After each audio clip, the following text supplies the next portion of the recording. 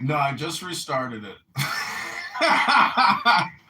I just restarted it because, I mean, I gave a great speech. I was like, what's the point of even making a speech? I gotta bring up Black Kitover. He got a little bit, disrespected. He ended up letting go. Everybody got on him. I want him to get his thoughts out. How you doing, Black Kitover? I didn't feel disrespected. Okay. It's obvious that you want to echo in here. I just pop in and pop out. I'm a part of my time. If China No, we don't want an echo chamber. We need you. We're so happy to have you. Hi. Like you, Jessica. And since when we went and started comparing cities, you guys were talking all this stuff about blacks being so violent, not knowing how to manage themselves. Start talking about the black cities. Denver, Colorado, head to head with Charlotte, North Carolina. Charlotte's a better place to live against Baltimore, or you can go to the whole state of Oregon up against Maryland. Maryland is well, that's what I'm saying.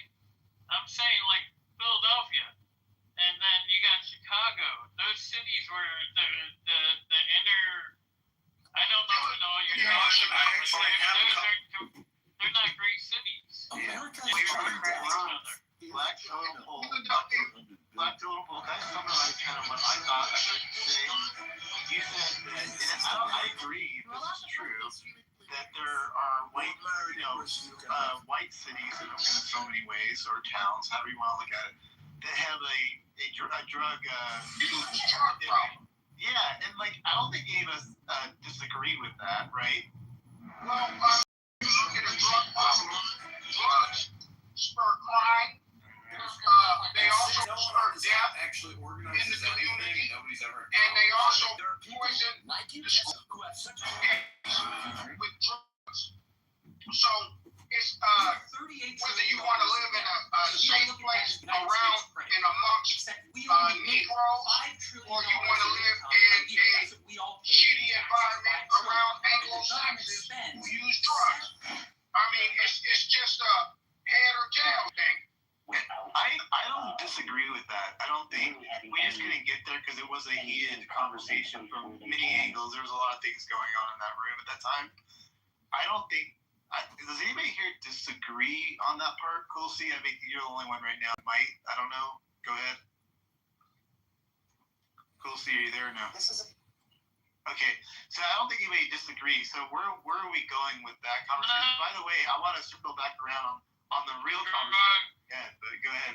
Cool. See. I'm done. Yeah, you're in the blender, big time, buddy. Yeah. I'm done. I just wanted to say that I'm finished. God, we did all that room yesterday. It was out of control, and that's all we had to clear up. That's insanity, but okay.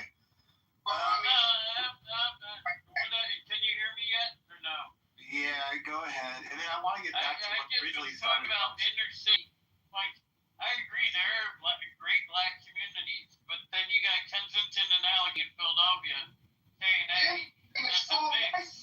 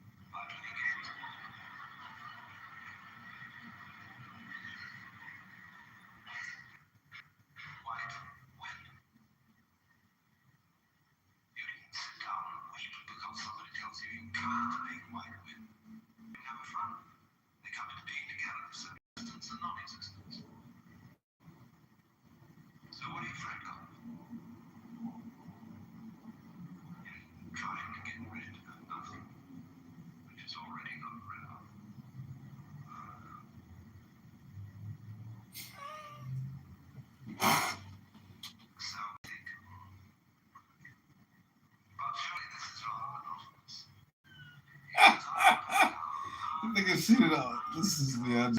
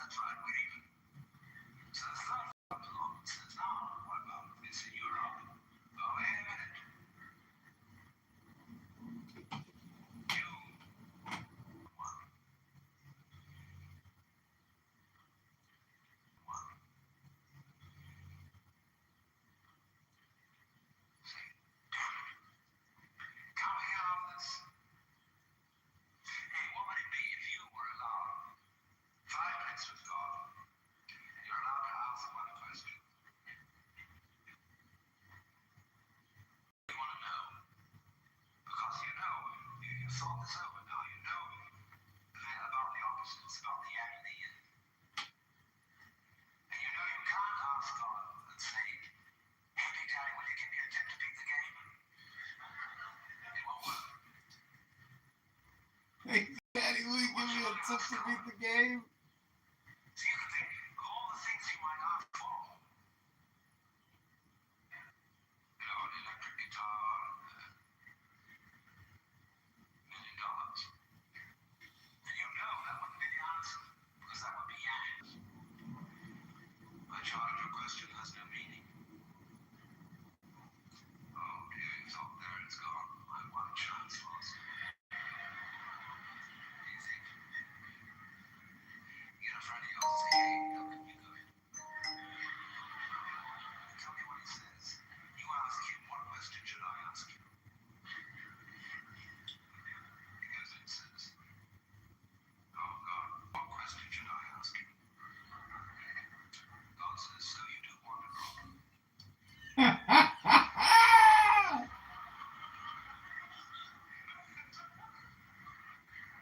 Well, you've got one. You thought you wanted a game in which white only wins. That's your problem. You made it up. You have to have that problem. Because otherwise, if you don't have a problem, you wouldn't know you were Hitler. It's like you can't be yourself without something you call other. I'm so I don't know. What do you expect about it? Oh, you can tell me. We just talked about it's not as if it's not it's like If I can't be without having other, that's the exoteric. Esoteric means I am the other. How can you have self without other? How can there be other without self? You other on me and self on yourself. I self on me. It's not like Tokyo. It's not like New York. America, babe. 900,000 people. Can I finish what I was It's saying? not very much. Can I finish what I was saying? Y'all don't want to talk about how we're so progressive So here, in and the I'm same trying way, to I say, explain well, that it's not as inclusive as it should be, and y'all are being all triggered. No, I understand that. I mean, there's no place in the world that's as What- progressive as oh, the okay. United. I do come off hot. Right, I'm not coming at you at all, babe. I don't come at you. Oh, okay. I hear you. I I'm love coming at these men. But like you know how like what I'm passionate. They make respond. Never. You know, look. like astrology. Ever since we went into Iran, this is. I'm so tired of this, and yet one must soldier on in this the perspective of some, and I will give them, I will, understandingly pat them on the head and say, yes, I understand why you feel that way. But this boils down to something very simple. Muslims and Islam has been a pain in the ass since its inception on the entire world. And Andrew Jackson, one of the early presidents of our country, had to deal with the Islamic dumbfucks in his presidency when they were holding so many Europeans and Americans. They were even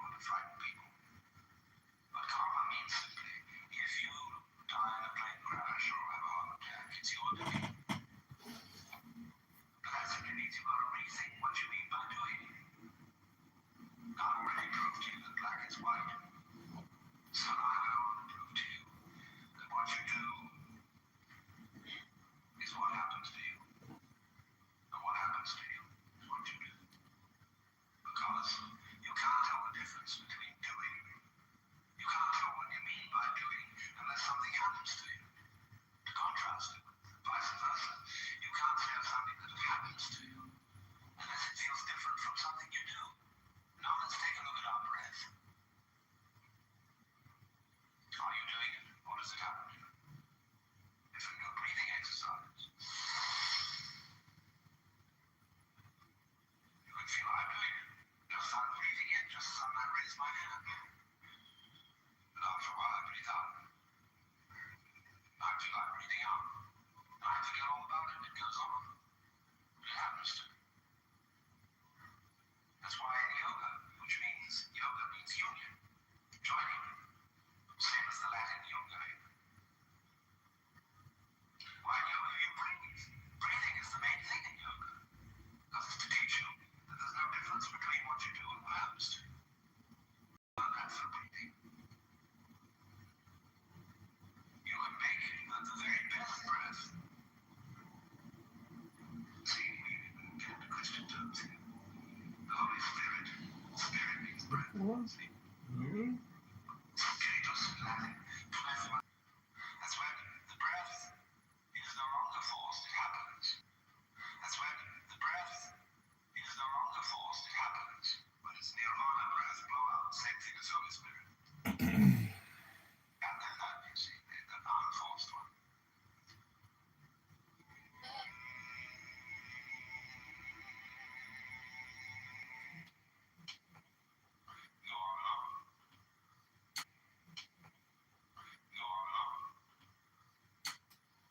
Hey, what's up, John? That's why when monks chant, or devotees of any kind chant, they have the idea that I am a flute, and the breath, the prana, the spiritus of the divine flows through. It's what chanting is all about. Make yourself attuned for the divine. John. Realize the unity. Similar to that's really what's meant by the will of God. Do the will.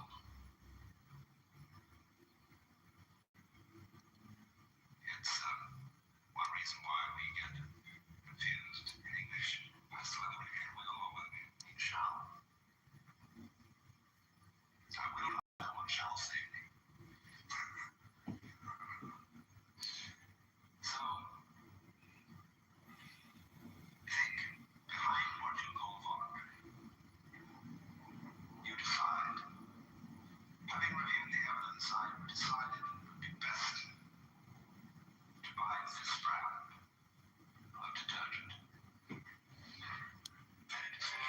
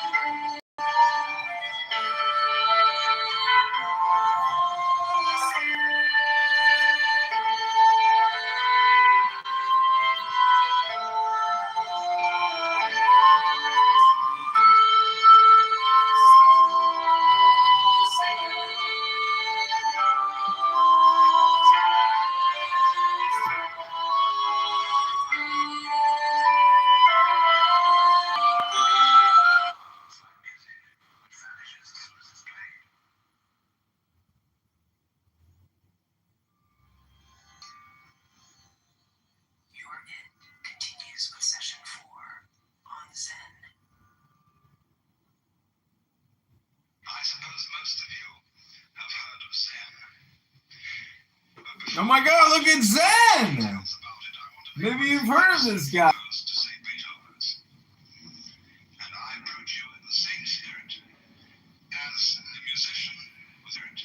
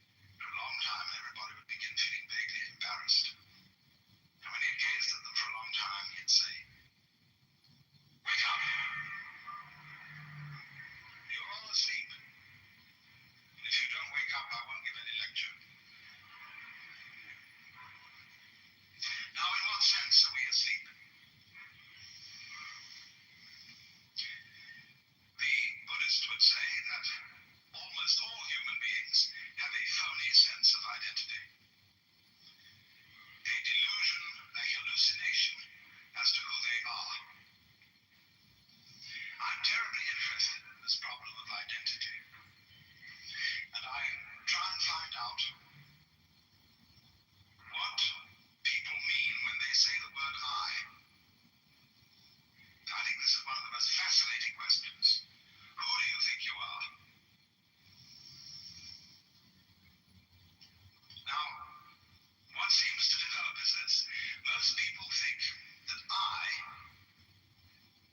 is a center of sensitivity somewhere inside their skin. And the majority of people feel that it's in their heads. Civilizations in different periods of history have differed about this. Some people feel that they exist in the soul, people feel that they exist in here. And there is, as it were, a little man sitting inside the center of the skull. And he has a television screen in front of him, which gives him messages from the eyeballs. He has earphones on, and that gives him all messages from the ears. And he has in front of him a control panel with various dials and buttons and things which enable him to influence the arms and legs and to get all sorts of information from the nerve ends. And that's you. So we say in popular speech, I have a body. Not I am a body, but I have one because I am the owner of the body in the same way as I own an automobile.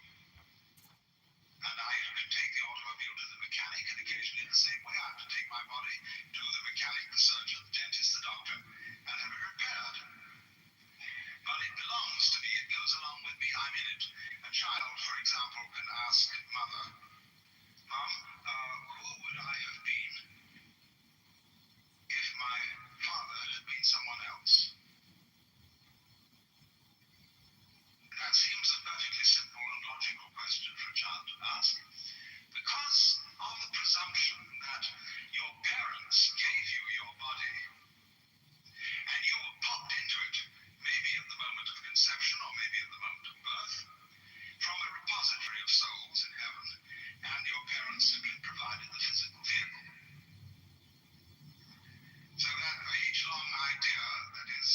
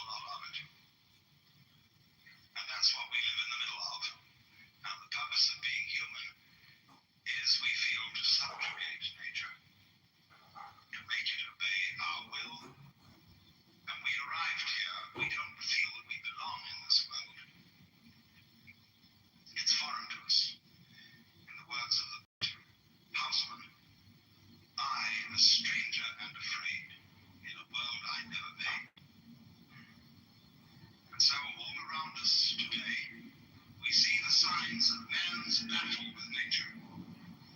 I'm living at the moment in a marvelous house in the Hollywood Hills. We're overlooking a lake. And on the other side of the lake,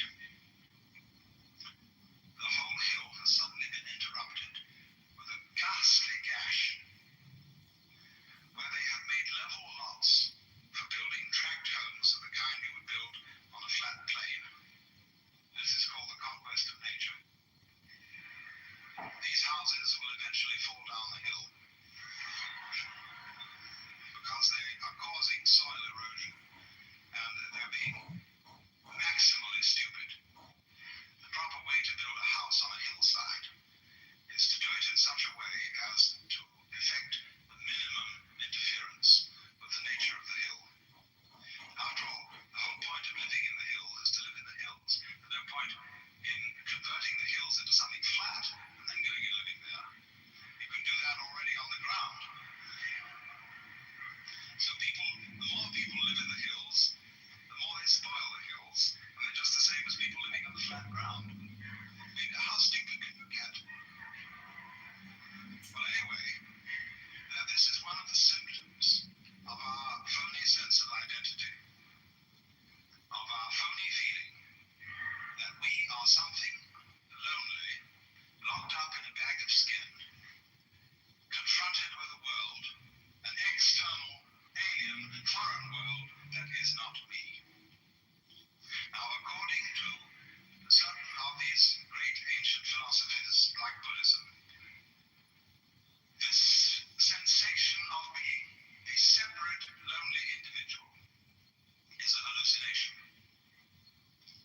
It's a hallucination brought about by various causes, the way we're brought up, being the chief of them, of course. I remember as a child, and you probably have very similar memories to mine, that all our parents were desperately interested in identifying us. Don't you remember that sometimes you went out and played with other children, and there was someone in the group of other children you admired and looked up to, and you came home imitating the mannerisms of that other child. And your mother said to you, Johnny, that's not you, that's Peter. You felt a little bit ashamed, because somehow you let her down.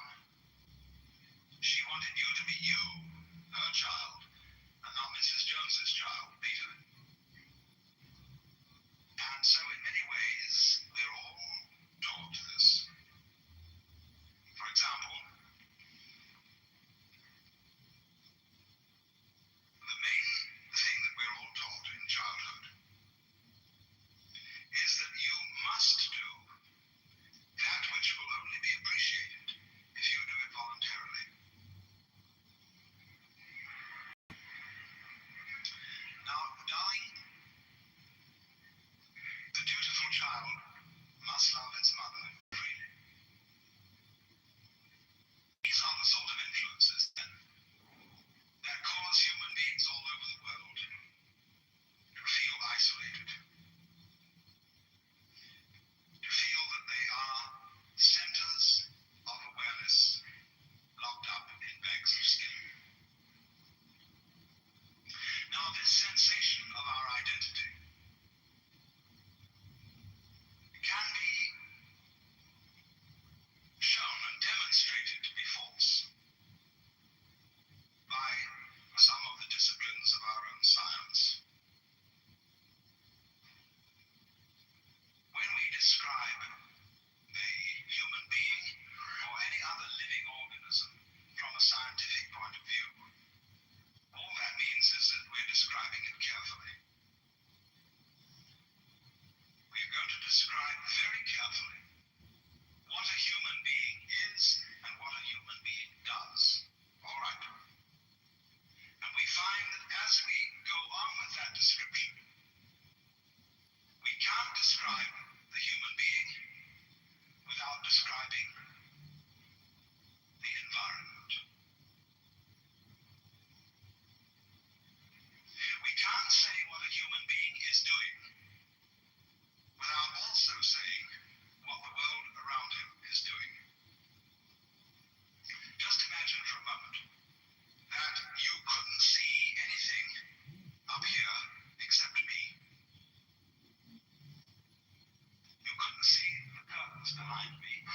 couldn't see the stage, you couldn't see the microphone, you could only see me.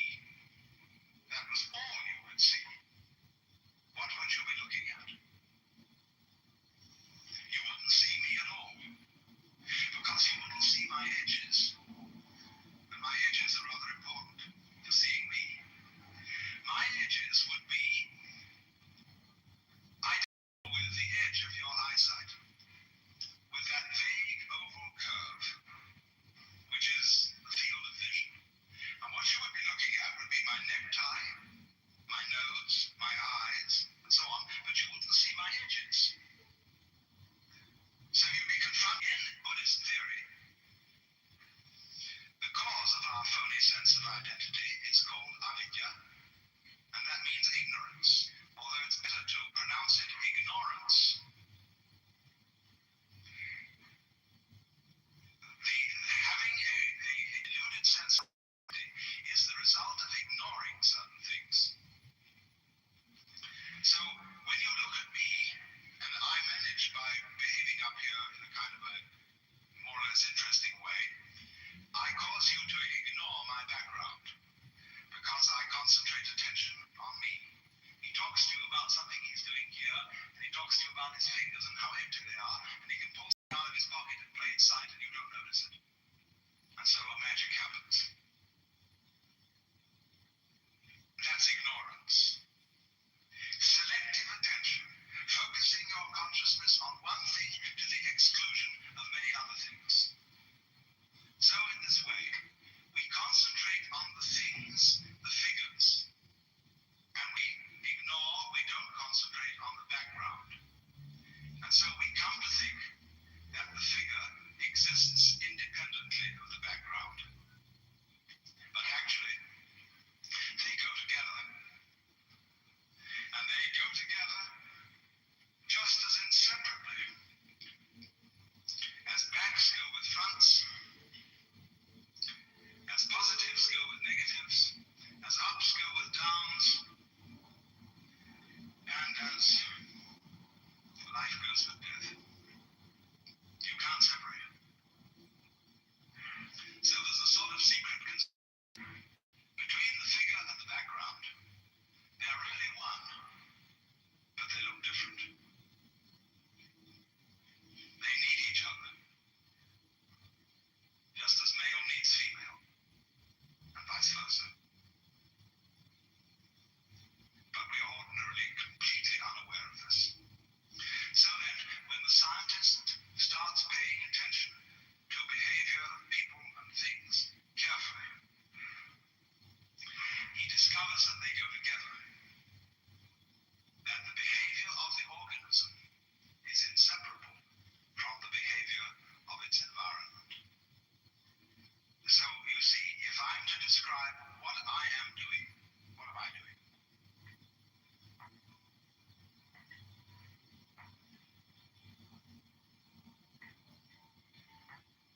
Am I just waving my legs back and forth? No, I'm walking.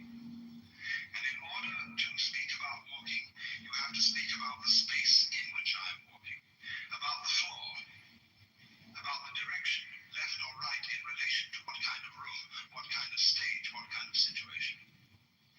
Because obviously, if there isn't a ground underneath me, I can't very well walk. So the description of what I am doing involves the description of the world. And so the biologist comes to say that what he is describing is no longer merely the organism and its behavior. He is describing a field, which he now calls the organism-environment. And that field is what the individual actually is. The average scientist does not feel in a way that corresponds to his theory. He still thinks as if he were a center of sensitivity locked up inside a bag of skin. The object of Buddhist discipline or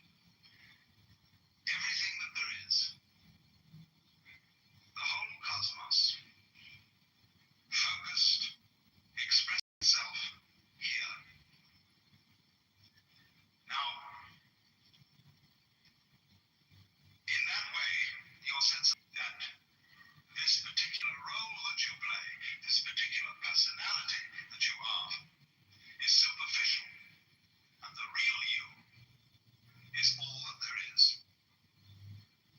And that inversion, turning upside down of the sense of identity, of the state of consciousness which the average person has, is the objective of Buddhistic difference.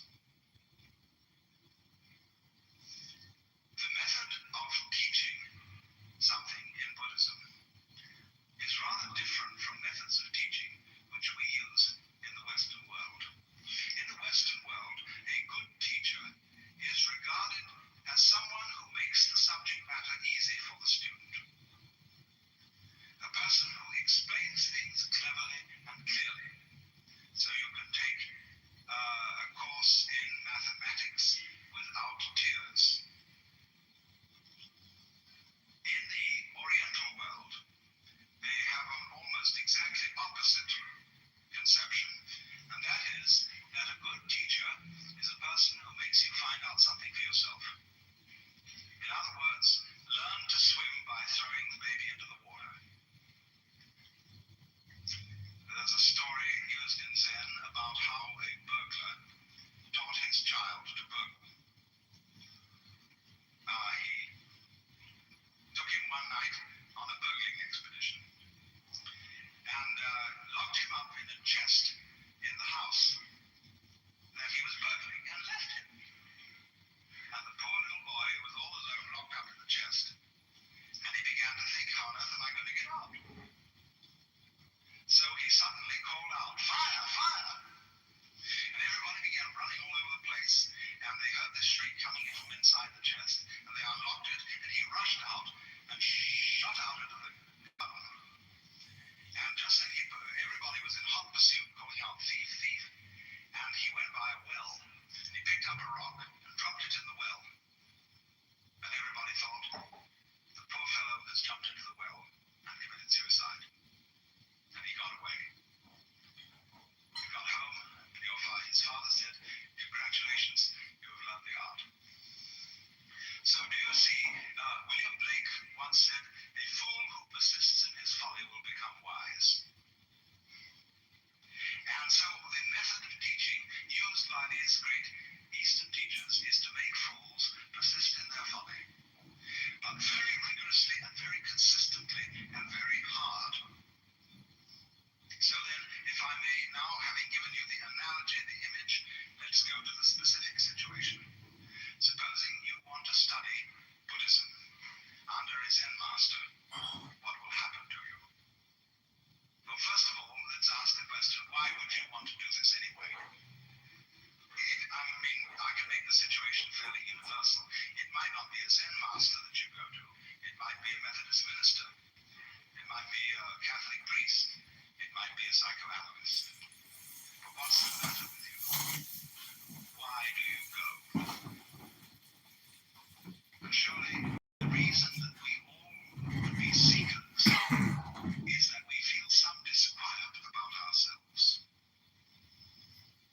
Through the Congress has already been completely humiliated. They've surrendered. They're compromised. It's irrelevant whether or not they have been compromised. The fact of the matter is that they have a constitutional duty under Article 1 that that the authority, and they're not doing anything about it. So I agree. you have to admit the Constitution is a dead letter. And then if it is a dead letter, what are your duties and responsibilities as a citizen who believes that the Constitution needs to be consistently and uniformly enforced? Well, as an indigenous black Negro, as I look at it and as we look at it, as the indigenous black Negro, what we want to do is pop some popcorn. Wait, you indigenous? And watch you Anglo-Saxons. Totem Pole, you indigenous? I'm indigenous. I am indigenous. And so what we want to do is we want to pop popcorn, pour a little butter on it, and we want to sit back, get a Pepsi Cola, or maybe even a Heineken. Totem Pole, let me respond to John the Baptist real quick. Anglo-Saxons do what you're supposed to do. Totem pole. Laws is your government. I like it. I'd like to. Let me respond real quick to a solution which is improbable and but pragmatic. Is really, I bought this AI wearable device, and so technically, if everybody had to wear a police body cam, it would actually, in a way, make society safer, because politically, those are the most dangerous people. It's not the police that need to wear body cams, it's the politicians. So all I'm trying to say is the non-lethal way is really through organization and social media, because if you don't have freedom of speech to provide a contrarian view to a Democrat politician, that's a problem. The second biggest problem is obviously the legal industrial complex, which John the Baptist here is proclaiming. And so we need an army of conservative Republican lawyers to destroy the army of the liberal intellectual Democrat lawyers. But that's not going to happen because there's just too many of them. So, Rabbano Shalom, I give you back the mic to John the Baptist.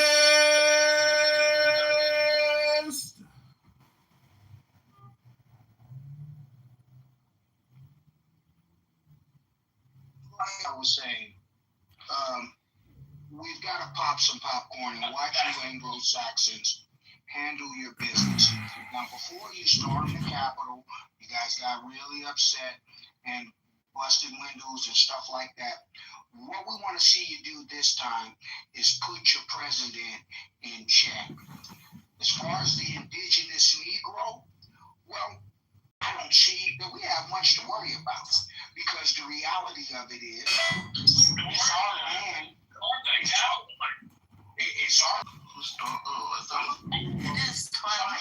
Some of the Anglo-Saxons were angry, and they stormed the Capitol last time they got upset.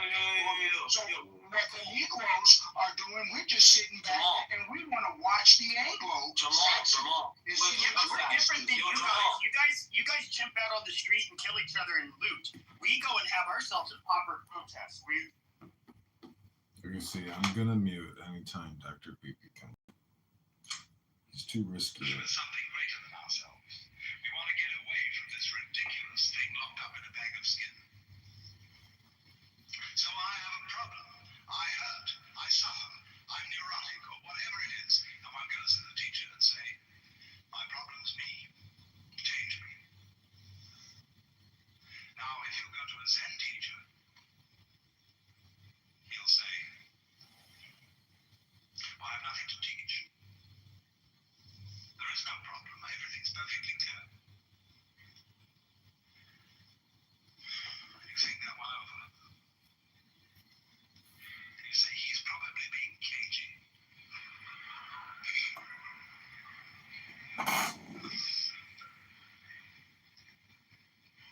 He's testing me out to see if I really want to be his student. So I know America is drowning in debt. $39 trillion up. take me on. I'm a special. Marshall's question towards Necro. Necro, Do you know how is it anybody for us psychiatrist policy that Trump is there's a double take in that saying, you see. So in the same way, anybody who goes with a spiritual problem to a Zen master defines himself as a nut. And the teacher does everything possible to make him as nutty as possible. But the teacher says, quite honestly, I haven't anything to tell you. I don't teach anything. I have no doctrine. As I said to you at the beginning of this talk, I have nothing whatsoever to sell you. So the student thinks,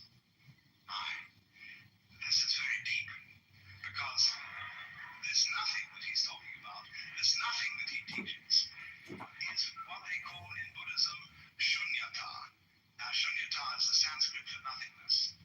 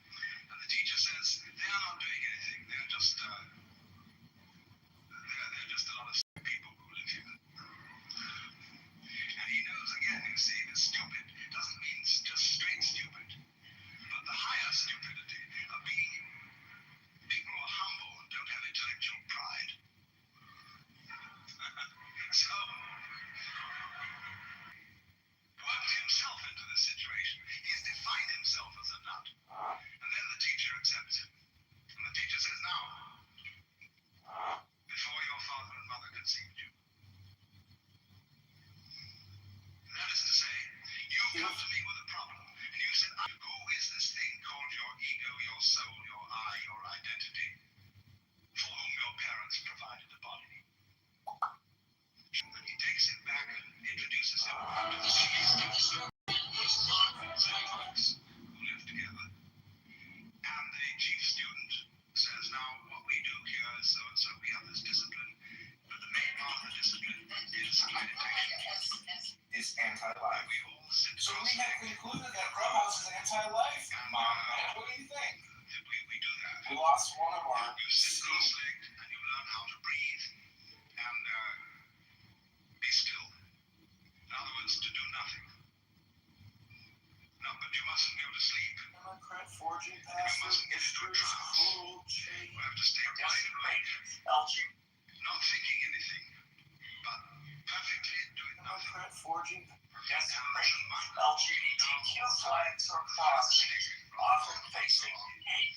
And if you go to sleep, or if you get into a trance, or if you get dreamy, he hits you on the back, so that you'll stay quite clear and wide awake, but still doing nothing. And the idea is that out of this state of profoundly doing nothing, you will be able to tell the teacher who you really are. In other words, the question, who are you before your father and mother conceived you, is a request for an act of perfect sincerity and spontaneity. As if I were to say to you, will you be absolutely genuine with me? No deception, please. I want you to do something that expresses you without the slightest deception. No more Rome acting, no more playing games with me. I want to see you. Now imagine, could you really be that honest with somebody else? Especially a spiritual teacher. And you know he looks right through you. He sees all your secret thoughts. And he knows the very second when you've been a little bit phony. And that bugs you. Just like a psychiatrist. You're sitting in there discussing your problems with him and you start picking your nose. And the psychiatrist suddenly says to you, is your finger coming there? You like that?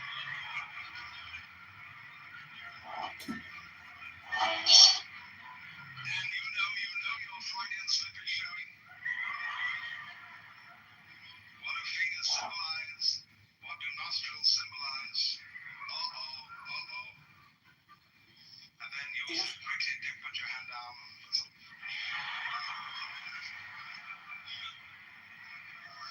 Trying to explain it away. He has you everywhere you turn, you see. Well, that's the whole art of psychoanalysis. And it's... So everybody will come, they'll put their hands here, and they will be very careful not body. If we transfer this to the dimension of spirituality, where the highest ideal is to be unselfish. There is a story about Confucius, who one day met Lao Tzu, who was a great Chinese philosopher. And Lao Tzu said, "Sir, what is your system?" And Confucius said, "It is charity and love of one's neighbor and elimination of self-interest." Lao Tzu said, "Stuff and nonsense. Your elimination of self is a positive manifestation of self. Look at the universe. The stars keep their order. The trees and plants grow upwards without exception. The waters flow. Be like this. All your nonsense about elimination of self is like beating a drum in search of a fugitive." So in this way, these are all examples of the thing that trickery the master is playing on you. You came to him with the idea in your mind that you are a separate, independent, isolated individual. And what he is simply saying to you is, show me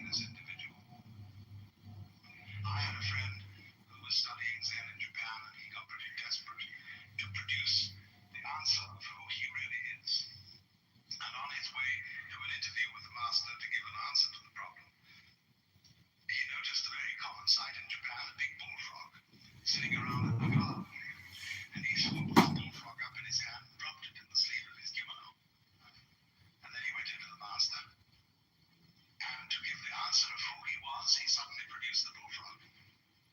The master said, too intellectual. In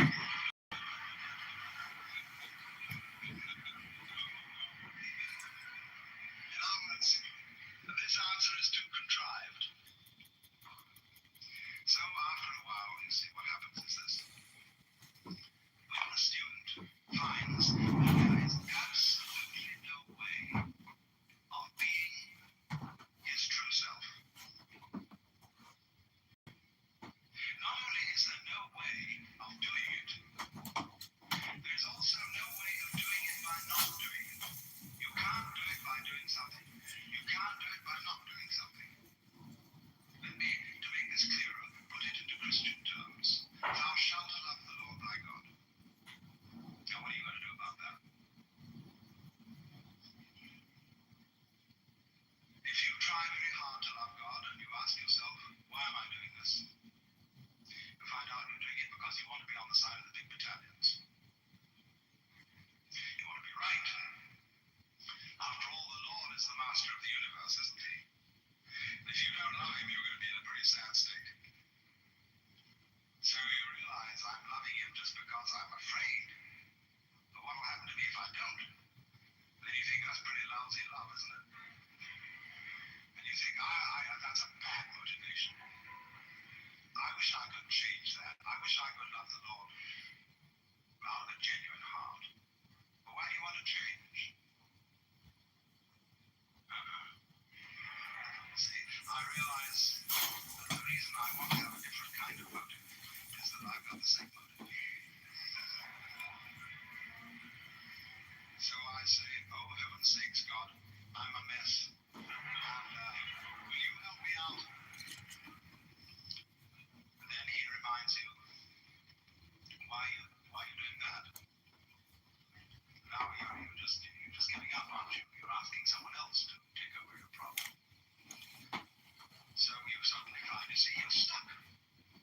So in this way, what is called the Zen problem, or koan, is likened to a person who swallowed a ball of red hot iron.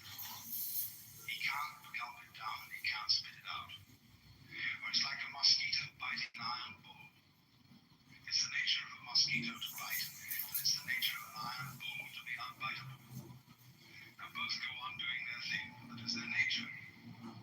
And so nothing can happen. Absolutely you're up against it. Absolutely no answer to this problem. No way out. Now what does that mean? If I can't do the right thing by doing, if I can't do the right thing by not doing, what does it mean? It means, of course, that I, who essayed to do all this, am a hallucination. There is no independent self to be produced. There is no way at all of showing it. It's because it isn't there. So you recover from the illusion. You suddenly wake up and think, what a relief. And they call that Satori. That's awakening, the first step in awakening. Let me try and translate this. When this kind of experience happens, you discover that what you are is no longer this sort of isolated center of action and experience locked up in your confinement. So it isn't there. And when you see clearly that it isn't there, you have a new sense of identity. And you realize that what you are is, as I said, the whole world of nature doing this. Now that's a difficult thing for many Western people because it suggests to them a kind of fatalism. It suggests that the individual is nothing more than the puppet of cosmic forces.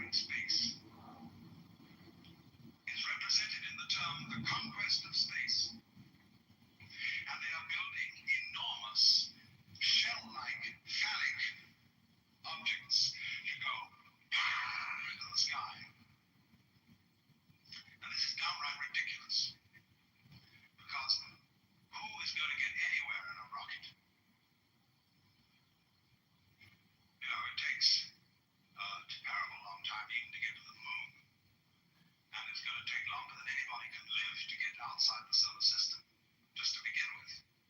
Proper way to study space is not with rockets, but with radio astronomy. Instead of going bang, with a tough fist at the sky, become more sensitive. Develop subtler senses. That's radio astronomy. And everything will come to you. Be more open, be more receptive. And eventually you will develop an instrument that will examine a piece of rock on Mars.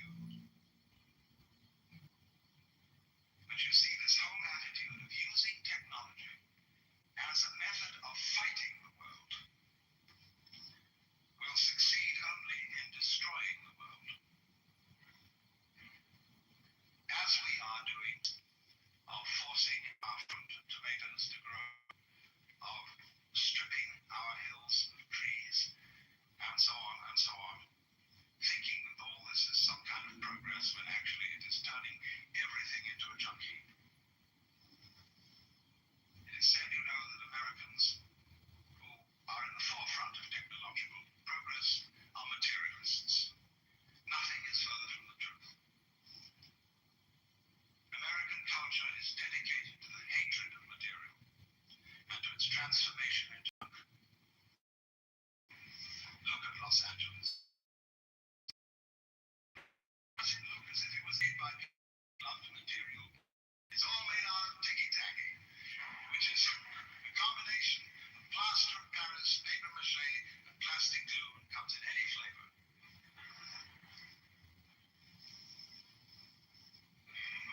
The important lesson, in other words, is power must be handled by true materialists. And true materialists are people who love material, who cherish wood and stone and wheat and eggs and animals, and above all the earth, who treat it with the reverence that is due to one's own body.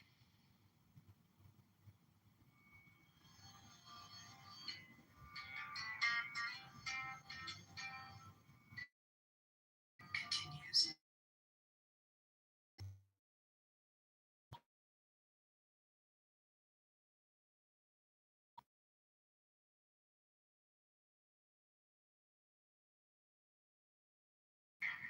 Of the foundations of the Zen feeling for naturalness in art and life by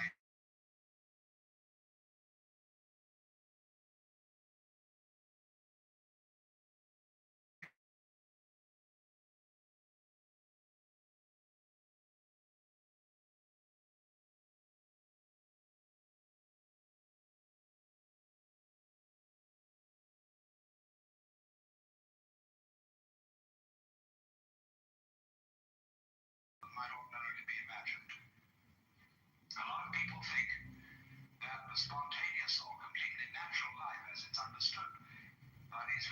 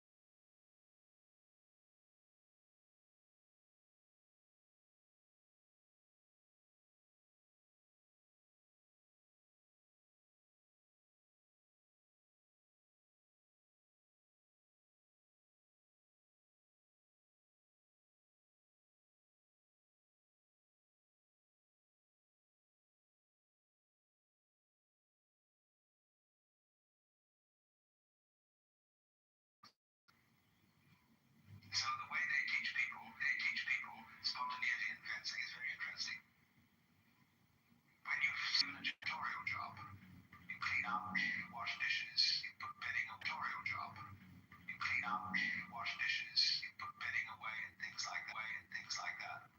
While you're going about your daily business, the master surprises you with a practice sword, which is made of 4 strips of bamboo, rather loosely tied together. And he hits you with this, surprisingly and suddenly, from nowhere. And you were expected to defend yourself with anything available. With the bedding, with the broom, with the pots and pans, just anything to defend. But the poor student never knows when the attack is coming. And he begins to get tense. And he begins to go around everywhere on sort of alert, watching which direction it's coming from. And as he goes down a certain passage, feeling that the master is probably lurking around that corner, and he's all set to go for him with that, and he gets that practice sword, he suddenly gets hit from behind. So eventually, he gives up. There's absolutely no way ready to begin fencing. Because if you prepare for an attack from a specific direction, and it comes from some other direction, you have to withdraw from the direction in which you had expected it, and send your energy in another direction, and that takes time. So what you do is, you go around with a mind of no expectation. That is called mushin, or mon. This is a very important Zen expression. It almost means an empty mind. You could also call it no heart, because the character shin means both heart and mind, but it isn't quite the same as our word heartless, as we use it, and it isn't the same as the word mindless as we use it, meaning stupid. To be in the state of mushin is to have a mind like a mirror. And of this, the Taoist sage Chuang-Tzu said, the perfect man employs his mind as a mirror. It grasps nothing, it refuses nothing, it receives but does not keep. And when anything comes in front of the mirror, it reflects it instantly. The mirror doesn't wait to reflect it. They also say, when the moon rises, all bodies of water instantly reflect the moon. I mean, they don't bother with physics about the speed of light or anything like that. When you clap your hands, the sound issues immediately. It doesn't stop to consider whether it will issue. And so sparks from the flint, when it's struck, they issue instantly. But to do this, you can't try to be quick. See, if a Zen master corners you with a funny situation, and he puts you in a quandary, expecting spontaneous action from you, don't try to hurry. I watched Suzuki wait a whole minute before answering, but he doesn't hesitate. He's not at all embarrassed by this wait. And he can answer with silence just as well as with a formal response. The point is, do something. When two young Americans wanted to study Zen,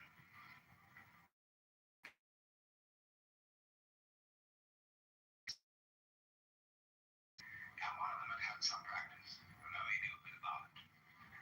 And so after they'd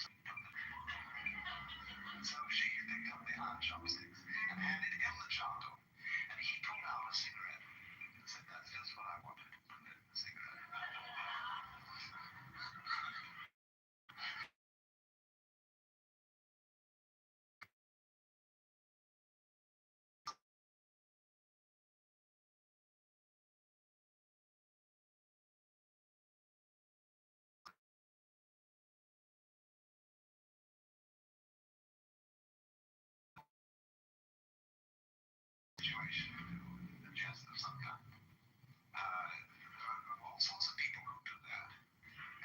People who are experts, kind of like Dorothy Parker. Now, the way in which it's developed, you see, requires a protected situation.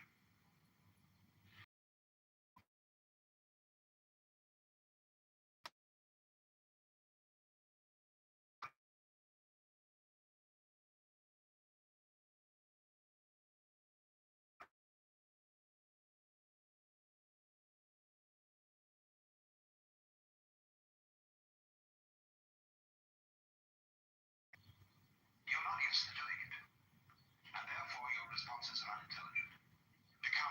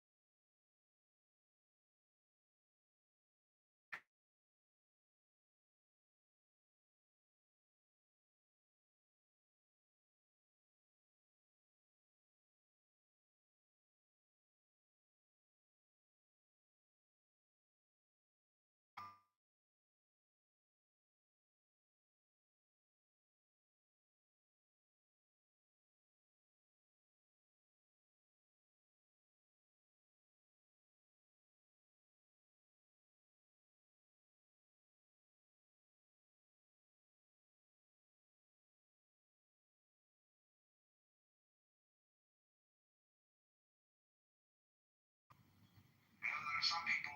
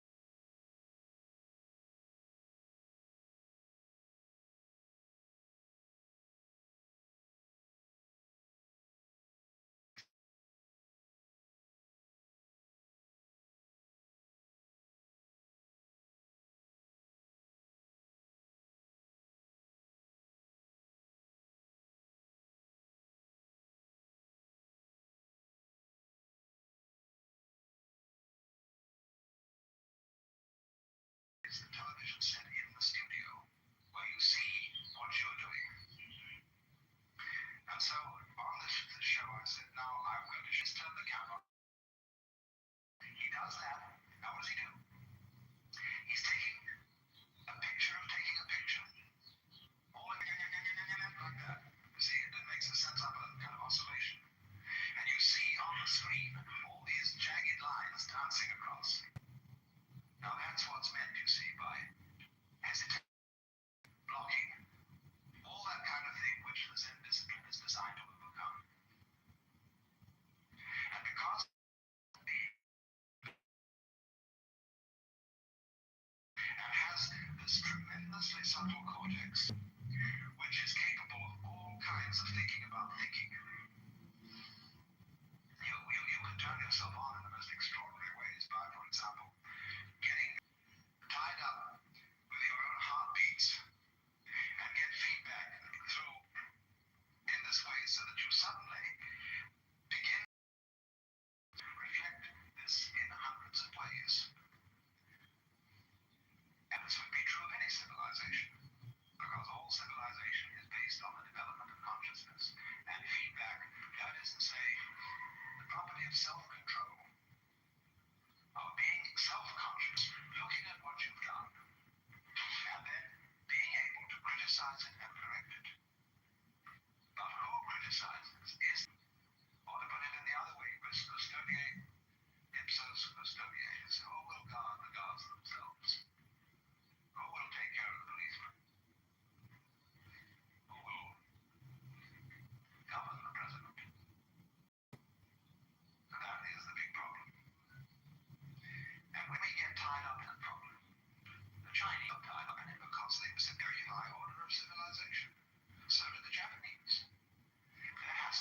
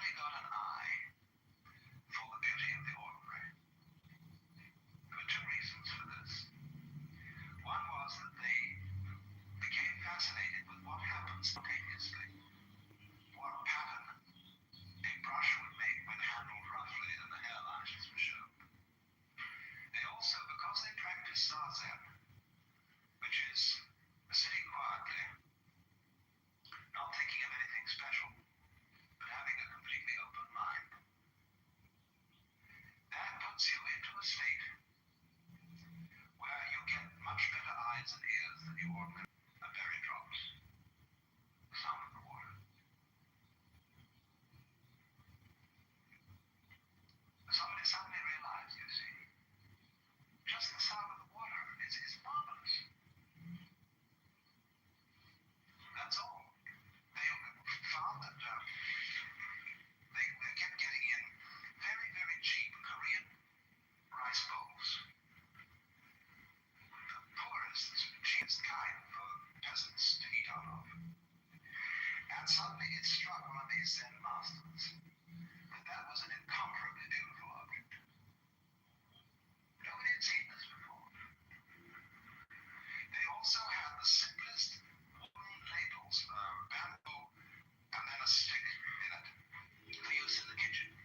And one day somebody noticed that this ordinary everyday kitchen utensil was just lovely. And so in the same way they found that it was quite as satisfactory to listen to the kettle boiling as to listen to an elaborate concert. So what did they do? They started through particularly a man called Senna Rikyu to give parties for very small few guests in shacks, little huts in the garden made of very primitive materials such as mud walls, and where they would go and sit, and out of the simplest utensils chosen by a superb artist, they would simply sit and enjoy the uncomplicated life. And so was born the tea ceremony. Now look at that, you see, in the historical context, that's terribly important. It was a going back to the primitive after people were sick of too much civilization. And yet, it was going. They knew the whole tradition of their civilization, their culture. They weren't barbarians. And this became the rage. Rikyu became attached to the court. The shogun had tea with Rikyu. And everybody started digging tea ceremony. And in due course, the whole thing became awful. Because what's happened today is this.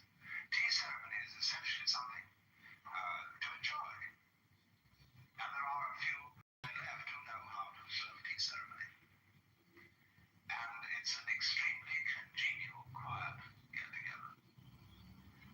Easy conversation, simple and unostentatious manners, and really lovely things to look at.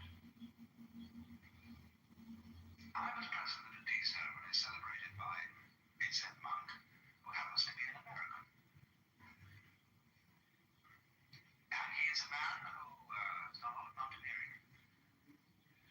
And he has, therefore, with him at all times, the sort of equipment that you take on camping in the mountains, because he does a lot of climbing in Japan.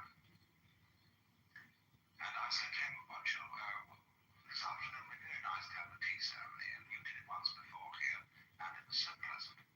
Would you serve it again? He said, yes, by all means.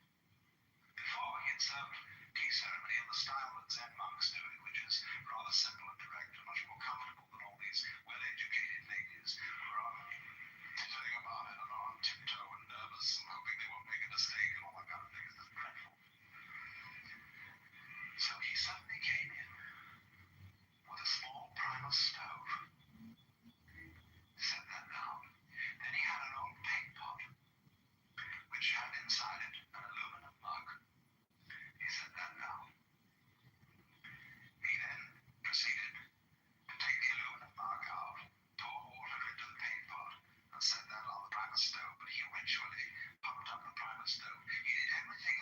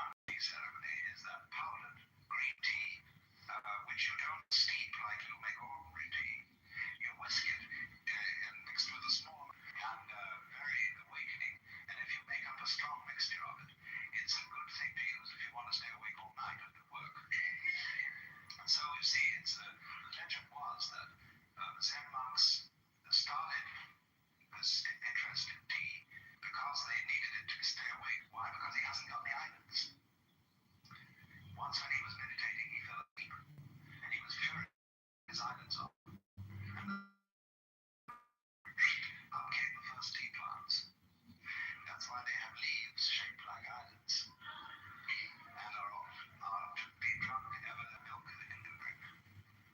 Every religion has its drink.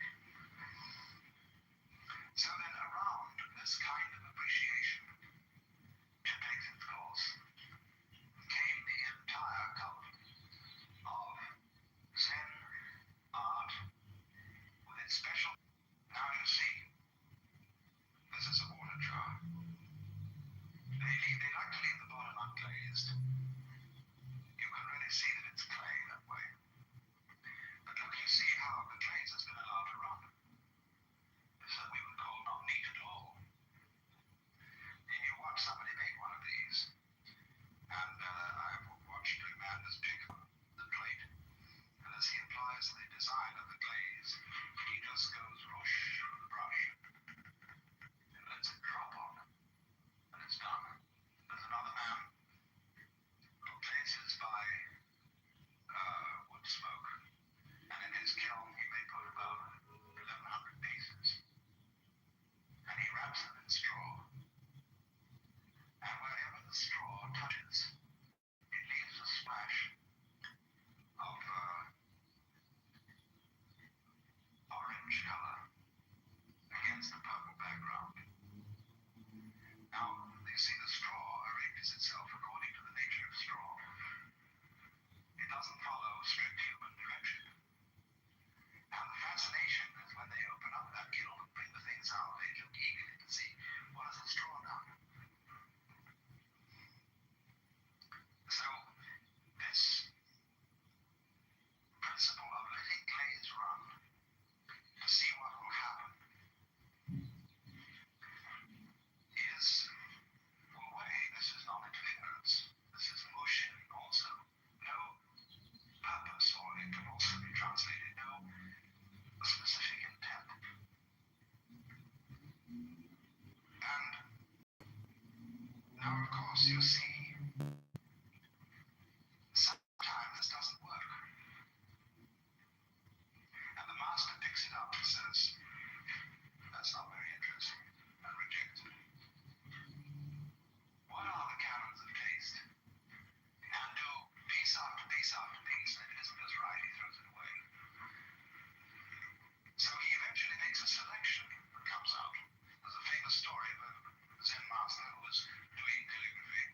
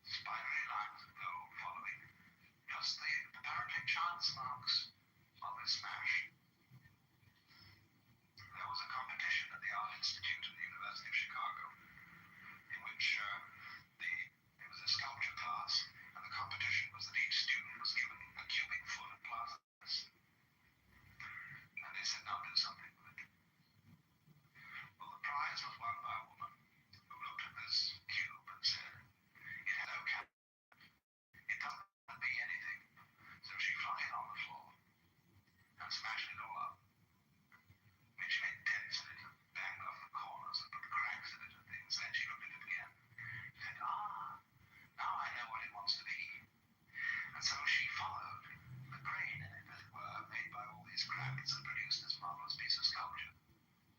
You have in this area a very ingenious sculptor by the name of Donald Horde, who is a master at following the grain in wood and actually making the grain. The grain seems to suggest to him the muscles and the flow of the kind of body that he's making.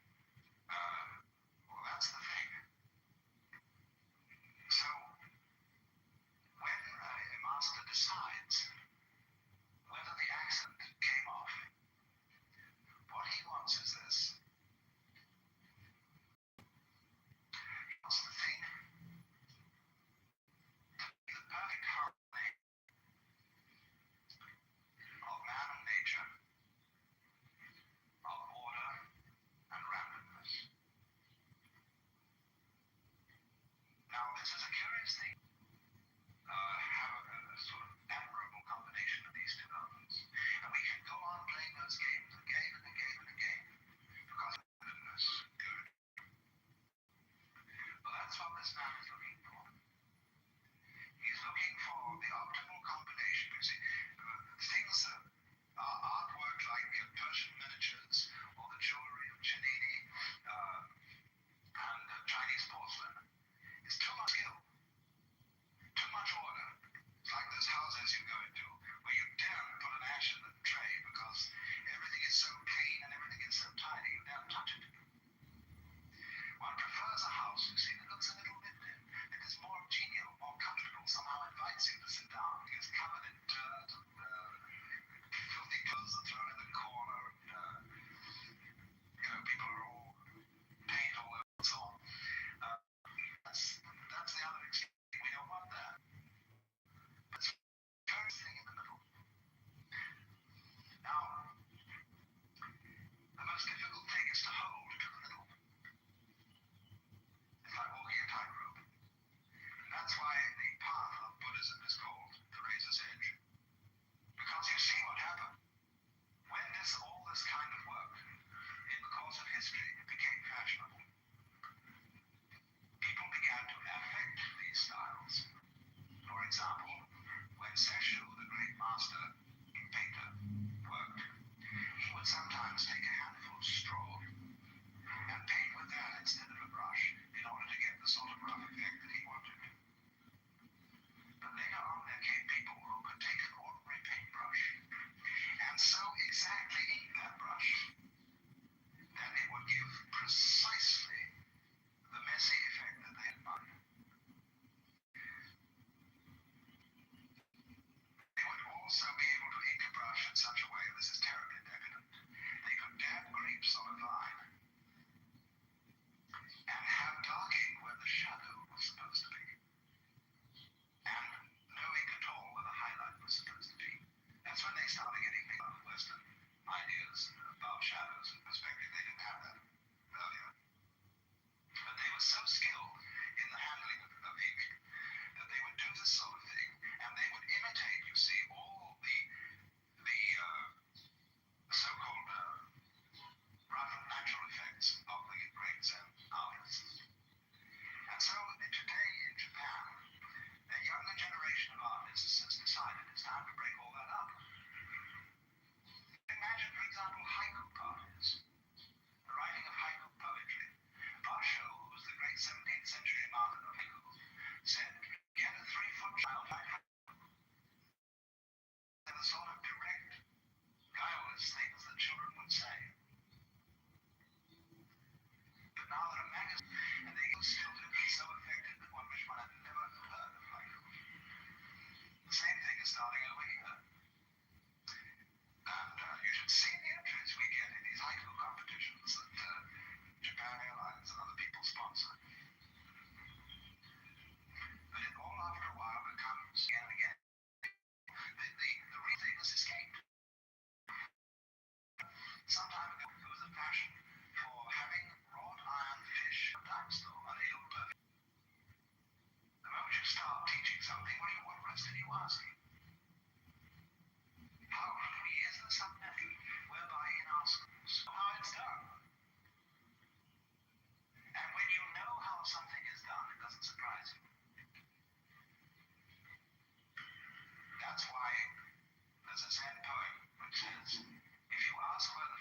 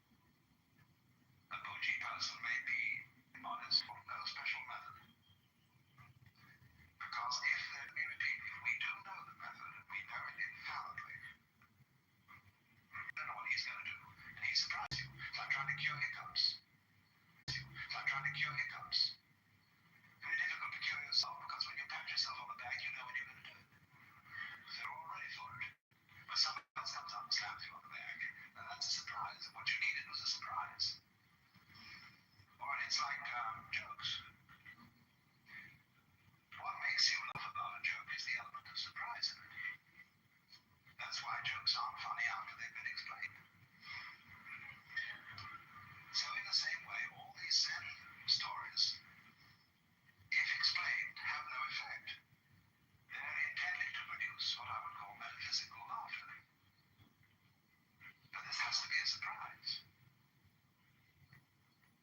And so as to be surprised, believe there's no way of premeditating it. You see, if you read, for example, there's a book out here called Zen by Oegel Herigel, who studied archery. Many of you probably read this book. He had to learn to pull the bowstring in the mouth of the Japanese archer and let it go, but not on purpose. He had to let it go without thinking first. I'll let it go, and then let go. He had to let it go, not on purpose. Now, that really bugged Herigel. How do you do something not on purpose, especially if you're aiming at a target? Well, the whole point is, if you think before you shoot, it's too late. The target's moved. That's why we have a thing like beginner's luck. I'll never forget the first time I ever used a slingshot. Yes, a friend of mine was with me and he was aiming away and not missing. I just picked it up and hit. Well, I couldn't do it again. You get a certain naturalness there. So, the master by the name of EQ, who was a great leg puller, and he had in front of his house a very gnarled pine tree. One of those things that tall, very nuts kind of thing. He put a notice up on it and said, I, EQ, will pay 100 yen, which was a fair amount of money in those days, to anyone who could see this tree straight. Well, still, there was a whole crowd of people around that tree, lying on the ground, twisting their necks and looking at it from all sorts of angles. There's absolutely no way of seeing the tree with a straight trunk. But EQ had a friend who was a priest of another sect, and the smart boy went over to see this friend and said, what about this Mr. EQ's tree? Oh, so the other place is perfectly simple. He said, you go and tell him the answer to seeing the tree straight is to look straight at it. So this man went over to EQ and said, I played the door. He said, you look straight at it. And EQ looked at him in a funny way. I think you've been talking to Roseanne down the street.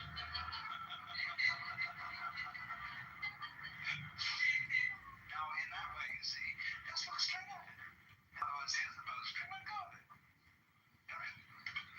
All this mental babbling, jumble humble about America is drowning.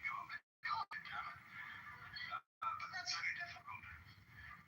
As if I would say to you now, everybody, let's be unself-conscious. So, inspiration, you would last learn to let go of the thing, which was what you were supposed to do all the time.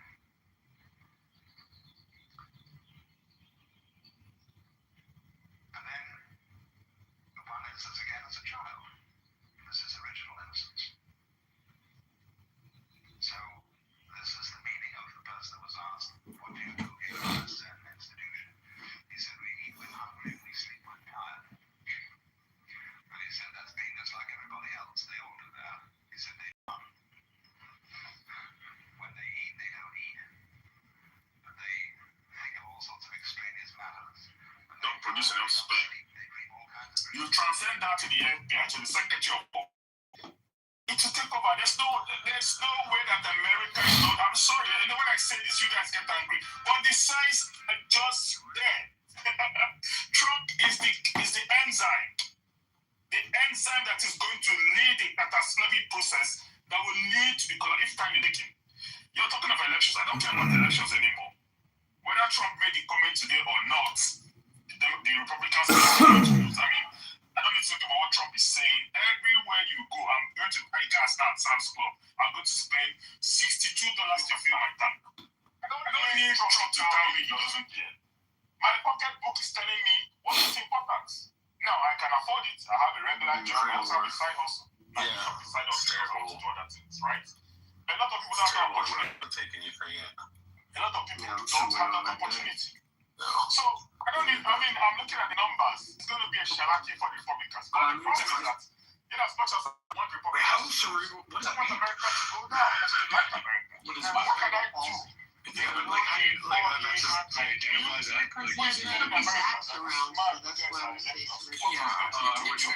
Because I feel so sad. It's not the American that I don't see Zach in the room right now. I can't see everyone that's Yeah, Zach is right. He says I have 2 disabilities. So we man who has no decorum. Yesterday, Trump spent 5 hours still lunacy on Truth Social. The president of the greatest country in the world talks still like a toddler. Talks like a toddler. Insults people, calls people dumb. Anyway, like I said, Marshall, I hope when your eyes will clear, you'll come back to remind what I told you prior to the elections. Don't worry. Everything will come to pass. My predictions, and I'm happy to say it, coming to pass. You're telling Americans that you don't care about their welfare, which is true. Trump has never really cared. He's a millionaire. Millionaires really don't care about public somewhere. I don't know why people thought that being a billionaire is such a redeeming quality for Trump. But anyway, that's a different discussion. So, Gary, thank you very much for allowing me to speak. I don't want to waste so much time, but I always come to tell you, when I see topics like this, I will come to the room, I remind you, and reinforce you on what I told you about what happened to America. It's no surprise. Let Trump continue doing what he's doing. I'll be here again to come back and tell you I told you so. Thank you very much, Ayub. Thank you, Anwar. As you were speaking, I thought about something, and that is a lot of people voted for Trump because they believe. What I want to talk to you about this afternoon are some of the aesthetic principles underlying both Chinese and Japanese arts deriving from these Taoistic and Buddhistic philosophies that inspire them. And to speak about them fairly technically. Who voted for him because they said, this guy's a successful businessman, and therefore we can trust him to run the country because he's run businesses so successfully. That was the impression that they had. So here you have a president who says, I don't care about anybody. And I think about Bill Clinton, who came up in very humble surroundings in Hope, Arkansas. His grandmother basically raised him because his mother was struggling to be a nurse.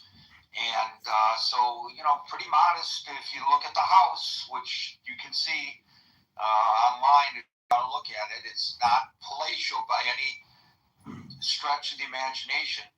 And is he known for saying? And whether he felt it or not, people believed him when he said it. I feel your pain. And I'm just wondering whether we should not necessarily look at someone who is a successful businessman or who walks into the Oval Office rich necessarily as an asset, because there may be a lack of empathy. I have known many very wealthy people who are outstandingly empathetic, who give away large portions of their income or earnings, their largesse, to causes that they believe in, and sometimes not so wisely, in my opinion. But I mean, they're trying to be philanthropic, etc., in whatever way that they can, and I think that's a great thing. But I've also known, and I'm sure many people have known folks who are in the upper financial stratosphere who are just not understanding, not feeling people's pain because they've never had the pain. There are studies, and the studies should not even be necessary because it's just logical what they find. That shows that an inflationary spiral such as the one that we see now, of course, affects people disproportionately who have less money than people who have expendable income. If you have the money to burn. It might frustrate you a little bit that something costs more, but you can afford it. It's not going to affect your quality of life. You're not going to cut back on your travel or your purchases, etc. It's the people further down in the economic ladder who do feel the pain.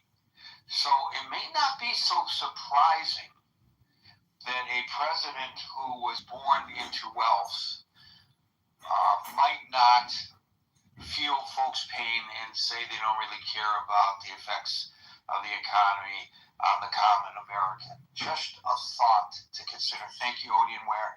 We'll go to Mansa, followed Can by... I ask you a question? Sorry, Gary, just a quick question. Sure. So, can you tell me at any point in Trump's life that he has ever been empathetic? Any points? I don't know. Maybe. I don't know. I don't know the totality of his life. I don't think any of us are qualified to answer that question. I get your point. And as I was making my comments, I was trying to think of philanthropic things that Donald Trump has done, and they don't come to mind immediately, but maybe they do exist, and we just don't know about it. You know, I've known people who have donated anonymously because they actually think it's inappropriate to take credit for causes. I'm talking about things to help people rise up from poverty or to fight diseases or protect animals, whatever it may be that floats their boat, and they do it anonymously. Because Matza followed by Dave. I have never heard that Trump has donated any sizable amount of money to any charitable thing, and this is charitable thing, and this is known by the leaks in the tax returns that he is depreciation on his real estate, so he can lower his taxable income.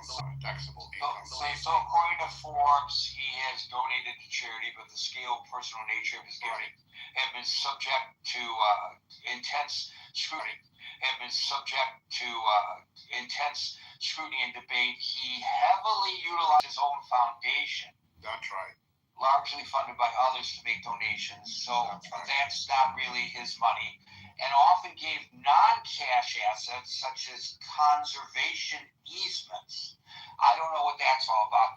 And Forbes also reports he also pledged his presidential salary to various federal departments. So I guess in that respect, there is largely funded by others to make donations. So that's not really his money. And often gave non-cash assets such as conservation easements. I don't know what that's all about. And Forbes also reports he also pledged his presidential salary to various federal departments. So I guess in that respect, there is an in-kind contribution to back to the government, but not to charity.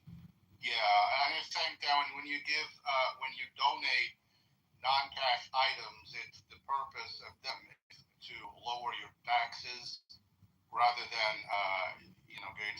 I mean, you can lend your art collection to the New York Museum or whatever. Nothing comes out of your pocket. The government considers it a cash value as they give it a cash value, and it doesn't affect you at all, but you do get to claim a deduction on your taxes anyway. That's a known fact. That with his personality, if he's given $1,000 to someone, he's gonna brag about it for a whole week. But getting back to this, since the comments today was, I was glad that he's actually honest about what everybody else is saying. We all been saying this since the beginning. It was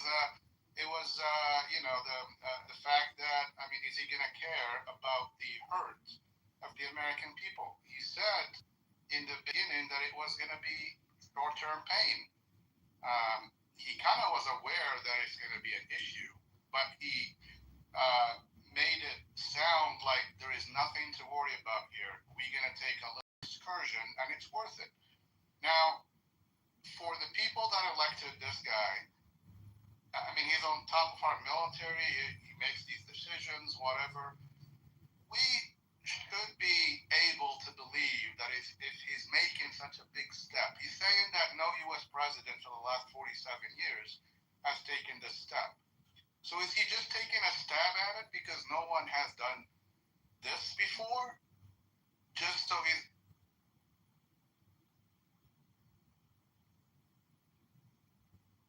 Monsef, where'd you go? Different than if he has a real plan on how to deal with this crisis or war or excursion or a military operation or whatever in a successful way, and telling the American people like this is what we see in people in local news saying that they can't drive their cars, they have to take public transportation. There is people that only can use one car out of two cars, and you got MAGA that's saying, hey, the nuclear threat, it's gotta be whatever. The little pain is so mitigated. I don't think that's the idea that we were presented for in the beginning. Can they at least come out and say, but we were lied to in the beginning because we're not willing to go 6 months, a year with gas prices in Florida. I mean, I paid $5.25. Unleaded was like $4.60, but anyway, $5.25. In California, it's up to $7. It's not something that the American people can live on. We're hearing stories that people are already don't have enough to finish the month because of all the inflationary other aspect that gas prices kind of put on the economy. Inflation numbers just came out. You read them earlier, Gary. It's not looking good. Adding more salt to the wound, got job numbers that are not doing so well, and again, bringing people in front of the camera to tell the American people that it's not a big deal. You got Kevin Hassett, he's an advisor to the president, I guess, on the economy, and he's saying, hey, don't look at the job numbers being low as a bad thing. This is the effect, the consequence of not having about 200,000 immigrants in our economy. The fact that we don't have so many workers, now we get to count that we lost 200,000 jobs. I thought the whole story was that immigrants stole American jobs. So how come the 200,000 jobs that were lost were not replaced by Americans seeking work? But the bottom line is 200,000 jobs disappeared from the economy. 200,000 jobs that were adding to GDP are not adding anything to GDP. And the idea that we're blaming everything on, these scary things. Well, we're cleaned up the country from all these scary immigrants, but now we have to live with lower jobs in the economy. That's going to ruin the economy. I don't know why Steve is laughing. I think, Steve, in your condition, you're probably more going to be affected with this than me. I guarantee you. You've been making all these emojis of shit like this doesn't. And this is a problem with MAGA, really. Whatever happens, they laugh it off. Because the most important thing with this president, with MAGA, and why they supported this guy, I mean, they knew he was a crook. They knew he was not good at business. They knew when he became president, he multiplied his net worth by 7. None of this matters to them. What matters to them is that they have a president out there, a leader that looks at immigrants lowerly, like people like me, like Odie and Ware, real professionals are pumping real dollars into the federal tax dollar system. I looked at less than, and I was told this a long time ago by your friend Steve on this stage. I was told my Americanism compared to his was lower, less than, because he can trace his ancestors to the Civil War. Well, I can. I'm not listening to American than Steve. I don't mean to make Steve. This is Gary Baumgarten's room. Happened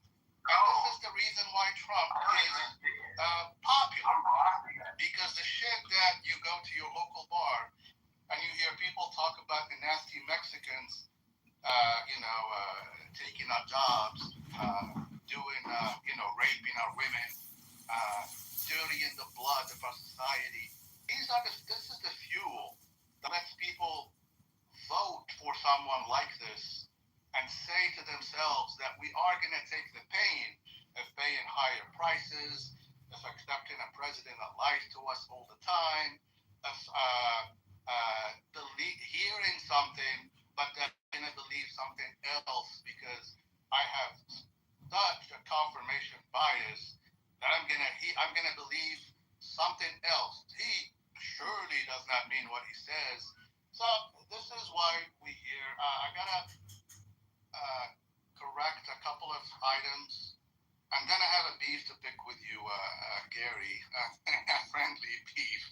The talk about the economy doing so well, and then you always hear that look at the Dow, look at the S&P 500, look at whatever. Yes, about 62 households own stock, but the discrepancy on how those stocks are owned makes a big difference. I don't think I mentioned the Wall Street at all. Oh no, I said earlier, not you. I said the mention that when the president talks about how well the economy is doing, that he always brings up the stock market as a sign that we're great. And then people mention that not everybody is invested in the stock market. Yeah, about 62% of households are, but the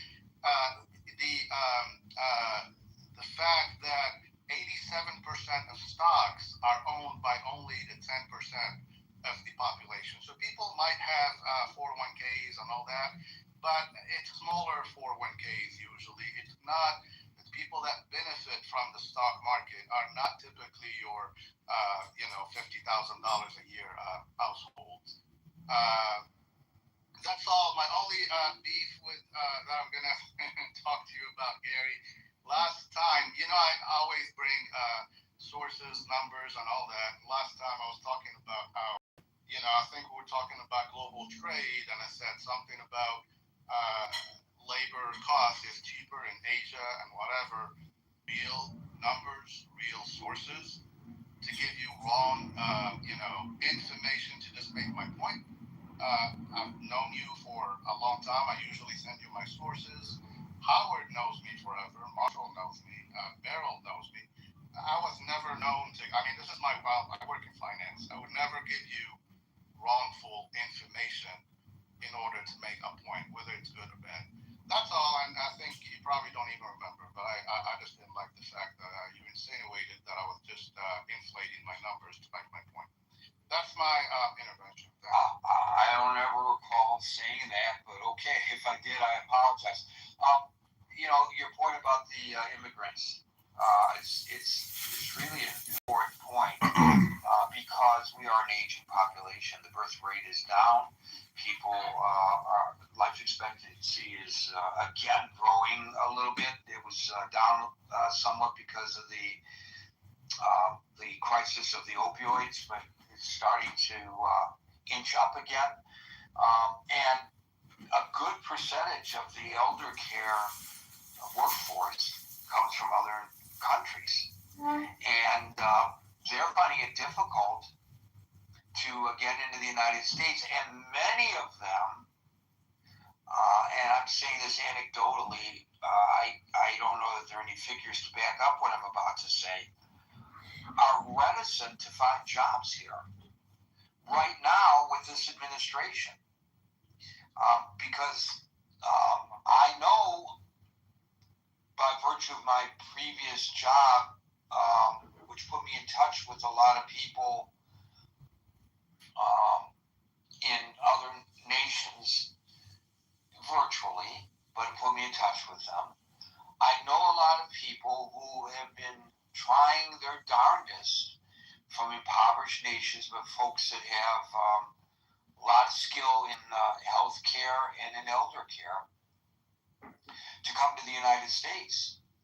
And many of them go to other nations as well. They go to Singapore, they go to Japan, they go to the UAE, they go to Saudi Arabia. United Kingdom and Australia and Canada, but a lot of them were coming to the United States. It's not on the top of their list any longer. It's also the sorry to interrupt you. The nursing sector is affected greatly with this. And it used to be easier to get nurses from places like the Caribbean islands, like places closer to the U.S. But it's I got a friend. His wife is she works at a hospital as a registered nurse, and she's been telling me how hard it is that the procedures now to get qualified, because we don't have enough qualified American nurses in the U.S. to do the job. We just don't have enough. We need extra. I mean, that's a given. You can make a lot of money. You can make money. A lot of money if you don't have any roots. If you want to be a traveling nurse, where you travel from hospital to hospital, town to town, and it's an adventure. Some people like doing that. And they'll help provide you housing and transportation because these hospitals are in dire need of good RNs. And so there are folks that are doing that are making good money. Now, they're not putting down any, permanent stakes. Some of them are actually living in RVs. And some of them actually park their RVs at the hospitals. That's a part of our economy. And it's a problem, and it's going to be a growing problem. The approach to immigration might shift again with the next president. I don't know. Some people will think that's a good thing. Some people will think it's a bad thing. But Europeans are buying BYDs way more than Teslas. Chinese are buying BYDs much more than Teslas. And the quality of these cars is unbelievable. The price is at half off. And the technology is there. They've been in Europe and whatever for several years now to prove that they are good cars. They are graded very well. So that, thanks. Thank you, Master. We'll go to Dave, followed by Steve. The Tigers war is about Iran war. And for Iran, for 40-some years, they planned for one thing. The Shiite Islamic anti-war. And according to this, their goal is to kill 2 billion life, right? So that will include 350 American life. That's why every day, they get that. The most effective way, of course, is nuclear. If drop one, you kill quite significant population of American to 500 million just to save one. What does this have to do with the question of the room, though? Can you answer the question of the room? Trump is willing to spend 100 to 500 million just to save one life. The 50 millions and the suffering of the American people about gasoline and everything is nothing compared to 350 million life that the Iranian Murad regime is willing to take. And this is plan A is to use nuclear. Plan B is to close Strait of Hormuz. That means like you have money, you can't buy things. And this is all consistent with biblical end time. The method C, which is now just happening, which is to kill as many American 350 million life through pandemics. And this is I understand. That's nothing to do with the discussion in the room, Dave. And there are a lot of people waiting, so I'm going to move on to Steve. I don't care about the economic conditions of anybody. Well, that's in regard to any war. And war no, Steve, but the key distinction is during World War II, they rationed. This is totally different. My mother said this about the war in Afghanistan, Bush, that if we really wanted the American public to be linked to it, we didn't go onto a war footing and ration stuff so that everybody had to bear the consequences of the action. Also, FDR was famous for his fireside chats where he was very empathetic in the messaging to the U.S. So if you have a chance to hear some of those, it'd be worth it. Well, I mean, I can be empathetic, but the facts on the ground are the facts on the ground. I can tell you, I hate that you're in a bind, but if you're still in a bind, you're in a bind. That doesn't change the facts on the ground, no matter how you try and wrap it in a nice little sugary fireside speech. So you have a problem. You don't have a so nice little sugary fireside speech, but no. At least the president, Steve, is being forthright with us when he says, I don't think about American financial situation. I don't think about anybody. So that's much better. That's much better than the nice, sweet fireside. No, I actually looked that up, and it said when he talked about that, that was in relationship to the negotiation with Iran about nuclear weapons. Now, the fact of the matter is, no matter how people was asked about the pocketbook pressures faced by everyday consumers as a result of the war. And his response to that question, and then he doubled down on it later, was, quote, I don't think about American financial situation. I don't think about anybody. I think about one thing. We cannot let Iran have a nuclear weapon. So he did not sugarcoat it, I guess, and he was suggesting like FDR did. Shame on FDR. Well, no, I mean, here is the reality of anything. And people are getting so convoluted in this. If you engage in any military activity, there's going to be residual consequence to it. That is fine, but that's not what he said. He didn't say. Okay. He didn't say. You know, to quote Bill Clinton.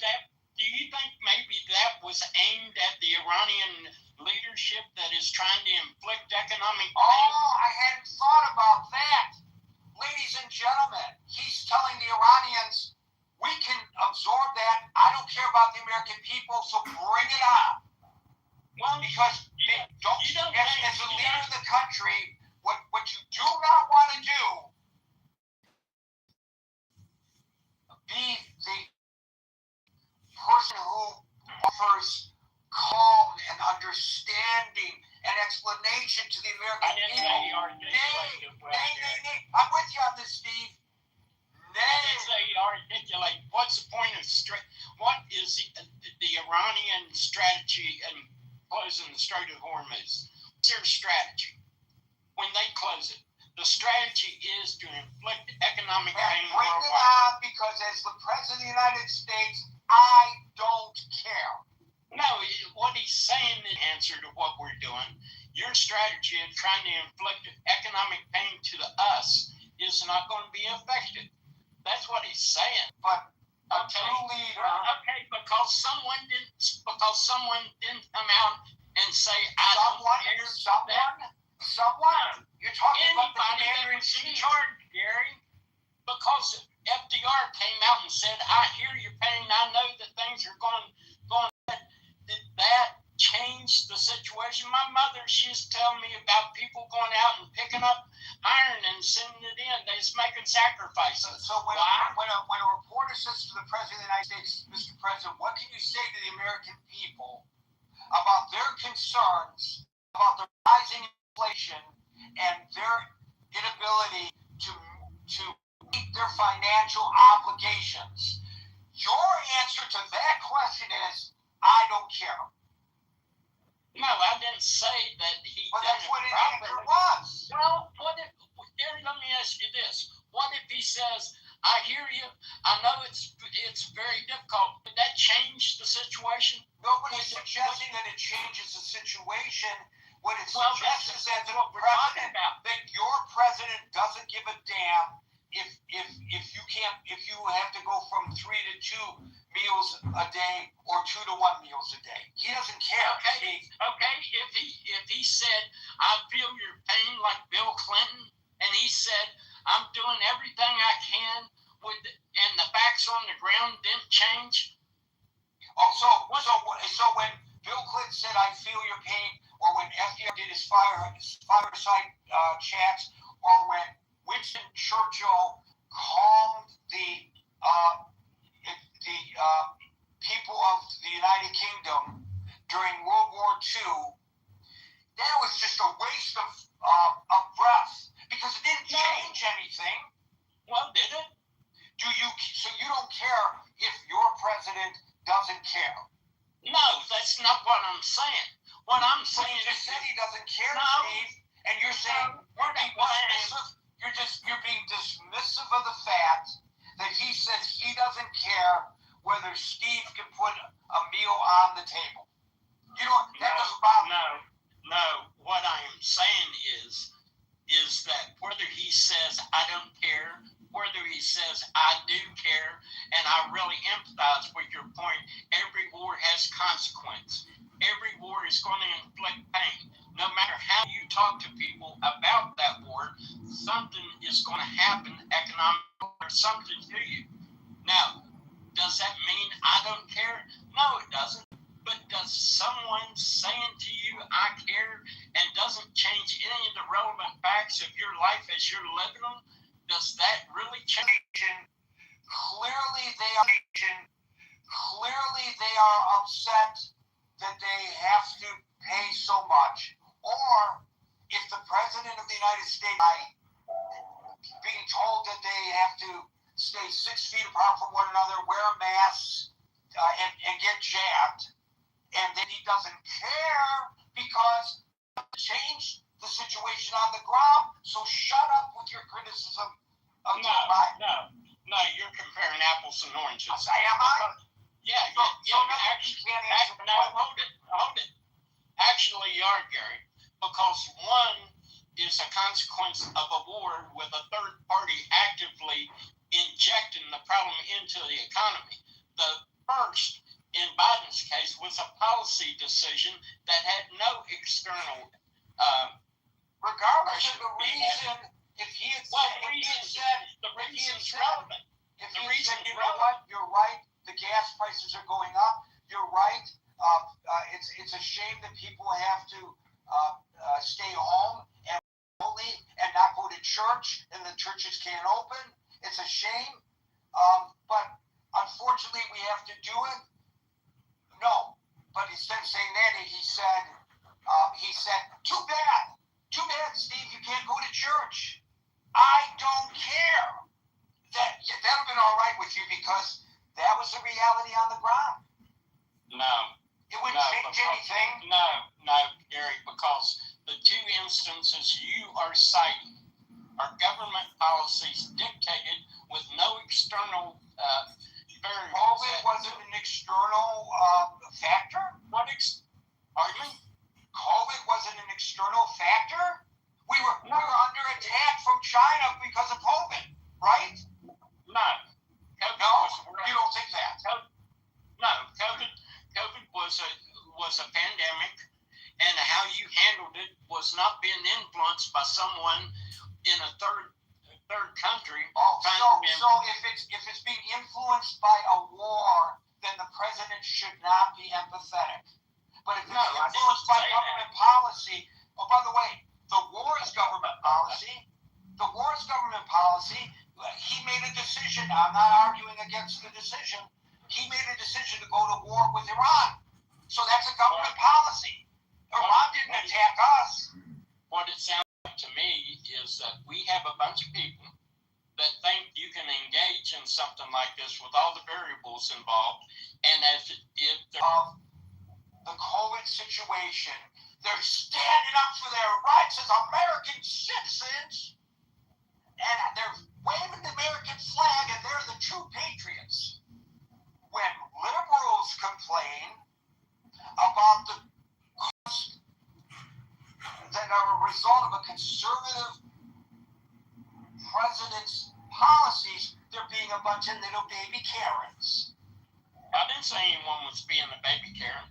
I didn't say that at all. What I did say is this. And I will continue to say it. When a government in isolation makes a decision, that's one policy. When a government makes a decision and someone has the ability to blow back after that decision, and we're talking about war here, it's a different issue. Now, is is Trump and how he articulated this. This has always been his biggest problem, is how he articulates things. He stuck his foot in his mouth. But the idea that I keep hearing over and over and over, that somehow war has no consequence, and this is just something that we should not. The question you got to ask yourself is just this, plain and simple. Is Iran having a nuclear weapon and being able to possibly, with long-range weapons, inflict mass casualties all over the United States or all over Europe or whatever radius their rocket technology can reach?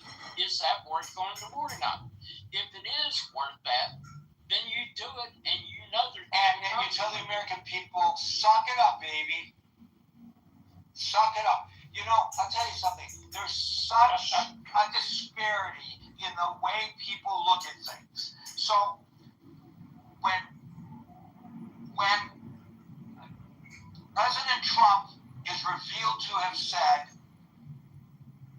locker room talk, we understand that it's just locker room talk about grabbing women in an area where no man should grab unless it's his wife or his girlfriend with consent. That's just Trump being Trump. That's just the way Trump talks. When Joe Biden pats a little child on the head, he's a pedophile. No, I didn't. I've consistently said that Trump's biggest impediment... Can you imagine... is his articulation of his mouth.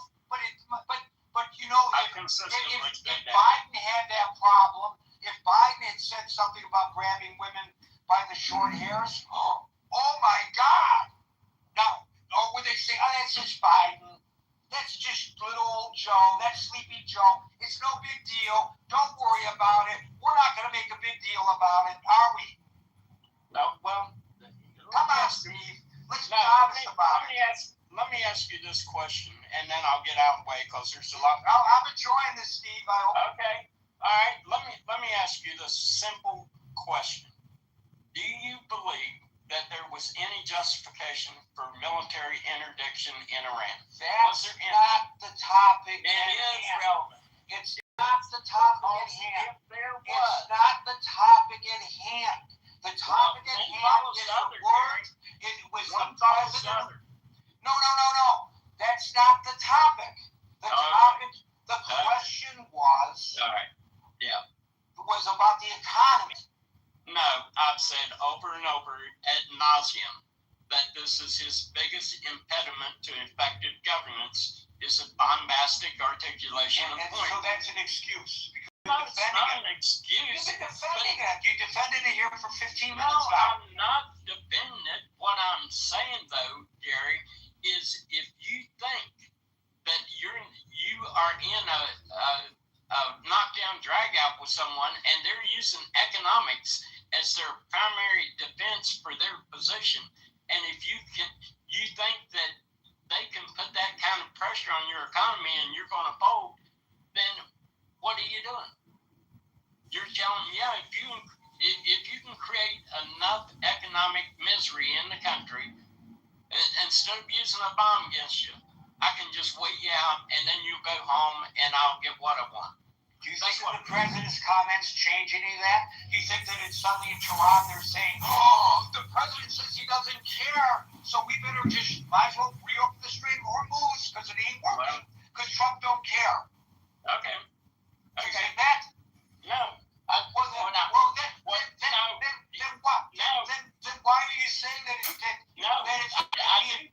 I do think it'll have an impact on him. If the people in Iran doesn't feel that the political pressure from economic damage is going to move his position, I think it strengthens him in negotiations. I really do. Okay. They're not reading the papers here in the United States where everybody's complaining about the price of goods and gas. They're not aware that his approval ratings are down to 30%. They're not aware that the Republicans... They're playing on that? You don't think that's their strategy for long-term... Right, that's just been obviated by the brilliancy of the president's response to the reporter today. Okay. Well, maybe we can find a board where we can get into it, and nothing articulable will ever change in the country. Nobody is men saying will ever that. die. Nothing will ever happen. Nobody, And but that's not what he said. His response wasn't Steve's response. His response wasn't, look, it's unfortunate, but we have to get rid of their nuclear weapons, and as a result of that, somebody's got to do something, and I've decided to do something, and the prices are going up as a result of that, and I recognize that, and unfortunately, that's not what he said. He said, I don't care. All right, but here's one thing. For Exact quote. I don't think about anybody. Here is one thing. For everybody that parses every single syllable that comes out of this man's mouth, the next president of the United States that gets into office, let's do the same thing. I see. So he is being treated unfairly by the news media and by Gary by raising this issue today. No, we just consistently parse every single syllable, and I've never seen anyone. See, all you do is try to brush away what happened. And Gary, do you say that away? If one argument doesn't work, you come up with another one. And Gary, you say the president was asked the second time about his words and basically said the same thing? Almost. So there you go. Let's not have accountability for what we say. That's okay. And let's do whataboutism, Steve. That's your right. What in the country go to hell with immigration? I never heard any shit about Mario consistently saying the border was under control. Everybody, I mean to a person, did not parse anything about bullshit. I did not have sex with what came to the stage to say about it. Well, anyway. No one, and when you say no one, I only have to find one example of someone saying it, and that makes your comment inaccurate. Well, like I say, let's find the board. There wasn't a big drumbeat. There wasn't a big drumbeat of concern. There weren't.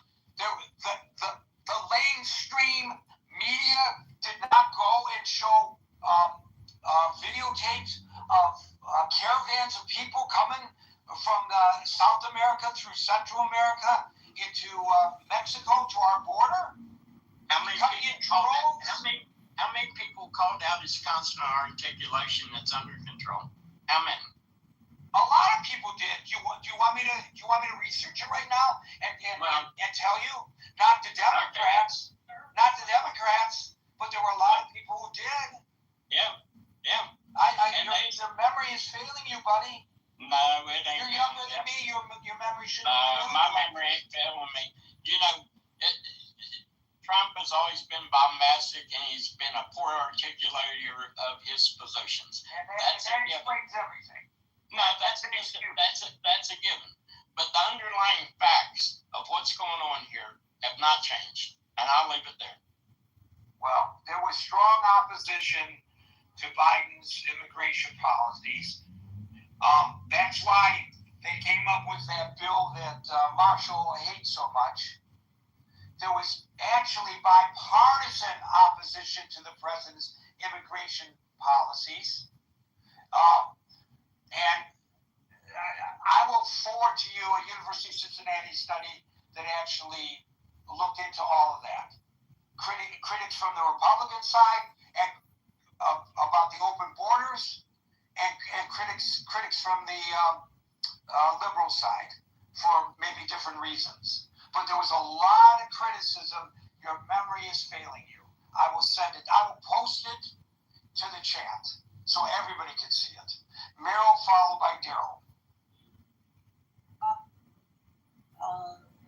I'm going to have to personalize something for a minute. I just want to warn Steve that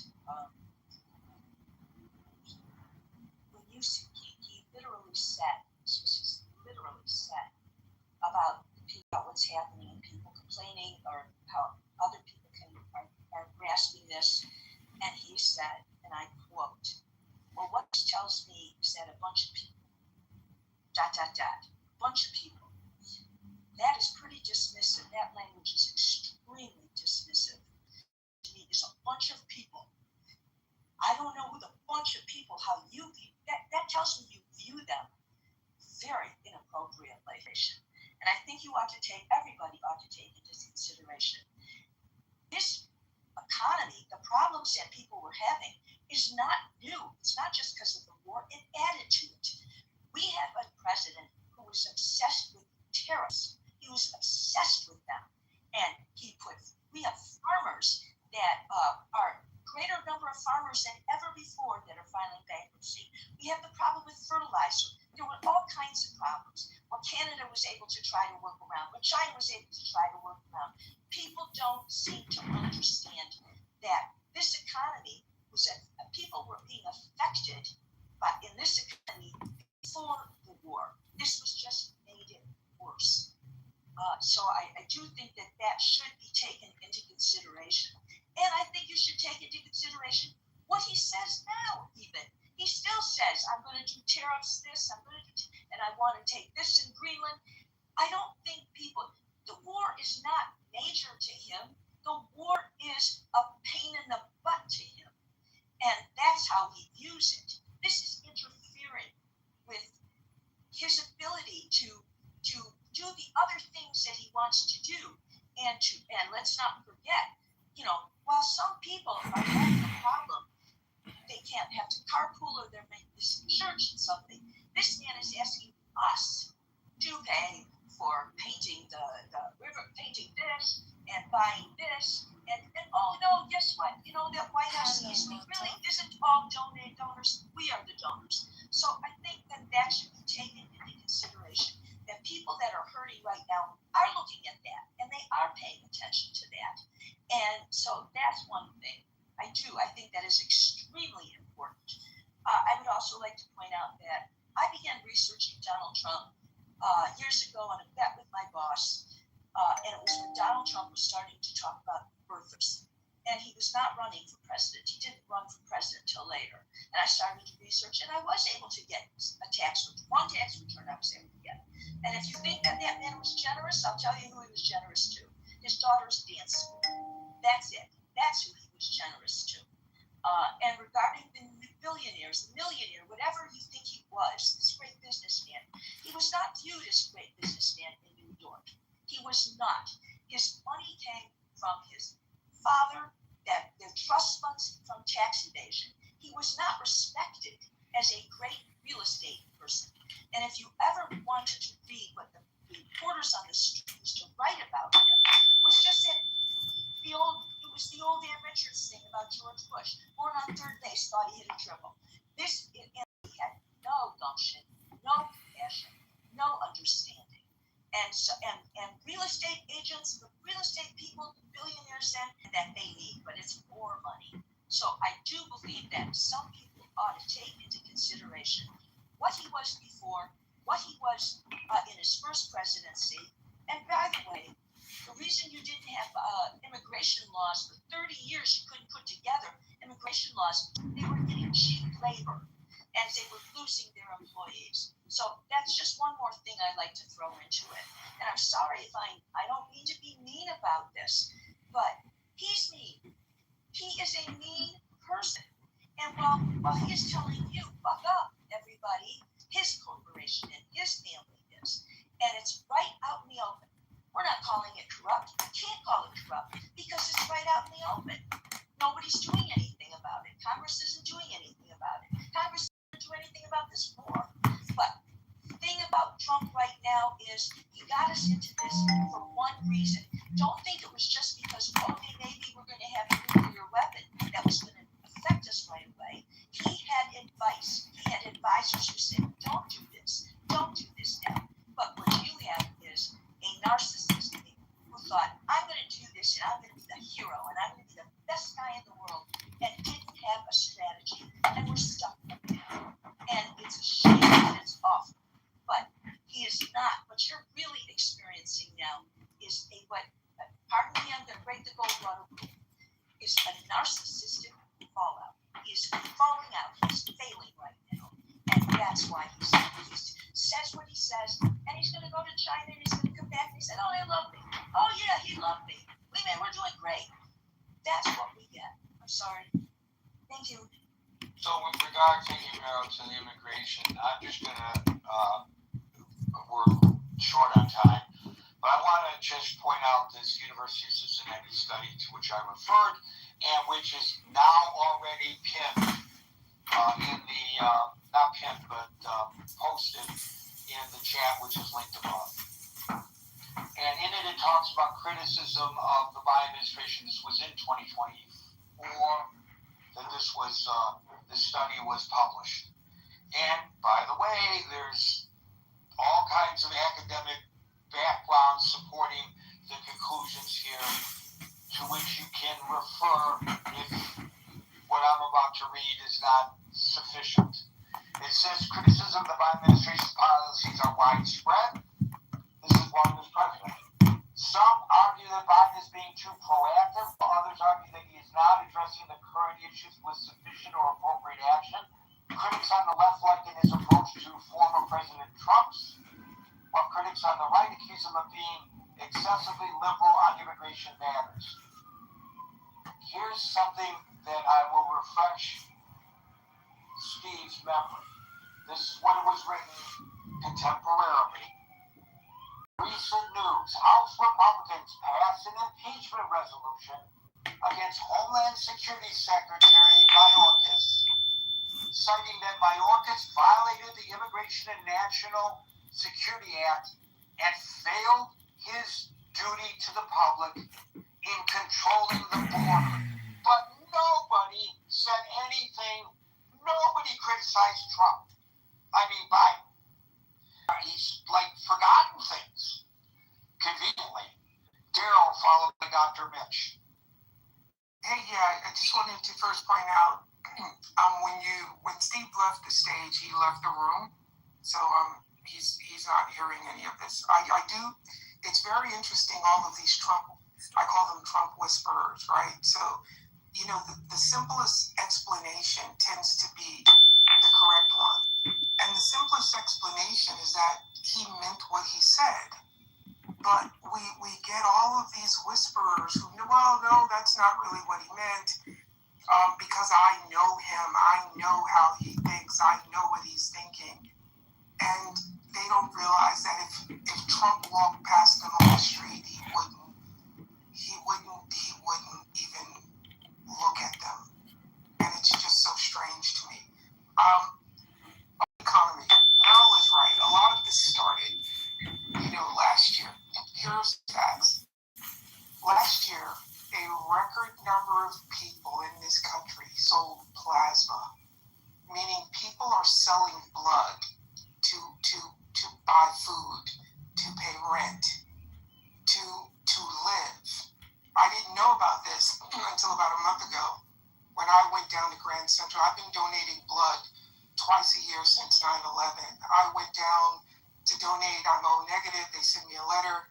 Hey, come down and donate. And then they asked me if I wanted to sell some plasma. And I'm thinking to myself, what the hell are you people talking about? Why would I sell blood?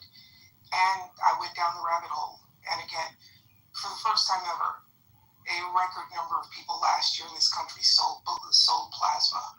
We also have to look at the fact that credit card debt is something like $18 trillion, and people are using credit cards to pay rent. They're using credit cards to eat. Most people, something like 57%, are within $10 of the limit on their credit cards. If this didn't start during the war, this is something that's been coming, and this is exacerbating it. And this is only part two. If you speak to economists, we're in for a long road. Hey, on this one. Yeah. Can I bring up something that you mentioned the other week, which I thought was really relevant to this point? Can you speak to the buy now, pay later momentum too in the payment?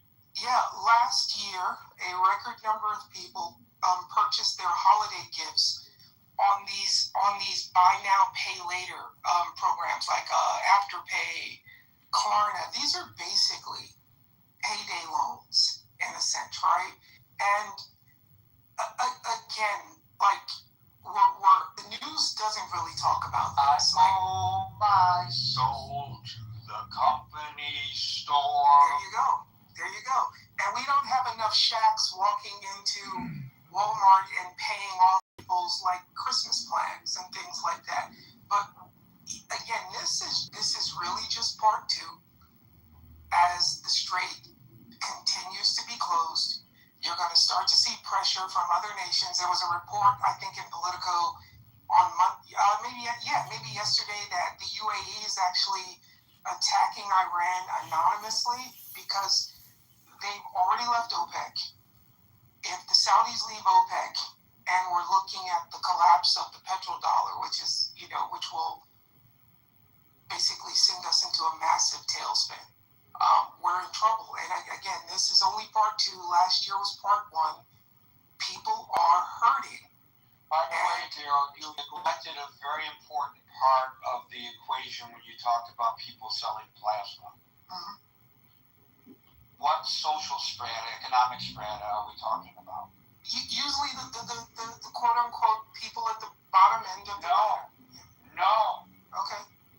So I'm looking at an NBC News story from February that talks about the record number of people selling plasma. And the headline is, middle-class Americans are selling their plasma to make ends meet. Last year, people in the United States made an estimated $4.7 billion selling their plasma. Donation centers are popping up in middle-class neighborhoods, including suburban strip malls and college towns. Yeah, I mean, then we get into what is middle class now what middle class was, or is middle class now upper lower class? Now, you know what? That's irrelevant. So we're in for some pain, and like I think I mentioned something about Treasury reserves and liquidity swaps, and it's the highest it's been since 2008. And again, the war is the distraction to me. The war is the distraction because people aren't talking about what they're going through. They're keeping it.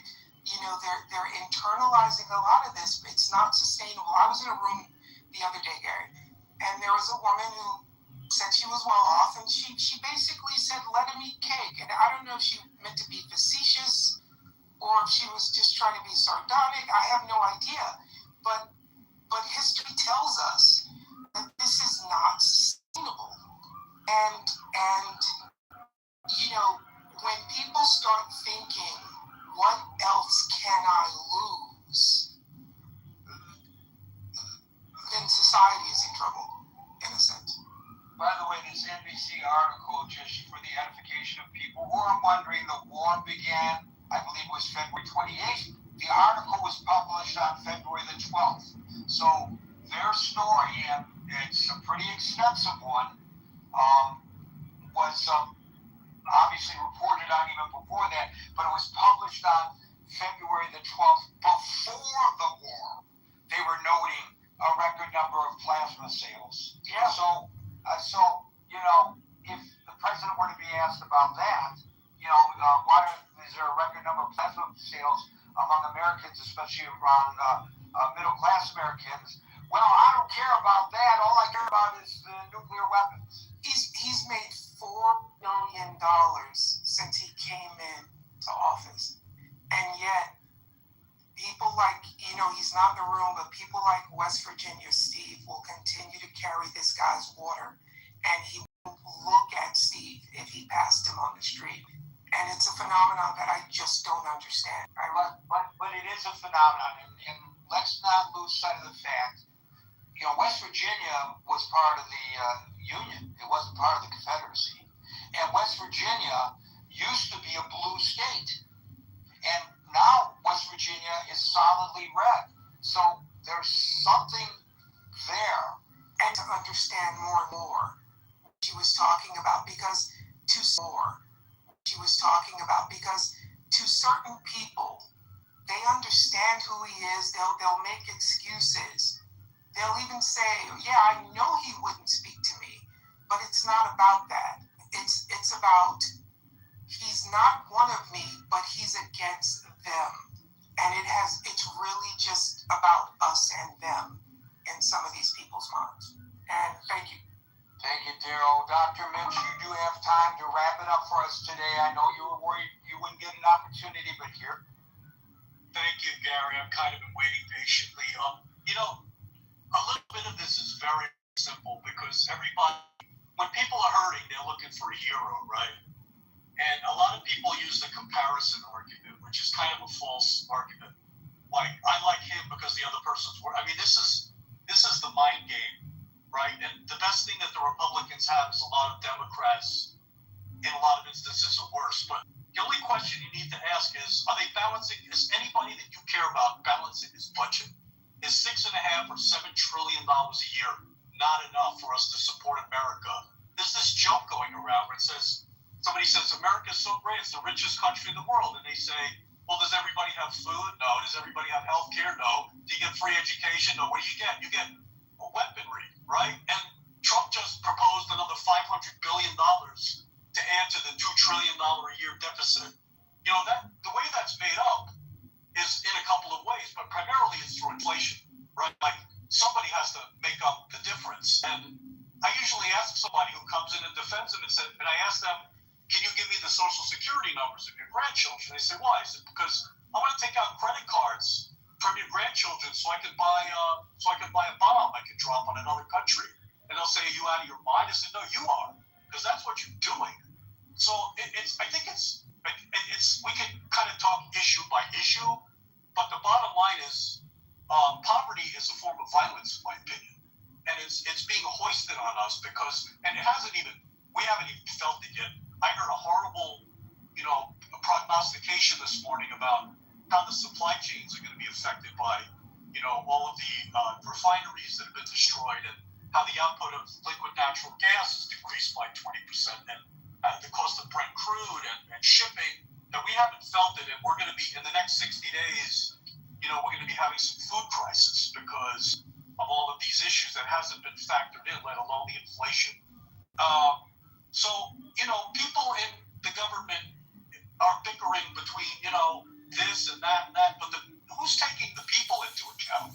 I would argue that neither party really is. They don't care about it. They're just bickering. They're trying to get headlines. Remember who Trump is, right? If you're the art of the deal, he's a guy that takes out loans from banks and then basically defaults on them, files Chapter 11, negotiates them, and makes billions of dollars. That was his model. He's had thousands of lawsuits in New York for people he hasn't paid. We're talking working class folks. And look, I think there are tremendous forces in the world, but it's almost like an idiot computer that all it wants to do is make money. I mean, I don't think it's a smart business model to price every single person out of the market so nobody can buy your stuff. Then what? You can live on a yacht, but how long can you do that before if you don't have somebody to take care of? If you know how to fish, you're going to be okay. Well, maybe if you still have fish, but I think I have to agree with several of the speakers that it's completely unsustainable. The national debt, all this stuff, nobody's thinking fiscally responsible. It's very, very simple. The only thing on these people's minds, and if I was running for office, I'd say the only thing on my mind right now is not only balancing the budget, but making sure it's a surplus, so that we have money to spend on things. Why are they spending money on stuff that we don't have? That they have to bleed out somehow out of raising unsustainable prices on people. It's insane.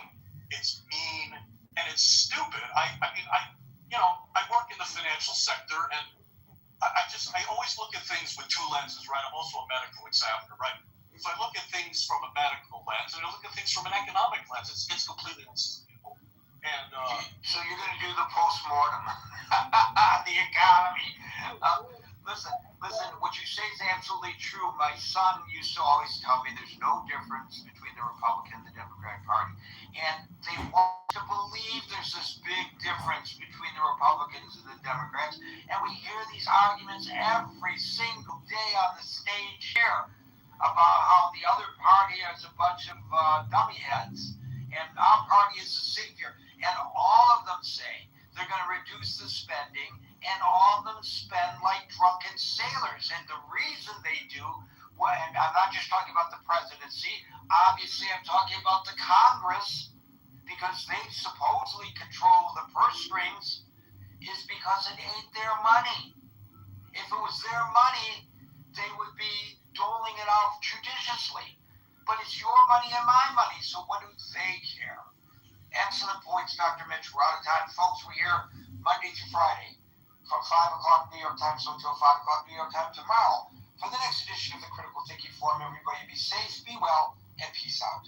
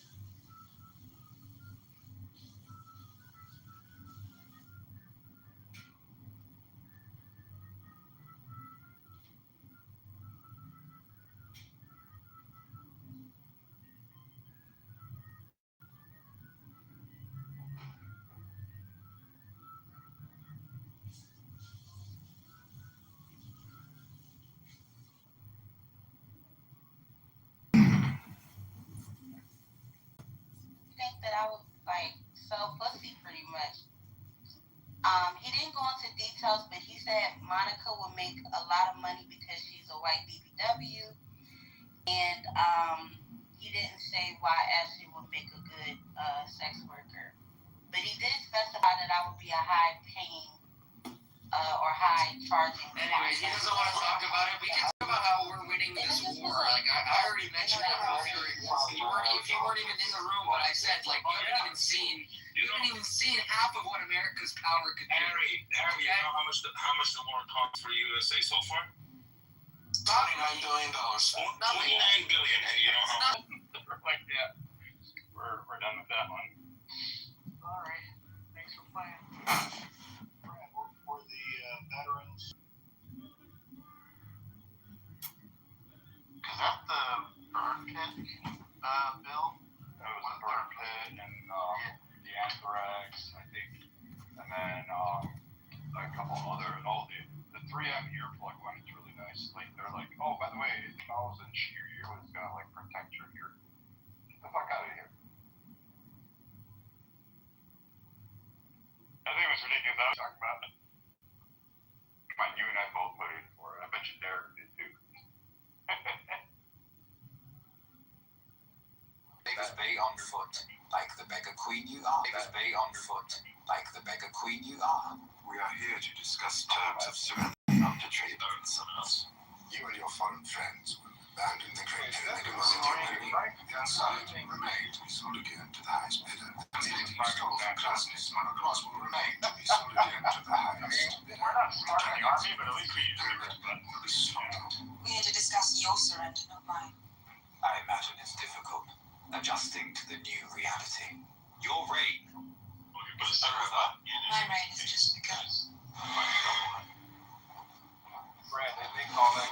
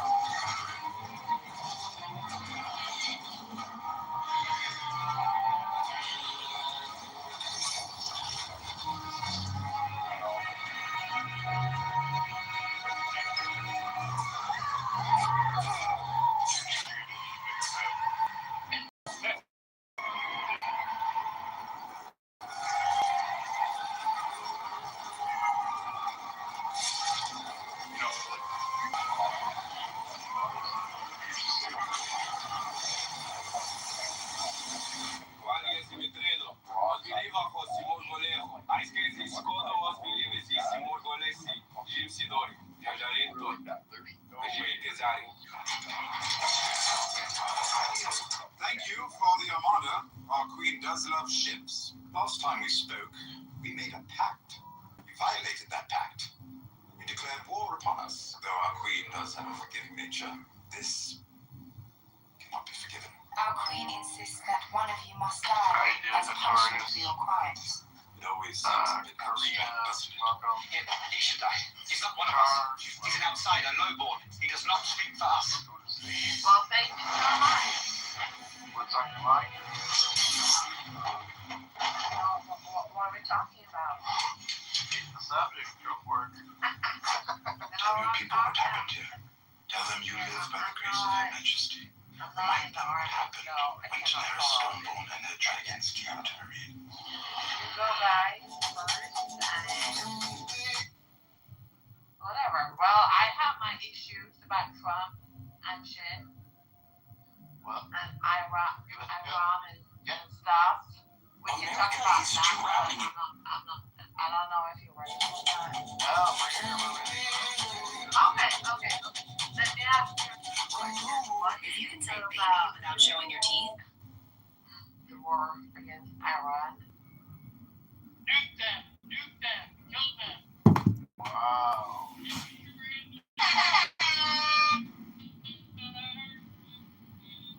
Now, is it just a simple question? Are you for it? Yes. Vote yes or no for now. Yes. But this is going too far, right? It's been going on for fucking 90 days right now. Isn't it enough? No. What? I'm just asking. Okay. Well, just tell me what is the purpose? Control. Caution 10% of what you want to Thank you. That's a good business. Gambler stopper. Oh yeah. All the bad back. Oh yeah. And I'm about to go on a gambling spree very soon. I'm going on and it's all part of it, man. All part of it. Steve, before you, I was just curious as to what made you, Steve, think that Eastwood was a vegetarian. I thought I read it somewhere. I thought I read it somewhere. You read it's really healthy. It's basically vegetarian. Well, yeah. It says he focuses on low-fat, high-nutrient foods, fish, chicken, fruit. I just thought he was a vegetarian. Obviously. Well, fish and chicken might as well be vegetables. Well, and it does say here he does not eat red meat. I didn't think he ate like chicken or fish or anything, but yeah. So, Gambling.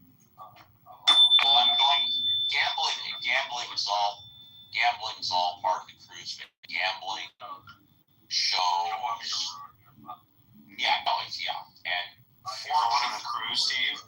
So I'm going on a cruise, and fortunately, I know how not to gamble more than I can afford to lose. And the way I look at it, if I don't lose, I win. I never expect to win, but if I don't lose, I win. You lose once you start playing. But yeah. You know how much I've lost those here, like Kito. $0. How much have you lost in bingo? Pretty much every time I played it, someone else. Yeah. Well, back in the old days when they used to play kids, though, someone knows reason. Yeah.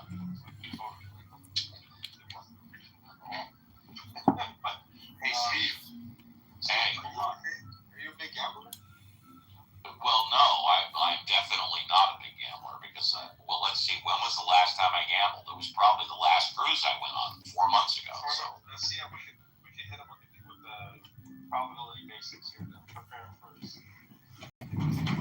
Well, let's try night. Try every night. Go ahead, yeah.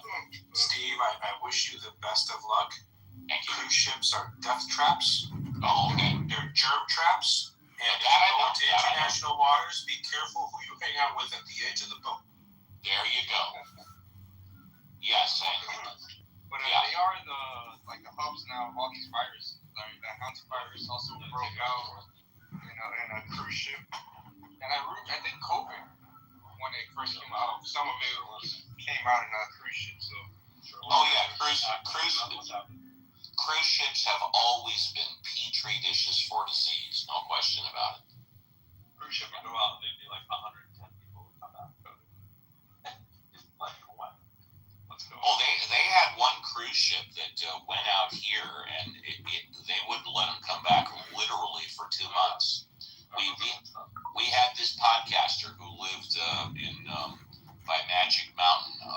I forgot what city, but by Magic Mountain out here in Los Angeles, and he was doing his podcast from the ship because he was out there for 60 fucking days. They wouldn't let the ship come back in during COVID. Valencia, thank you. Yes. I wrote about it.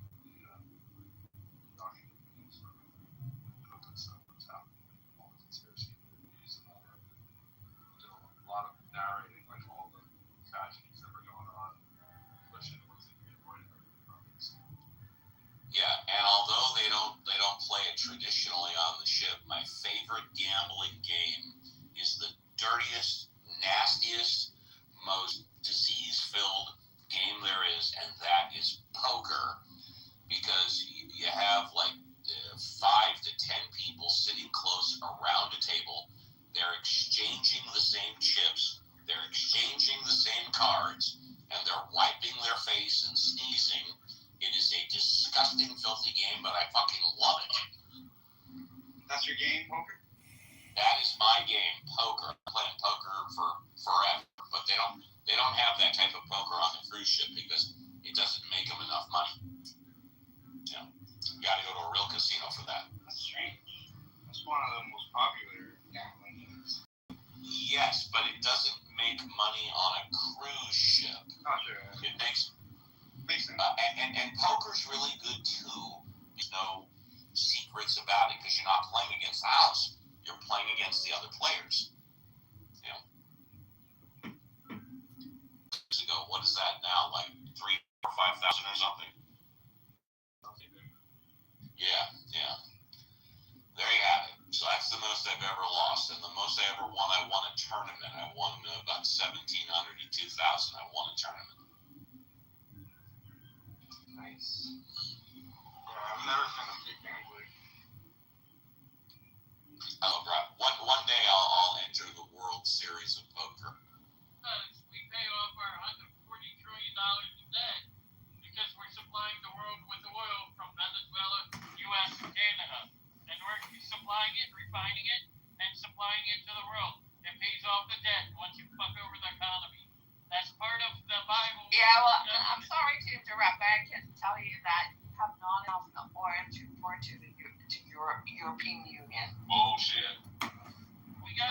That is the fact. You don't have enough oil to export to Europe. We're doing 5 million barrels a day, if not more. And we're refining. And why Trump is holding it there? He's not letting it go. He's not letting it export it. They said he's going to let 100-something million. I don't know what news channel you're listening to, but he's letting it flow, baby. Let it flow. He's letting 184 million or 100-something go very shortly over the next 4 months, supplying America, Europe, and all these other countries. So he's going to. Well, the U.S. is not a state of it, but Europe is depending on it, and yeah. So you're going to get some in the next 4 months. It's a slow trickle that he's doing, plus the refining of new oil that we're doing daily of the 5 million barrels plus. That's going out to the world because already 122. It's not going out to the world. You're keeping it yourself in the U.S. No. Yourself is not letting it go. 122 ships, including the ones from China, have already started to come over to Venezuela and the U.S. How much oil can one barrel hold? Does anybody know that? They come in different sizes. I guess I'm trying to, what does that equate to? Depending on asking and the price.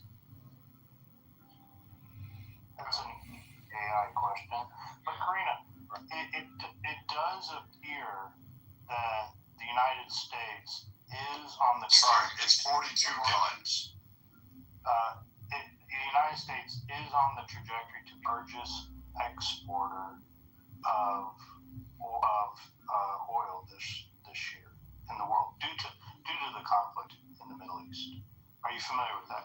Yes, I am. But So one barrel of oil makes about 22 gallons of gasoline. okay, forget about all of that. Okay. Thank you. What is the purpose? What is the purpose of Mr. Trump right now? Which, in my opinion, and what does that stand for? but look here.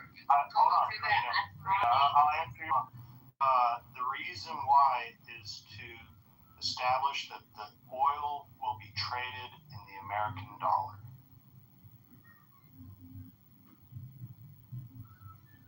All right. That sounds like a good reason. It already is. The threat. It already is. So. The threat is of BRICS and Iran and some of these countries, Russia, trading oil and gold rather than the American dollar. Devalues our currency. It's not trading. You did trade 30 million net Mazali. The Russians in Iran, they have sanctions on them. They Oil has never been traded in gold. Come on.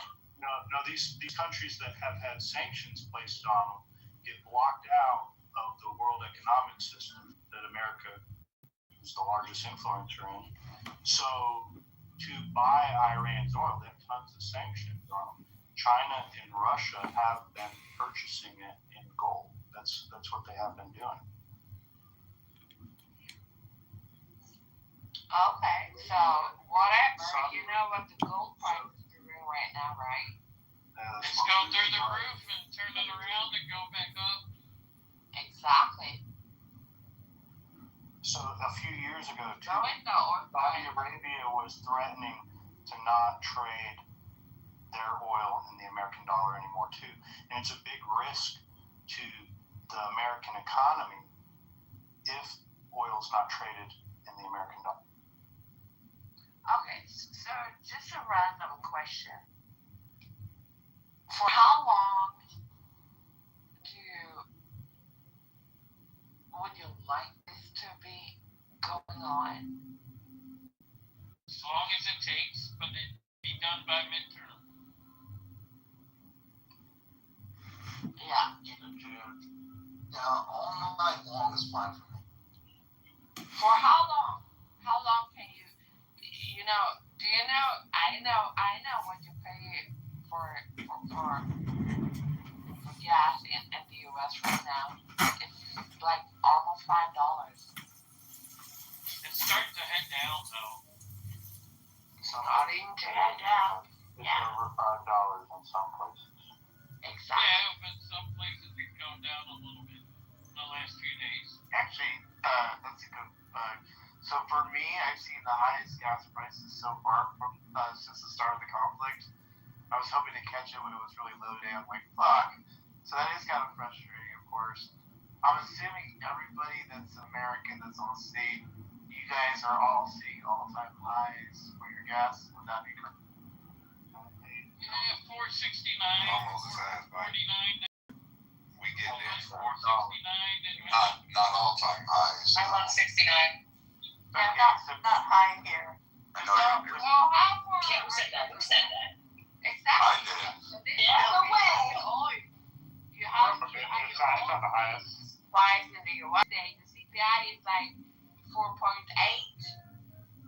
But you know, every spring Y'all need better jobs. Not 4.8, 3.8, 2.8 core.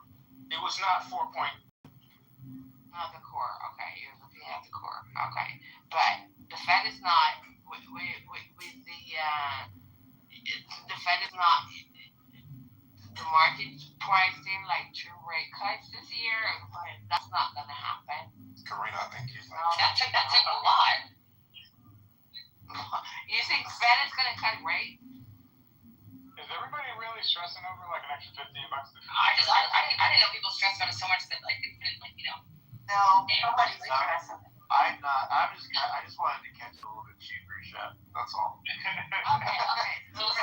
other things I want to do with money, but come on. Yeah. That's fine. But also, the reason the price goes up, and you I know that. underbuys it was $100. I understand that. So yeah, it does affect everything, but if you look at the global aspect of it, the United States is in a significantly better position than just about every other country. Absolutely. And the long term of the Yes. Step up, Buttercup. Because you have a mistake going on having war with everyone. Girl, we've been doing that. We've been doing that. That's not new. We've been doing it Been in long. conflict for. Let's not We've not been in conflict for like 6 years. We are the Bin Laden of the fucking world. So let's not exaggerate. We're not at war with everyone. Come on, give me a break. The 164? I love your bigger pockets. Absolutely. Like, oh my god, this is so funny. He just received like the World Peace announcement of FIFA, and what he does afterwards, he does go on and start like 2 wars after that. Hey, So funny. That is so. Dude, that's not badass, bro. I don't know what it is, dude. American. I don't want it wrong. Obama Yeah, well, got the peace deal before, or no peace prize before he was even president. Yeah. Dude, it's incredible the amount of power. Isn't it? Yes, it is. He's literally taught me to have leverage on every fucking body I speak to. Right. Everybody now. I got leverage on everybody I speak to now. That's power. Shout How out much to him. power? Watching pockets doing elbows. And he's even married. No, but that's great. Yeah, well, I think it's all good. It's just Sorry, Don. it's the USA. I mean, honestly, I'm gonna be here so much. Why not join us? Yes, I'm pissed off that I'm not an American citizen. Yeah. Oh, you know, Miss. I mean, we still shit in the streets out here too. But I feel like we're not third world, which I can appreciate. We have I wish I had that in the US. We're in a very weird culture right now. Everything's sensitive. Everybody's sensitive. Everyone's crying and shit, and then just wanted to beat each other up over a word like gay. You know, so it's just fucking. You can say good morning out here, Karina, and someone will say pause because they think that's gay. If 2 men say good morning to each other now, we'll pause then and say it's gay. So that's America. That's where we're at, dude. Everyone's so scared of me. In the middle. So the pockets, I acknowledge you. Yes, no, it's great. Right. I never offer it. I always accept it. Right. With a certain rank and status, you no longer have to be the first one to say. Ain't nothing wrong with being a catcher, man. Ain't nothing wrong with that. I don't think, nothing wrong with it. Any port in the storm.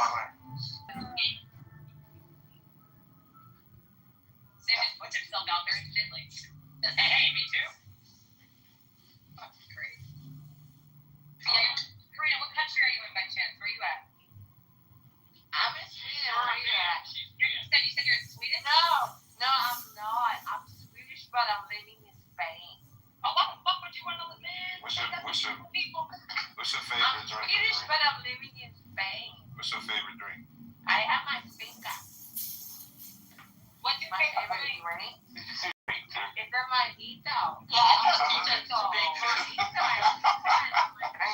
Mojito, bro. I love her, dude. A mojito. Mojito.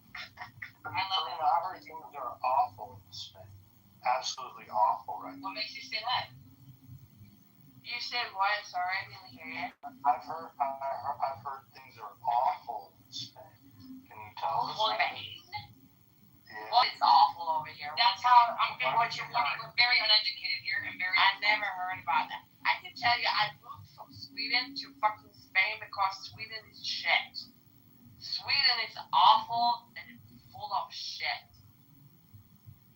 You know what's crazy, Karina? That we actually in the U.S. think Sweden's very nice and very cool. While No, they're not. No, we're very uneducated here. We're very uneducated. It used to be like 5-6 years ago, but What about the free healthcare in Sweden still? Sweden is shit. Still ass, dude. Sweden is shit. So Spain is not being like, plagued with crime and killings and drug policy, right? Spain is tranquilo. Por favor. Mañana fiesta. It's a party, a big party. Hell yeah. Sí. Everyone's too drunk to kill each other. Yeah, I love Spain. Spain is the best fucking country to be in Europe. Wow. It's the best country to be in Europe. You hear that, America? Everything is legal, and there is no shooting, no drama, no nada. I love that, because MSNBC is saying in Fox, and everyone says, you have to come and visit me. Absolutely. Girl, absolutely. We're going to drink some mojitos. Sí, yo era así, Yes, español, sí. Yeah, you want? Absolutely, I'm coming. Let me ask you, Karina, 20% of the population in Spain legally immigrated to Spain. Are you there legally, or did you break into the This is hypothetical. Don't answer that, cop. This is all Sweetheart, I'm from Sweden. I'm an EU membership of this EU country. So yes, I am legal. Why the fuck would you ask that question? Like, people comment. Yeah, that is such a good thing. Any idea what the union country, the union, union means? No. No, you have no fucking clue. Yeah, and I'm okay with that. But it's the European Union to be at. Wow. So I moved out from Sweden. Now I'm in Spain. I'm having my think out. Want to take a guess? What the percentage of illegals in our country? Oh my god. You want to take a guess? You want to take a guess? The percentage? Like 40. Okay. Yeah, 40%. Okay. Okay, Joe, what's the percentage of illegals in America, by chance? Tell us, is it really just the Muslims that are breaking into you? Well, back in 2015, Sweden, we have the social community, brewing, and it was opening its everything, and we had, from Syria, Afghanistan, everyone just, bombed Sweden. Wow. And back in 2015. For Joe, 20% of Spain is illegal immigrant, undocumented. Yeah, actually, Spain's the largest. I don't know where you get that stat. It's the largest driver of what's going on. Yep. The population is foreign-born. Okay, Karina, hold on, Karina, 1 second. I thought you said undocumented illegal, so my bad. I think the wording needs to be. It's 1.4% of undocumented. I don't know the count, but well, what is with you and Muslims? You alright? Yeah, well, that's why I moved out of Sweden to Spain. That's why I moved out. We have real testimony here, I'm just kind of. It used to be the safest country. Sweden used to be the safest country. You're in the blender, Marcus. I'm sorry. Am I good now? You better. Okay, I didn't even move. Okay. Let me hear it. Damn, I'm trying to look up the stats of the crime done by Muslims in Spain. Tell me Sweden. Oh my God, yo, Karina, I swear to God, bro, I'll never visit you. Tell me Sweden. Look it up in Sweden. Oh God, I'm never coming to Spain. I think it's the mojitos, girl. Stop drinking. I never felt safer ever. I'm in Spain right now. I never felt safer. When I was back, I can't find any. If my Google search engine is omitting shit because it knows me or some shit. But if you can post those stats, I'd love to see it. You just clarified it. It's Spain is the safest country to be at. So you can find. Oh, it's listen, August. She just clarified. Yeah, it's awful in Sweden. I thought your question was referring to Spain when you asked her how many immigrants are in Spain, Joe. You're and I'm not going to be the know-it-all of Europe. And that's why I'm asking a European these questions. For us. You might have this information from our youth. Okay. From our, I am. That's what I'm genuinely asking. Okay. Tell me the stats on Sweden. Yeah, I looked up Sweden right now. Thank you. It said, okay, then let me go, girl. It says,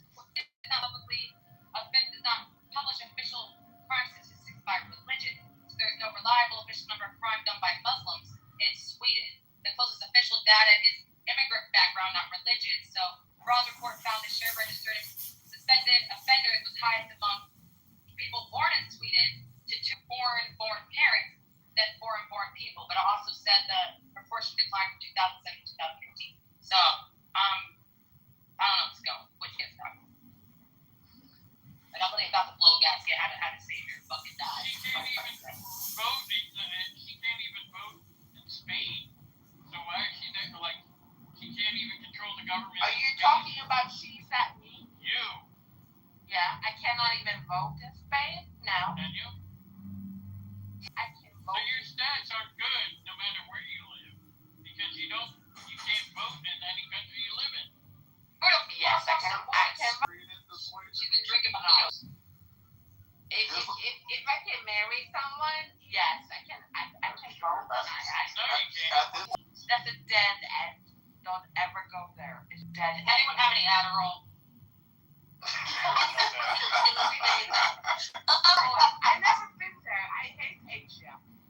Low? I hate it. My God, it's loads of bugs. Instead of any cocky bag pussy. Bugs and Don't let get me like. boys. I understand how we do. Okay. Next question. You want to talk about the hantavirus? Why the fuck would we do that? Let's do that. Why? Is that going to be the Who new is Hanta? It's just another virus. Is that going to be the new fucking? It's like. It's not something that can sit. It's not gonna It only travels. It's only on one boat. Yeah, well, all one is again. Until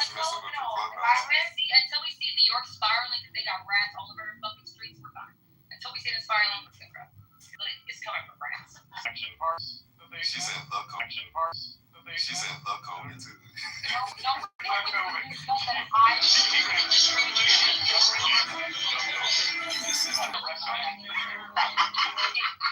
You need some rest. I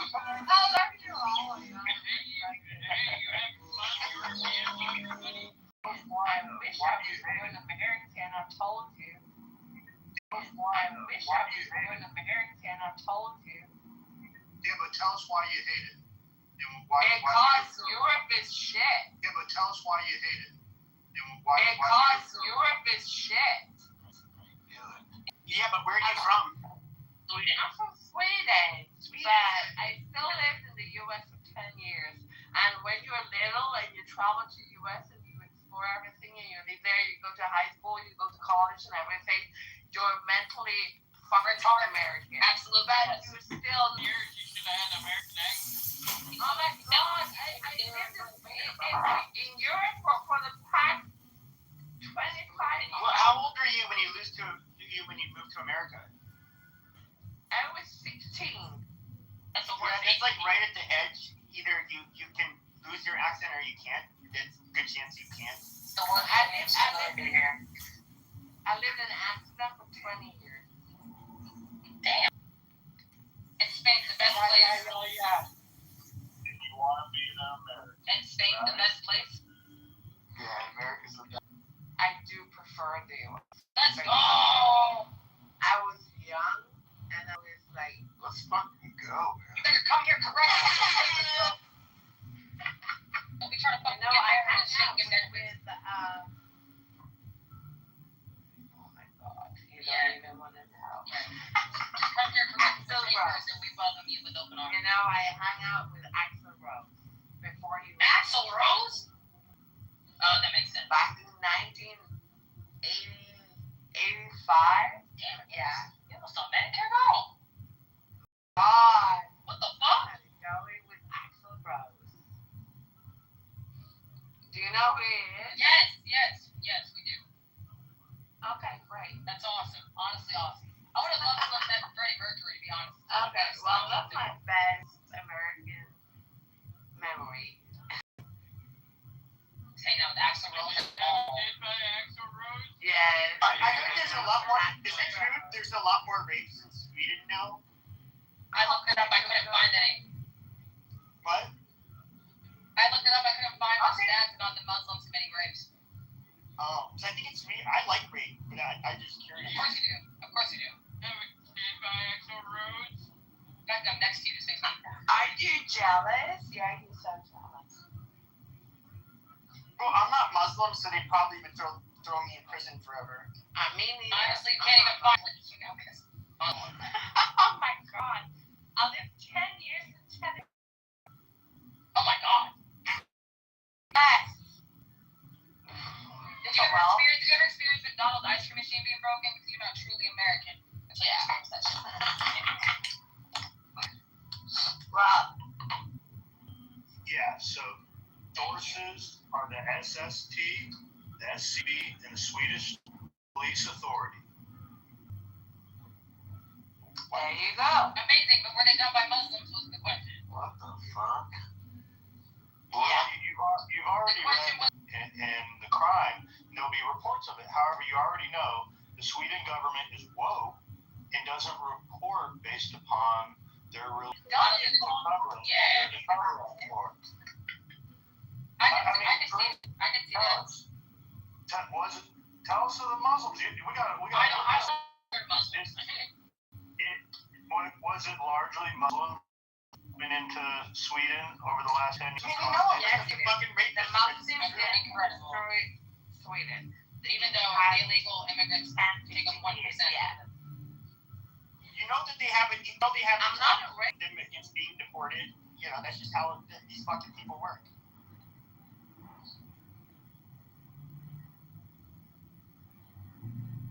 Yeah. Well, welcome to my world.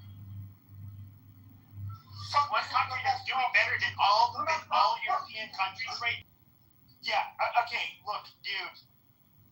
You want to come up here because you know what? If you're just mad because you said something about Islam, fuck you, fuck your prophet, fuck your religion, fuck all of you. I don't know what else to say. So if you have something, if you're offended by that, just state yourself. If you have something productive to say, then go ahead. Otherwise, I'm just gonna kick your ass out of this fucking room. Yeah. You get that, you Muslim cocksucker? And my insight is keen as the hawk's. By my head I am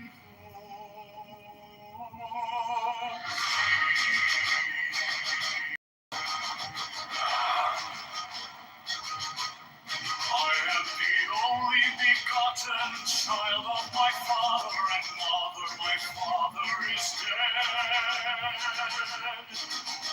My mother bore me with labor and pain and fear. By my body I invoke thee. About me shine and sacred be of thee, O Lord. By the Lamb and I invoke thee. Mine is the garment of white, sword with gold, the blessing of my land wear. By my robe I invoke.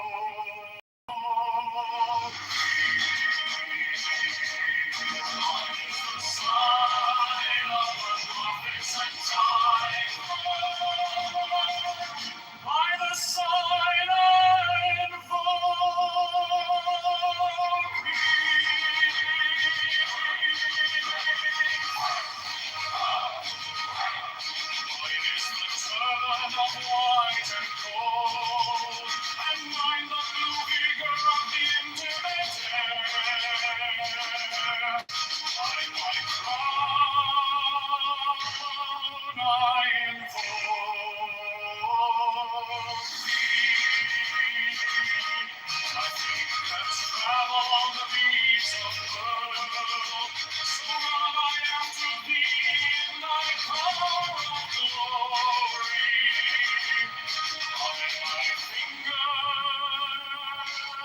I invoke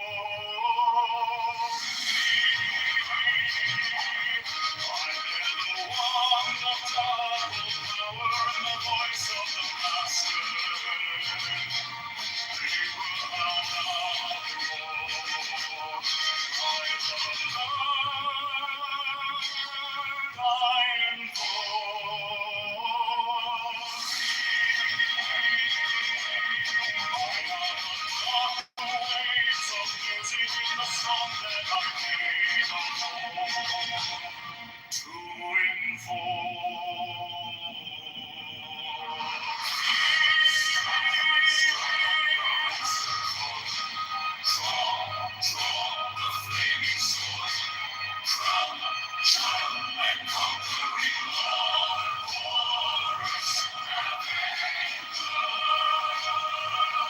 By the song I invoke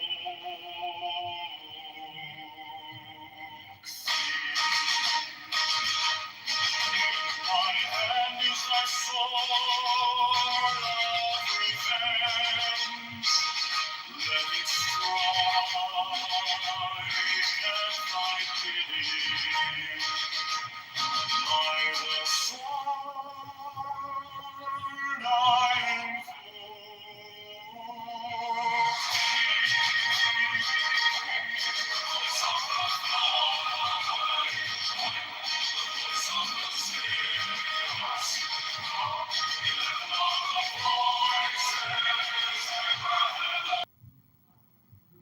Mine is the head of the man, and my inside is keen as the ox. By my bed I invoke. I am the only begotten child of my father and mother. My father is dead. My mother bore me with labor and pain and fear. By thy body I invoke thee. By the diamonds of radiance, white and pure, by the brightness I lights, with gold the flashing of day that I wear by my robe I invoke thee. Mine is the sign of office and Typhoon. By the sign I invoke Mine is the turban of white and gold, and mine the blue fear of the eternal air. By my crown I invoke thee.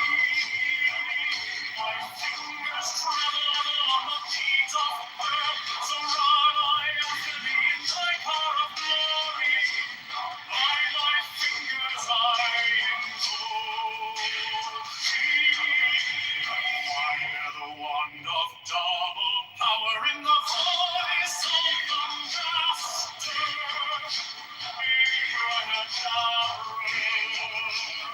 By the word I invoke thee. I know the waves of music in the soul. I made a home to invoke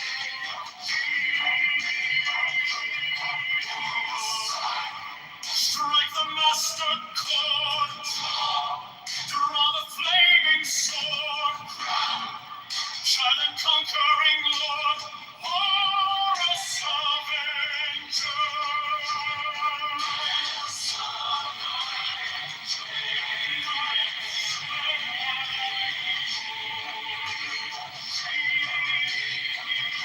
My hand is thy sword of revenge, and its strike at my cheek.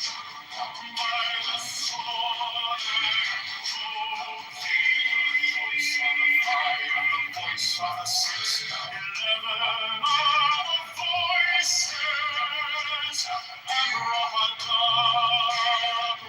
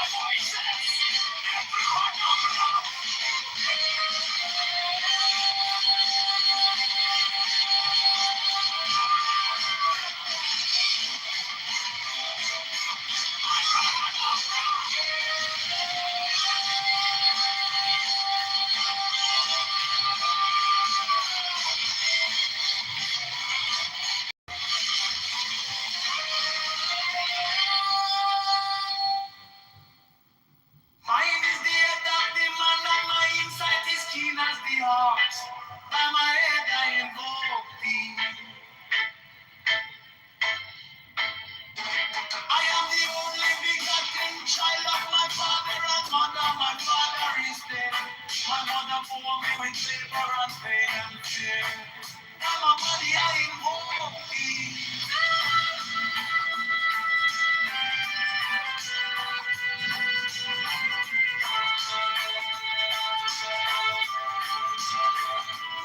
Above me shine the diamonds of radiance, white and pure. By the brightness I invoke thee. Mine is the red triangle reverse, the sign given of none. Save it be, O keep me, O Lord. By the Lamb and I invoke thee.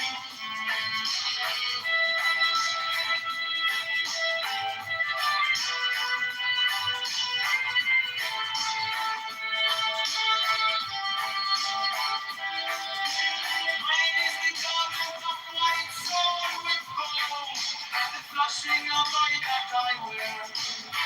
By my robe I invoke thee. Mine is the sign of a purpose and sign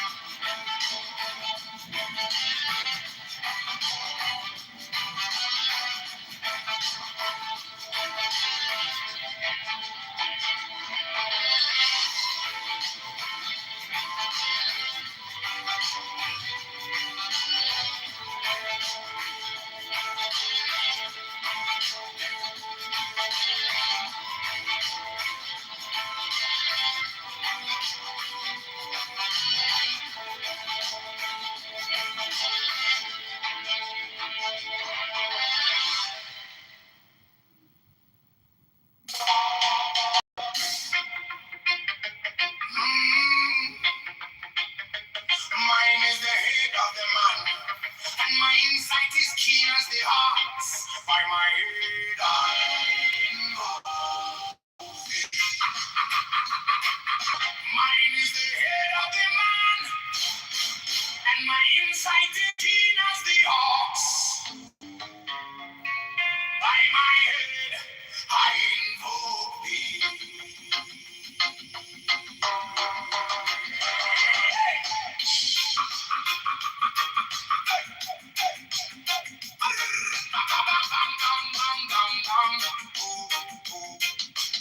I am the only begotten child of my father and mother. My father is dead. My mother bore me with labor and pain and fear by my body. I invoke thee. About me shiny diamonds of radiance, white and pure. By their brightness,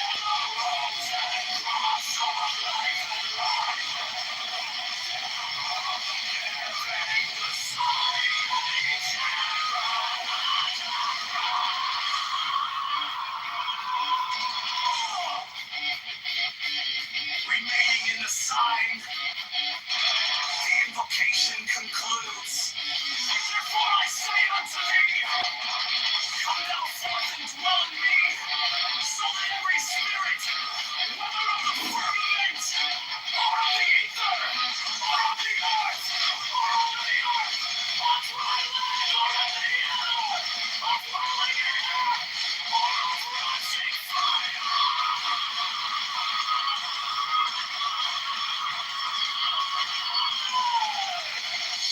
and every spell and scourge of God, the vast one might be.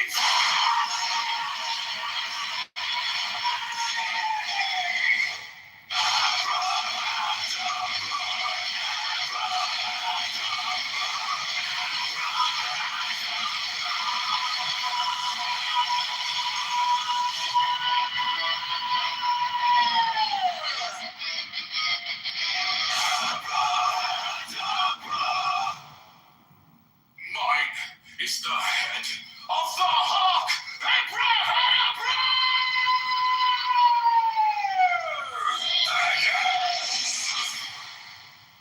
I bear the rose and cross of life and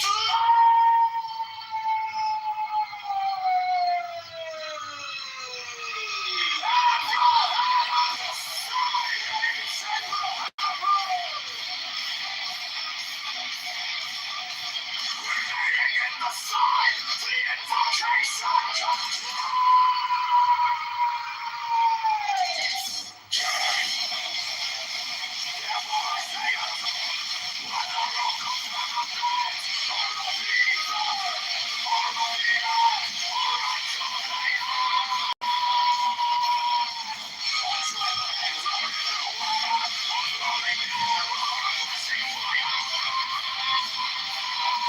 And every spirit,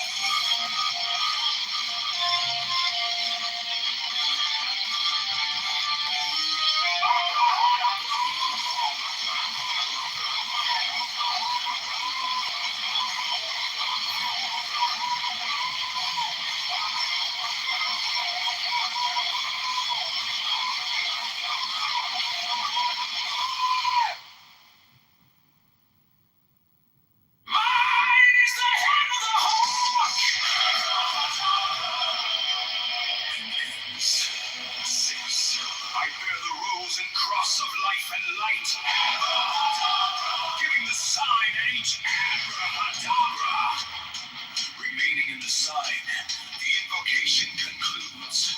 Therefore I say unto thee, come thou forth and dwell in me, so that every spirit, whether of the firmament, or of the ether, or of the earth, or under the earth, on dry land, or in the water, of whirling air, or rushing fire, and every spell and scourge of God, to pass on my being.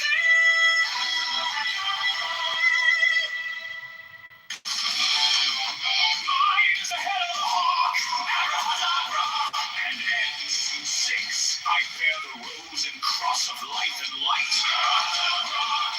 Giving the sign at each abracadabra, remaining in the sign, the invocation concludes.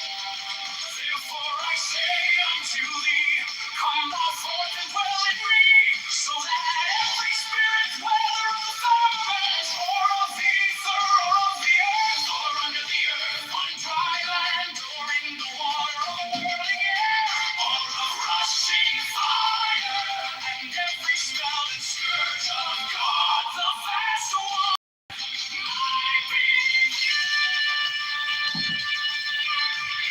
Abracadabra.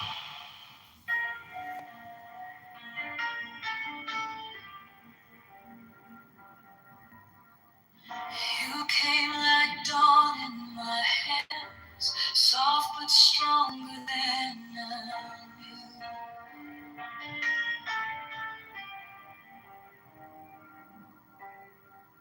My fear turned gold in your eyes, and my whole night broke in two.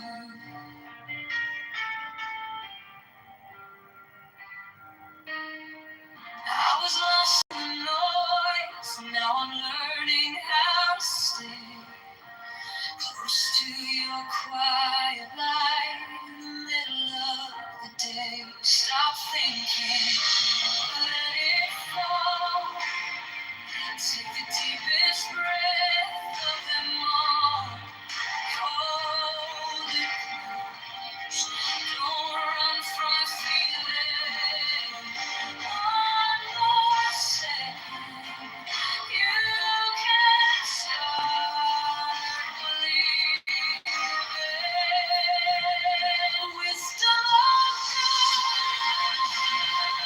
Love is God. Wisdom of God.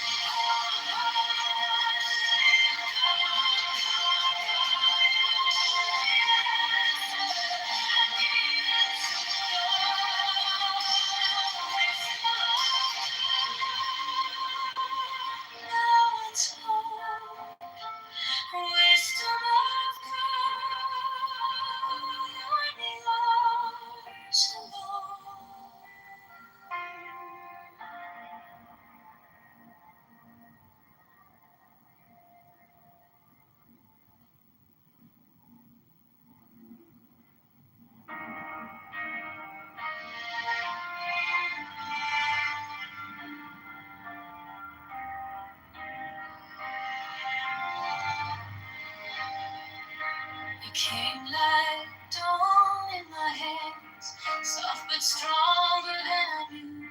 The fear turned gold in your eyes, and my old night broke in two. I was lost in the noise, now I'm learning how to stay close to your quiet light. In the middle of the day, stop thinking, let it fall. Take the deepest breath, hold them all. Hold it close, don't run from the feeling. One more second, you can start believing. Wisdom of God, now it's joy. Wisdom of God, now it's love. Wisdom of God, my heart is open. Wisdom of God, I rise above. Oh, let it go, go, go. You are the answer I needed to know.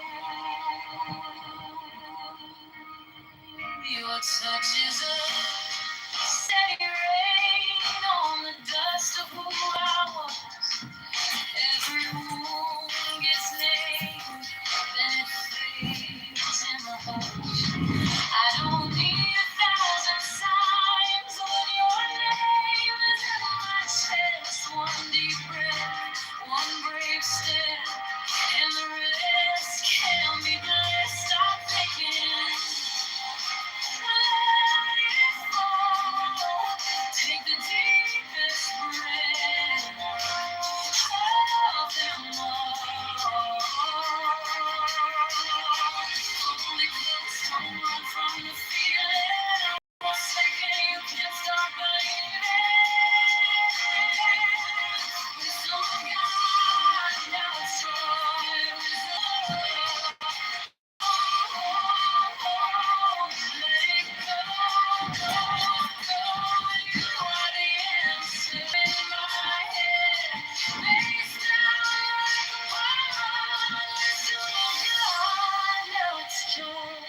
Wisdom of God, now it's love. Wisdom of God, my heart is open. Wisdom of God, I rise above. Let it go, go, go. You are the answer I needed to know. Wisdom of God, now it's home. Wisdom of God, I'm yours alone.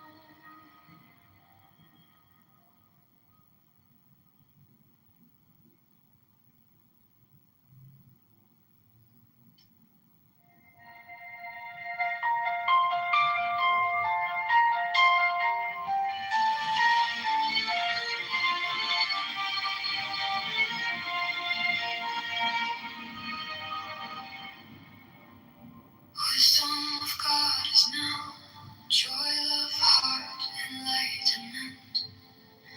You found me in the quiet with my hands still shaking. I was carrying the hurt like a name I couldn't drop. Then you touched my trouble and the whole room stopped. Stop thinking and your problems. Take the deepest breath of the day. Hold 10, not 11. 10, not 9. Stay.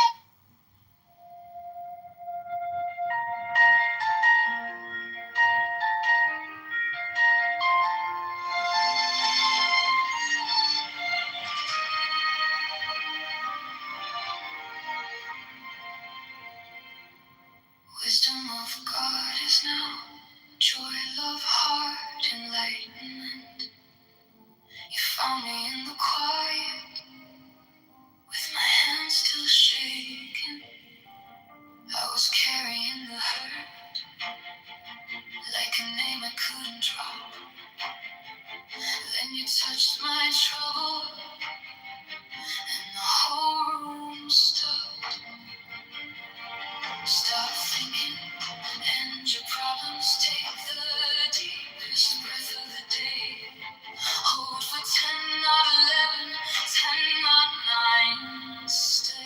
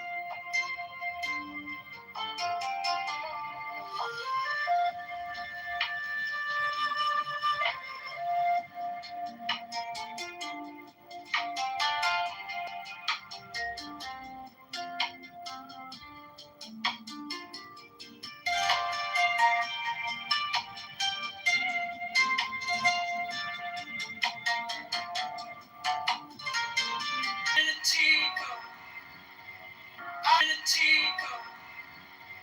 I read the wind in your hand. I read the wind in your hand. On a broken sidewalk. And the way you stay. If I let go, I come back clear. Back clear. If I let go, you get me. Now it's wisdom. Now it's joy. Now it's wisdom. Let it unfold. God is love here. Love is now. Hold this. Show me now.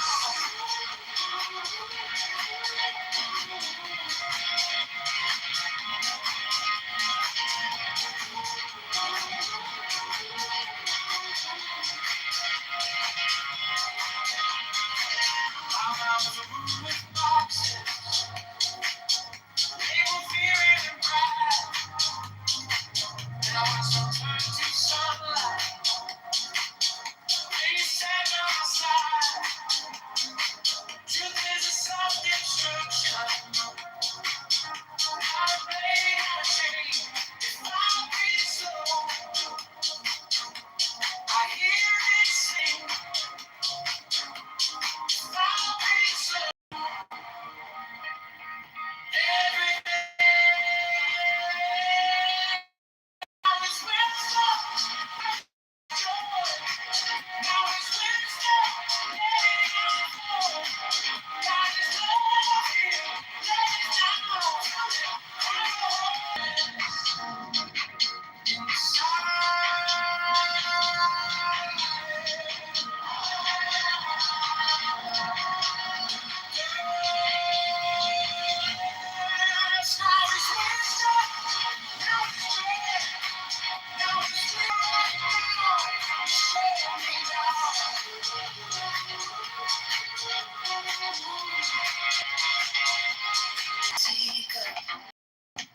I read the wind in your hair, down in the broken sidewalk, God in the grocery store, psychology in a pattern, love in the way you say.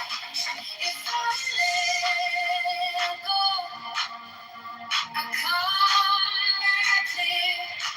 If I let go, you get near. Now it's wisdom. Now it's joy. Now it's wisdom. Let it flow. God is love here. Love is life for me. Now I hold it. Show me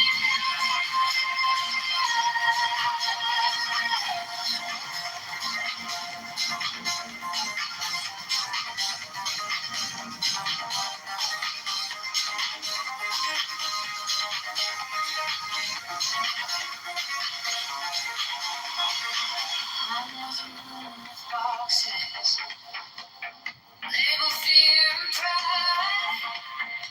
Then I watched them turn to sunlight. Then you sat by my side. Truth is a soul's construction. Not pain, not shame.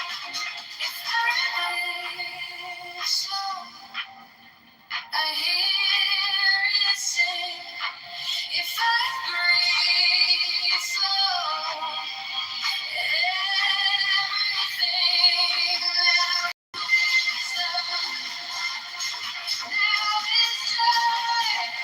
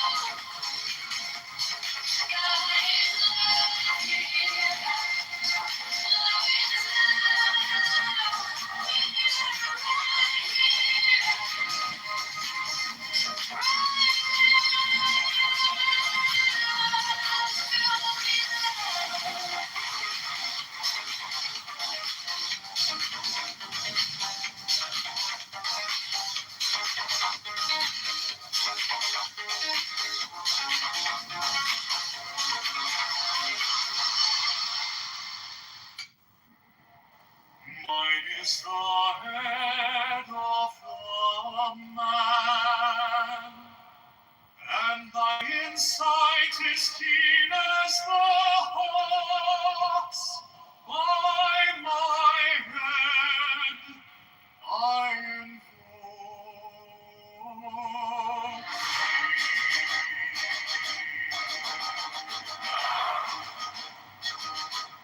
I am the only begotten child of my father and mother. My father is dead.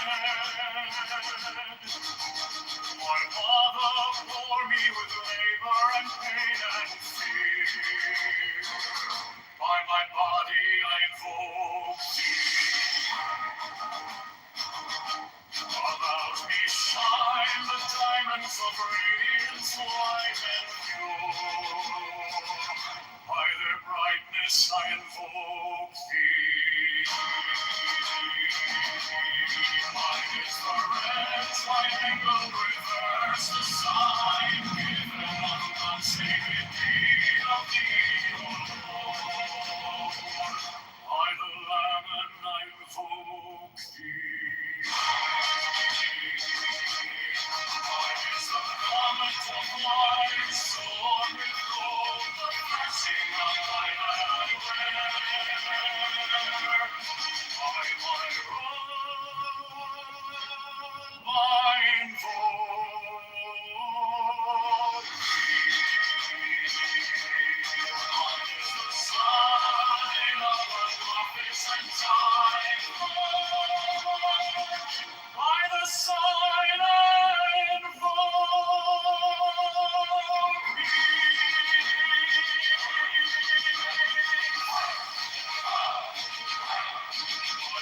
turban of white and gold, and mine the blue vigor of the intimate air.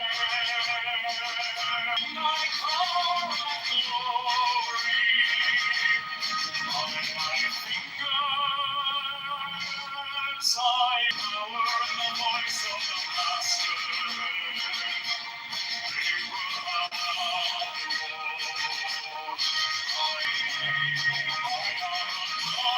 Waves of music in the song that I made to invoke.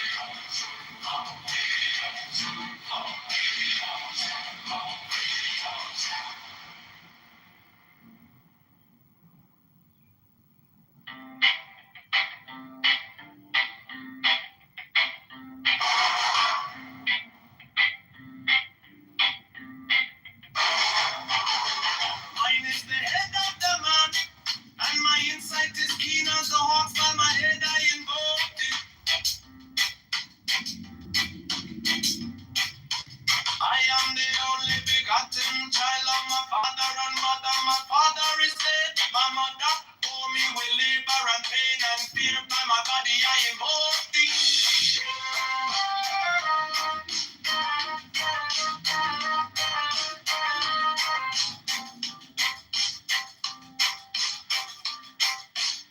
About me shine, the diamonds are radiant, white and pure. By the brightness I invoke thee. Mine is the red triangle reverse, the sign given of none. Save it be of thee, O Lord. By the Lamb and I invoke thee.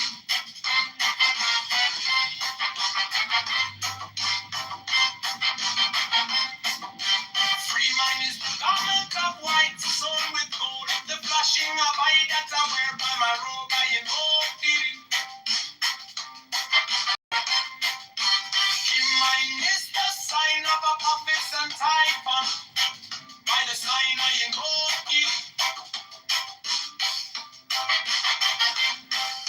For mine is the turban of white and gold, and mine the blue vision of the intimate. By my crown I invoke thee. My fingers travel on the beads of pearl, so run I after thee in thy car of glory. By my fingers I invoke thee. I hear the bond of double power in the voice of the master. Abrahadabra, by the word I invoke thee. Be mine are the dark blue waves of music in the song that I made about to invoke thee. Strike! Master core, draw! Draw the flaming sword, draw! Triumph and conquering Lord, warriors of Ninja, by the song I invoke thee.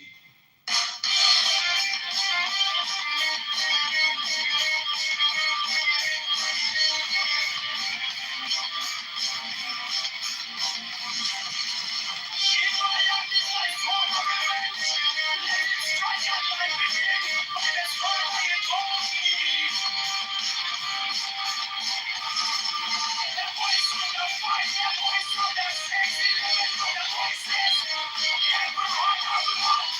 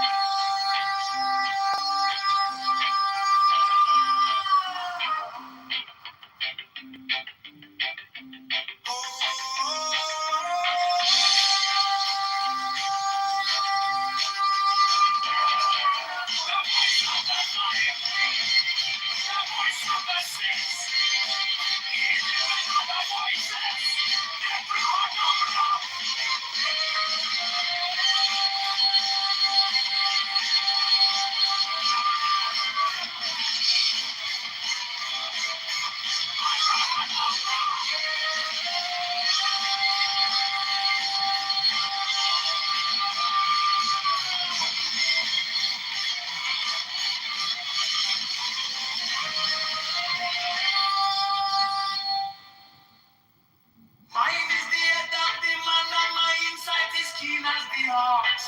By my head I invoke thee.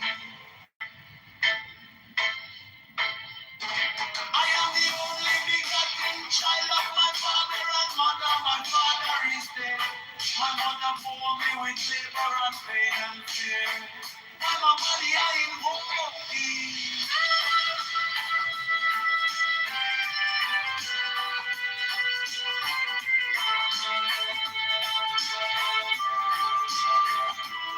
Above me shine the diamonds of radiance, white and pure. By the brightness I invoke thee. Mine is the red triangle reverse, the sign given of none. Save it be of thee.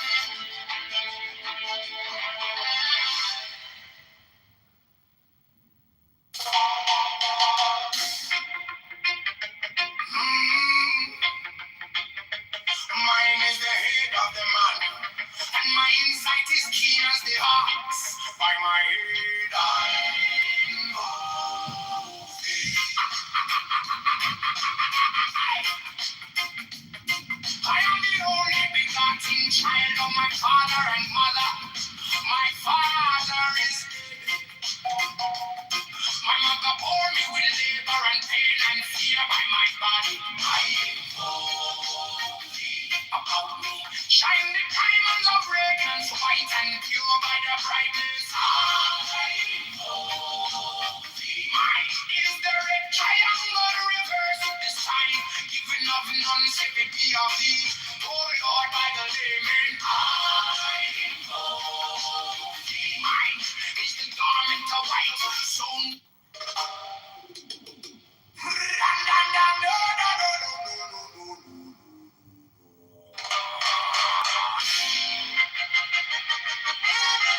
mine is the head of the man, and my instinct is keen as the ox. By my head, I invoke thee.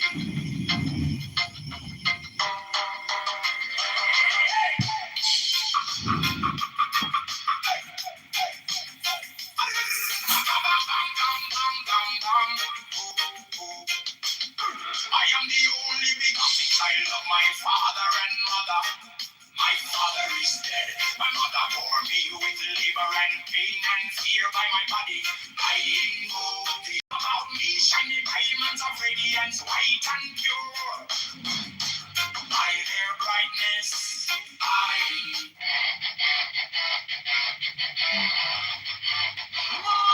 is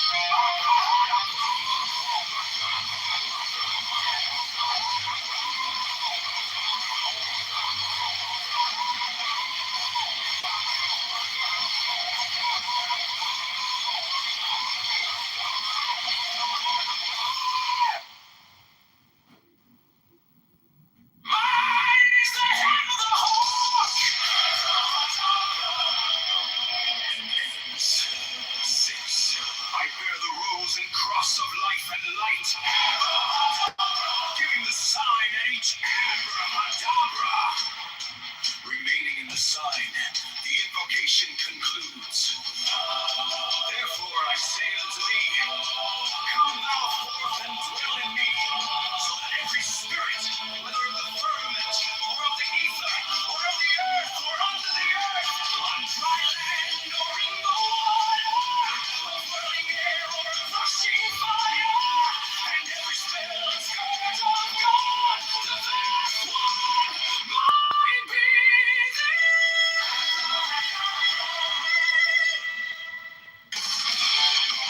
mine is the head of the hawk, abracadabra, and ends in 6. I bear the rose and cross of life and light. Hearing the sign, teaching abracadabra. Remaining in the sign, the invocation concludes. Therefore I say unto thee, come thou forth and dwell in me, so that every spirit, whether of the firmament, or of the ether, or of the earth, or under the earth, on dry land, or in the water, or whirling air, or of rushing fire, and every spell and scourge of God, the vast one, might be abracadabra.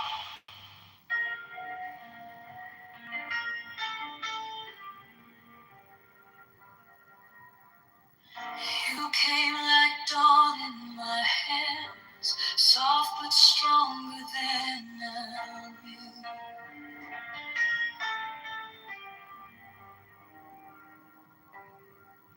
My fear turned gold in your eyes, and my whole night broke in two.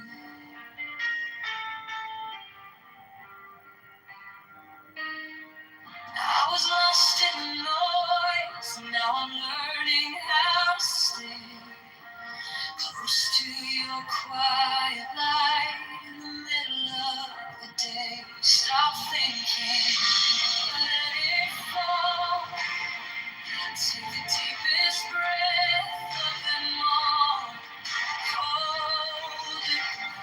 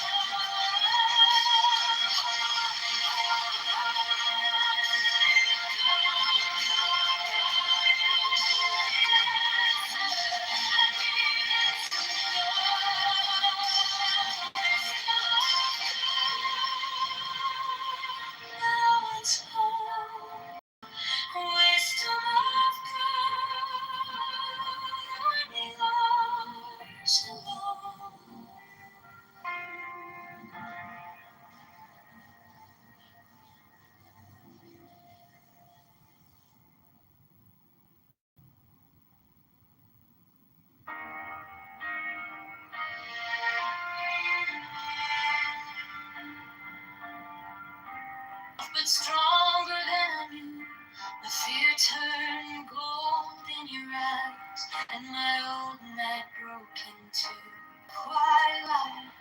In the middle of the day, stop thinking, let it fall. Take it, hold them all. Hold it close, don't run from. Now it's joy, wisdom of God. Now it's love, wisdom of God. My heart is open, wisdom of God. I rise above.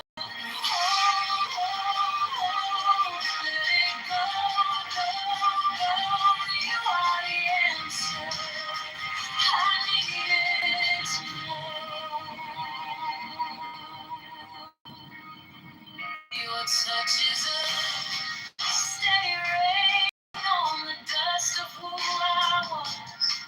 Every wound gets named, then it fades in the hush.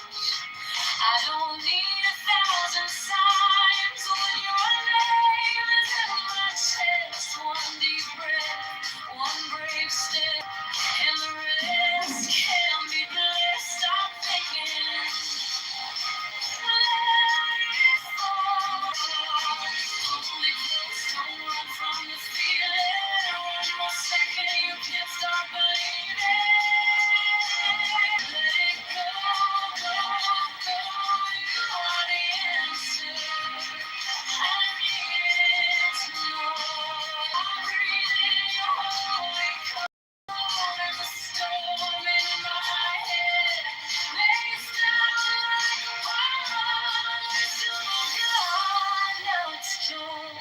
Wisdom of God, now it's more.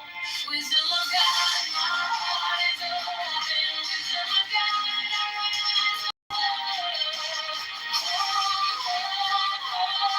Let it go, go, go. You are the answer.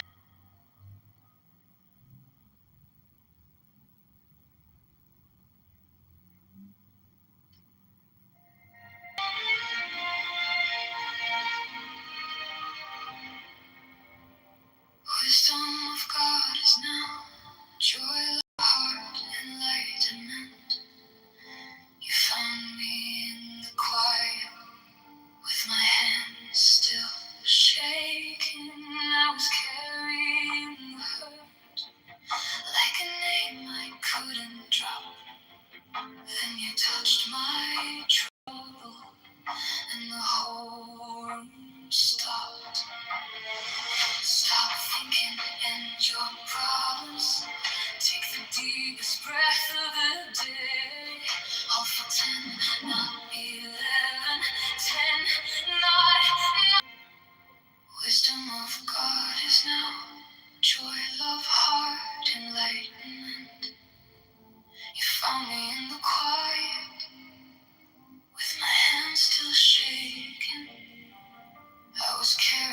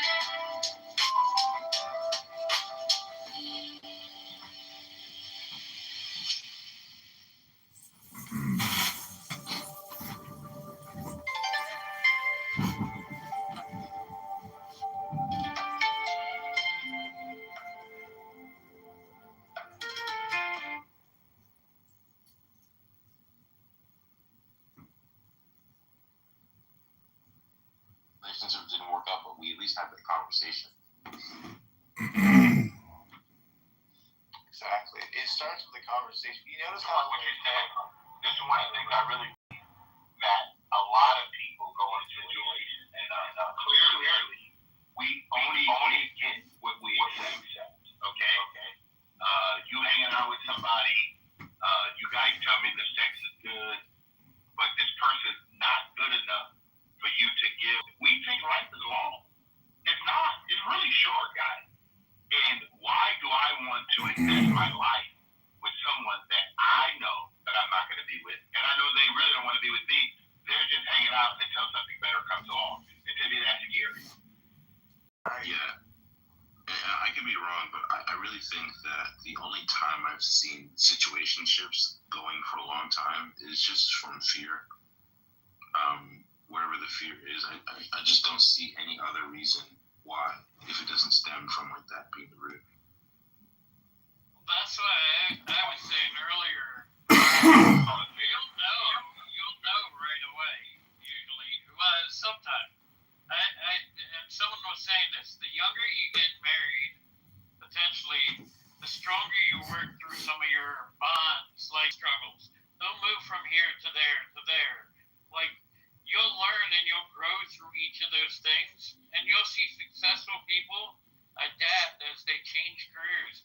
Because if you don't do it together, it's tough, because you might be set in your ways, you're in your 30s, you're ready to settle down, but you should have probably already settled down and got married, and maybe had a kid, maybe not. It just depends on your situation. But by the time you settle down, you would have had a future, and you could change jobs, you could change where you live, you might sell one house to move. You'll learn the financial struggles together, and the more you learn together, the more you grow together, I think, the sooner. Well, Clubhouse. Okay, hold on, DJ, hold on. Do you know how many careers and opportunities I've got in life around the world because I'm married? I'm in death care, right? I can go to meetings and have opportunities with companies. And because I'm married, they look at me a lot more serious than someone that's transient or someone that's not going to be around. They know that I have a commitment to a wife when I was younger with kids and a home. They knew I wasn't going to be some fly-by-night person. They want to commit to someone that's already made a commitment in their personal life. And I think that's why you see a lot of these guys say, hey, I'm 30, I'm 31, and I've had 6, 7, 8 different jobs. Why? Because they know that you're not serious about making commitments. And that's what I say, it's not fair. And you guys can look this up. How many men actually ask a woman to marry them in their lifetime in 2026? Google that one. See the. It's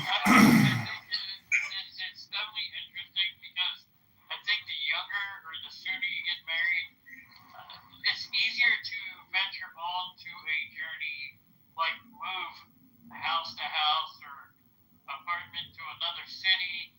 The younger you are, the more easier it is, and it's more adaptability. The job today where you're at, but then they can say, oh, he's so good, can we move him down to Tennessee? Cool. See, let me go after you or after DJ. I wanted to go before you. Hold on. DJ, do you want to go? Yeah, I'm just amused at all of these experts on relationships. I think people should stick to politics, quite frankly. But this is such a nuanced issue. It's cultural. I mean, there's sociological, physiological, philosophical, psychological issues. People go to residency programs and they don't want to get married until they're done. So they've done 2 residency programs and they're 35 years old. There are people who get married very young and pick jobs in retail where they could get a job doing anything in that space just about anywhere. I mean, it's just the convergence of the career and marriage is just kind of fascinating to hear this discourse.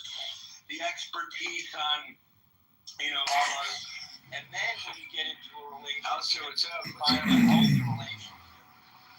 Allison, fucking Crowley. Hello. Smart they are. Their experience is better than the lived experience of others, or it's more compelling. It's just so fascinating. Hold on. There's a disclaimer here. Okay. Hold on a second. We never said we were experts. You know. No, but I'm hearing from certain people expertise in their voices, right? And maybe they don't claim expertise. Maybe they don't claim expertise, and maybe I jumped the gun in saying that, but I think that relationships are so different. But the one thing that I think people find out is if they've worked on themselves and are more self-aware, and they don't come from a place of judgment and criticism, they're open and flexible. Cool C said one thing that was, I think, poignant was the flexibility is a key element. But there are so many things that drive people. There are so many careers that people can only take on roles in certain regions of the country, or the quality of life, there's so many frigging issues to consider that to kind of pigeonhole any one type of relationship or one option or avenue is just kind of asinine. And I think one of the other things that people are finding is, the metric here seems to be that marriage is so indicative of success in the relationship, when in fact you'll see a lot of people in dysfunctional relationships who are married for perhaps the wrong reasons and perhaps the reasons they need, whether it's financial or whatever. But love is probably lower on the list, and to be presumptuous about other people's relationships, I find interesting. That's my opinion. You can take it or leave it. Well, so DJ, I was actually bringing this up earlier because I was avoiding really giving any. I was of the impression that when it comes to personality traits and just stuff, talk about this shit, but like perhaps things that I'd say for psychological reasons, that's probably might even play the biggest part in why some relationships are healthy and some aren't. Maybe you agree. I don't know. Yeah, I mean, I think that if you look, hold on 1 second. I think that if you look at the 12-step, if you look at recovery, for example, years ago I went to Codependence Anonymous because I came from a dysfunctional family. And what I found fascinating for people in recovery, whether they're in AA, who's ever gone through the 12 steps, right? Again, I'm not saying that's for everybody, but what was interesting is those people were less inclined to be so hungry to be in a marriage because they worked on themselves so that they built up their self-esteem. They mitigated codependency. They weren't. They were interdependent, likely not codependent or counterdependent in their relationship and their attachment to people.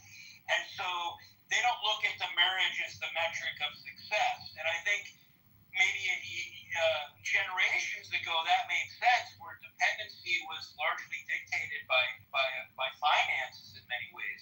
But I think the beauty of people working on themselves is that they build enough self-esteem that a relationship is a bonus, but it's not a necessity.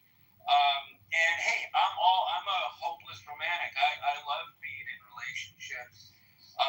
But I also find it interesting, my siblings, and I'll land on this personal note, my siblings are both married to people very early.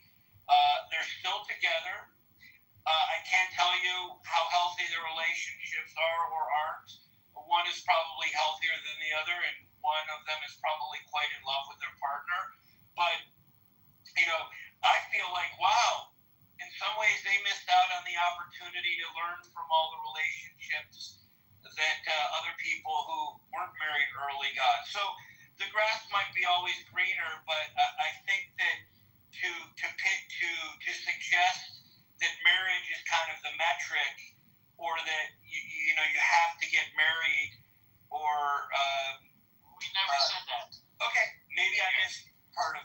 So I have a question, DJ.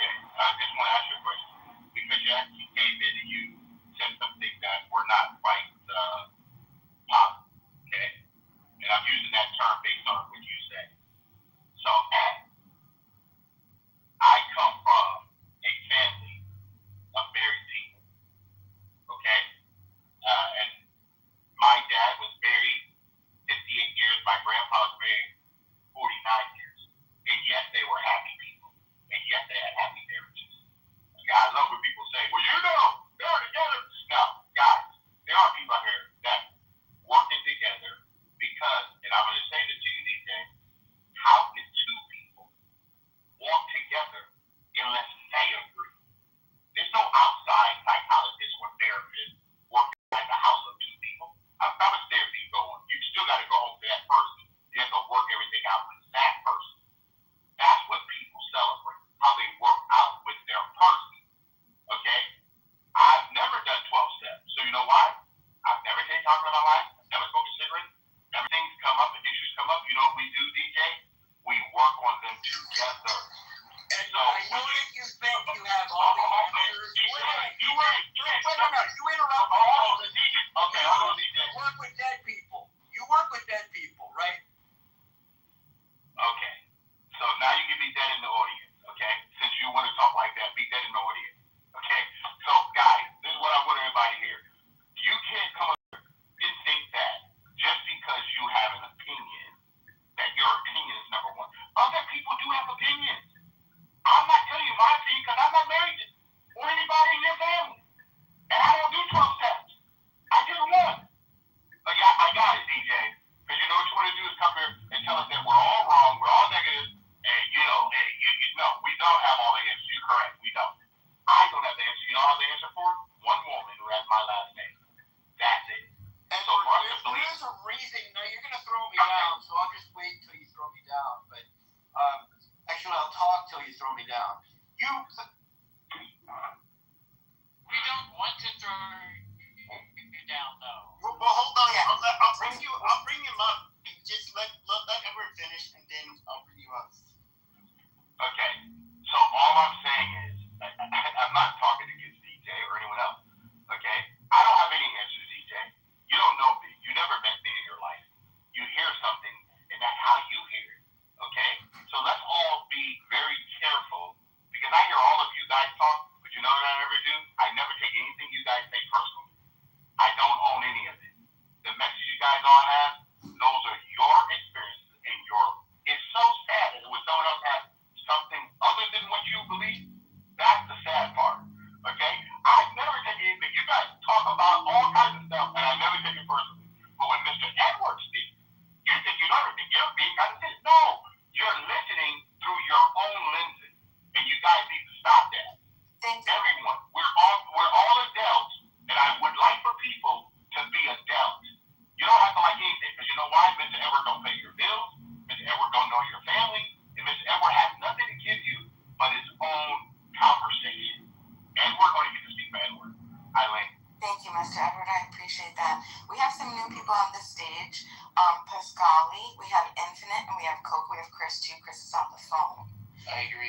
We gotta let DJ respond, obviously. Let him get it out. But let's come on. Personal. Yeah. Let's just keep it really above. So I apologize to Edward if I was offensive. I think that what's triggering is to hear someone say, and hey, God bless Edward, but my family's been married. I'm the only one in my particular family who is not married. And I find it fascinating, though, that this notion of marriage and part of the problem is that we don't realize how unhappily married many people are. That's the problem. That's like an epidemic issue. But another thing is to kind of to be dismissive of 12-step. Everybody should be in therapy. Everybody should be in 12-step. It's not about pathology. It's about learning from institutions that have demonstrated empirically that they know what they're talking about, and they've helped people. There is no way that people can get to this point. It's very rare that someone can find the kind of happiness and wellness doing it on their own.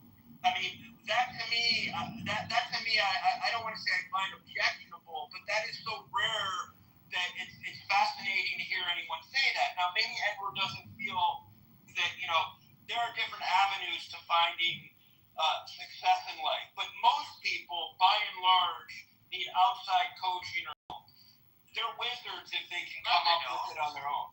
Okay, we're gonna go to some voices. Hold on. So let's open the stage up. Who else wants? Oh, DJ, are you done? Can I just say one more? I just want to say one other thing. The other thing, though, that I do take issue with is that people are lucky if they're so goddamn well adjusted that they don't need any therapy or any outside help. Now, in the Jewish community, where we've had a lot of generational trauma, most people embrace therapy. No, I don't care how fucking successful they are, they know that that's a resource that is out there that's to be taken advantage of. Now, people like to sit here and pedestalize Jews often enough and say, why are they so fucking successful? Well, maybe one reason that they find success is because they don't think they fucking know everything. So when I come in here into spaces and hear people project and play like they know everything, it's really off-putting. And I'll land there before I get more. We never once said that, DJ. And I never once said anything about. Not everybody. I think everybody just offered their opinion. I don't know. Dr. Jordan, you're coming in kind of hot tonight. Everything okay? I am a little bit because I sense that people have this. Not everyone in this room, but some people in this room have this kind of I know better than you. Like, for example, I would never tell Bima what I think. Like, someone should tell her they should get married or they should. She admitted that she may have made some mistakes, but the first she wanted to know. She wanted to. The first. Kosi. Thank you, Kosi. The clue to me is to kind of know your boundaries, and even if you offer to help someone, you do it in a way that is not coming from a place of I know better than you. And maybe people didn't feel that way. That's how I took it. Okay. Maybe that says something about my insecurity. I'm willing to open it up, and I'm a fucking constant work in progress. No, I know you are, DJ. And so that's why it drives me crazy. You don't have to be. I got it. Wait, first of all, I don't think anybody here is saying they're good people. We are all flawed people. If you think differently, come off mic and tell me right now that you're not a flawed person. I am not a flawed. There we go. I was gonna say, Dima. Okay.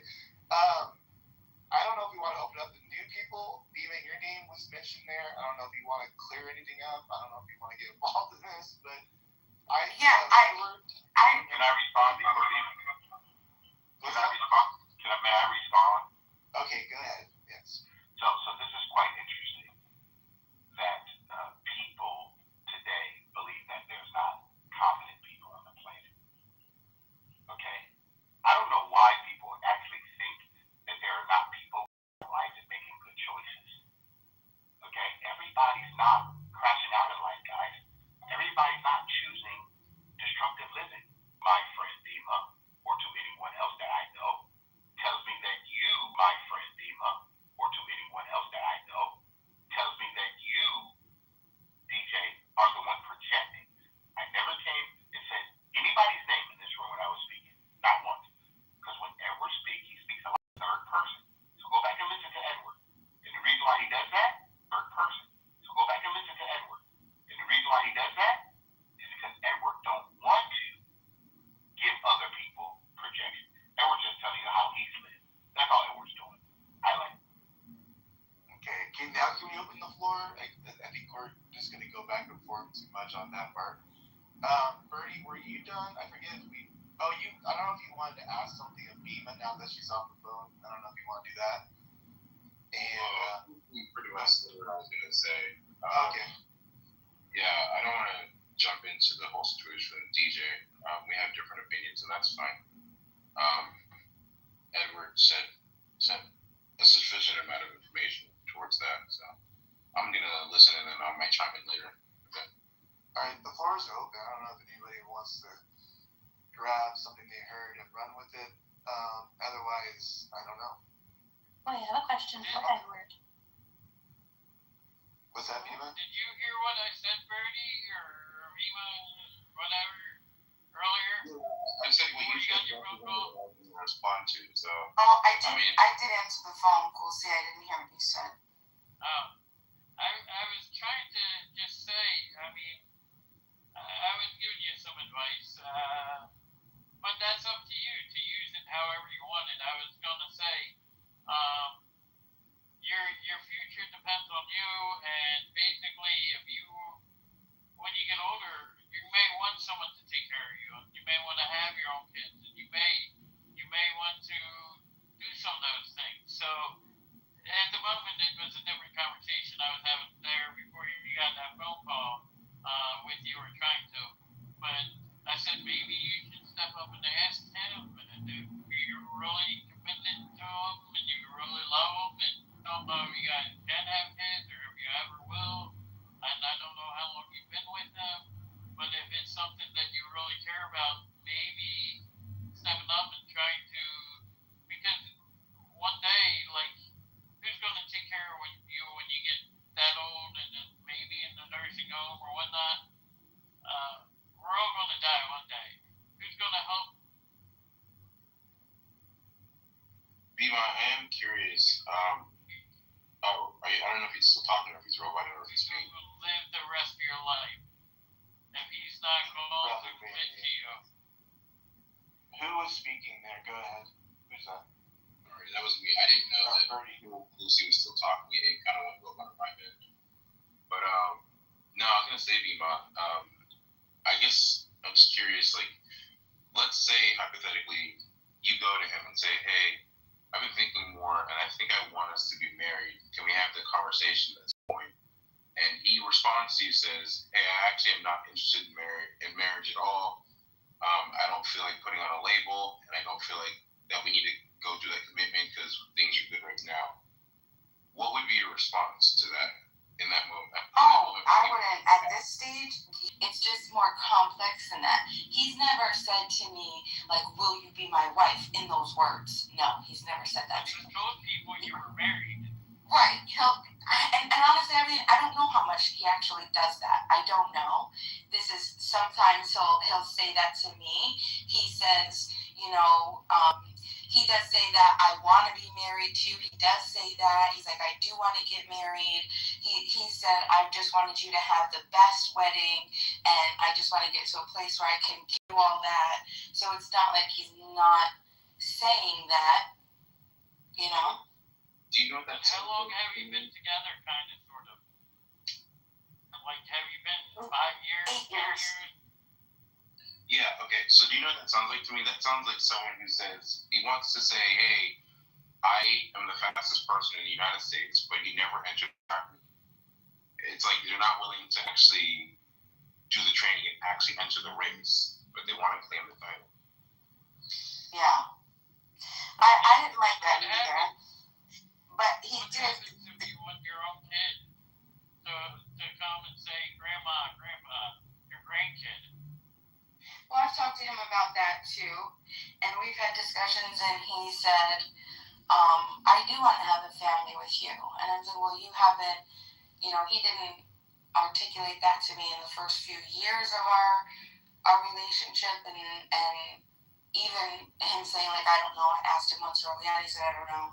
Now he'll say, yeah, I want to have kids with you, but, right now, his job has him working. I haven't seen him for a really long time. He works out of state, so that man has a whole second relationship and family. I'm right now. No, he doesn't. Yes, he does. All right, listen, I've had to tell many women this. I know men because I'm a man. If that mean if he especially if he. Hold on, we'll see. You got this. Go ahead. Go ahead, Chris. You're on. Go for it. So listen, especially if y'all had this like multiple years thing, and the beginning was like kind of like ducking the family thing, and then when you started saying like you wanted to be more serious, he's like, oh yeah, I do want this.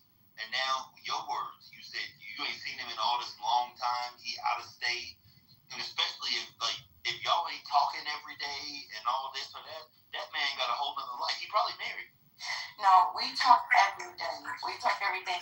I would be interested to hear what people think, knowing like what would the possible frustration, or what would you say to somebody who you actually knew is working? Like, we're going to say that this is fact, that there is fact, that you've identified that he doesn't live a double life. He doesn't have another relationship. He is just dedicated to me, but also he's trying to create a job and a life for us to be able to be together every day in the future. So why don't you move I have a couple questions that will help me answer that question. I have like maybe 2 or 3 questions that will help me answer that. One is, what does he do for work? He drives.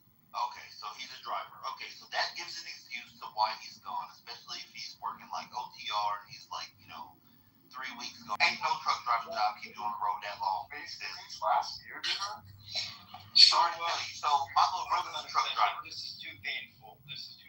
Bima, you're It is. smarter. You're smarter than most people. Me and her were having a conversation. Can we I don't care. I'm tired of it.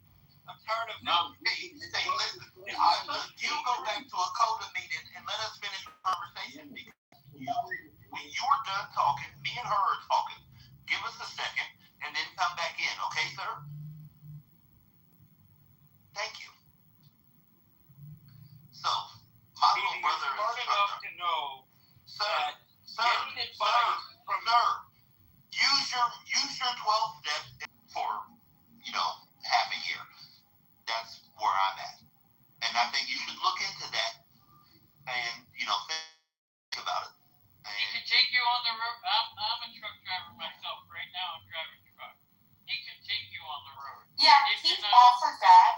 Well, see, he's offered that, and he's offered for me to go and go down there and pay for me to be down there, whether it's in like a apartment or extended stay or whatever else.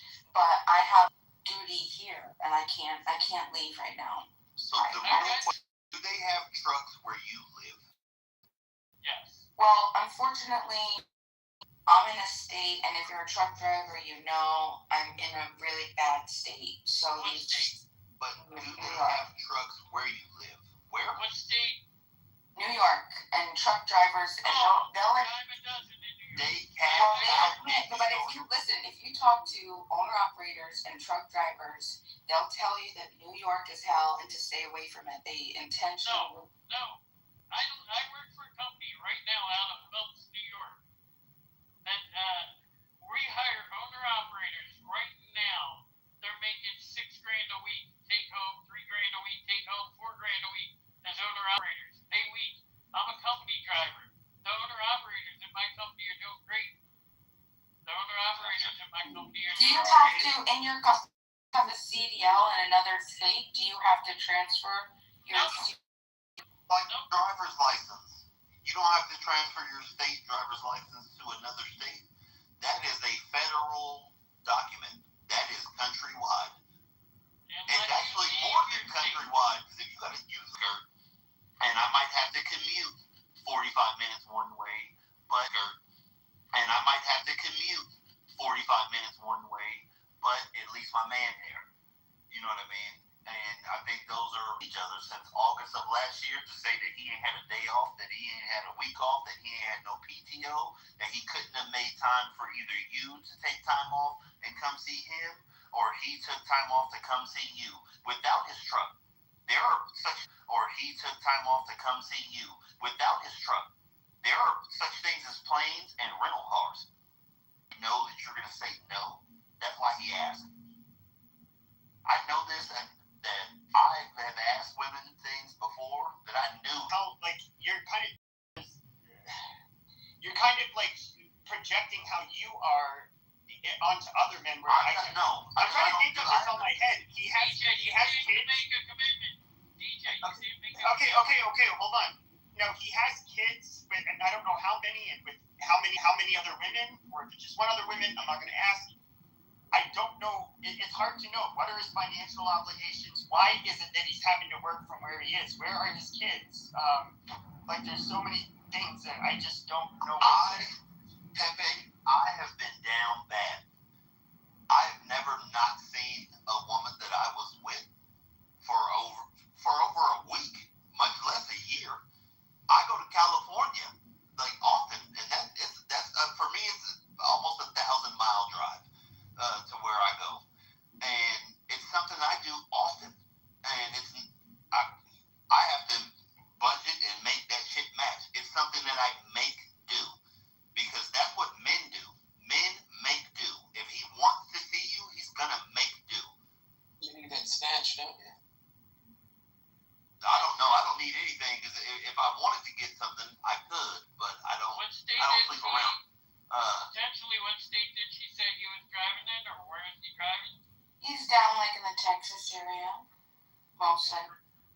Well, okay, so Texas is very good for trucking, and I understand that. Is he a company driver, owner op? In between. That's what he's been working on. He's been working to eat. 1099? No, he has a relationship with the person that he's working with now, and he's trying to create his own company and own. Yeah, it's only, you got to come up with the money for the truck and all that. But if he came up with the money for a truck and his LLC, so he can't even commit to going up there and driving, or maybe he did drive up there, and he's just telling you he's in Texas. I don't know. I've been doing this now, going on 5 years come August, September. I'm trying to get to owner-operator stage. He may have been doing it a lot better than me, but it's a choice you make, and you could go wherever you want. It's just if he doesn't, New York's not that bad. It's the Northeast that people hate. But like I said, the company I'm with, they're doing well. Company driver, it's okay. But they have a milk division, a fuel division that's doing well. The company I'm with. So it just depends on what he's looking for. And again, if he's with a renowned trucking company, he can easily get another trucking job without losing any money or without even losing any work. And I think he's with the local person. He's working with the local company. All right. We do have new people on the stage, and Bima, thank you so much for accommodating all of the questions. But we have Coco Infinite just came up, Beaver's back. I think it's Cali and DJ's back up. So let's continue to talk about relationships and what makes relationship good. How do you make it work? And what have you done to make yours successful? And what do you think makes it successful? I'd love to hear from Infinite. Infinite, are you, and Pascali, Infinite, are you in a relationship? If you've been in a relationship, how long have you been in a relationship? And are you married? Everyone. You can call me Callie, for short. We can barely hear you. Oh, sorry. Is that better? There you go. Okay. Yes. So, hi everyone. You guys can call me Callie. But I am in a relationship. I've been married for almost 20 years, and I have a little bit of experience, I guess, of keeping it right. I think what it entails is you do first have to know yourself to a certain degree. You're not going to know everything, and you're going to learn with the person. That's very important. To have patience, not be judgmental, and talk things through. Because you, at some given point in time, you're both going to make a mistake. But if you have that mutual respect for each other and you're able to, communicate with each other, even through the bad times, then you'll pretty much be able to work out anything. respect, also making sure that you align with each other on certain things. Like you may have a difference of opinion, but if you can figure out a way how to meet halfway, that definitely helps. And learning how to be emotionally regulated. In a relationship and shut down or may not want to hear, at least you know that they're coming from a loving place because they want both win. Like you're on the same team, you're in it together. And yeah, I mean, there's just so much. There's so many different lessons that you learn along the way. I don't think it's a I don't think yourself and just kind of figure it out as you go along. I don't think that my way is going to work for everybody. I don't think that someone else's way would necessarily work for me long. So, I mean, that's ultimately my advice, and just try to learn from the people around you are in successful relationships, and just pick things that pick things from other people's relationships that you like, and incorporate it into your own.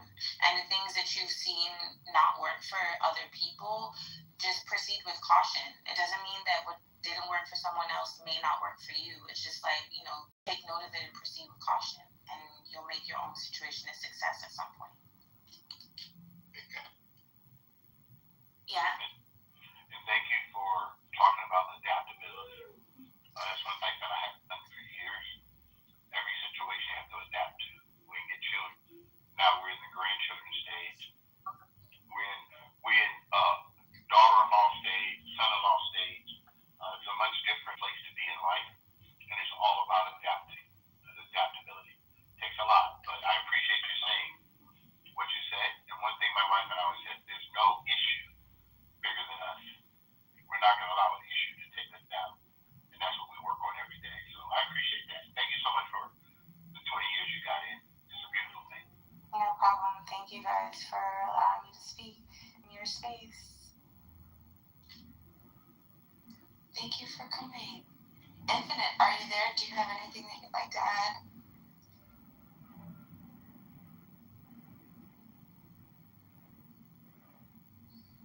Don't be shy. Don't be shy. Come on. I really hope for the young lady the best, the 8-year relationship. I really do. I mean, it's hard. I don't know if that phone call you got earlier was him on the phone, but it's important for him at times if that is. But adaptability is the easiest thing for a trucker to do. You can go anywhere. And the possibilities are endless. It's just the desire to do what you want to do. And if he's built something down there, then that's the difference. So I really hope for you the best. Being a trucker myself and understanding it. Sometimes it's hard to leave something though. Like people have said, I need to switch jobs. It's hard because at the same time as a company driver, I know there's a constant check. I know what's going on right now at the moment. It may not be the greatest for me, but a lot of abilities there. Be to take into consideration what some of the guys tried to say to you. Sorry, that's my house talking. But like I have 8 brothers, so like I've had a lot of experience with guys, and I think that some of the guys in the room changes or sacrifices to make it work and to like be present or to have you come out to see him or whatever. You said you have a whole range of no. I say I have a very diverse range, diverse range of topics for in this place. Not that I have any topics to be had right now, but yeah. Oh, okay. Well, one of the things I like, as you said, let's talk relationships.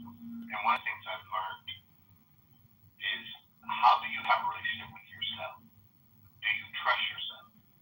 Do you make yourself a priority? Do you pursue your best interest for yourself?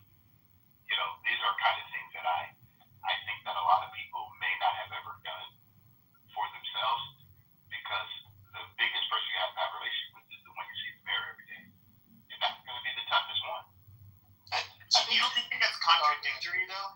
Like number one, I'm gonna go out on a limb and say some people do not have the ability to trust themselves. They literally do not have the impulse control.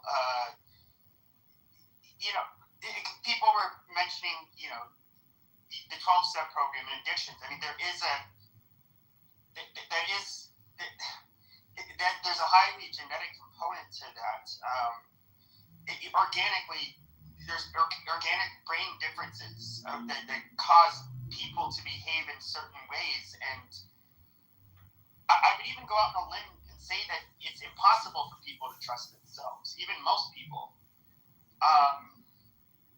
And I think that also it seems like it's a little contradictory. It's like you put yourself first. I mean, I kind of get it, but there is a level of sacrifice you have to make, though, where I feel like if you truly, quote unquote, love somebody, you can't put yourself first.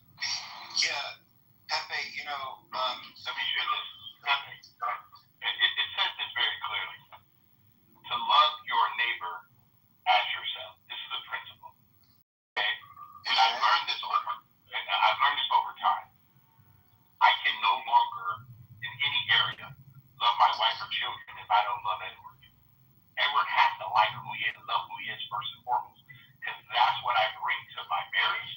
That's what I bring to my children, my grandchildren.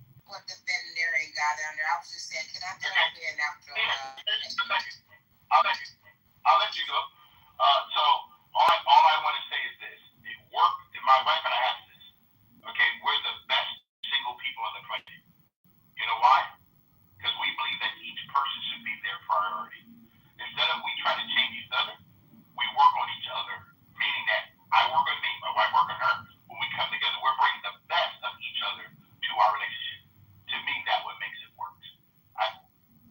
I was just gonna say this. I agree wholeheartedly with a lot of stuff that you said, and I wish that I had that thought process when I was younger and I was married and I had my first child.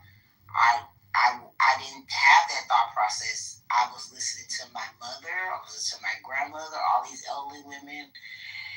At one point in my life, I lost myself. I was just so focused on everybody else, the kids, the house, the husband, all this stuff.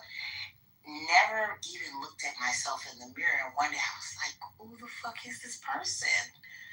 And it's so easy to slip into that as a woman, because the way I was raised, it was like, you do all the things, you keep the house, you keep the food, you fuck your husband whenever he wants, you keep yourself together, keep makeup, keep hair, your glam, all of this. That shit is fucking exhausting, okay? And sometimes you will lose yourself because you will fall into a state of depression because you're so focused on taking care of everybody else besides yourself. Don't let you have elderly parents. Oh, put them in between the sandwich. So now you got the kids, your husband, your in-laws. Don't let his parents get sick. It's just a lot of fucking pressure. That's one of the reasons why I'm hesitant about remarrying. It's a lot of work. I'm done speaking. So, as I was going to mention, and thank you, Pepe, for sharing, people charge clinical psychologists, psychiatrists often charge, $500 an hour actually here in Los Angeles, for example. And they do it because they're practicing a psychodynamic approach. They're not telling people what to do or what to think. They're helping them come to these decisions on their own, which is why it often takes quite some time. And I would offer that Bima knows probably the answer, but she needs to come to this decision on her own. But this notion of, why, people have to love themselves, blah, blah, blah. If it was so easy to just love yourself by telling someone you should just love yourself, we'd be putting therapists out of business, coaches out of business, people who are trained to help people get to these points. So I'm just shocked at the lack of insight into the empirical nature of helping people put their best foot forward and become their best selves. Now, people aren't as lucky as they're smart to figure this all out on their own, whatever the case may be. I think by and large, people who have resources and are lucky enough to have those resources often invest in themselves. I think that, the interesting thing about the Jewish conversations in these spaces, people wonder, why are some Jewish people, finding so much success? I also find it interesting that in the Jewish community, they're the most inclined to either become therapists or seek therapy themselves because they don't have the answers. They know they can't possibly have all the answers. So if you think that you're just going to become happy on your own or suddenly love yourself because you will get to that point, I don't know, that's probably unlikely. I'm sure that it happens, but the data doesn't, the research doesn't support that.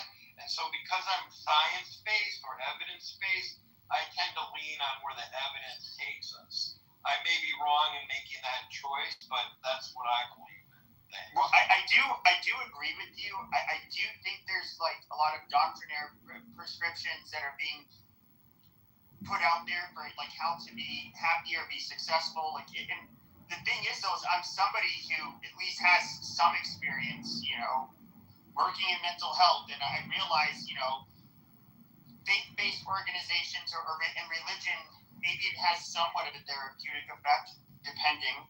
But psych hospitals and like kind of like you said, psychiatry and psychology, all of this would go out there. Clinical psychology, that is, would all go out the window if it was just simple enough to just do some of the things that people are saying. And I do think that there are. I'll actually preface it this way. I think that you get well-rounded individuals psychologically. That yes, they can do a lot of these things that like try to take care of themselves, be a good person, follow the Bible, all of that stuff. But the reality is, though, and I know this, just empirically it's true, there is a good chunk of the population that is not going to be capable of being this healthy, well-rounded person because they were not born healthy and well-rounded. And the reality is that it's not even possible to make these people well-rounded.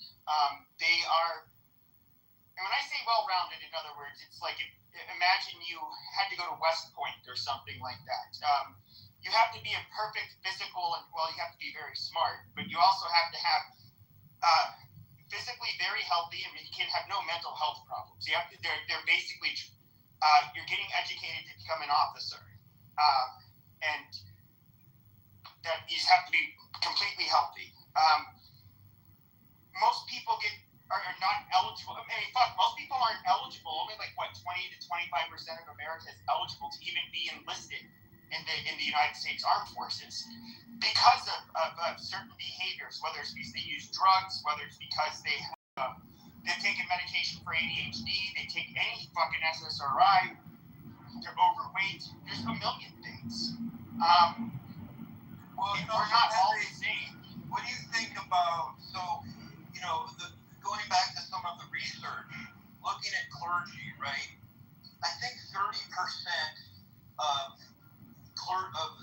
clergy surveyed were presumed to have pretty significant levels of narcissism, which isn't always a bad thing, right? But that kind of confidence to get up there and tell people, and I'm not knocking organized religion at all, but I know that most of my rabbis had more confidence than necessarily competence.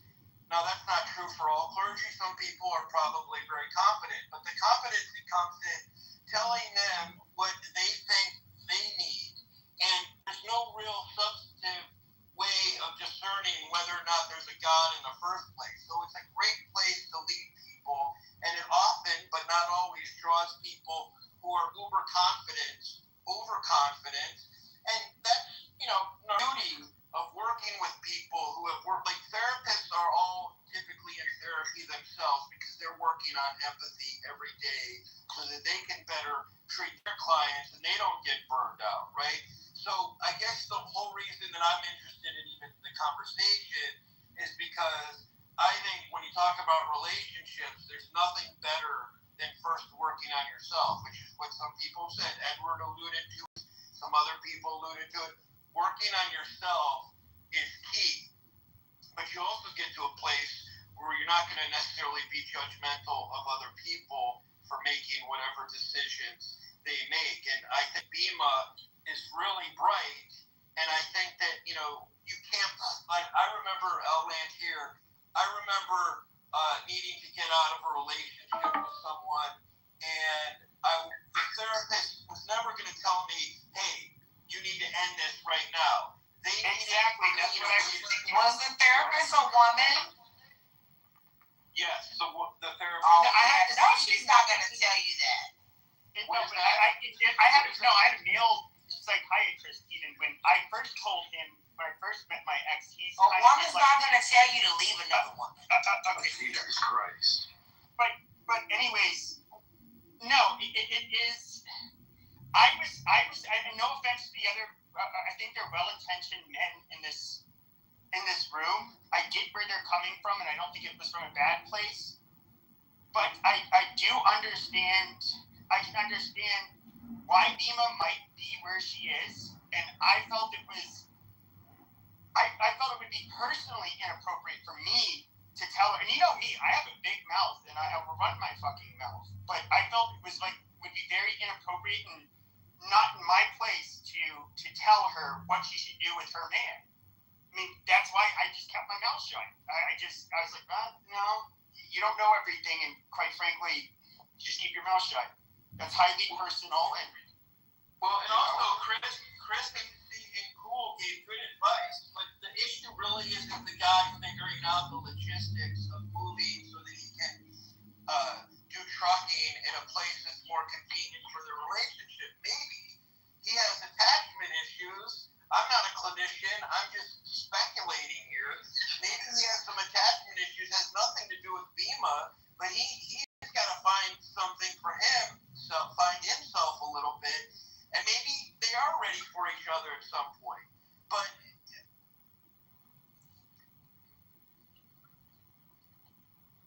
he could figure out how to truck close. I just want to ask this first question. Do you guys think that this right now is a therapy session? Yes. no.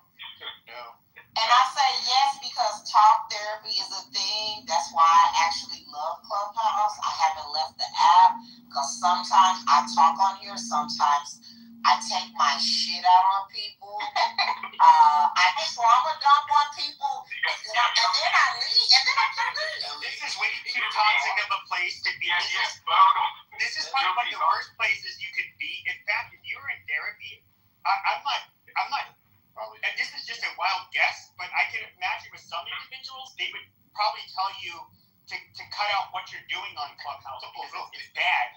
That's totally true. Well, this is an observation, and I hear you guys use the word judgment. We all make judgments every day, but you still have to observe.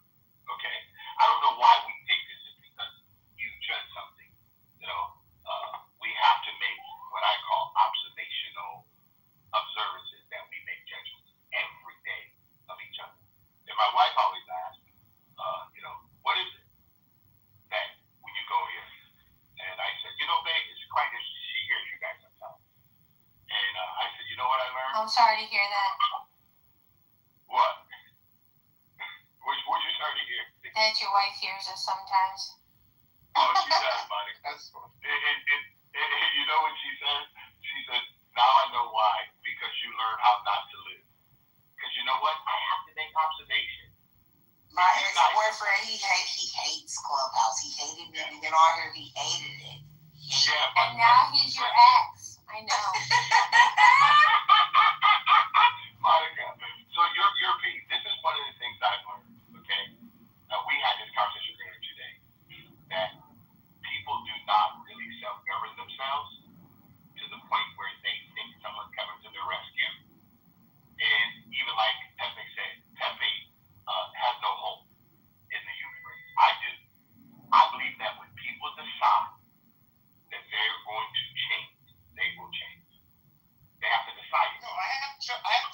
I didn't lose hope in the human race. I said that with certain people, I'm realistic. Look, I will never be.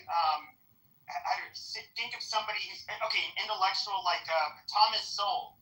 I was not born with this brain. I'll never be as smart as him. I can try all I want. I'll never be, Kareem Abdul-Jabbar. I'll never. But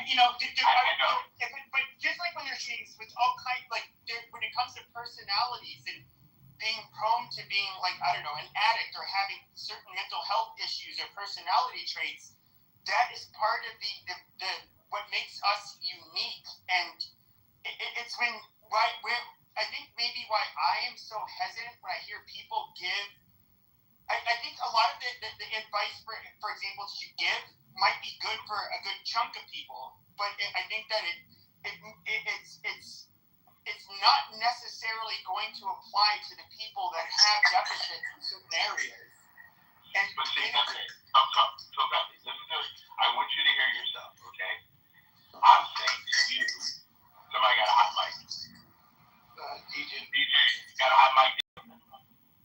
So one of the things I say, Bethany, is that if people work on their own relationship with themselves and learn how they operate, I think things begin to change. When you make better choices, okay? When you decide that you're not gonna, some people do it. They go and stop smoking, okay? Really sad. I really believe this. Because a lot of people think that when they make choices, they don't believe that there's a way out. But there's a way out for all of us. But that's a hard choice that people make. And I believe that relationship starts with yourself. How you receive information, how you don't receive information. And when we talk to young guys on a regular basis, this is what we say to them. Remember, you got to be your first customer. Because when you're going to be a customer to a woman and to your children, they're looking to you for leadership. And if I can't lead them, I can't lead anybody. Hey, thanks for the invite. Go ahead, DJ. Yeah, so Pat, hey, I'm not in the recovery community because I don't do drugs. I don't drink. It doesn't make me better than anybody else. I did mention the 12-step thing, which I thought was helpful, but I want to follow up with what Edward just said. There's a reason that there are terms like egosyntonic and ego-dystonic. There are people who do not know that what they are doing, they are not self-aware, or their values do not align with behavior, and that is their pathology. That's a lot of people out. Donald would be a good example who is ego-dystonic. He has no idea. He doesn't think there's anything possibly remotely wrong with him, and maybe there's not something horribly wrong with him, but he doesn't see any disparity between his alignment with how he values himself, sees himself, and how he behaves. But we don't. It's all to. I think Edward is aspirational, and I think those are good thoughts. But again, this is why, people are really lucky if they don't have any trauma from their childhood that needs to be addressed in any way. And trauma doesn't have to be huge, but whether you're being rigid or you're working with a coach or a therapist, whatever it be, I think everybody can. I can't think of a person on this planet who can't be working on themselves. I guess presumably by themselves is a lot harder to do, or with the help of someone else who's kind of an objective bystander, whether they're credentialed or not. But what I wanted to say, and I'll just land here, Pepe, this is why I tend to like people who come out of this recovery community. I was telling this to a friend the other day, is that because they stop judging themselves and stop judging other people, they're much more beautiful souls for me to be around, right? Like, I like the people who have really worked on themselves because it's a whole different kind of engagement. And so that's not to say that you can't be a beautiful soul if you haven't had these. By and large, to me, the most beautiful people on the planet are the ones who formed in some way, performed make them better. It's just very different, and that's. And I agree, but there's very you have NPD. You are you pretty much take all of the traits to a severe degree. I mean, I've listened to psychologists talk about this, and they don't. They can help you. Are you going to be a person that is not where these traits don't come out, and where it's not going to make you a very difficult person to be with? No. Borderline personality disorder, something very similar. Antisocial personality disorder. Pepe, do you mind catching me up to speed? I'm so sorry. Hold on, Rob. You just came in, dude. You're interrupting. No, I know, but I'm just asking. We're talking about, and giving general advice and about having healthy relationships, and when there's a little bit of a discussion going on beyond, how we approach that. Yeah. Yes, yeah. And so I just named like 3 cluster B personality disorders, which are you can look this up. Cluster B personality disorders in relationships. You'll get a million fucking Google responses. These are disorders that are they wreak havoc. These are lifelong conditions. They don't just simply go away. Even with lots of treatment, they don't go away. You learn how to cope with them. But with antisocial personality disorder and to somewhat of a lesser extent, narcissistic personality disorder, you can work through it a bit. And then you have things that aren't necessarily For example, a clinical psychopath. There's not an actual DSM-5 diagnosis for these people. However, these are people that we have 2 types of empathy. It's cognitive and emotional empathy. Cognitive means like, ow, you stubbed your toe. I know that must hurt. Emotional empathy is like, ooh, you like kind of flinch because you're like, ow, that must have hurt. You kind of feel it. Emotionally, that impacts you. Right. So who would you be speaking to? Jesus Christ. Brock, it's happy hour started early for you. And so these are people who, by the way, their brains are different. They literally cannot feel empathy for other people, at least emotionally. There's no therapy, there's no treatment, there's no drugs that treat that. Are the 2 things synonymous, Pepe? No, hold on 1 second. Let me ask you this question. Because you talk about all this disorders and stuff. How do you approach people in relationship to have that conversation? But we're talking about people. You can't. What I'm trying to tell you is that you can't give general advice on how to have a healthy relationship to these people because they were born incapable of it. I know, but I'm saying, if you met a woman, right? How would you approach that situation? That issue, yeah. Oh, so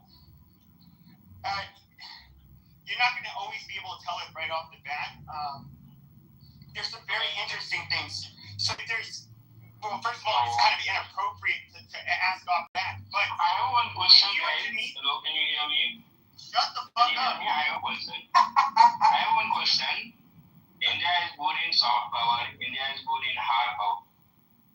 And Sean, we're happy to have you, but one, we can't understand what you said, and 2, somebody who spoke about. Okay. All right. So they tend to be like out the gate, especially with narcissistic personality disorder and borderline personality disorder. These are 2 groups of people where these people are going. It's called like the love bombing, like a super honeymoon. These people are going to seem to connect with you more intensely than anybody you've ever met. They'll be extremely thoughtful. They really are. Probably you'd be like, oh my God, how do I deserve such a fucking person? Because they're going to be so great to you. But then that will change anywhere from weeks to months later, where they become a fucking nightmare.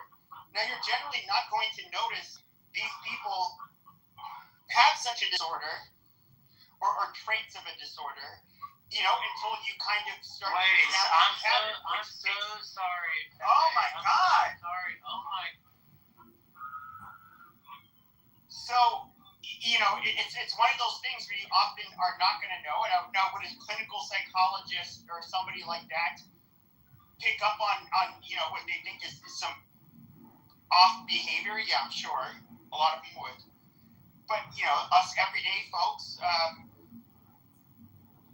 don't know. And you often, when somebody's so great to you, like a narcissist or somebody who has borderline disorder, is going to be, you don't want to, oh no, this bitch is, and a lot of people think they're being intentionally manipulative. It's actually somewhat more subconscious.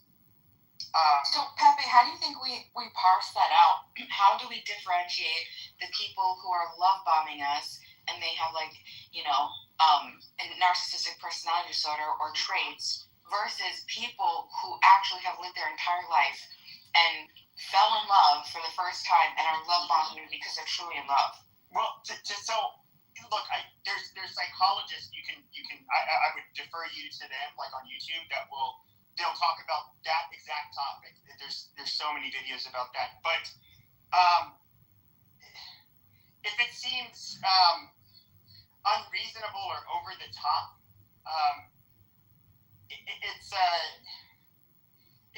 okay. Generally, healthy relationships.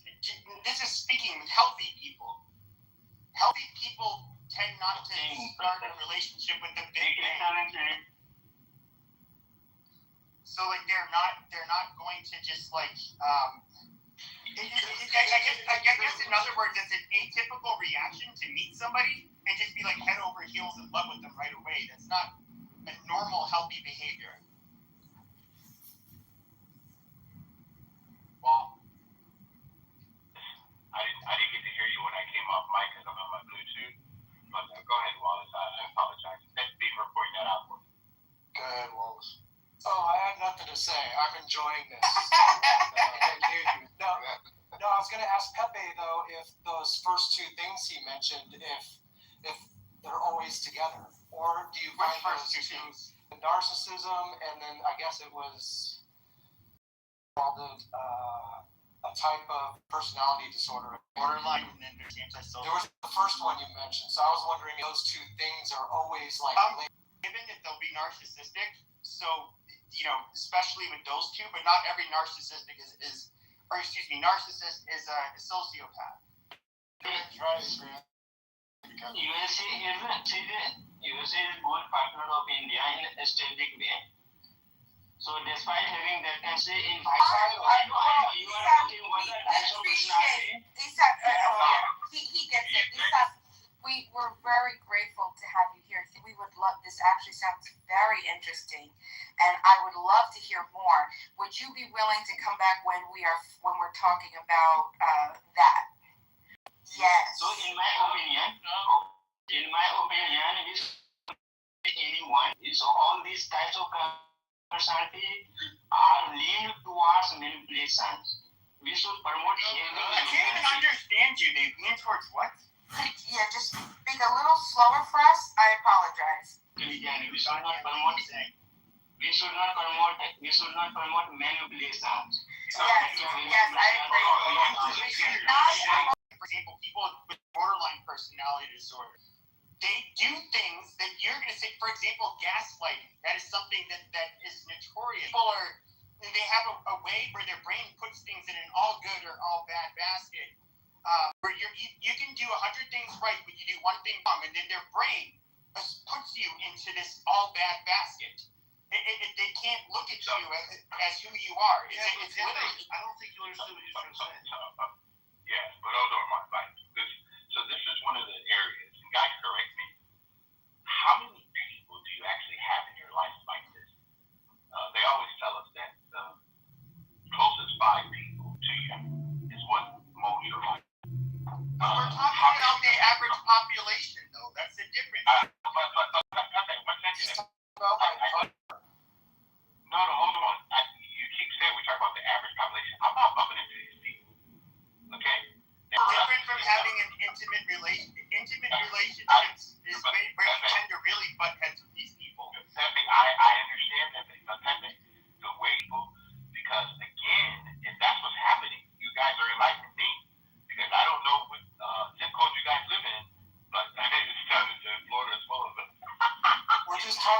different types of relationships. I was having to draw from like examples that I knew on them. There's a bunch of other different issues. We can look at addiction, which would be a much bigger one. We can look at there's basically so many things where that's where I just like this any cookie cutter advice I start to cringe. And I know I beat to death the whole like prescriptions for everything because I feel like that is so fucking simplistic and it is not something that works for everybody. I mean, really, it doesn't. Just like okay, I don't mean to keep interrupting, but is this an excuse not to talk about the topic? No.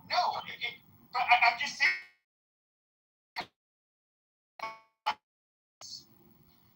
That I'm, for example, hearing from Edward, I think would work for people who are their personality is more they're healthy in many ways, but they're also more likely to be have a higher level of religiosity than others. And so like this advice works for those people, but the reality is though is that I feel like most people we are all on such a fucking spectrum that I don't know. I get it. I don't think we can all take this advice. It's like fitting a square peg in a round hole. I got it. We're all not going to have all the solutions and answers tonight, obviously, but we got to have a little more wiggle room to be able to have this conversation. When we start delving into personality disorders and like A type, B type, C, we'll never get a conversation going. It's just kind of, I get where you're coming from. I don't know. I apologize because I brought us here, but no, move on. No, you're good, Wallace. You're fine. But I get where you're coming from. You're right about a lot of stuff. If we all sit down with our future wife and husband and literally go through all this stuff with them prior to that, we would all have just perfect relationships, I suppose. But you might be healthy. But one thing Pepe says, and he uses this all the time. Okay, I don't know why we believe that the order of a foundation of principles that happen to be religious, like to love your wife and to love your enemy and to treat others kindly and forgive those who speak evil of you. I don't know why those principles don't resonate with other people, but they resonate with everyone. No, they resonate with me. I think I'm just not with the people we're talking about.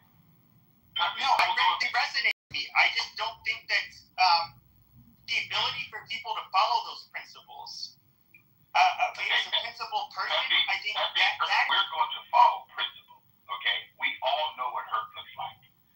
We know when we have said in our society that someone does. Okay, we call it cheating. The scripture calls it adultery.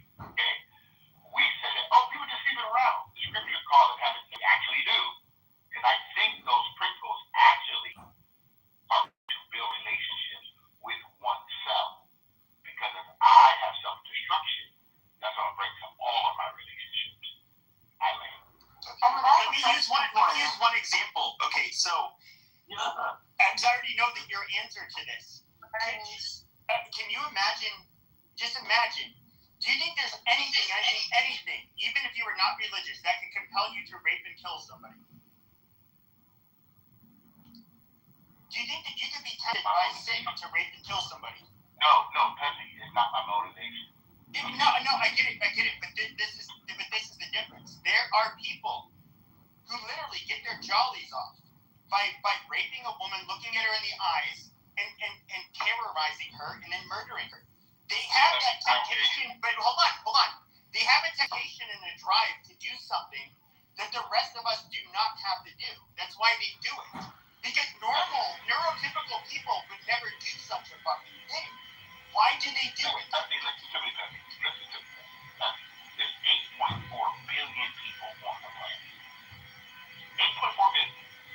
And I promise you, there's probably less than 200,000 of those people on the whole planet. But for you to focus on that and not focus on healthy, meaningful relationships, hold on, Pepe.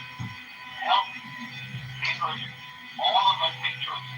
Every single day. All of us. And all of us can choose what's good for us. But correct me if I'm wrong. How many of us actually choose what is good for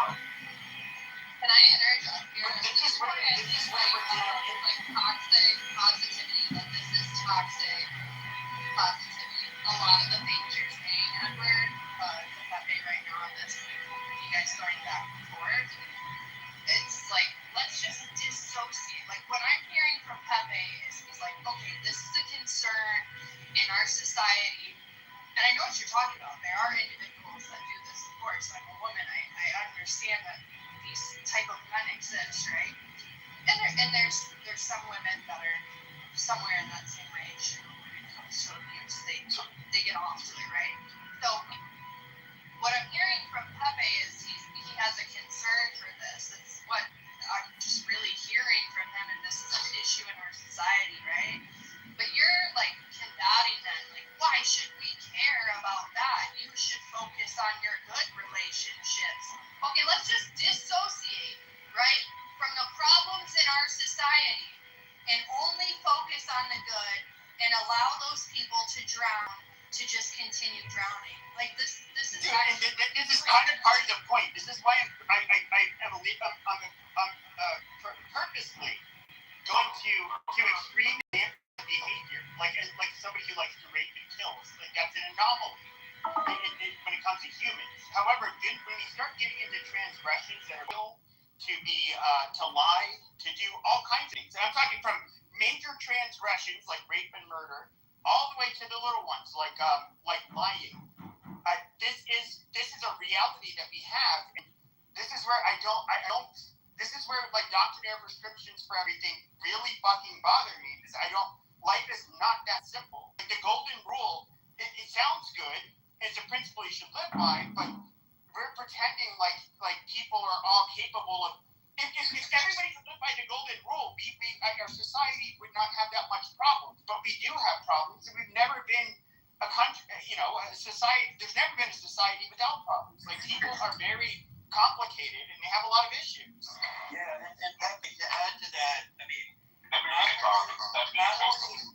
only have so many people been touched by this, many public intellectuals would say that these issues are of enormous concern, that they are infiltrating all aspects of society, not just at the very top, but that in Western culture it is so epidemic that it is increasingly frightening to think that we aren't combating it. It is a huge problem. Everybody has been touched by this, and the funny thing is that like if you haven't been touched by this, something is off because it's so common or you're not recognizing it. So I can't reiterate enough what Pepe has said.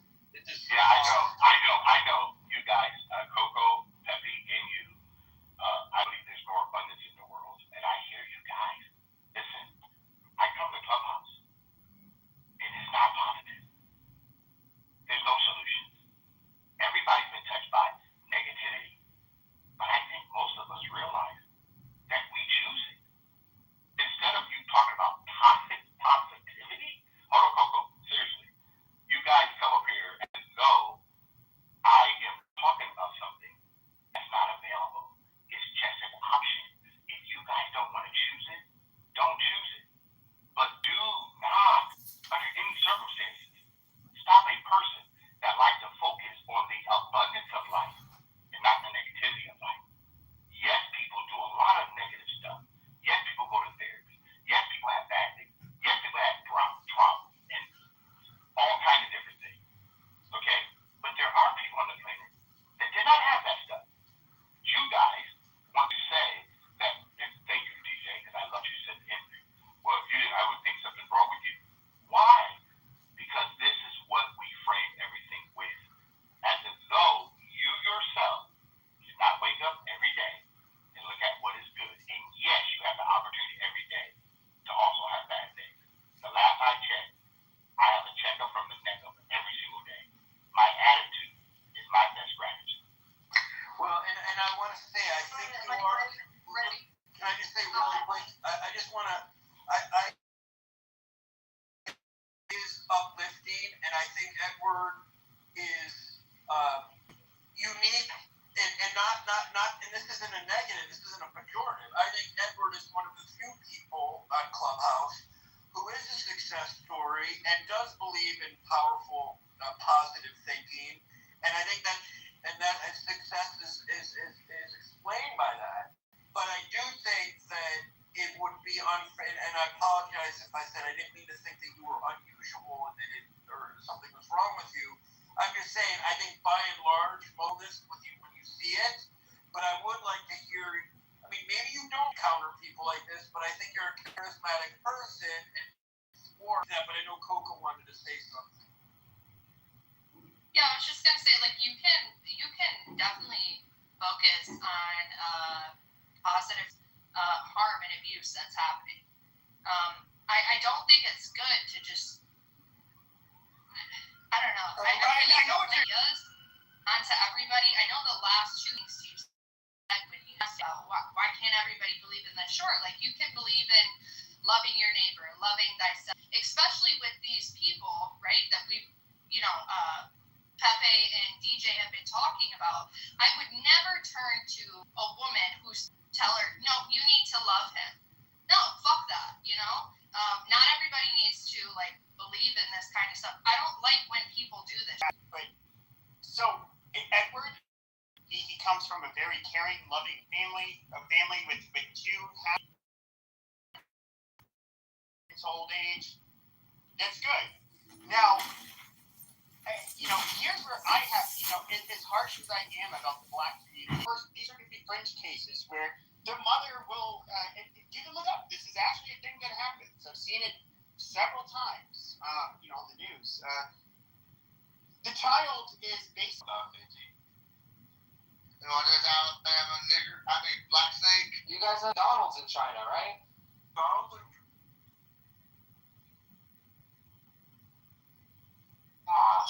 He doesn't believe in God yet.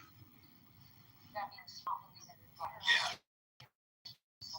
Agnostic means they don't know. It just means they make a definitive claim that they know there is no God. Well, at least when it comes to these, radical atheists, like Cora. Cora's not a radical atheist. Yes, she is.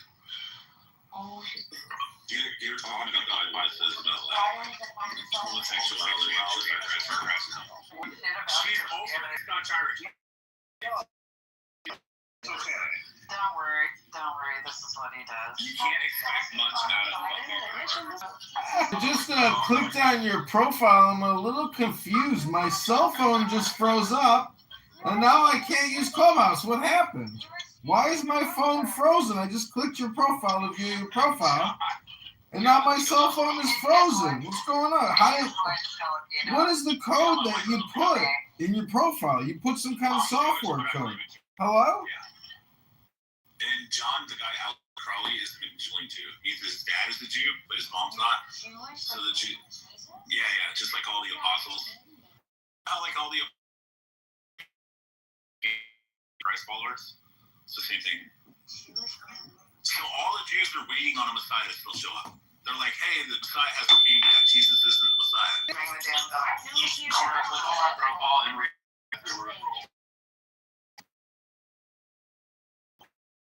I'll add you. But I'm not Filipino. I'm Jewish by blood, Christian by faith. I'm ethnically Jewish and I'm religiously Christian. Yeah, I did add you. Don't click on my profile. You did. Oh, she clicked on my profile. Dang it. It'll lock up your phone. You just gotta clear the app like 3 times. And then come back in. Sorry, man. Cora clicked on it. I told her not to click on it. Cora, I told you not. It's a glitch that I have in my phone. I'm sorry. I told you. Yeah, you gotta be careful clicking on certain people's profiles. I got it like when it first started. So May. Pandemic, when you had to invite people, and I was getting Wait, May, what ethnicity is your dad? I know he's white, but. Yeah, I don't know. Oh, okay. I didn't know if he's like German. Some sort of white. No, I'm Polish. I don't know. Polish, okay. But okay, if you guys click on the chat, there's that the fucking numbers or the letters and all that kind of shit, scrabble shit. If you copy that and then you go into your bio and you clear your bio, make it blank, and then paste that into your bio and then hit done. It'll make your phone do the same thing like this. Well, then people can't do that. If anybody has an iPhone, like Cora, when she clicks on me to like move me to the audience or kick me out of the room, it's her phone. Why would you want to do that? Oh, because I can go into Muslim and Black Hebrew Israelite rooms and I can crash out and make one of them. It is fucked up. Well, okay. Let me ask you a question. Do you think it's okay when the Black Hebrew Israelites are saying that they're going to take my kids and they're going to dash their heads against the rock? Oh my God. I'm justifying it. Okay. So the Black Hebrew Israelites. Okay. Does anybody think that it's justified for the Black Hebrew Israelites? Okay, cool. The Black Hebrew Israelites say that everybody who's not black or brown, Hispanic or Latino or any of this kind of shit are Edomites. They're from Esau and they're cursed people. And then when Black Jesus comes back, who looks like Wesley Snipes, they're going to all get all like Super Saiyan powers like Dragon Ball Z. And they're going to fly around, shoot laser beams out of their eyes. And they're going to take all the white people and their babies. And they're going to smash the babies' heads against the rock. Then they're going to enslave the men. And they're going to rape all the white women. So these are the people that I go into the rooms. And I say, hey, you guys are a bunch of fucking tards. And then they say, hey, kick this guy. And they all click on my account. And all their phones freeze up. And then they can't kick me. Then they have to end up just closing the room. And sometimes there's like 1,000 people in the audience. So I get them to close the room for me. Unless somebody knows what they're doing. What did it say that was genuine from your heart? I don't think you would be speaking. What do you mean? Oh, they don't let people. This room and speaking this instead of actually asking the fucking So May, if you were to go in the room and you're like, I'm Filipino, they'd be like, oh my God, sister, you're one of us. You're a Hebrew Israelite. But then you're like, yeah, my dad's white. No, I know, but they would ask you. They'd be like, what are you? You'd say, my mom's Filipino, my dad's white. They'd say, okay, well, you're an Edomite. You're from Esau. And we're going to kill you and we're going to rape you. Then I ended the fucking conversation. You don't feed into that bullshit. So why are you bringing this bullshit into this room? I put this in my bio. It's not bullshit into this room. No. So here's the problem. Once you put it in your bio, you can't take it out. Yes, you fucking can. No, I can't. If I click on my profile right now. What the fuck you talk about? What the fuck? Oh, yeah, I get that. No, I get that. I'm talking about the glitch. I couldn't go up there and have a genuine conversation. Because all they're going to do is scream at us. Yeah, I know. But it's fun. It's 47-17. We're Yeah, let's do Gnostic Free World. Yeah, give me 5 minutes. Tisha, you can ask a question. Okay, Quran, whatever your name is. How do you justify the Sunnah in Abi Dawud 47-17 where Allah says, for the woman who buries alive her newborn baby, the mother and the baby both go to hell? What? Sunan Abi Dawud 4717. You can read it. Hold on. I got it open right. Yeah, she thinks. Bro, she thinks I'm annoying with this shit. Yeah, I can see that. Okay, my wife was an NBI agent, which is the National Bureau of Investigation. She used to deal with the Moros, the Muslims, the MILF, the Moro Islamic Liberation Force. And she's seen fucking 40 soldiers in the Philippines dead with all their balls cut off and their penises stuffed in their mouth. Wait, hold on. There's a Muslim group called the Mills? Yeah, they're called the Mills. The Moro Islamic Liberation Force. Yeah. So, okay, let's read Sunan Abi Dawud 4717.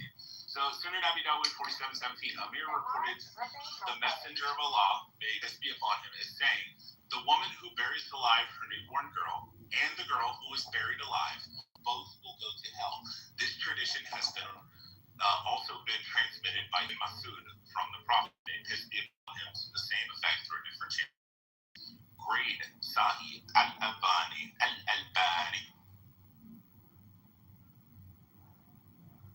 Hold on, what did you say to the Prophet again? If I did not hear it correctly, what did you say something? I hope that you have an iPhone when I say this again.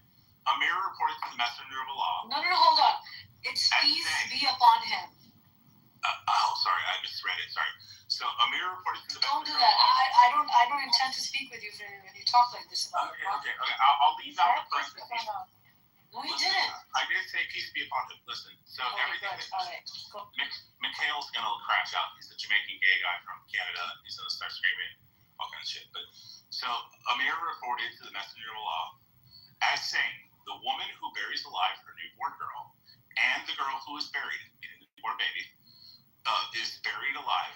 Both will go to hell. This tradition has been also transmitted by Ibn Masud from the Prophet to the same effect through a different chain of narrators.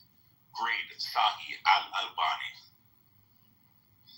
Do you want me to share it in the chat? I'll share it in the chat. So you can read there. Yeah, it's 4714, correct? 4717. 4717. Okay, hold on. Yeah, 4717. Sunan Abi Dawud. I know that you're going to say that this is a tradition before the Prophet, but this is specifically the Prophet saying, which means this was after everything was revealed by Jibril. Oh, I'm asking May, why does Allah send babies to hellfire for the mother killing them? Do you think that's up? So May, imagine you have a daughter, you bury your daughter alive. Allah is saying that you and your baby who did nothing wrong are both going to hellfire. By the way, that's not the only hadith that says that babies go to hell. No, I know. There's another one where God designed babies to go to hell. Yeah, no, it says he designed everyone to either accept him or not accept him. It's Calvinism. I tell the Muslims this all the time. It's Calvinism. Oh, it's straight up. It's determinism. No, I get bubble. But it specifically says that the Prophet said these things. So that was after Jibril revealed himself to him. And he's reciting this. He's talking to his friends saying, this is what a lost boy. And I was like, somebody was showing me about it. Somebody came to me and said, yo, read this. I'd be like, what the fuck? Bro, they're God sends me born babies to hell. This is fucking wild. I'm not enjoying this. It has Jesus. Like, what did Jesus do to refer to him? Nobody click on the picture or Nobody click on his profile. all over your mouth. You get kicked out. Yeah. But you don't have the fucking thing that I had my son. He would be upset about my language, and he'd be upset about my disdain for Islam and Muslims. And he would say that I should keep talking to them nicer. I agree. Yeah. But I also believe that I'm a sheepdog, and I gotta protect the flock. So when I'm debating Muslim starters, I'm not debating the Muslim. I'm actually speaking to the audience who's actually hearing it. So if there's like 500 people in the audience, and this dude has been talking to like 20 of them in the back channels and saying, hey, come to our like Quran reading. Like now they're just not. So, or did you post the hadith in the chat? Okay, let's take a look. Also, please don't say that the translators translated wrong because they have Yeah, that's what because it's in direct contradiction to the Quran. No, I agree. But the Quran says how is it direct contradiction? Huh? So because everybody has a chance, babies are innocent, all that, blah blah. But the thing No. How is it direct contradiction to the Quran? Do you know? Because people aren't born with sin. They're not born sinful. Not necessarily, no. Well, not necessarily. I mean, this is what you guys correct about Christians. Not necessarily. That's mentioned in the Quran. No, that's not mentioned in the Quran. Why is it in contradiction? Whenever I say the Quran, I mean the Sunnah of Islam. No, but I'm specifically talking. Whenever the Sahaba's right, I have to accept if I'm going to read it. Please go to the Quran. Understand the Quran more than like I understand somehow. Wait, how does that contradict the Quran? I'm curious. It contradicts the Quran because with what their understanding of this hadith is that with their understanding, which means that the girl who was buried alive and the mother who went through murdered her, and they're both going to go to hell. Yeah. But that's their understanding, and this particular understanding, is in direct contradiction to the Quran. Oh, because you like. I guess what about the Quran is this direct? I like the judgment. It's in direct contradiction of the Quran because Quran says no person will be burdened of a sin that they didn't do. Or everybody will be granted the deed of the even if it's a mustard seed. Yeah, you're born with a slave. No person is supposed to. Exactly. So everybody will bear their own burdens. So by that extension, this fetus or this infant that was born and had no doings in being treated this way, it does not make sense that would go to hell. Therefore, you just disregarded, right, Ron? Therefore, the translation. They're born without burdens, but they're born without deeds either, right? So it's a blank slate. So if they're at zero, it's God's decision to, throw them in hell because there's no. life taken. So No, the it's not necessarily an innocent life because God knows, Zero is what God. these people could have been up to. No. Don't make Don't make the you can say that like taking up money. Can I take listen? Don't make the I'm not asking. Are you just gonna say that you No, what do you mean I'm being logical? No. They're making the hadith. It is absolute contradiction. There are It's because no soul shall bear another soul's burden. Everybody's supposed to bear their own burden. Okay, this hadith doesn't say that the buried infant was burdenful. No. That's not what it means no person will be wronged, unjust, or will be wronged in the hereafter. Yeah, this is absolute unjust and wrong, and she's unjustly wrong. Wait, hold on. How is it unjust? I don't understand. This because she had a clean slate. That's what I'm saying. Clean slate. That's what I'm saying. So how is she? Okay, that means she has no. This means she has no sins, nor deeds.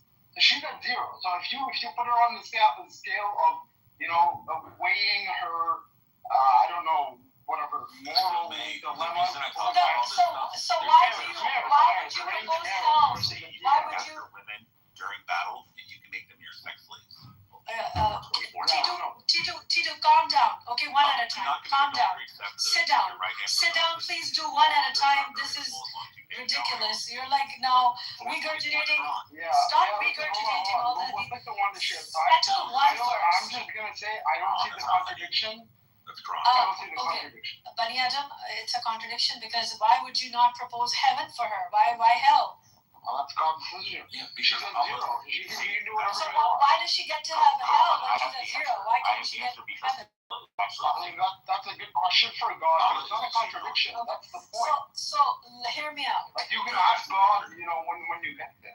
So hear me out. The explanation. Satan, that's why. No, hold on. Hear me out. The explanation for the waddatu is waddatu fi nar. The one that ordered this doing is the one that's going to go to hell. The one that ordered this doing. So not the baby. It's not. It doesn't say baby. It doesn't say. And the girl. No, it doesn't say that. It says the person. Do not do this. I know the Quran better than the Hadith, and I can translate it better than the fucking scholars. The woman who buries the reason the scholar wrote this is because this is what it means. The woman who buries alive her newborn girl and the girl who was buried alive, both will go to hell. It doesn't mean what is that? Which? Okay, what word does that? What plural or singular? What word did you relate to the baby girl? What word from that? Who buries alive? I'm asking you. You knew Arabic. Listen, I don't know Arabic. What Arabic word did you forget? Scholars. You just said the hadith is listen, you're telling me right now that he's right. He's on the translation of the hadith. He's right. That's bold. Many people have ran that argument. This is not the first time. Hold on. Are you going to just keep speaking over me because it's though? Okay, thank you. It's though. Okay, thank you. I'm asking you. You said you have very good knowledge of Arabic language. No, I don't. Let me finish my question to you. Okay, I thought you knew. I thought you said. I heard talking. Let her talk. I thought you said the scholars who translated the sheikh who translated this knows more than you. This is why he works in Saudi Arabia. This is why. Let me finish my question to you. Okay, I thought you knew. I thought you said. I heard talking. Let her talk. I thought you said the scholars who translated the sheikh who translated this knows more than you. This is why he works in Saudi Arabia. This is why he transcribes or transliterates all these verses from Arabic into English, and he wrote that both will go to hell. Okay, I'm not what? Here, listen to like some lady on Clubhouse tell me that the Which? scholars of Islam I'm asking studied you. for 40 years, Okay. no less than this lady on Clubhouse. Okay. Who I'm asking you. technically shouldn't even Shut up. I'm asking you. You're the one that engaged. Why did you engage? You're the one that asked me the question. You want to? I'm not a Muslim. So Okay. I'm not Kito, I'm not can you shut up for a second?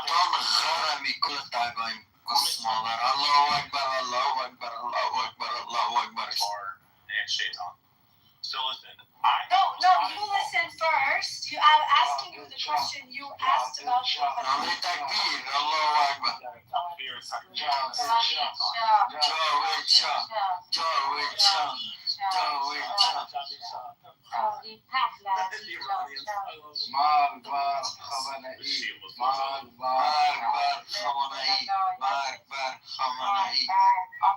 oh shit, this guy's on the other side. Alright, so just move him down. So listen, I'm not, oh, she left. But I'm not a Muslim. I'm not at fault if I'm talking to her. She is the Muslim. She's the You should allow Dr. Z to answer. You're not allowing Dr. Z to answer. Let her answer the question. I'm asking you. Why did you leave the room? Because you clicked on my profile? No. Yeah, I told you not to click on his profile. I'm not clicking on nobody's profile. I'm asking him. On his profile, I think I'm asking him, how did he not use the scholar's brain? I want him to use his brain, if he has any understanding about the hadith like he's claiming, to let me know what word in Arabic did you associate with the baby girl. You're not listening. Okay. I'm asking you a question. You're saying that it doesn't say baby girl. Asking you a question.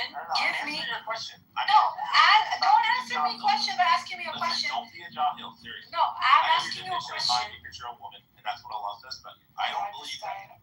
But listen, please don't do this. English, honestly, and you know what? I know this I'm trying to answer the question, but she's deficient in mind and she's not listening. Okay, then shut the hell up and tell me the hormones because she menstruates. That's what Allah says. Okay, yeah, we're deficient. You're the most efficient. So tell me efficiently. What is the word that you associate? Oh, he's just ranting. Like I don't even let him rant and stop at some point, man. You can tackle. I know you're ranting. So I'm trying to explain to you. You said what word in Arabic does it say, baby girl or little girl? Yeah. Or baby. I'm telling you. I don't give a shit what you say. Okay, then shut up then. If you can't deconstruct the hadith, then be quiet and sit down. Does this not make any sense? You're not deconstructing the hadith with me in Arabic. Why are you interjecting? Probably 70, 80 years old and been studying it since he was a baby. Why are you interjecting? Because he's not being an honest intellect. He has like a doctorate in fucking Islam. In English, that it says the newborn baby girl in That's what it says. No, it doesn't say that. It says the other one. No, it doesn't. Nope, it doesn't say that. We'll go to hell. It doesn't say. It doesn't say that. Yeah, don't click through to his profile. Just hold it till the contextual menu comes up. Oh, okay.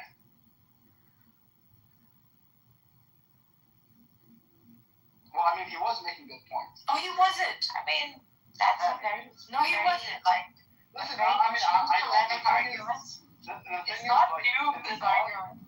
it's not new at all. But the thing is that, like, I don't even see why it's problematic. Doesn't God mean that why? Yeah, but that's not the God of the Quran. It's in worse. No, hold on. Like the Quran. Wait, hold on. I mean, is it just God? Were there not innocent children in Sodom and Gomorrah? There's also children in Sodom and Gomorrah. There's also I mean, we're talking two major cities did not have children. And Sodom and Gomorrah story is not the Bible, I think. No, I know, yeah, there's more from the Bible. I agree with you on that, like the genocide of the Amalekites. No, what you could, but you want to put from the Quran would be the Khidr's. That one too, yeah. So clearly there's, I mean, Sodom and Gomorrah is a big one too. We're talking about two major cities in the region, as described. And completely being obliterated. Yeah, there would be children. So, including like potentially newborns, right? Whatever. Yeah. So yeah, it's clearly, I don't know why this is problematic for Dr. Z. Yes, it is problematic because the Abrahamic God, as described by every tradition, does kill kids. It is problematic because Quran says, and when the girl buried alive is asked for what sin she was killed.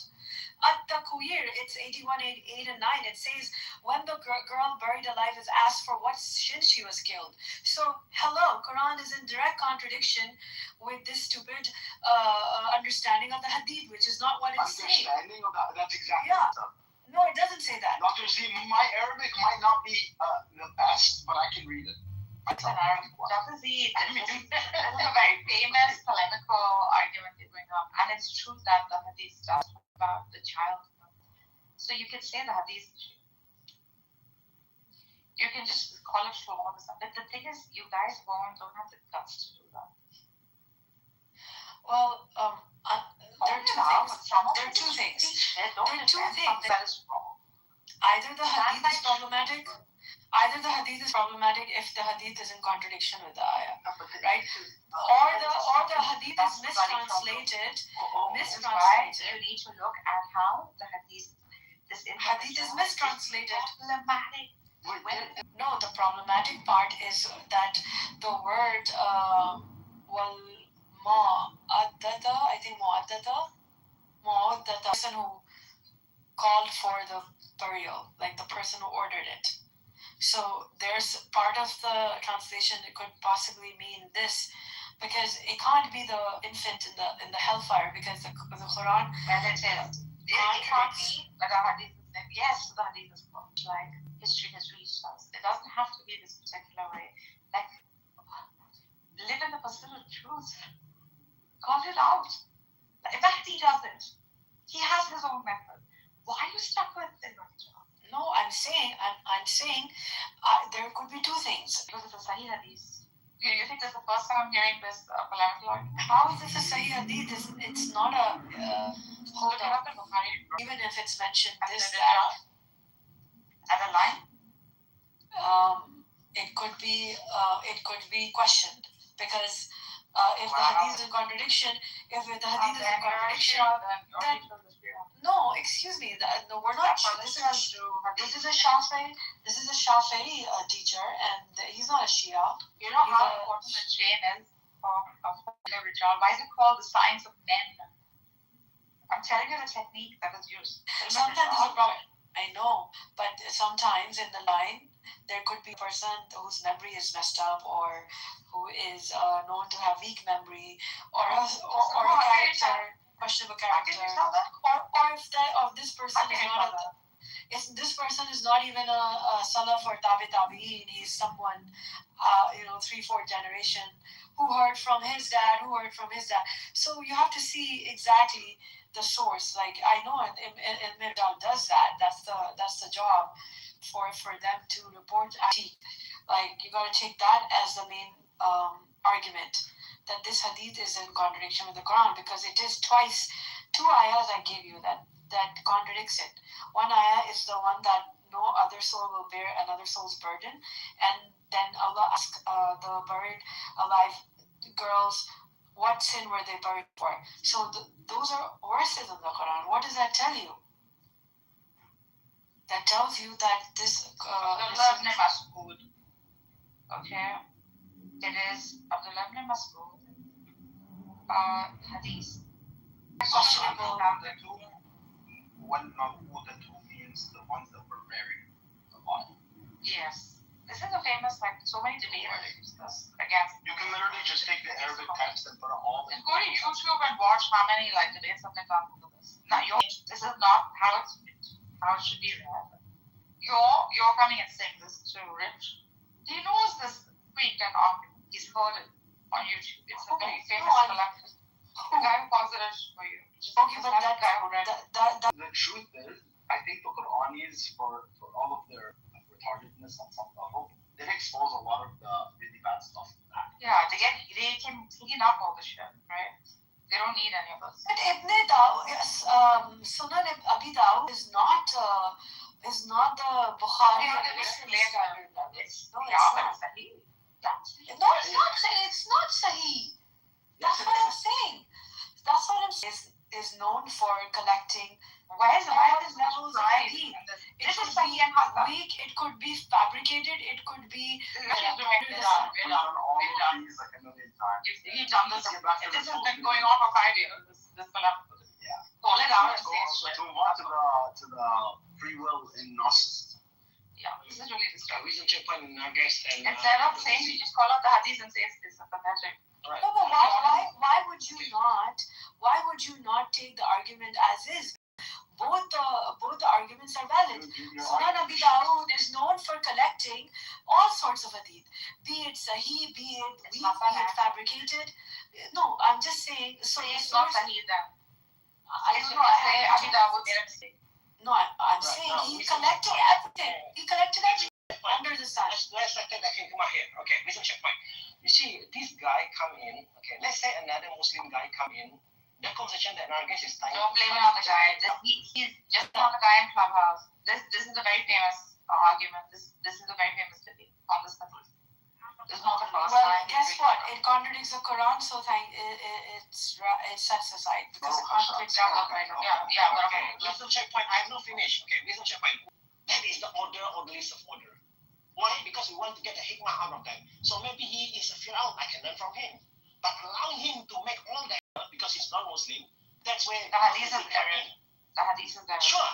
So if you prove error, a lot of the hadith spit on it, throw it out. Okay. Because it interferes with the Sure, Nargis. Yeah, wisdom checkpoint. Sure. Let's say the hadith is error. Let's say the man is error. Which one I want to errorize first? I want to errorize the man first before the hadith. Yeah, of course, because it's not the man, because that is the very no, my point that is the sequence of studying religion. The sequence is the chain. Second, perhaps the problem, perhaps the content, and the third is whatever. If it's a Muslim, because the vibration of start point, the lane is two different lanes already. One is Muslim, one non-Muslim. So that means the conversation, even he said, I know how to. He said something, he said something, this guy, Tito guy. He says something about, I know about. It's not Tito. Who cares? Tito is making an argument which has been made 5 million times before. Okay, I looked it up. Can I say something? Yeah. I looked it up. It's saying, actually, this particular hadith, the scholars differed over both its chain, isnad, and its meaning, matan. So the scholars already had problems with this hadith. So it's considered either one of the weak hadiths. Since when? What do you mean, since when? Since when does the scholars have problems? That's what it says. Since they started debating on it. These scholars consider part of its chain itself. He's also talking removing hadith. But you can actually go on saying scholars criticized it because it appears to contradict stronger Quranic principles. How old is this criticism? It is considered a weak hadith. So shut the hell up with the weak hadith and be like, oh, look at this. Sit down. It's a weak hadith. It is a weak hadith. It is by interpretation and both bias. Yeah. So sit down. Suddenly it became weak after you. That's what it said on this. Can we move on? Yeah, but you guys are like, how excited you guys get when one obnoxious person brings up a weak hadith, the level of excitement that trails within you. Why would I have that? Why would I have excitement that oh my god hits to the roof, to the next level that you guys want. You can say Danny is motivated. Why would I be? No, shut up. You instigate that. You can say Danny may be motivated. Why am I motivated? Why would I get happy? Any idiotic person comes up and gives you a lead, and you'll be like, yo. Shame on you. Excitement Shame on you to the people who will never ever get you. Shame on you, Steve. Disgusting. The level of excitement why I don't want to runs through your blood when you hear a weak hadith. No one's excited. Call out the fucking hadith. The audacity to bring a weak hadith and be like, we got this. We love you. Look at that. Okay. What do I get from it? Please.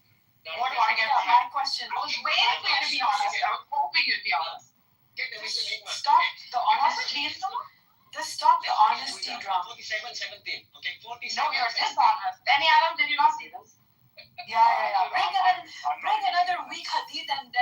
around it. Dance around it. I do anymore. Bring another week hadith and do You're fucking mad, Ramachan. I don't care. Okay, the hikmah here. You see, the hikmah, There's no hikmah. you look at Hikmah is okay, like hang on first. Okay, the hikmah is this. people like to save their religion and their dogma. Let's imagine this. There's not even 47:17. God looked at 47:17. God looked at that moment. Wow, there is this now, there's this soul, there is everybody in the room.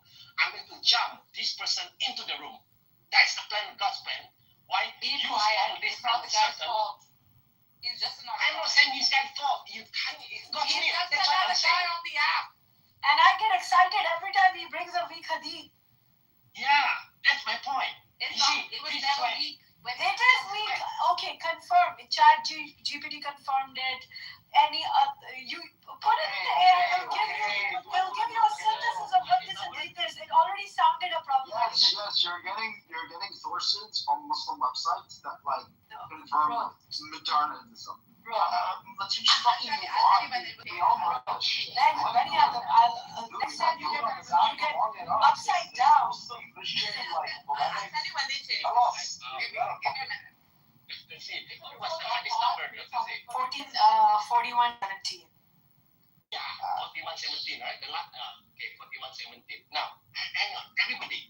When you look at that 41:17, because God look at this is good to spike everybody, to splash everybody. Some of you can be splashed.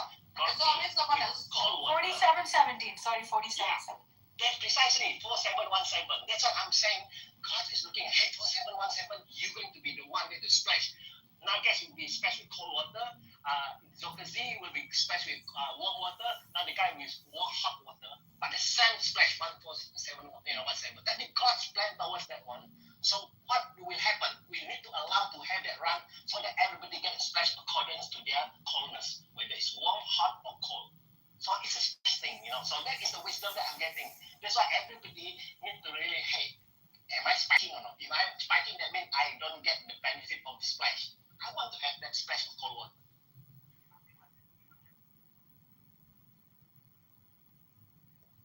Always someone else's fault.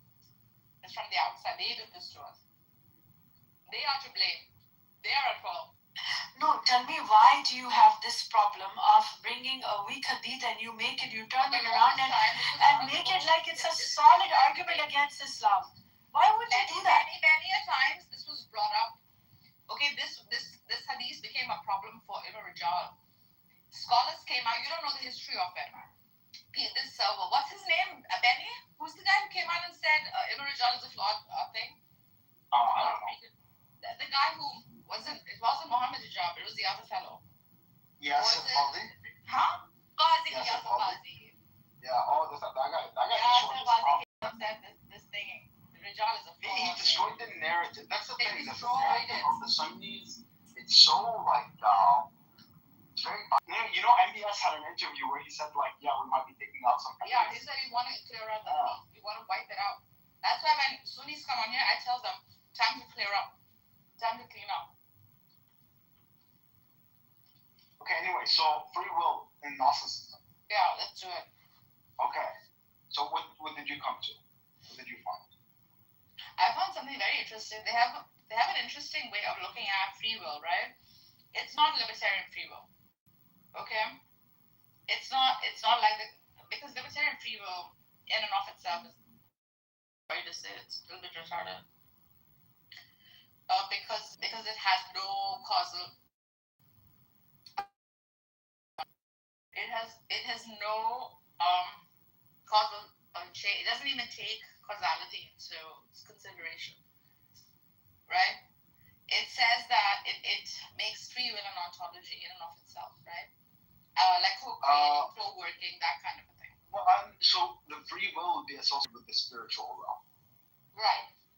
Determinism in the material world, but not inherently. It's just as a result of like a cosmic the creation of the archons. Yeah, like a cosmic thing, right? The whole point of Gnosticism is to come from that. Yeah. Right? Through Gnosis. Correct. So, inherently, you actually do have will. You're just being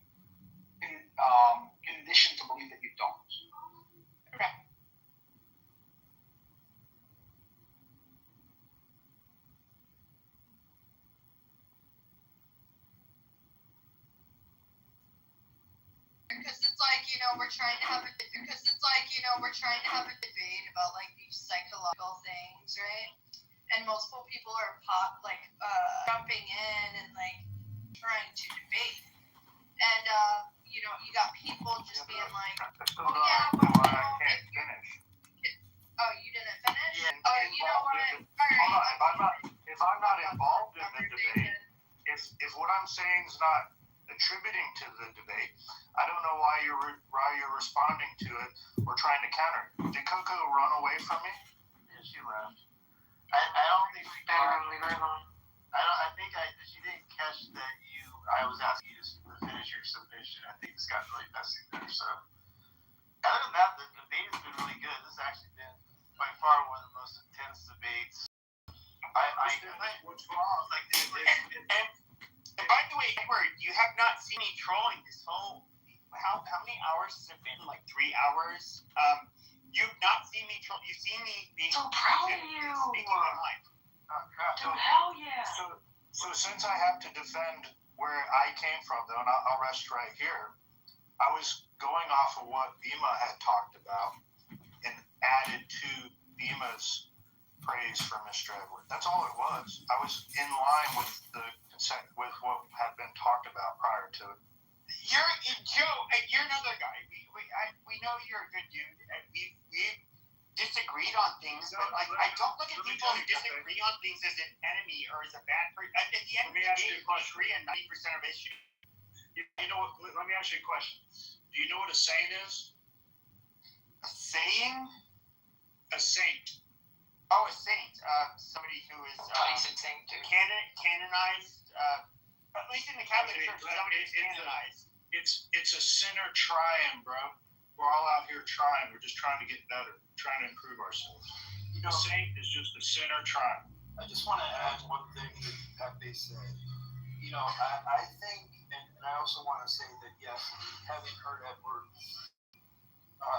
many times, I did get triggered, and I owe him an apology, because he sees people's whole lives, their families every day, and most of us just see a snapshot of things.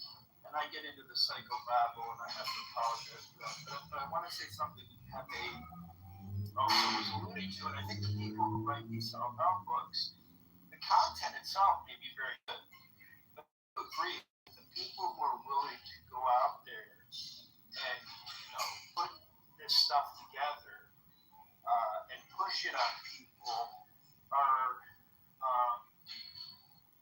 not all of them are necessarily malignant individuals, but you have to have a certain kind of personality if you're willing to go out and write a self-help book and tell other people how to do it. Not everyone who does it has that personality archetype, but I think you mentioned, what's his name, Tony Robbins. I kind of agree with that. Super confident, which isn't a bad thing, doesn't mean you're pathological, but I don't know that most of us would ever have the inclination to want to go race. It's distinctly different from other types. I'd be way too insecure to try to do it. Hey, me either. I need to work on that. But I think Pepe's point about these authors that kind of Nima pushed back on, I think he's kind of right on with regard to, whether you're selling Amway. Hey, I did Amway ago. Whether you want to be more like that. So I kind of sense that the Tony Robbins persona is kind of what Pepe described, and I'm rambling, so I'll shut up. Yeah, he was gone. He'll be back, so we can talk about the trust. Like a lot of these servers.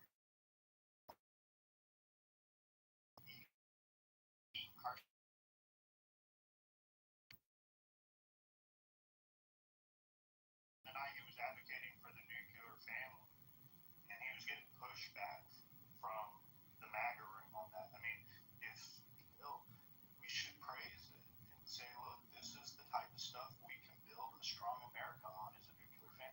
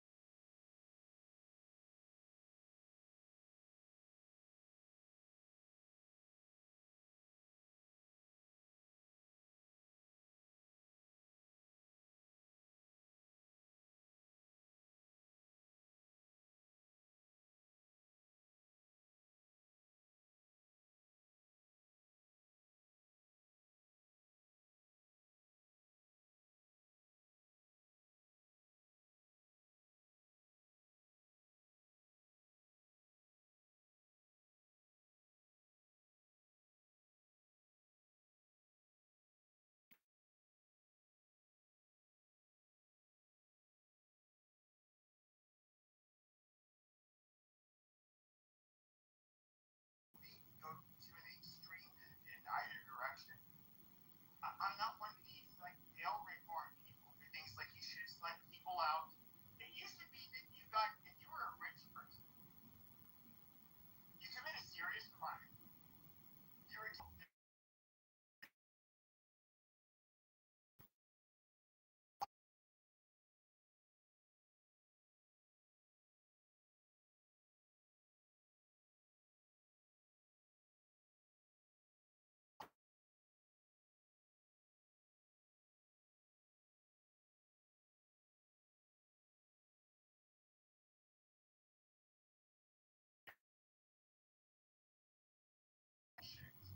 I think all of us here agree with that.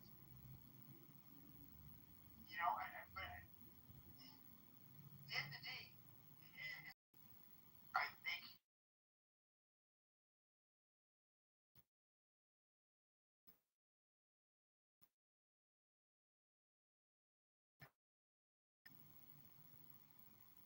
what's that? You're here for the relationship. Dima, are you there? I am. We're not all victims. We are not.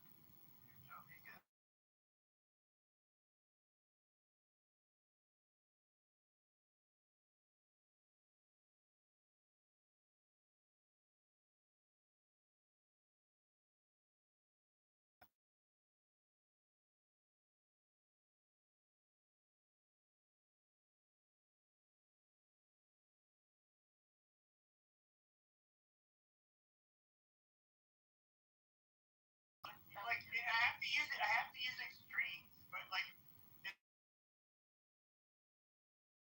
sorry.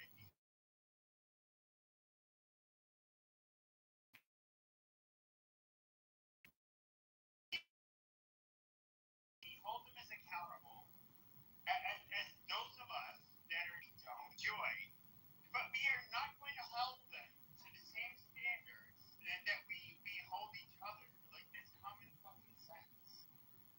Say that again. Say it loud. We will not hold cognitively impaired people forming syndrome to the. So, Are we rounding up the segment, or we got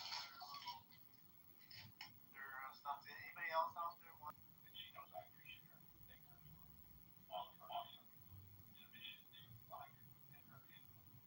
That's beautiful. Thank you. I've been listening for a while here. I'm not really go against anybody here. I do kind of want to echo people's thoughts, right? It's just, it's important. Kind of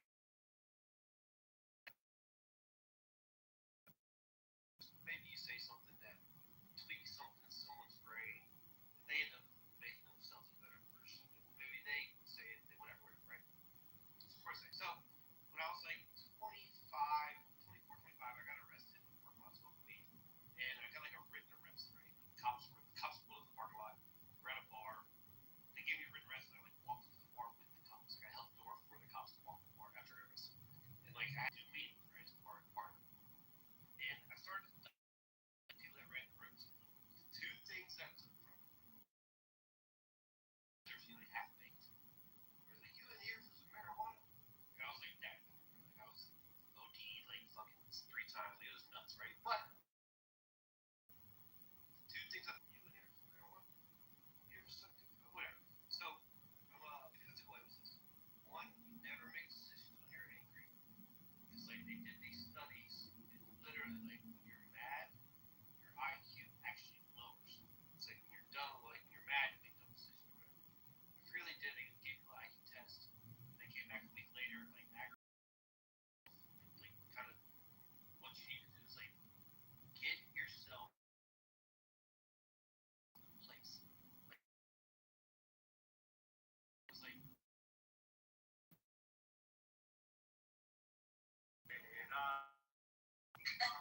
And here we go. It's not gonna stop. Yes.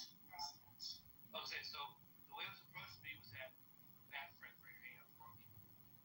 You don't need to like think about hanging around that are what you're looking for, right? So it's like it's this weird thing where everyone focuses on how to take the outside circumstances, get their shit right. But when you focus on yourself, everything's in place. You don't gotta worry about any of that because you're living right, and the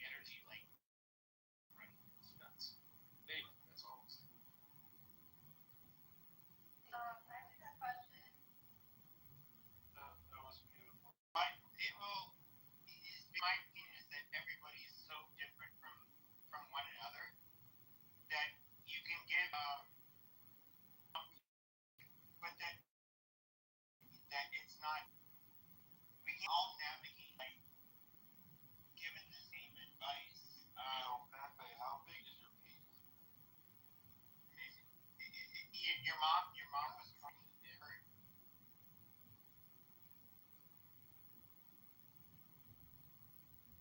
Well, I don't know if you want to finish that thought, but Mike Allen, good job getting Infinite off Mike. Don't think we didn't notice. We've been trying to get him off Mike all night. Did Infinite say something? I don't remember. He did. he responded to Mike's contribution. I mean, maybe this next segment isn't as exciting. You flip the title around or something else, but what you have. That might be a little too. Could you tell us the biggest it's told and most frequently, like what have you lied about? To be honest,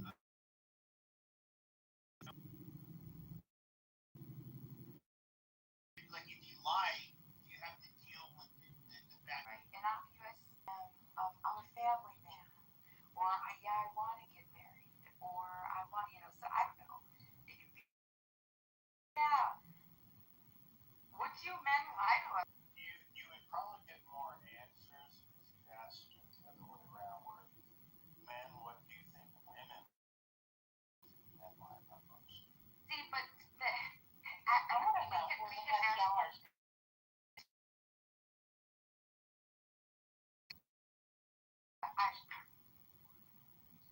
I guess the men would have to figure it out, right? That's why I want to go into the psychology of the men. Like, what's you know? They'll be uncovered eventually.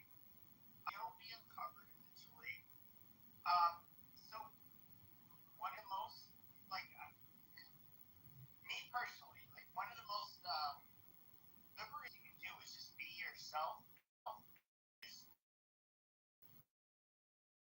Why fake the funk? Why fake the funk? Why act like I don't know what the results are going to be?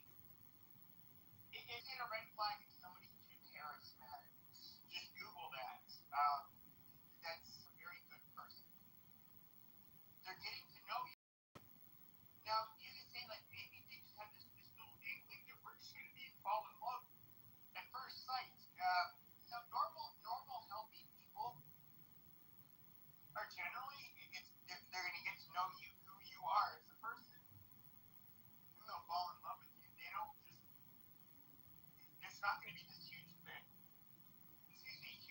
in the beginning where they end up, just like falling madly in love with you. That's not, it's something that's, and I get it, like, I would love to think that love at first sight is just so romantic and it's perfect from the beginning, it's intense from the beginning, and it remains intense. But relationships don't work like that. If somebody who's never been married, healthy, empirically, relationships do not sustain any kind of like this, like you would have to be in like a hypomanic state, or both partners would be to have this, like, throughout your relationship, you can't keep up with a hypomanic state. Right. It's impossible. Well, you're saying the honeymoon phase doesn't last. The love bombing is just temporary. So yeah, you fall in love in the honeymoon stage, you're kind of teasing yourself. I mean, when you go crazy in the honeymoon stage, you kind of tease yourself. You want to find someone who isn't all excitement because that's too good to be true. Can I, okay. Are we down? Okay, just real quick, right? Kind of a little bit taken what he was asking. I was just going to ask.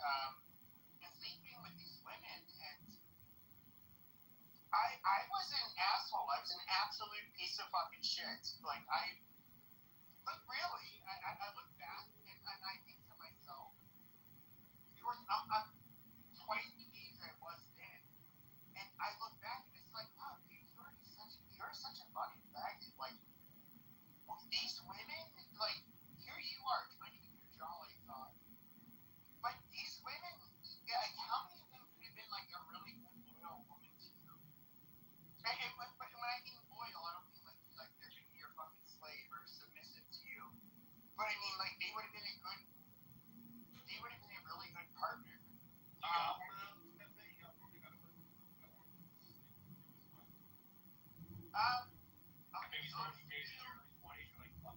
I'm gonna be honest with you. The women that I think would have made the best partners, beautiful inside and out.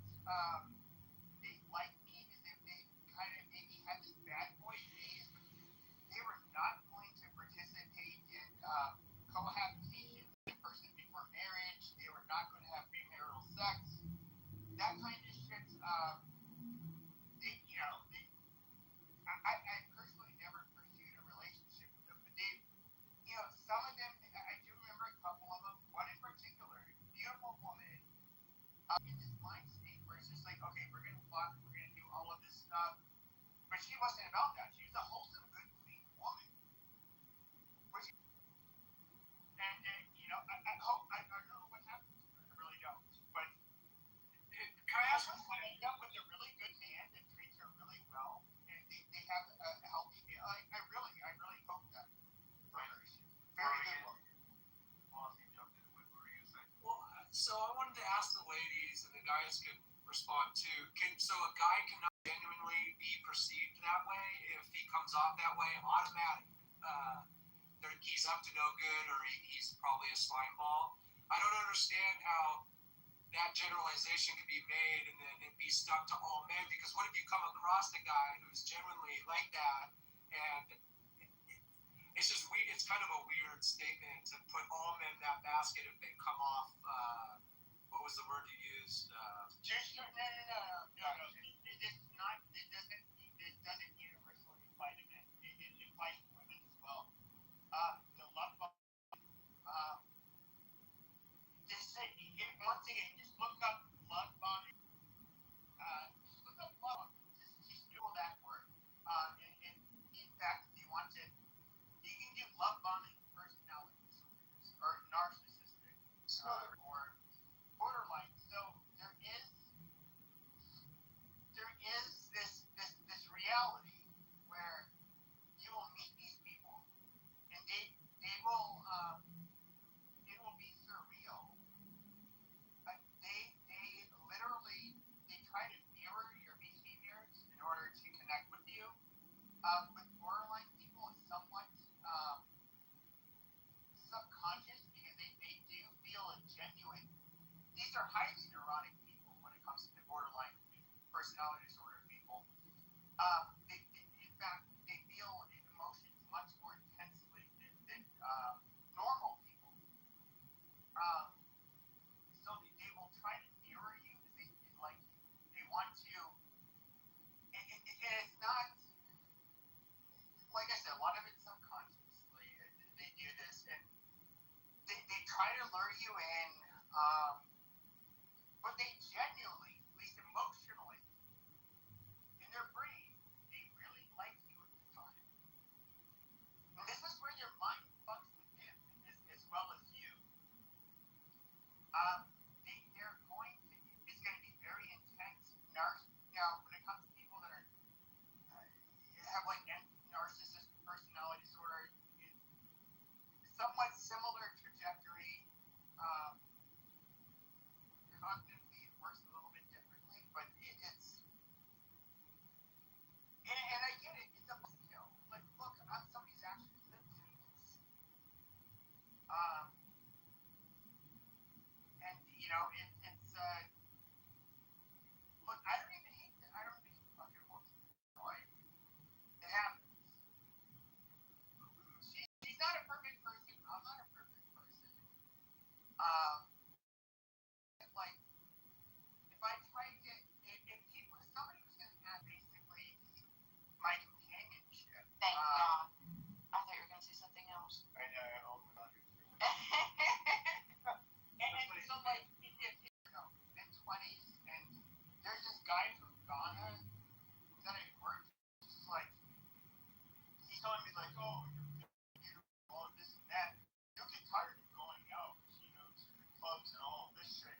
I started thinking to myself, like, you're a fucking faggot, bro. Like, I don't believe you. But by the time I was 30, I never went to nightclubs anymore. Like, a lot of the things that, this is just like simple wisdom. He was correct. It's just like the things I valued at that time, in my 20s, were not good things. I do think that, like, if we're going, if somebody like three things together and say, like, well, okay, you're saying it's women.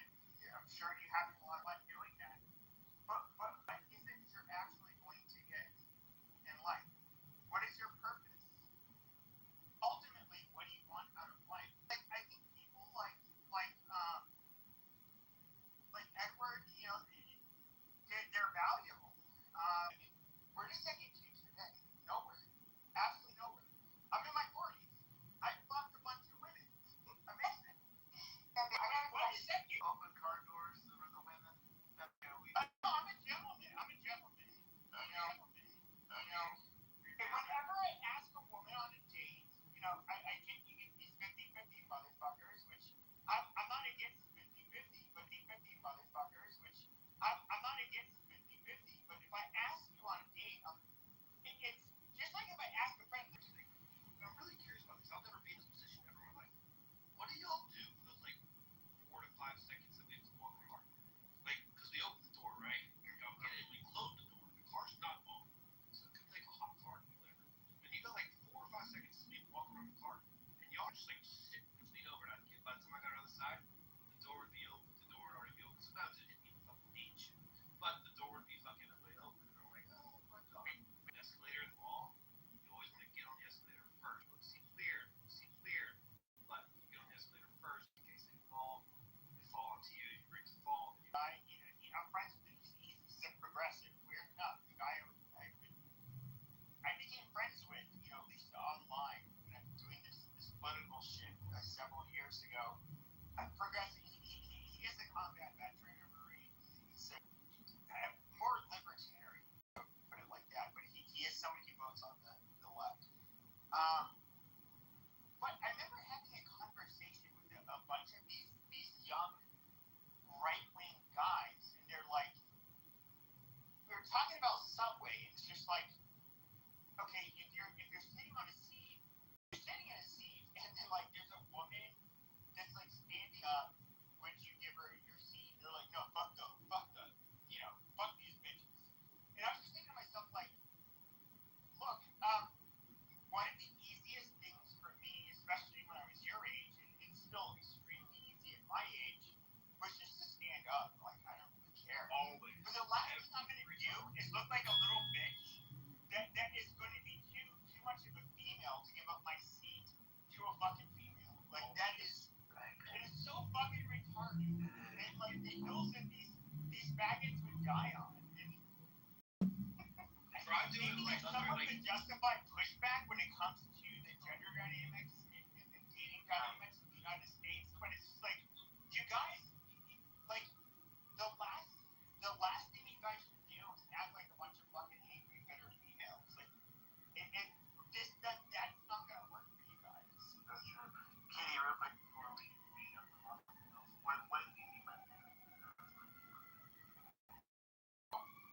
Yeah, I just wanted to agree with Bima. I do unlock the door. I unlock the door and I don't always push it open because then I'm like, oh man, do I have time to check my face? Nope, but I have time to panic attack. So then I sit there, I ventilate, and then I'm like, fine, I'm cool. Everything's cool. Yeah, I unlocked the door, did that part, did my job, and then I remember to try to breathe. And then, yeah, okay, I'm gonna go. Thank you. Hello. That's that. It's my best friend. And I'll tell you my opinion from the national profession. My opinion is that women don't want nice guys. Now, when a woman has fallen in love with you, yes, she wants a nice guy. She wants to be treated respectfully and things like that. But be honest, does a nice turn you off? Oh shit. No. That's bull. I know, that seems. That is bullshit. I know a lot of women say this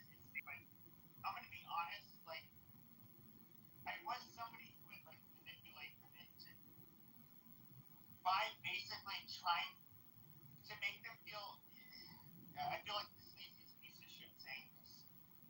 But if I can make you feel self-conscious, uneasy, anything, to try to get you to win my approval, and which would make you far more likely to sleep with me, I absolutely did that. And that is, there is, and I know it sounds super sociopathic, I get it. You're a super fun machine, Pepe. You made that abundant. Pepe, I asked you an honest question. To be honest, you ever slept with a very hot woman? When I was 17, yeah.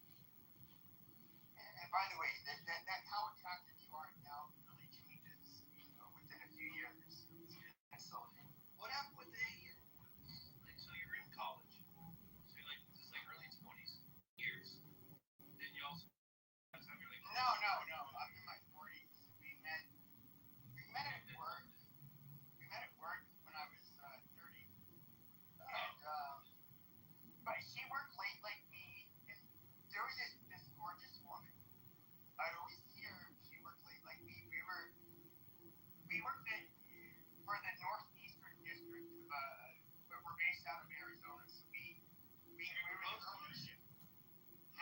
Did you propose to her? No.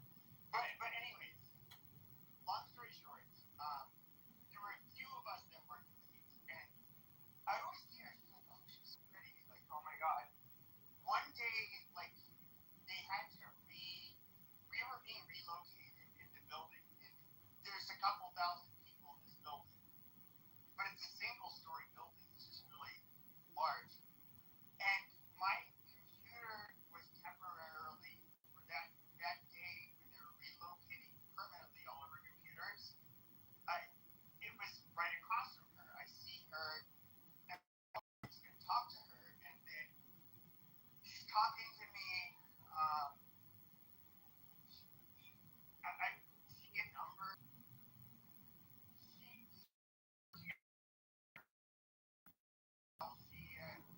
You had mass layoffs in this company, like, was it 14 years ago?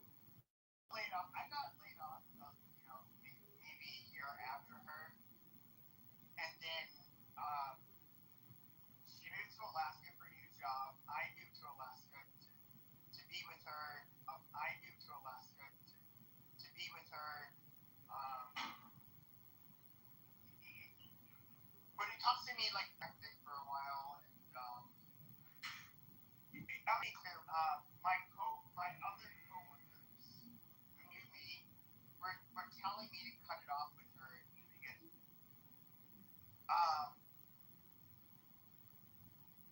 A lot of shit went down. My coworkers were saying, like, dude, it's gonna be like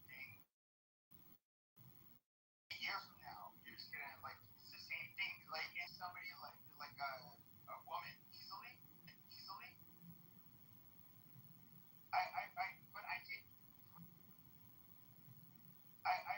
But I did grow like really attached to her. It's not a good way. It's not a good thing that my mind about this probably unhealthy. But once it's not something I can easily undo.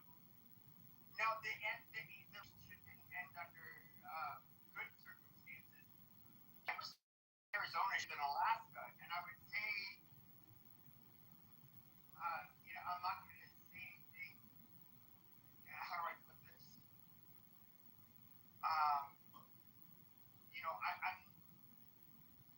I'm somebody who maybe I'm not going to act. Does she have another gentleman? I don't think it's anything like that. I get what you're saying. I think you might also have. I don't want to say that. I don't want to come off disrespectful. You might be a little bit like avoidant attachment. Would you say that? Scared of. Sexually, it can be really fun with her, but when I hang out with her,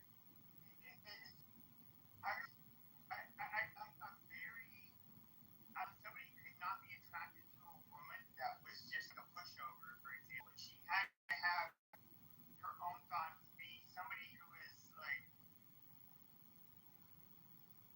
confident in herself, but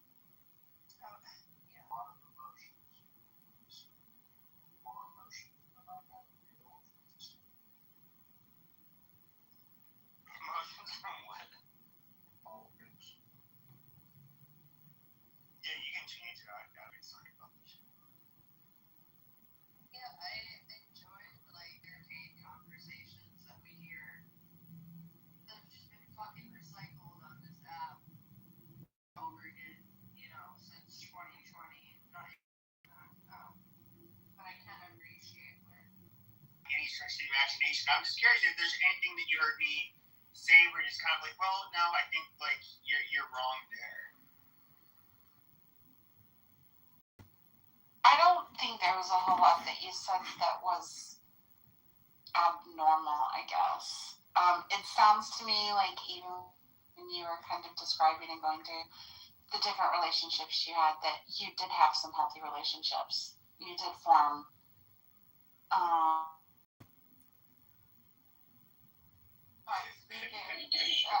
though you have any kind of ontology. For a theist, it is pushback on the the God with the buffet to pick and choose. That's interesting. Yeah. So to be honest, the moment you positive triomni, the moment you positive triomni God, nothing makes sense. No notion of prayer makes sense after that. You have to drop notions of prayer. It's not that black and white. You either, yes, it is black and white. Please try the 1,000 No, it's not that black and white. Keep quiet. You want to either hold to a powerful God, or you want to hold to a weak ass God, where you want to give yourself the freaking free will. No, because you want to add a narrative of accountability. Bernardus, to be honest, from the voluntarist perspective, the God that cannot do otherwise is the God that's weaker, right? No. God does what an act. You're borrowing that from the Greek metaphysicians. I mean, that's not necessarily the case. Complete, and he's actualized this God. Your God, Nizam, is still working with potentials and has this buffet in front of him, picking and choosing in order to actualize his mission. How can an actualized being hold potential? Time and space in me. So kun fayakun, you can't even say yesterday, today, or tomorrow. It is all in one single. Yeah, but correct. Yeah, it's the one correct. That's what it is. If you want to keep the omnis, these are the bullets you buy. You want to freaking like us, boss. What a tough time like he had with the knowledge, right? The whole middle knowledge, this and that. All of these models are coming in, all knowing. Drop the shit. Hold to determinism. And you just give God that power, or give yourself that freaking narrative that you want to hold from scripture. So one or the other. Yeah, I mean, look, like there is tension in the voluntarist view, and actually, like this is really good because, like, okay, the voluntarist tension, right? Divine voluntarism creates a severe problem, because hold on. The potentiality problem, right? So potentiality in the Aristotelian sense means the capacity to be otherwise than one currently is, to move from one state to another. It implies incompleteness, temporal process, dependence on something external to actualize it. This is the Aristotelian Avicennian consensus. God is pure act, no admixture of potentiality whatsoever. The voluntarist tension, divine voluntarism, creates a severe problem with this consensus. Consider, if God wills freely, if his will could have gone otherwise than it did, then before he willed, there was a potential to will differently. That potential either was in God, which introduces potentiality into the divine nature, violating simplicity and pure actuality, or it was not in God, in which case what grounds that the counterfactual that God could have willed otherwise? This is the dilemma that tradition struggled with enormously. The Asharis responded to this tension and tried several moves. The first move they made was the eternal will with temporally indexed effects. Al-Ashari and his followers distinguish between God's will as an eternal, simple, unchanging divine attribute, the effects of that will appearing in time. God does not begin to will at a moment. His will is eternal. What changes is God's will. It's more like saying, that's what. No, that's still a verbal coup. Jump in. Yeah, so they're more like saying, God, I think that's still a verbal cop-out in some sense. They're more like saying God an atemporal God eternally or atemporally wills a universe with a beginning in time. So he always had this will, but this will's effects are temporal. Yeah. He atemporally had this will. I mean, that's sure, of course. That's what we call the 99. T99. Yeah. Well, T99. to be honest, It's not T99. He atemporally held this will, but he walked in temporality to begin at T0. No, he actually had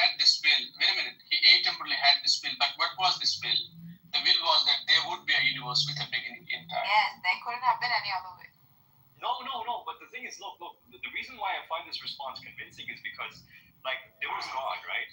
And God willed all of past, present, and future, like, in one act. And then the effects are perceived from us as things that is what I'm saying. processes, right? This atemporal being had a will, and this, what was the will? The will was, and quote unquote, the full sentence is what the will was. The will was that there would be a universe with a beginning and time. The will was not just there would be a universe. The will was that there would be a universe with a beginning and time. No, it wasn't. I mean, at least the way that my only pushback here is that is one way of looking at it. His will was not just like his atemporal will was not just like a universe with beginning and time. His atemporal will was a universe with a beginning, a middle, and an end. He willed the entire universe in one act. And then the effects of that will happened temporally, but the will itself was atemporal. Like the whole thing How did that happen? is like. How did that happen temporally? Where the heck are you getting that temporality in this thing? Why are you not listening to what So it's no, but I'm just saying that like he's just like focusing on one part. I'm just saying that God in one act willed the entire existence, past, present, and future, that we perceive temporally in one act. Okay? So there's no contradiction here, basically. I hold to a semi-temporal God. I don't hold to any atemporal God. No, I don't either. That's why I find this response convincing. Atemporal God or a temporal God? I don't hold to some temporal. I don't. That's something. Yeah. I don't hold to a temporal God either. That's why I find this response convincing. Let me read the whole response because it's good. I find it convincing. Okay. You're still going to change its state with that. No. Well, okay. We'll get to that. Hold on. God does not begin to will at a moment. His will is eternal. What changes is not God's willing, but the created order's reception of what was always already willed eternally. This partially addresses the potentiality problem. Hold on. I'll refute myself. Listen. This partially addresses the potentiality problem. There's no moment where God potentially wills and then actually wills. The will is timelessly actual, but the problem resurfaces. If the will is eternally fixed, in what sense is it genuinely free?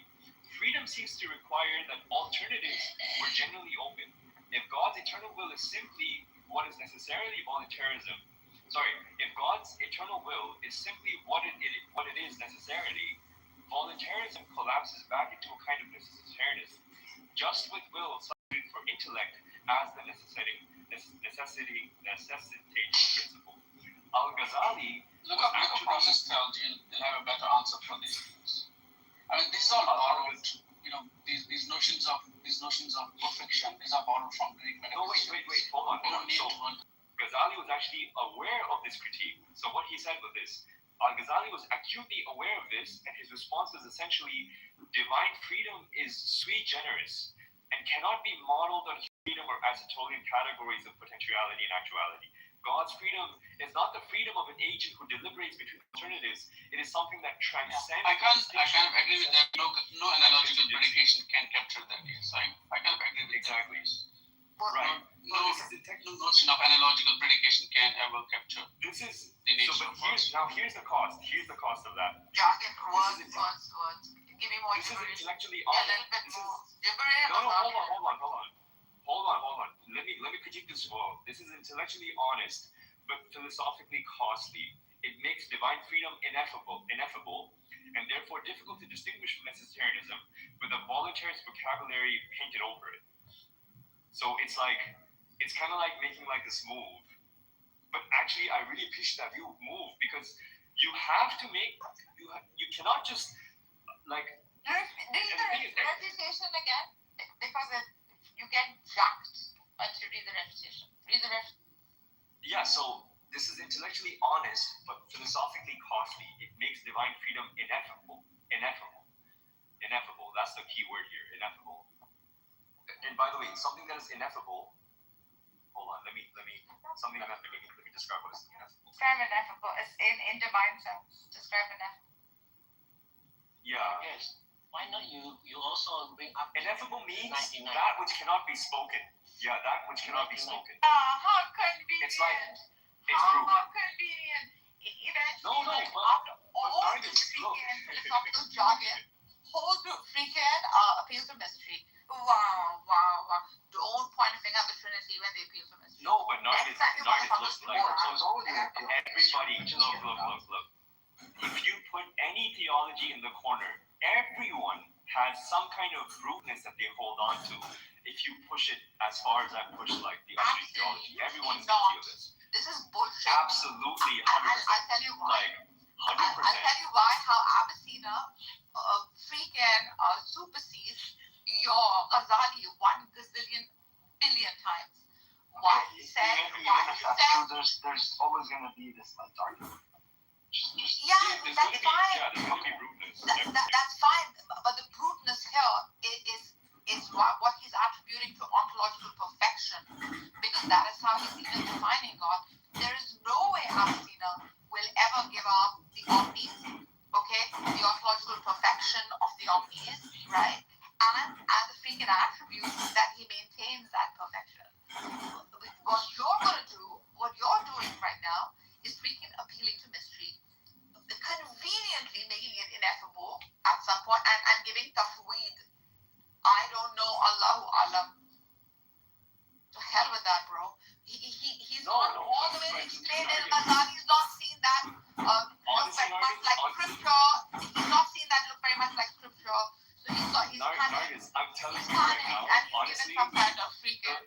The philosophical cost of my view is way less than a God who cannot choose to do otherwise. Wallahi. Like, and you're gonna ask anyone, and they're gonna say the same thing. That potential is the making of a weaker God. Because anything that holds potential. There's no potential. Not fully. Dude, what is choice? What is the need for choice? No, there's no. Okay, look. Why do we make choices? Because there's potential. No, there's no potential. Like, hold on. Why do we make this choice so that something comes about? We're talking about there's no potentiality. You please keep quiet. Nargis, why do we make choices? You're critiquing. Why do we have that's will? Like not landing.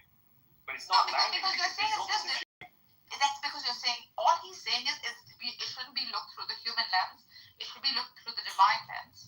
In the divine, will works differently than the human will. This is a brute statement he's making. It's a deep ass cope. I don't know why you can't just keep to plain logic and use will like consistently throughout. Instead of treating demarcating between plain logic it's a claim. Keep quiet. He's just coping because he wants to read it. You're laughing. I know why you're giggling. I know why you're giggling. No, I know why you're giggling. Each in the middle. Can we stop interrupting her? Yeah, but Ghazali's sneakiness in the middle has to show itself because he wants to freaking accommodate scripture. It's not sneakiness. He's being honest about He's the being honest. He's making a brute statement. He's making a brute statement. Yes, everyone does that. No, that does not. Avicenna does. Look, if you ask Show me when he does it. His argument is purely out of logic and rationale. Yes, it doesn't go with the God of Scripture. It doesn't go with the literalist language of Scripture. Ghazali started panicking, getting insecure. Oh my God, what do I do? This is so far away from the literalist read of the Quran. Let's insert something in. God's will is different from human will, and this is how it is. It's ineffable. Do you think there's honesty in that? Just for once, think about these things. I'm telling you, is that an accurate depiction? Somewhat. Although, she's kind of ignoring some of the attempts to answer this issue, but it is somewhat an honest critique. Yeah. Why, Benny? You didn't think I was being honest? You think I was studying this? No, I wanted him to admit it. Yeah, exactly. I know you thought. Just now you say about this. Just now you say about God's will, not the same with what was it? I guess God will. You know what you're right. I'll tell you what. Look. There are much heavier and problematic critiques that happen from Avicenna's account of theology, and there are so many. I mean, from my perspective, and again, I'm not being You know why? Because it doesn't go with language of scripture, I believe. His literalist. No. Number That one. is the only Ibn reason Sina's why views. Ghazali came Ibn in and Sina, hold on. Nargis. panicky. Nargis, look, I let you critique my view. Now let me tell you the cost of your view. Cost of Ibn Sina's view is that the world is co-eternal with God. Okay? So? Number one. Number two. What is the description? You believe, you know how you say don't use Salafi arguments. It's not be honest, don't use Salafi arguments. No, Ibn Sina admits this. He admits in his view entails that the world and creation are co-eternal with God. Yeah, but don't. I know that, but don't use Salafi arguments to. That's huge. Because what is okay? Why? Compared to just this. Why is that a problem? Why is that a problem? There's a just clear this alone. Hold on, Nargis. Hear me out. Clear-cut description in any emanation model. There's a clear-cut description between creation and creator, and that would be contingency and necessary. It's not enough. It's not enough. Look. Not enough. Just this alone for me is Look for me to at drop this. And that's and I'm only getting started. Okay. Number two, the Ibn Sina's position entails that God is not only by itself is for me to drop Ibn Sina's view. He doesn't. Particulars are not there in the model. It's a model for universals. It's model for. Digest is the fact that the necessitarian God has no will. Not necessarily emanates the word of the person. He is will itself. Necessity. Then God has no will, no choice, and no joint agency. He's like he's a mathematical truth. He has a choice. That's it. Like it's just. The choice is always God's. He has a choice. He can choose to be God or not God. He can choose to act against his nature or of his nature. And at all times, God always picks his nature. Because that is necessary choice he makes. Is that a problem you have with deism? With deism? This is not deism. This is not deism. We're not discussing. We're discussing. Deism is not even your. If God had to create, right? Yeah. And say he didn't get involved in his creation, would that be better or worse? He is the very grounding of this creation. That's I don't know why you're calling yours deistic. Why is that horrible? You're calling yours deistic in a wrong way. Many Adam, your model is not deistic. Your monad is not deistic. It's the grounding of everything there is. Neoplatonic. It's the grounding of everything. But it also doesn't really get involved in like, affairs. He's not a man. Yeah, he's not a man. In your model. Yeah. So it's kind of like. God is a human being. So it's basically God does not get involved. That means it's kind of deistic. No, deism is a very different concept. A deistic model is almost atheist. You don't hold to atheism. It's very, very it's like even closer than the jugular vein concept. It's the largest set of existence itself. It is so involved that it is that thing itself. It is existence itself. It can't be every time there is existence. Okay. It is grounded. Deism is a rationalistic religious philosophy that posits the supreme being or creator initiates the universe but does not intervene in operations, miracles, or human affairs. Yeah, like a human. That kind of sounds like the Gnostic model. No. Yeah. Dude, your model, the monad, is the grounding of all that there is. It's not. This whole model. This is a supreme being or creator. Yes. Okay. Deism talks about a God which is completely out of it. He creates and goes, smokes a cigar and walks away. This God of Gnosticism and this God of ADS is so involved that he is that thing itself. Yeah, it's not exactly the same, right? But in a sense it is because. No, because the monad does not intervene in its operations, miracles. It's not a human. It's not. Yeah, exactly. So the monad does not interfere in the universe.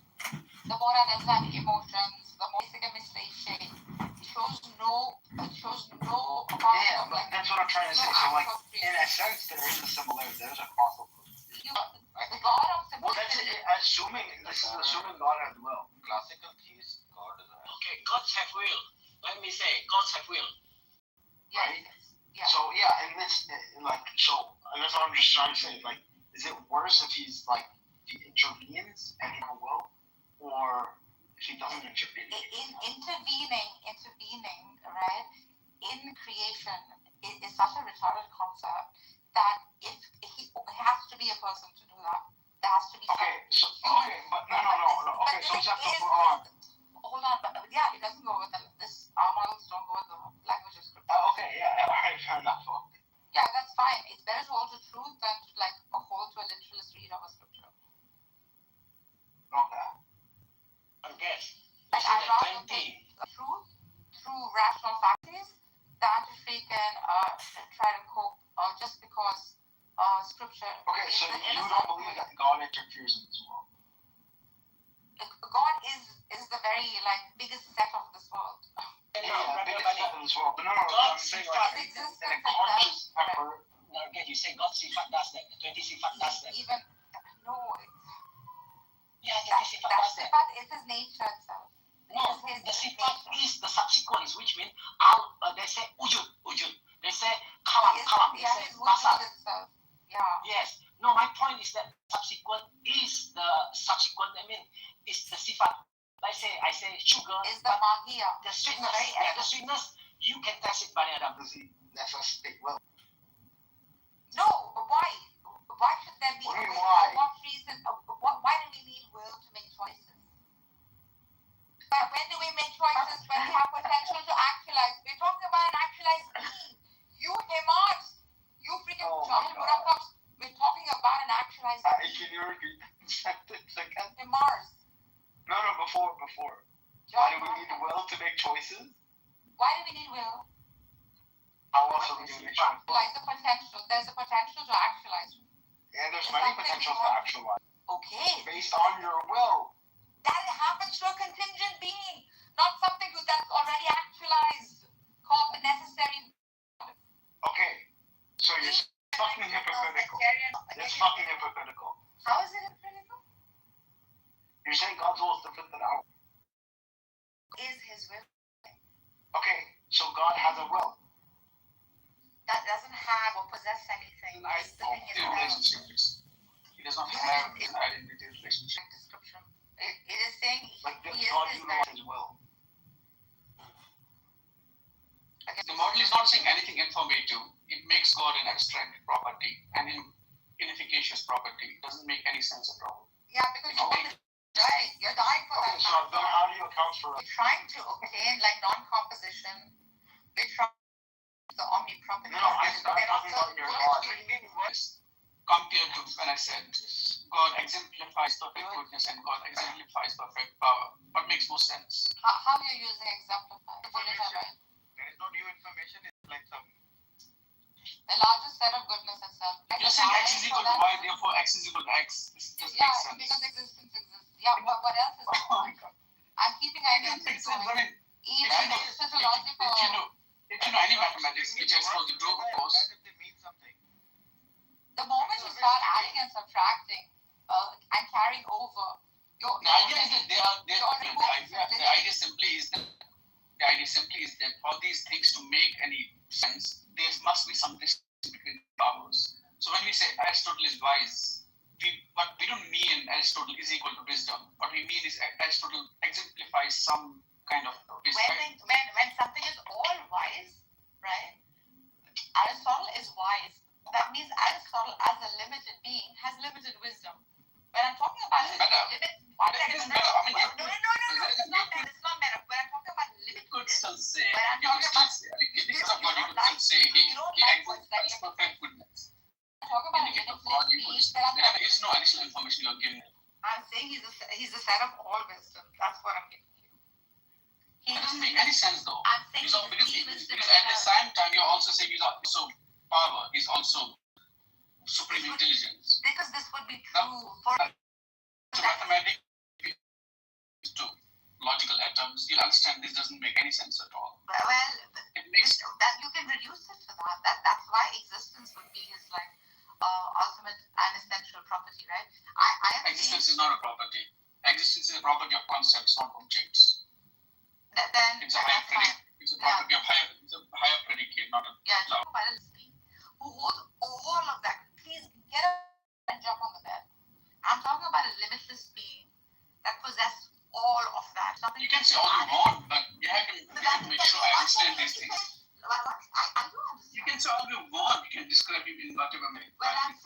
But the point is, I had to make sure I understand these things. I'm able to understand these things. So, you know, annoying with that sometimes. Yeah, I wouldn't be too worried about a dark side organ. That would put up with a lot worse. Well, it's just so funny how, how Clubhouse community, and he was triggering my people, if you will, if that's what they're called, and now I align with him more than most people. It's just such a funny, it's just funny journey. You put on the red and blue hat and you got to know. That's why. Then you realize his ideology isn't too far off from yours. What is that ideology? I made that guy cry. I helped that record. I made that guy cry and leave Clubhouse, and then he met Sig and KP up in Detroit, and it turned out to be a bitch. And then they were kind of like, yeah, he wasn't who he said he was. So we were just kind of laughing about that the other day. It's actually kind of ironic with it. So he's not a white nationalist, or he's not? Nah, he met KP and Sig, and he was like, I give all that shit up because all my money and all that shit was just bullshit. They were just like, I already have. That's diabolical response.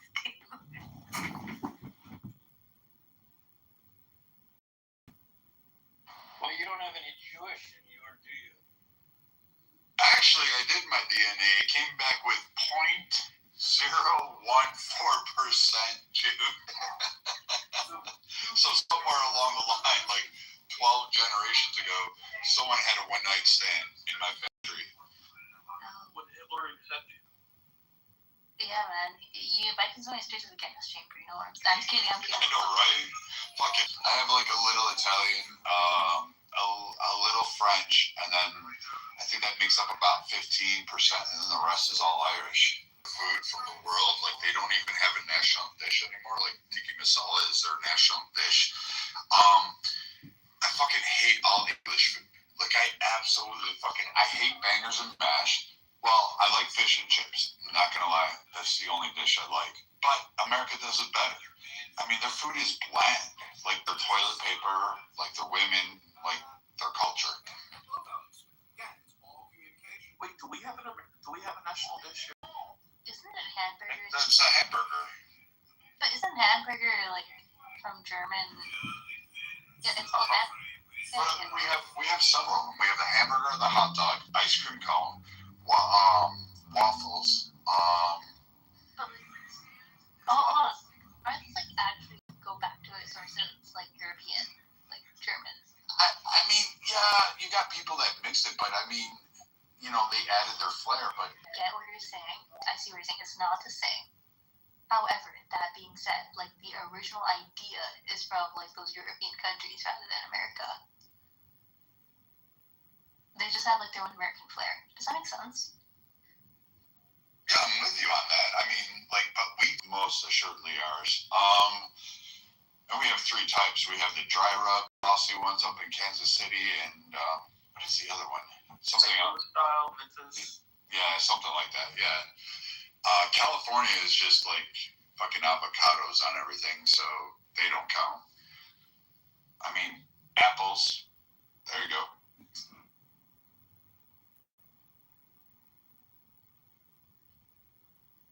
Oh, now I'm hungry. Yeah, so am I. Thanks. You're the one who started that. I want a fucking ice cream cone. I want a bag of peanuts and a fucking. I don't want shawarma. Anybody want to do shawarma? No, I gotta go to bed. I gotta pick up before you go to bed.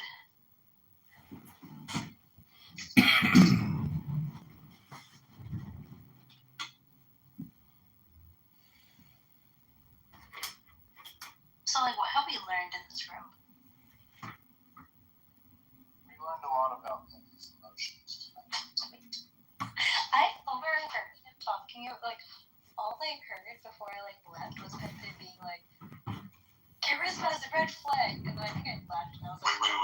did you guys fucking do tonight? Come on. What fucking shit did you guys do tonight?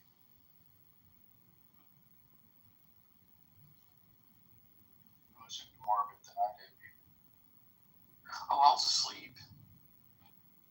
I was kind of checked out. But they were just, I mean, it was Pepe talking a lot about his relationships. Poor Pepe. It's kind of an account of tonight's round. Sorry, did you ask me? What? I don't know if she was there. Were you there? No, I was there. I don't know. I was there for like a moment. Which ones? Wait, so like my 70% actually? That's what I want to know. Dr. Jordan was there. Dr. Jordan was a big speaker. There was a debate. Can Dr. Jordan, can you retell kind of what the debate was about tonight? Oh, yeah. So I kind of got into it with Edward because I just heard Edward C. and Cool C. and Chris, I guess, talking about like giving Dima advice on relationships. And it's not so much what they said, but how they said it. And it's like there's so much nuance to relationships. Like just because someone's been married 30 years doesn't speak, and Edward kind of had been talking about his own experience. I mean, all kinds of things happen to people and out of their control or in their control. And so I kind of got a little triggered by the way he was talking about it. That's how I recall the conversation going. And, you know, I mean, I also don't think that just because people are married means that that's a successful relationship either necessarily. They could be there for all the wrong reasons, or they could be in a position where they're terrified to leave. I mean, it's just, it was the way it was talked about that kind of caught my attention.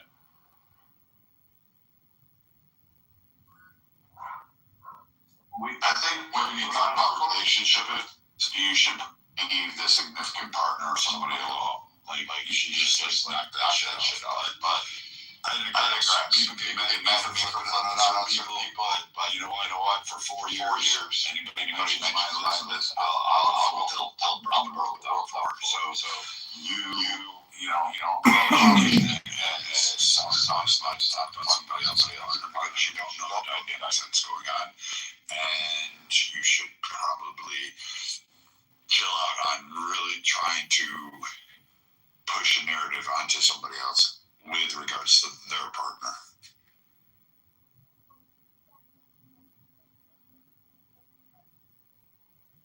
Well, Rabboni Shalom, you know, the Pepe Show is part of the Circus Sideshow Freaks. And, you know, I was doing all kinds of stuff, listening and recording from a distance. But, you know, everybody has their journey. And talk therapy here on Clown House is cheap. Imagine just sitting down with Sigmund Freud or Carl Jung and little Pepe talking about all his relationships and his career and monologue on Clown House. And so what I'm trying to say is every person here is a node. You are a network. And some people here only have Clubhouse. You know, you got no other platforms. You got no other networks. You got no distribution and communication. And so if you want real relationships, you got to be actually open. You have to be transparent.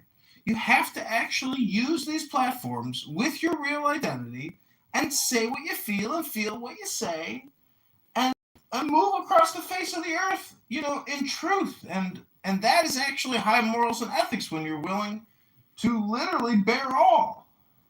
So, you know, ethics and morals and mysticism and Clown House and politics and the future of America and Donald Trump's legacy, Rabboni Shalom. Let's talk about Clubhouse relationships. Not everybody here is going to be here in 3 years or 2 years or 1 year. And Clubhouse could shut down at any moment. And, you know, just you'll get a message saying the app has shut down and Reid Hoffman has had a massive aneurysm from his booster shot. Let's talk about relationships. Every hour that you listen to Pepe monologue is an hour lost that you could have been doing something else with your focused concentration. Hello? You and Pepe sound so much alike at times. I actually liked what Pepe had to say tonight. Do you hate Pepe, John? I do. I actually like Pepe a lot. No, I'm telling Kitover. He hates Pepe. Pepe and I, it's funny because when I first met Pepe, I thought, wow, far different from me. Pepe and I are a lot more alike than most people on here. And I'd actually argue that we each get triggered in similar ways.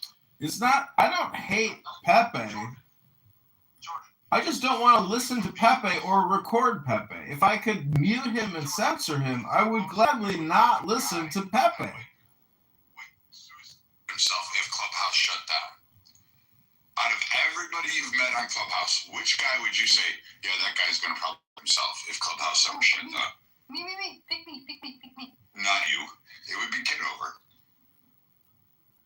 See, that's just element projection of John here. Poor innocent John holding a book, reading a book. And, other people tell you, Brad, all the time, don't tell them, when they're going to K-word or S-word themselves. Like, is that really necessary on a social audio conference app to bring up such violent and, horrific rhetoric?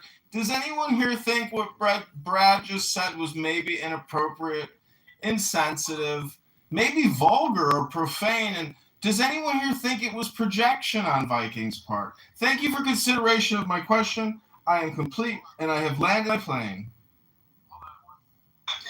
I think that the funny part of Clubhouse is that it's like cheers, as we know, right? Like, we trigger each other sometimes, but we're OG. Well, I guess we're OG. I hate that expression, but the fact that we keep coming back and hanging, like, if you really don't like so often we'll leave the room, I think is the case for most people. Maybe I'm wrong. But by as much as we all be on different things, blah, blah, blah, we have stuck it out with each other. Dr. Adams, the Dr. Adams thing, that I haven't heard, that got pretty, what's the word I'm looking for? It's not that it got heated, but it got pretty, like, as we're definitely venting. Oh yeah, Adam's contacted us all.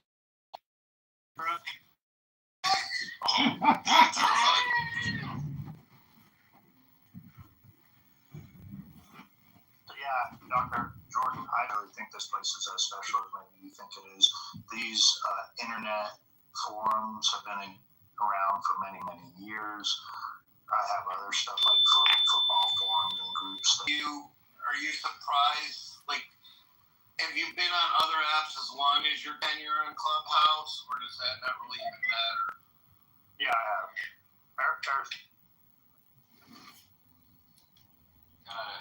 See, Dr. Jordan, I was using the internet for broker direct response advertisements online.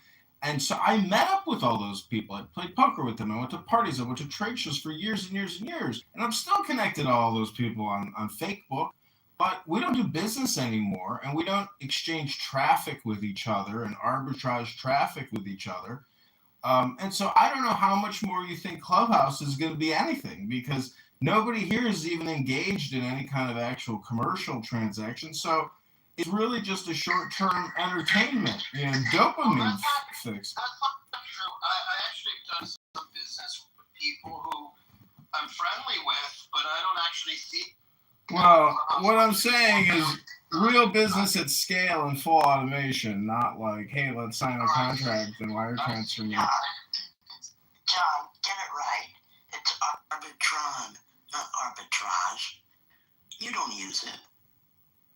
Arbitron? What is that? Like some type of, What is arbitrage? Arbitrage is just buying low, selling high. It's making a profit off of clicks. You know, revenue per clicks versus cost per click. Have you heard of this little company called Google? You know, it does about $750 billion a year in revenue. Hello? I'm teaching you something, dumbass. You know, John, arbitrage. Are you done? It's arbitron. It's what I'm teaching you. So, okay. I got it. I like the movie. I think everybody likes that movie. You know, with the neon lights and the future technology. But, you know, there used to be Tiny Chat. I don't know, did anybody here use Tiny Chat? Because that was Clubhouse, but with video. And we worked and networked with people that were buying huge amounts of traffic on Facebook.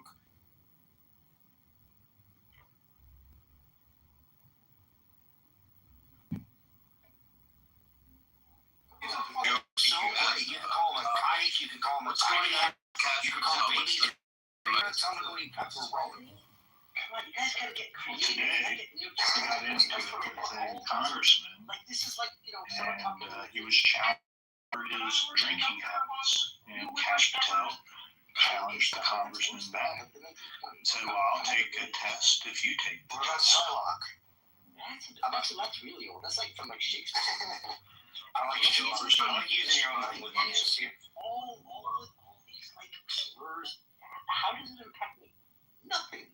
Right? Like, it seems to me like what it seems like a petty argument simply because there's so much else going on in the world. What is it? Mainstream media trying to beat on Cash Patel. I mean, even though I don't like it, but I'm like, It was a Democrat that brought it up, Dr. Jordan.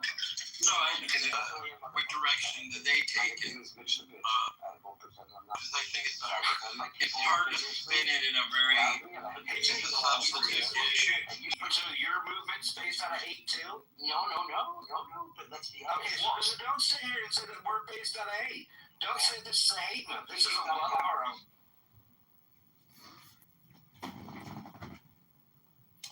So, Rabbanu Shalom, you know, we got Bima, society, and abortions, and femininity, and masculinity. He was articulate. He is back too. Jay Breska's back with his banger rooms. Wow. Clown House at its finest. Everybody, including Steve Appel, the Johnny Carson of Clown House. Wow, thank you. What room? Where did JB have a room? What was this room called? I don't know. I was in it and I clipped it. I can't remember what it was called. Oh, he was talking about how this war is all about oil and nothing else. You're seeing the person. Well, I'm going on a cruise. Divorced my wife 20 years ago and joined the lifestyle. I was a swinger! And now I'm a Clubhouse. Ask the atheist, Uncle Steve. Actually, I hear Uncle Steve on Sunday here in LA. Sorry about that. Go ahead. John, I want to ask you, have you considered doing an hour roundup or a roundup of Heard Around Clubhouse? I mean, as much as there's even more out there now, and there is so much that it's just unwatchable. And I would challenge any of you to actually search John Kitover and watch yourself talking. And then when you watch yourself talking, you'll say, yeah, I don't want to watch this. This sucks. So it's kind of like dating a woman. Like, if it fucking sucked the first time, you know, the second time's not going to get any better. So you just got to consider, you know, if you watch John Kitover movie as good as the YouTube video that you appear on, I think that's really, you know, a nice question. Interesting question. There's other interesting questions about our house proves that, you know, projection is real. You know, ad hominem projection. Anytime you insult someone else, it's really a jab at yourself. I can absolutely not, like, I can't stand listening to replay rooms. I definitely will not go out and listen to myself on YouTube. be awful. I don't know how some people do it. I only want live. Who's actually extremely consistent is, and technically that's just the 5 o'clock news. So if everybody here at 5 o'clock every day was to open their own room and call it the 5 o'clock news and just do a news broadcast, like you said, a roundup of Clubhouse news or actual news on Drudge Report, etc., it's the same thing. So, but Gary Baumgarten just yells at people, and that's what Steve Appel does. So, I mean, that's their dopamine rush. That's their show. And it works. The 5 o'clock news where you just scream at people, that's because it's really just peak usage when people get on the internet, after they've completed their daily life patterning and life cycling and working, etc. So the 5 o'clock news, is a business opportunity for anyone.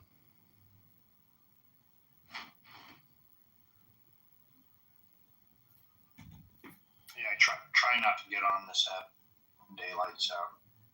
I don't know, it just seems weird to be this. This is just like a late night place to talk. Do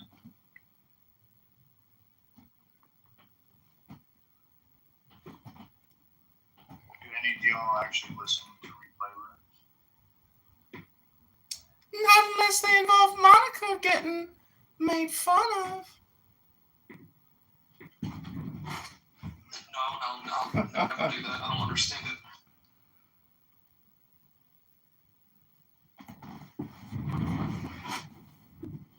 But I actually changed my recording studio downstairs because I've been filming Politically Correct for 3 months maybe, and other rooms, this room and other rooms. But I basically moved all the cameras. I had 20 cameras pointed at one Clubhouse account that was on Anon for a month, and then it no longer was a subscription, but that account was still not getting kicked from rooms. So I was like, okay, great. So anyways, got a huge amount, and really that band, aka Goat, there's no way, and there's other people like Breyer, supposed professor, if you really listen to what they say, it's 10 major talking points. One of them is indigenous rights, obviously, as everyone knows, indigenous rights. Jim Crow comes up a lot. Jim Crow. Big one. Immigrant communities, another huge one. Student debt, another huge one. Just, there's 10 topics, and I'm sure all of you could say, here's another one here. Global warming, obviously, environment, huge one. Nothing ever about the debt. Sometimes you get a breakthrough national debt crisis moment in these types of rooms. But again, this is the elite, intellectual, liberal, gay, black Democrat. That intellectual, like Hurricane or Isaiah, aka Goat, and other, academic professors here. And many of them say, I was an economics undergrad. Oh my God. So the great thing about AI is you can just quickly get 10 extracts from any book or any topic. And then everybody's argument here just falls apart. It's really just a show. And so to get gaslit or manipulated or played by somebody like Goat, aka Ban, well, maybe you'll have fun. But when you watch yourself on John Kitover's YouTube account, again, you're going to have to ask yourself, was it worth it? Because when you think back about your experiences here on Clubhouse, and then you go back to YouTube and you watch your experience, does your memory accurately match what you see on the YouTube version of Clubhouse? Hello?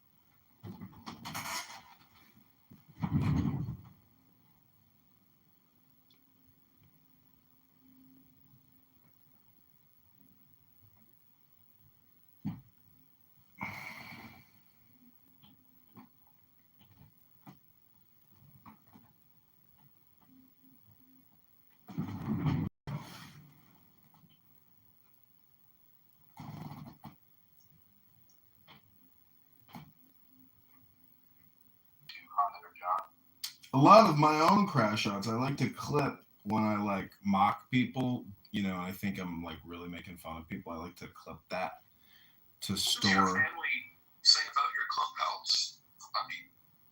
I think nobody wants to talk about it. You know, Pepe, you guys don't know this, but Pepe and I are actually friends off the app, and we text each other. And he showed me a text that he was having with his father, a Kitover who records everything that I say that I hate. And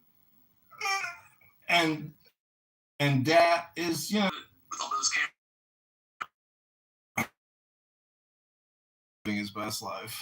And you know, I gotta say that, like, you know, as a son, it's like, that happened?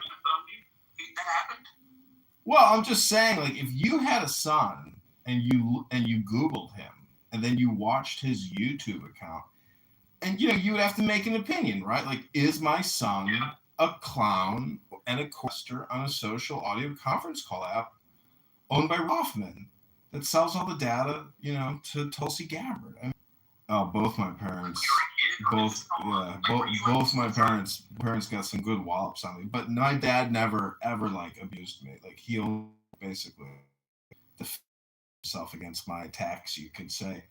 But my mother most definitely, essentially what Sig does on here, which is bring in a ghetto ratchet hood rat and let her embarrass and humiliate herself, and then, you know, beat her up and toss her to the ground. Something to that.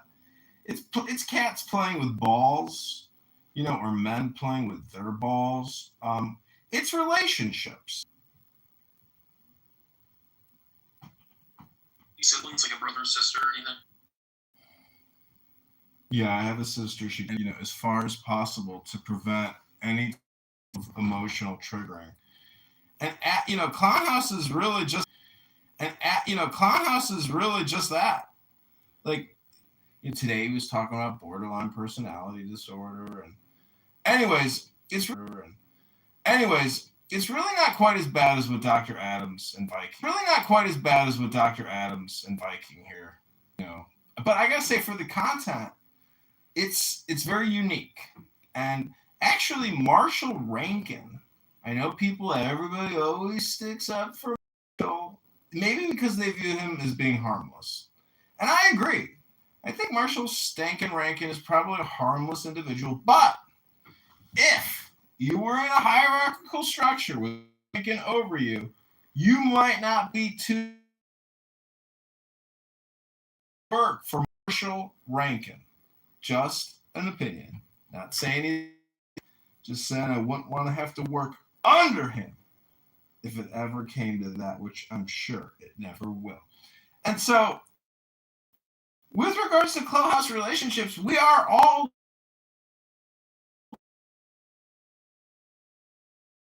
many videos of you talking about so many different things. And that's why I say a nation that you could have ever wanted to have has already happened. There's no new conversation that you can have on this app. It's just a pattern. And when you leave the gym, you know,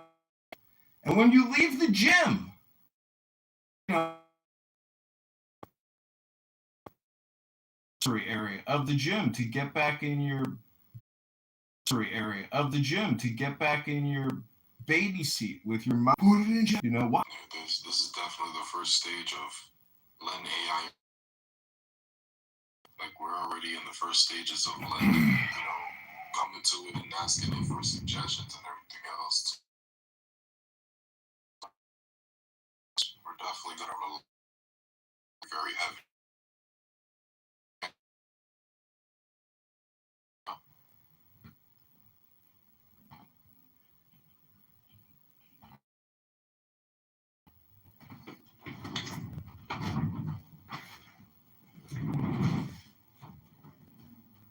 Well, I don't think we know what our generation is going to do with AI before we can talk about the next generation.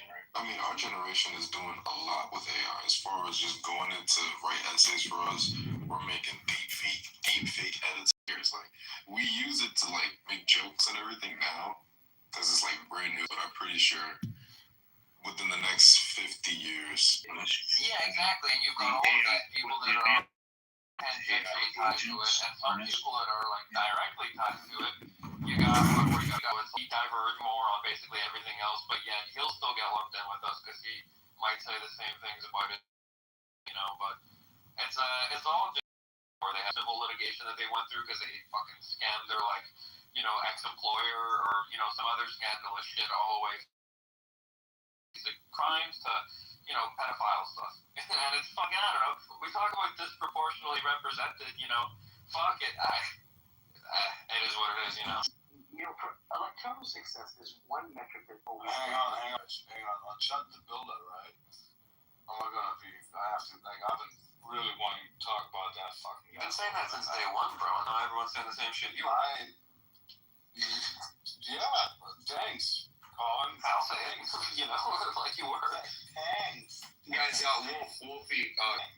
Thanks. Yes. Do you know what that reference? My chat. You know what Prison Mike is? You know who Prison Mike is? W? Okay, good. Alright, go ahead, Prison Mike, if you show them time. Go ahead. Yeah, I'm Prison Mike. You could call me Prison Mike because I actually know. I'm from fucking Scranton, so fucking, of course I know what Prison fucking Mike is. Are you for real from fucking Scranton, bro? My fucking guy. I fucking know every single fucking street, brother. Are you guys retarded? That office was my shit, man. You think I'm fucking... Can you hear my fucking accent, bro? Oh, man. Listen, guys. Hold on, guys. Hold on. From Scranton, Tennessee. Hold the phone, guys. Okay. So, what I found...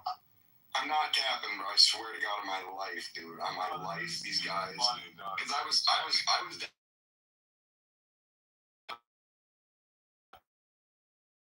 brother, Wolf...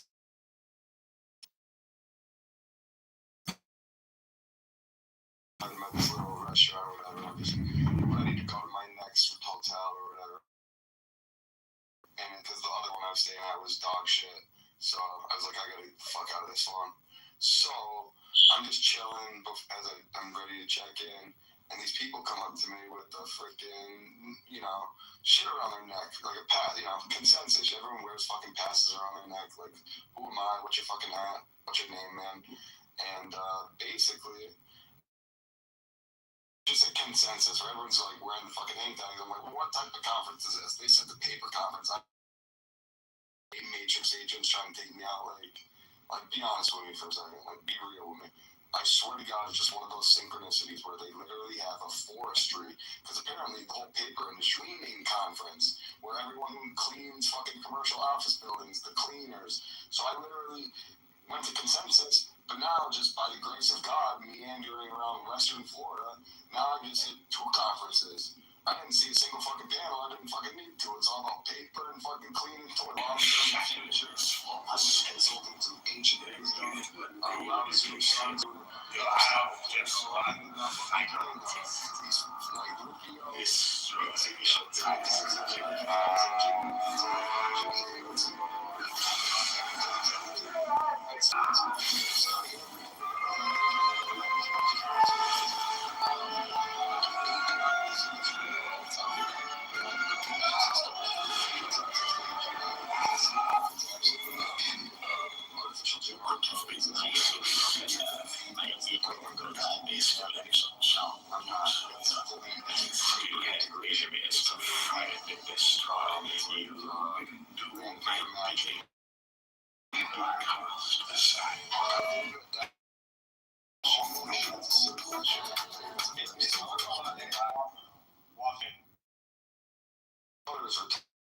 Are not in yes, I guess maybe he is, but he's not like an official, but it's not just skin color, my friendo.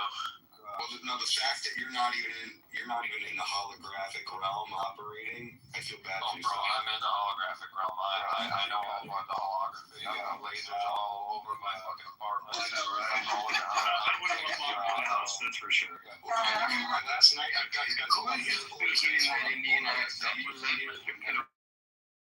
last night, I had my first Eyes Wide Shut experience at 4 Peter was speaking. No, it was not me. It was me.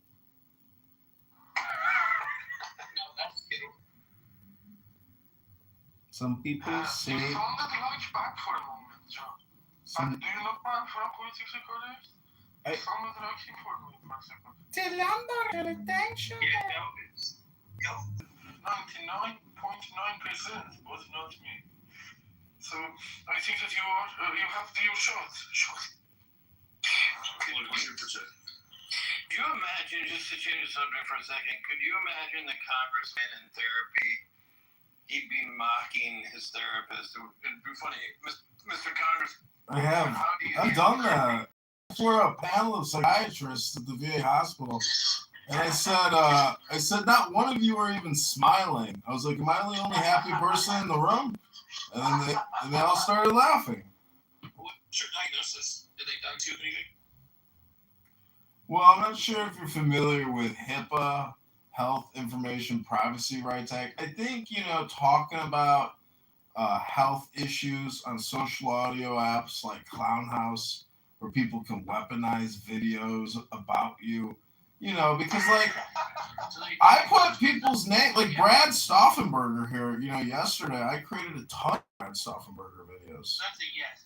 And Dr. Jordan, I've created tons of Dr. Jordan videos. You can go on YouTube and type your names in, and you'll see.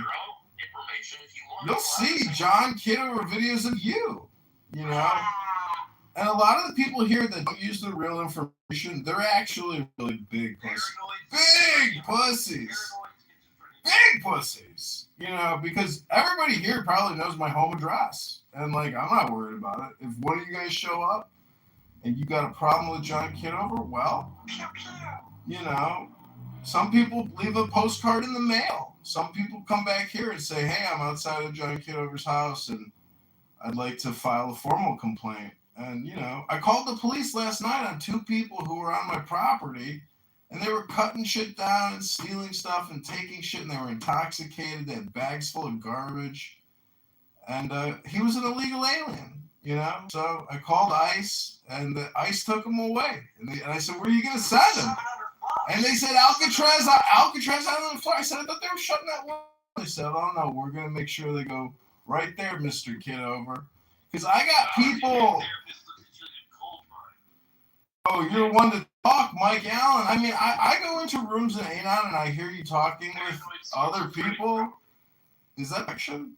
Because, No, you're worried about people coming. Those people you're talking about, they in the room with you right now. Well, what I'm trying to say is, in the chat, and you tell me what you think your diagnosis of John Kitover. No, I never deployed overseas. The psychiatrist said the medication would kill me in the heat. I said I'd have liver failure, kidney failure. You won't make it, John. I said, well, I don't need to go to Afghanistan. Let me get out of here. I'm going to go to Vegas for a couple of weeks. Have a good ability, Judge. Mr. Kitover, enjoy your life. I said, you too, Judge. Thank you. He said, no, thank you. I said, no, thank you. If you were to actually have $1 million, and I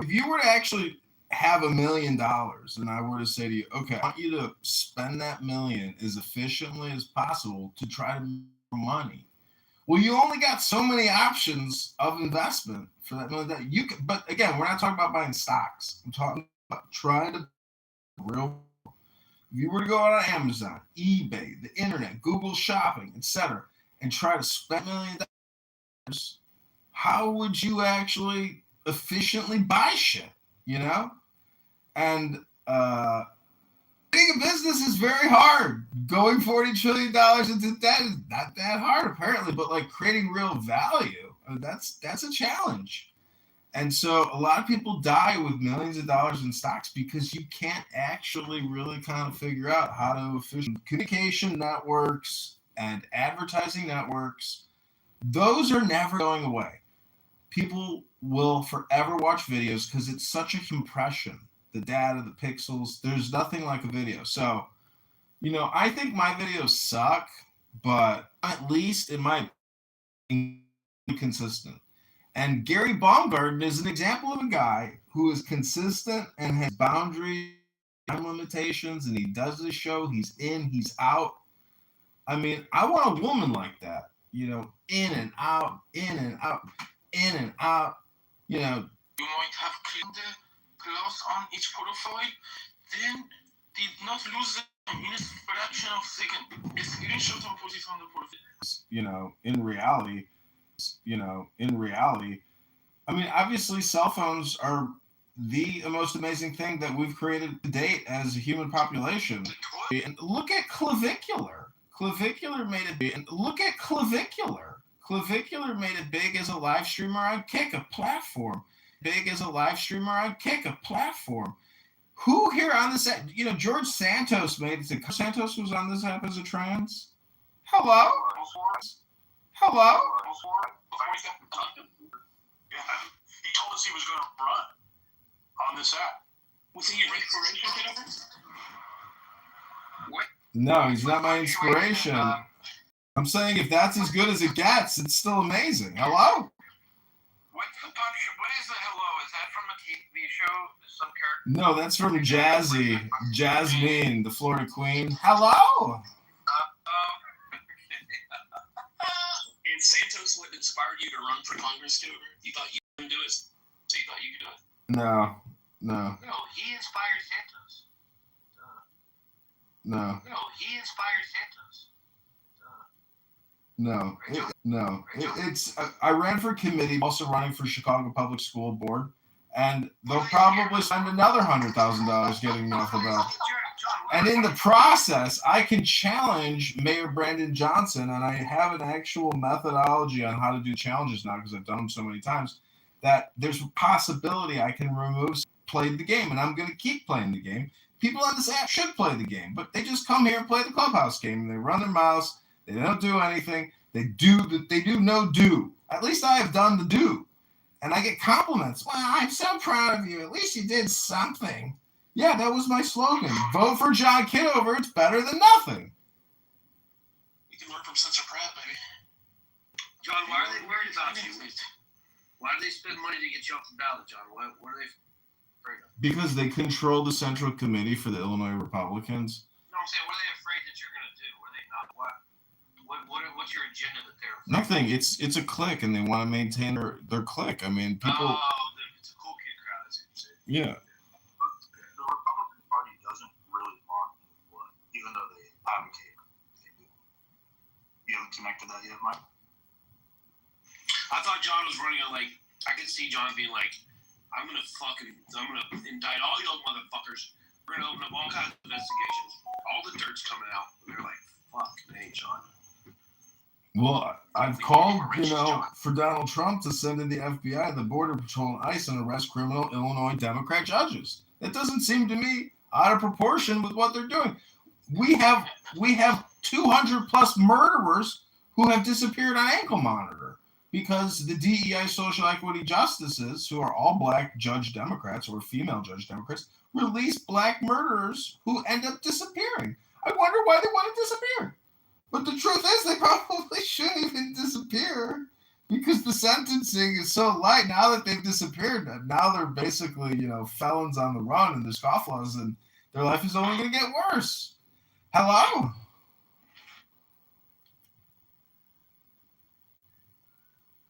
So your earlier point, John, you brought up the greatest invention being the cell phone. I've thought a lot about this. And I think really what's changed in the last 100 years more than anything is the speed of communication. Now the cell phone plays a part in that, but it's the internet, it's the 24-hour news cycle. The biggest thing that our generation has different than the generations in the past would be how quick we can communicate, and it's only increasing every day faster and faster. And I think the speed of communication is really the thing that has changed our generation from the previous. However, there is one challenge for that. The challenge is that the reliability has been decreased since the morality has been significantly decreased. The last times. Peter, this room is live right now. I can give you feedback immediately. That's what the communication loop is immediate feedback and live. So the room is live. You're live on YouTube. And the truth is, 20 years ago, when I went to T-Mobile to buy my first Google Android, it sucked. It was like beta. It barely worked. It was nothing. Now we're talking about a communication network and a business that brings in hundreds of billions of dollars a year, which is not going away. Multiple platforms, maybe this app. I think this app will probably be shut down because that VC boom at the $3 to $4 billion valuation has just deteriorated. And I don't think Cash Patel and NSA and Tulsi and CIA is going to keep buying redundant Clubhouse conversations from Marshall Rankin. I don't know. It's just me. I don't think that the NSA and the CIA should be buying data if Marshall Rankin is like the intelligence, that the government is buying from this fucking... Hello? They are not buying the data. They own the data, NSA or CIA. Would they need to buy that? I don't know. I'm just saying Marshall Rankin said his favorite professor was his socialist professor. Did you hear him say it? I heard him say it. He's like, my favorite professor was a socialist, hardcore socialist. I believe it. Socialist professors should never be in the census together. I'm a pretty skeptical person, but I believe he did say that, John. He did. He did. He also has this horrible life regret about not completing his degree. If I would have just stuck it out a little bit longer and got that degree, my whole life could have been different. Sometimes I can answer my skepticism, and I'm thinking of taking a risk. However, it is clear other people can also do that, or have done. But I am still skeptical. That's so true, Peter. 100%. See, the risk is actually that you're inauthentic and that you're insensitive, or you are artificial, or you filter to such a high degree, you can't actually really take in your environment, and it's all just push down communication. I see venture capital firms like creating YouTube videos for search engine optimization purposes, and it's just employees talking about whatever the topic of the video is because they realize that like keywords are part of their VC or M&A deals or whatever. I mean, I'm just saying everybody technically is in this content optimization reality where if you have a business, whether you like it or not, right? Yeah, whether you like it or not. I mean, it doesn't matter what industry you're in. Ultimately, at some meeting, you need to discuss, what are your keywords, where do you rank, and what's the content surrounding it? How does it apply to our business or organization? And, there's no real organizing, and it's all entertainment. This app is a slot machine. This app is just a cell phone game. This app is game theory. It's like people going to play Battletech, at the mall in the 90s. But it's now called Clubhouse, where people do online debate and rhetoric and read from ChatGPT in dramatic ways. And they hypnotize you with, their Viking ferocious, dopamine creating rhetoric and screaming and loud miking. Hello! Y'all, but I can't stand when they start screaming at each other. I try my best to avoid that shit, but it's absolutely just messy. And it's like, y'all are grown ass people. Like you're screaming at him on the other side of the phone, like only for your own pride and ego. That's really all it's for.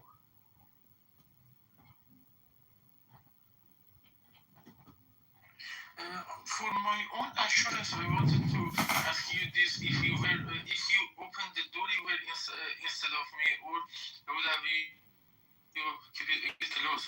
If somebody, in my case, were facing a big construction, unusual work early morning in front of his door in the corridor, dormitory.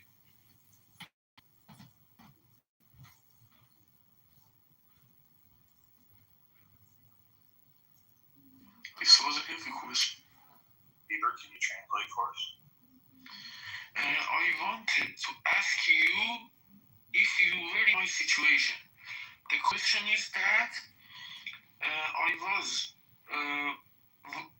woke up with a harsh noise of construction in front of my door, and they were, for example, making the noise of construction, but no, they also knocked on my door, but I did not open it.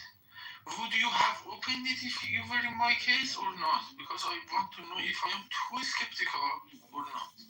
He's worried that the IRC is to get him, so he's very nervous.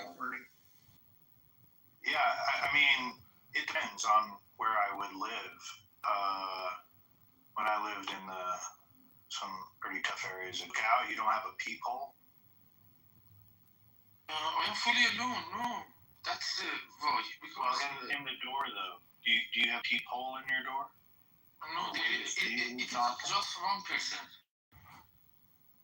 But you don't have a way to see who's on the other side of the door from inside. This door is overscooled. It doesn't have those lenses on the door to show the outside. The lens, yeah. Okay. I mean, it's really what your comfort level is. I mean, I answer every phone call I get because, damn, they're always trying to, scam you or whatever. I don't think you can be too skeptical. If it's following me, I'm in my taxi headed to my hotel. Please tell me what I should. I'm very nervous. IRGC cannot, for example, like the other projects that they have been trying to do, like some 10 years ago. And another one, I think, was Charlie Kirk. Another one was trying to assassinate, kiss my ass themselves. They can't just use the money and resources of the country against the country. And that's the thing. We need to hunt them down. Bro, that kiss my ass part came out perfectly. Like, you've nailed the kiss my ass phrase. Go out swinging, buddy. Go out swinging, buddy. You could just pull them with cuteness. You'd be so cute, and they would melt. And they would see how cute you are in your voice, and then they would just feel so overwhelmed with cuteness that they wouldn't hurt you. They would let you go. It would be pretty hard to hurt you, Peter, once you, if I'm talking to you in person. It's like, oh my God. You're so adorable. If you speak with cuteness, they would be more brutal. Because you need to be, for example, like us. You're jealous. They would see my phone. Today, Ehsan Afroshte. His first name was like mine. I was Ehsan before Peter. And he was going back. He landed inside the International Airport of Tehran, and they detained him since then. And he was in some kind of solo cell, and he was under mental and physical torture by now in the last 1.5 years. And today early morning, he was executed. He was 1 year younger than me. And if you see the face, his cuteness is more than me, I promise. I have very yellow hairs, I think, but he was too cute. Let me shake the link in the chat so you'll see the guy. Don't underestimate your cuteness, Peter, but I do think it might be a bad strategy. You ever thought about being a spy?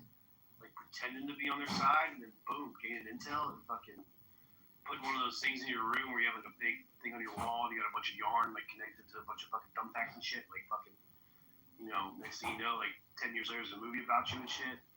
Fucking Peter, cutest spy ever or some shit. Think about it, whatever. Because I am not on mission. I am on my own command. Got it, boy. I command myself. The S-File is commanding me. Where? Whoa. You come on what? That's impressive. He said he came on himself. I thought he said his face. You know that kind of distance? We shoot it up in the air and put your face underneath it. How do you do this?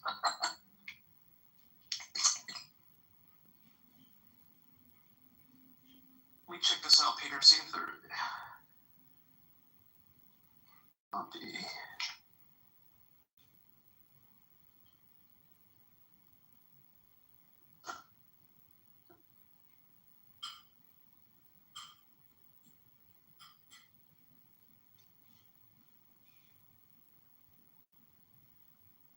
well, Peter, this guy doesn't have your cheeks and your cartoonish vibes. Nice to know, thank you. Because this was my intention, to become as comic as possible, because I still want to remain a child. And those pills, if they can reverse engineering to be a child, I want to be. Like, I think I didn't get that one. But he's saying those pills that reverse aging, they'll make him a child again. That's what he wants. Yes, 14 years old. To go inside alley and play football, break the windows.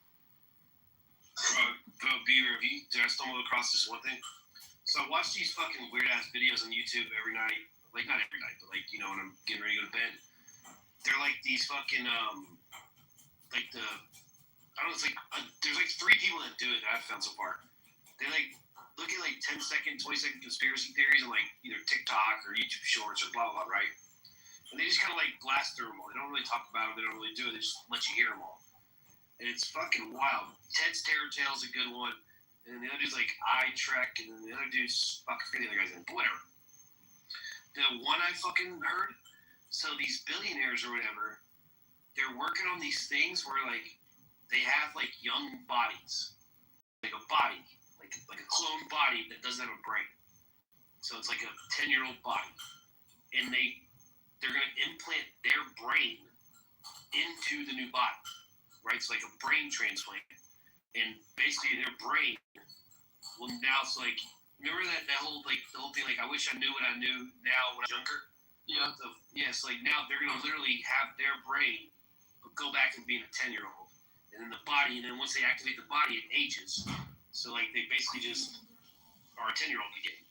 And then they age, and then they do it again and shit. It's fucking crazy. Kind of like The Island. You ever seen the movie The Island? Where like, they have a bunch of clones, and then the rich just use them like they need a liver, or if they need a kidney, or if they need a lung. They have a bunch of clones in their body. It's fucking crazy. And there's like an investment for this. I forget the company. I'll go find the company. But like, yeah, there's like an investment for it. They're already working on rats.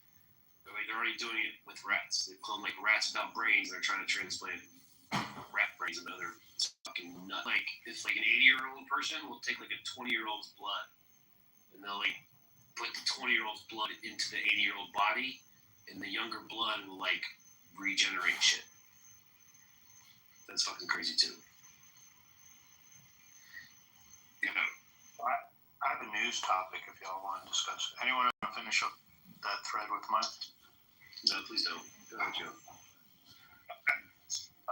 So about 4 or 5 years ago, let's see, two to 3 years ago, I read on Twitter this account called Clandestine. I don't know if y'all know him.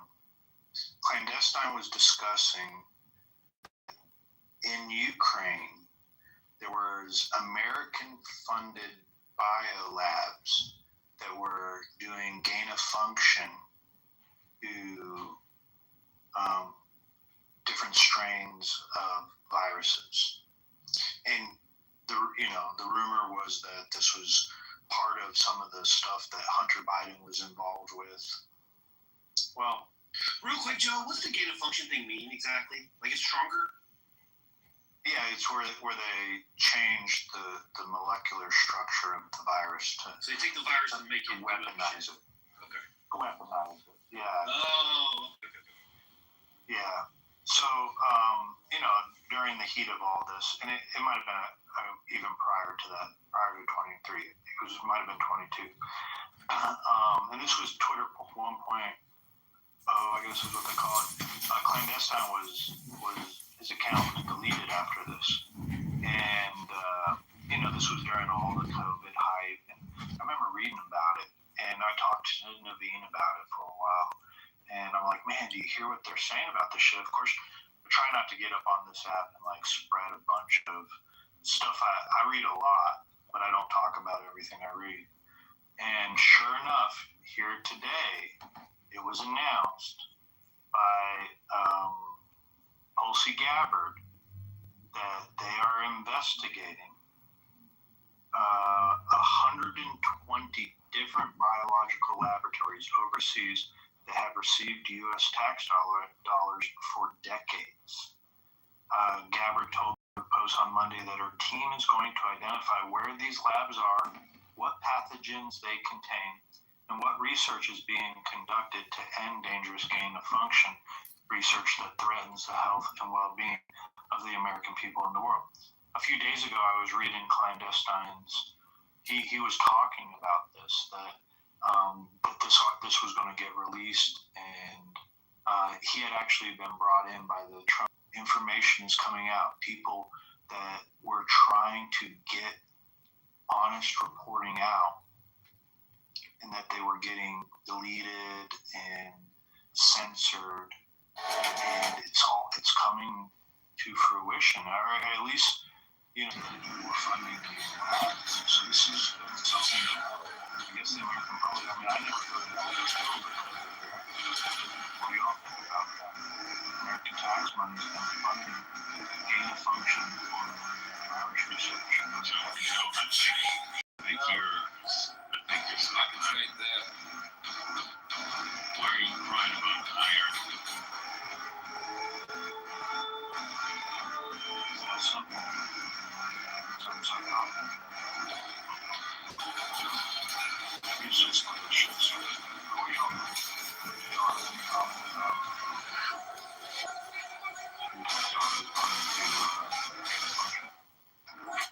But it's deep.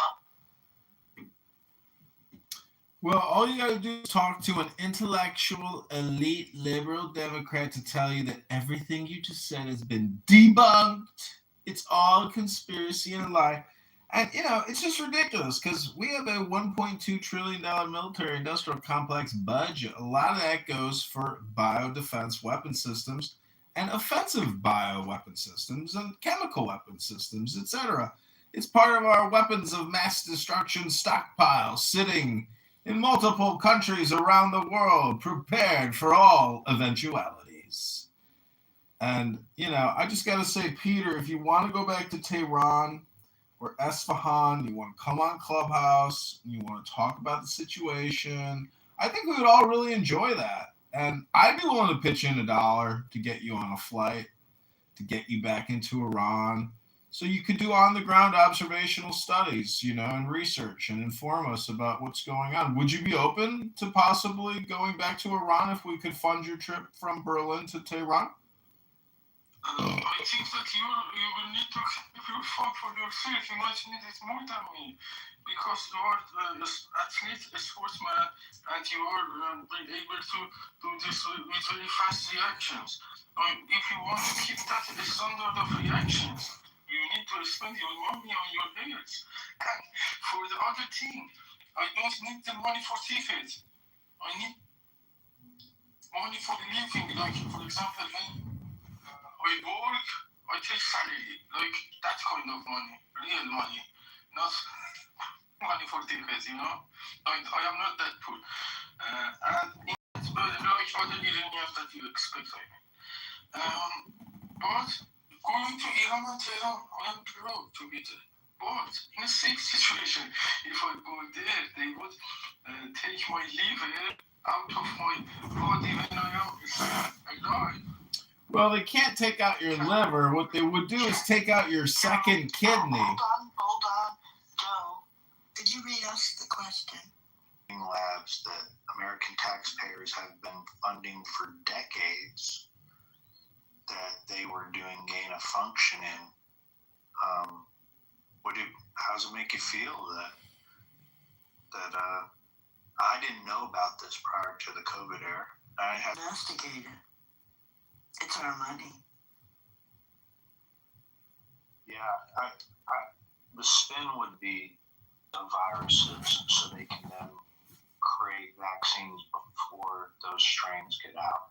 However, there is a agreement. I don't want to frame it the wrong way.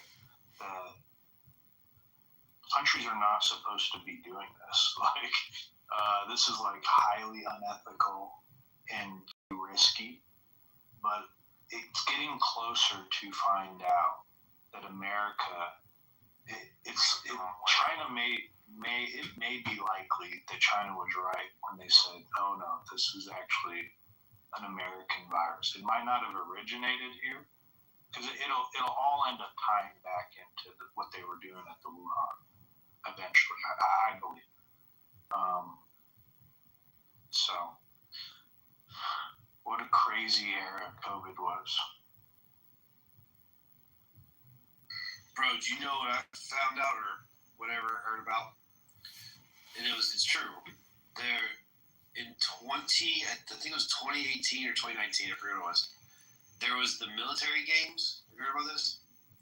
So there's this thing called like the military games, where like different militaries from all around the world send it's like American Ninja Warrior, so to speak, right? They send a bunch of their military people. They do like obstacle courses and different challenges and blah blah. And there's a winner. Heard about this? Well, the one in 2000, I think it was 18 or 19. And 2019 was the last one they had a military games at, and guess where it was? In fucking Wuhan. So they had all these people from all over the world, their militaries. They went to Wuhan, and I'll look it up real quick on what date when the date was. But it was like I think it was 2019. It's fucking wild. Thanks for sharing that with me. Yeah, it's fucking. There was definitely some orchestration that went on with that era, especially when the videos they were releasing early on during the virus. We were seeing people dead in the streets. All that came out to be fake from B films and stuff like that. That there was definitely a propaganda arm that was advancing this. Yeah, so it was the 7th Military World Games, first international military multi-sport event held in China. It took place from the 18th to the 27th of October 2019. So it was like right, and then COVID was announced in like March 2020. December. It started to spread in China during the Chinese New Year. The reason they call it COVID-19 is because it was delivered in December of 2019. So that's just months before the release of it. Yeah, they're all in like literally Wuhan, China, October 18th. Your hands in the event of a pandemic. Scandemic. Finally, Melinda French Gates knows that the Epstein files are going to embarrass the ever-living shit out of her, and possibly,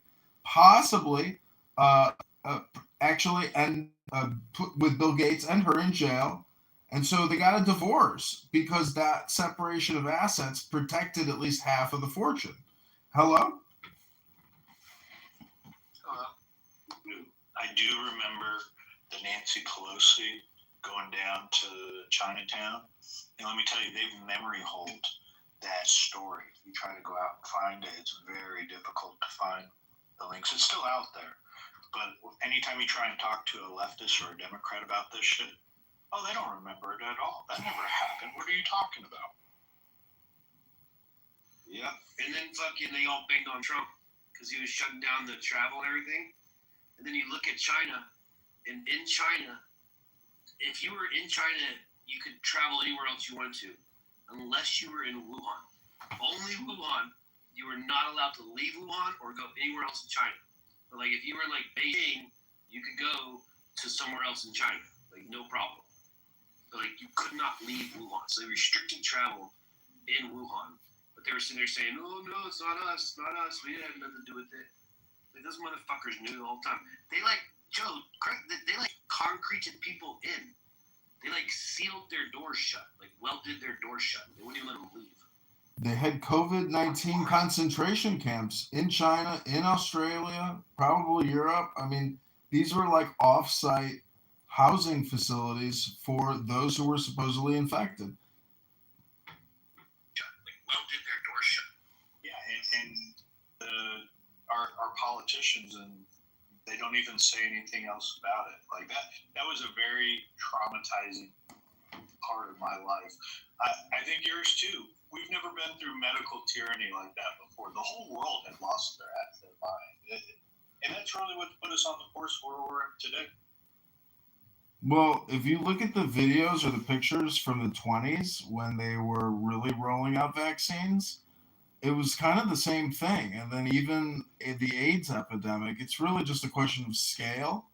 But there is this adverse reaction to what you put in your bodies. And then Priscilla Chan and Mark Zuckerberg create this Mark Zuckerberg Inflammation Institute because Mark Zuckerberg was one of the biggest pushers of the COVID 19 ZAVs with Dr. Fauci on Facebook Live every day. And, it was just a huge social media video creation effort. And Fauci went out and created videos every day, and Bill Gates made videos every day. And it was all these influencers reminding, and then you had the micro influencers here on Clubhouse manipulating you and lying to you and telling you all this shit. Dr. Chiropractor Vinny Boom Bots in the army and all this bullshit. It's like, I don't know, I've read estimates that 2 million people died, like on, 0 day, meaning like the day they started taking it at scale, like, unfortunately, 2 million people had adverse reaction and didn't make it. So, and now there's just it's probably caused they say it's the biggest mass carcinogenic event in human history. And, there's not one around. 60 billion on the CIA. We can't get some top secret CIA agent with no name called Dr. James Bond to go out there and get us Dr. Fauci's scalp. Well, yeah, that would be possible. Anything's possible. Hello? My favorite part was when they were giving the Johnson & Johnson away in California for they're giving bags of weed and, French fries and all kinds of shit. They're giving away the Johnson. The lottery. Johnson shot. They had vaccines. That shit is crazy, bro. The buyer's remorse. I talked to a lot. The buyer's remorse. I talked to a lot of people on here that are really upset when you bring it up. And they say, you don't understand science. You don't understand statistics. Go F yourself. You're a vaccine skeptic, a vaccine denier. And these are people with serious health issues. And they're telling you about the chemo they're on and the cancer cocktails they're on, the cancer pills they're on, and hey, we're diagnosed with this and that. And you're like, was it necessary? What's it? Because, they're still here defending it. They're still alive. But I mean, are you alive or are you thriving? Did the injection add to your thriving or did it reduce your strength? It's like, I mean, people are so far away from intuition and so highly programmed from the advertising industry and the propaganda, just from like the networks. It's unbelievable. We live in like a mind control, time control society where this app proves that people are their own worst enemy over and over and over again, every day in every way. Every room they set up is like an attempt to cover up their lack of awareness. Hello? Were you on the app when conservative atheists, I call him Neocon, when he was active on this app? I think so, yeah. You say yes or no? Yeah, I think I follow him across all his Instagram accounts or whatever. His one Instagram. Anyways, he's gone now, right? I assume he chemoed out. Yeah, okay, yeah. So let me tell you the story of this. Okay, so he was on Periscope years ago. So we were on Periscope still in 2020 when all this stuff was starting up. And he was so on and so forth. He wrote me off as a skeptic, as a conspiracy theorist, so on and so forth. And when they shut Periscope, advancing the shots, people were getting paid, and that's something to talk about. I mean, can you imagine being Dr. Jordan carrying the water for free when other motherfuckers were? I wasn't trying to be a dick or anything, but I was a dick, and I was like, man, what you think? You think that shot you took brought that along? Oh, but bro, you ought to thought I had said the worst thing I could have said to this man. And yeah, he ended up, we've done some research and tried to find out, and he's now passed away from our understanding of it. He passed away from the cancer. Well, here's your answer to that, John. Yeah.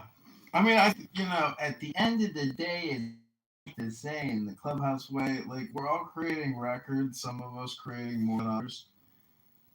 And did you just come here and loud mic and scream at other people and create a toxic bang room and waste all your time? Hello? Yeah, I've always had the same goal on all my social media, for my politics, social media.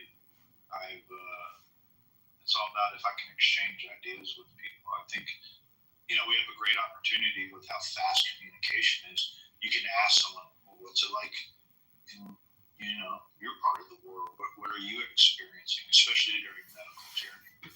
That was very helpful to get a read on what was happening. But, what a waste of time to come and get all worked up and scream and holler at the top of your lungs at people that are inconsequential to your life. Like I turn this app off. I don't even think of anybody. I'm not trying to be disrespectful or anything, but it's like this Clubhouse is meaningless to me. And when I'm here, I try to be respectful and stuff to folks, but generally speaking, it's not like you fuckers from the hole in the wall. Yeah, exactly. Yeah, well, we're not producing anything. We're not doing anything. It is, as John said earlier in the night, it's entertainment. It's I'm a news hound. I like to follow the news, and this gives me a place. It saves my family and friends from me, being talked about and how people are reacting. Off with random people. Yeah, exactly the same. Yeah, how people are reacting to whatever the news stories are. But I never faced the amount of pushback from people that claim to be Republicans until I came on this app. But if I say a word that contradicts anything that even the ZAV is political, just in the same way that abortion is political. And again, we're all going through the same door.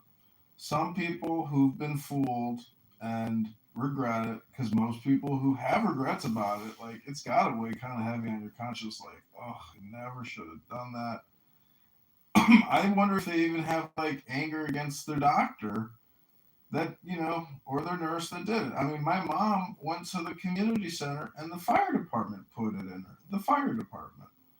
So the way that Big Pharma was able to roll it out to every community, that's because there's a Pfizer exec or Pfizer account manager or executive in every major city.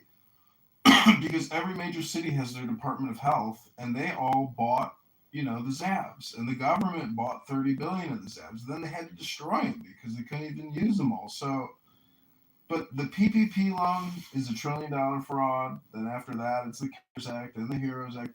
It's if we're spending $2 trillion a year that we don't collect, if it was a 4-year pandemic, that's $8 trillion plus that we didn't have that we spent. And if you look, if we're only bringing in $5 trillion a year in revenue, and we got a $55 trillion GDP, they've just squandered countless generations of labor. And as like an American, you're like, oh shit, like we wiped out like all this opportunity cost and potential for maybe like 100 generations of Americans. It's like we've rewritten, but the thing is, it's all relative to China, to Japan, to England. So you can go to that U.S. debt clock, and you can see that it's not just America that has all the debt. It's the whole world is all running on debt. Brazil, fucking Canada, everybody, like every fucking country, because of this fiat system, runs a huge debt bubble, and it basically keeps the hamster wheel running. You can't stop, because you've got to support the teachers' unions. When Mamdani couldn't collect the property tax, he couldn't raise the property taxes. He had to stop it because there's no money. The people don't have the money. He could put it out there, but it's like the revolt and the fact that people may not even be able to pay it. Vegas pool spa retreat with a it's like, I know their lives aren't amazing. They're on Clubhouse. They're not tied up spending $500,000 a day to be at the Port Yacht Club in Monaco.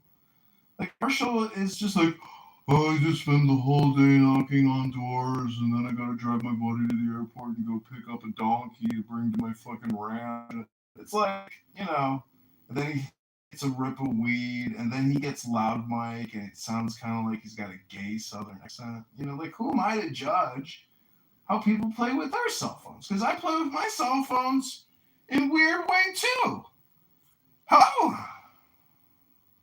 Oh my gosh, man. It's hilarious. Marshall clearly thinks that knocking on doors. Stephen Bader was the same way. You haven't participated in politics till you've knocked on doors. Doors win wars. It's like, system than just electioneer, right? That's just a part of our system. There's 3 branches of government. Some of us are involved with other aspects than just knocking on fucking doors, Hate that line of bullshit. And they use it to try and diminish people's points and elevate theirs. Like somehow there's some sort of authoritarian in politics because they knocked on fucking doors.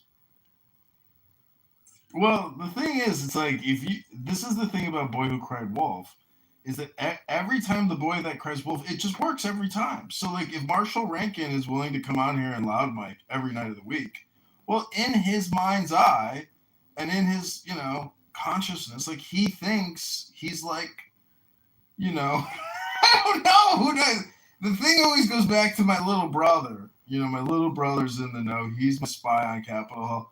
The thing about Marshall is like he sounds and he knows just enough to make you, if you were new to the conversation, to have some faith in him, to have some confidence in his subject matter expertise and his vocabulary. But when it comes to like leadership and all the down moments with Marshall, like that's what I say. It's like you can't hate the guy because like from my perspective, like I'm filming him and like actually him and Adams and Brad, like I don't really want to listen to it because like I don't want a migraine, and I'd rather listen to something intelligent. But from like the recorder's perspective, they're actually very dramatic. And Brad is like, these are like guys on a stage in high school reading from a script. And it's really the same thing because it's not like they're part of any kind of business.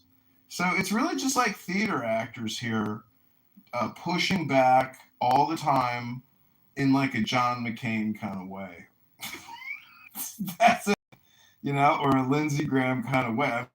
I don't know, what they got going on in their life. People say they're bored. I salute the weirdness, and that's the last thing people say on this app is that's weird. Hello?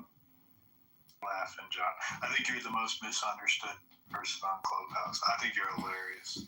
And if people listened, if they wouldn't know we're talking, they'd actually step back and listen. They would listen to the tidbits of wisdom that you share about everybody and when you're not as crazy as. Well, the news does that. This app does that, to Donald Trump every single day. There's always some new mental health crisis about Donald Trump. Then he goes to the Rose Garden and gives an incredible speech about Gold Star moms. And you're like, what is all this fake news all the time? Donald Trump is a schizophrenic, bipolar, manic depressive, this and that. He's up to it's always fake news.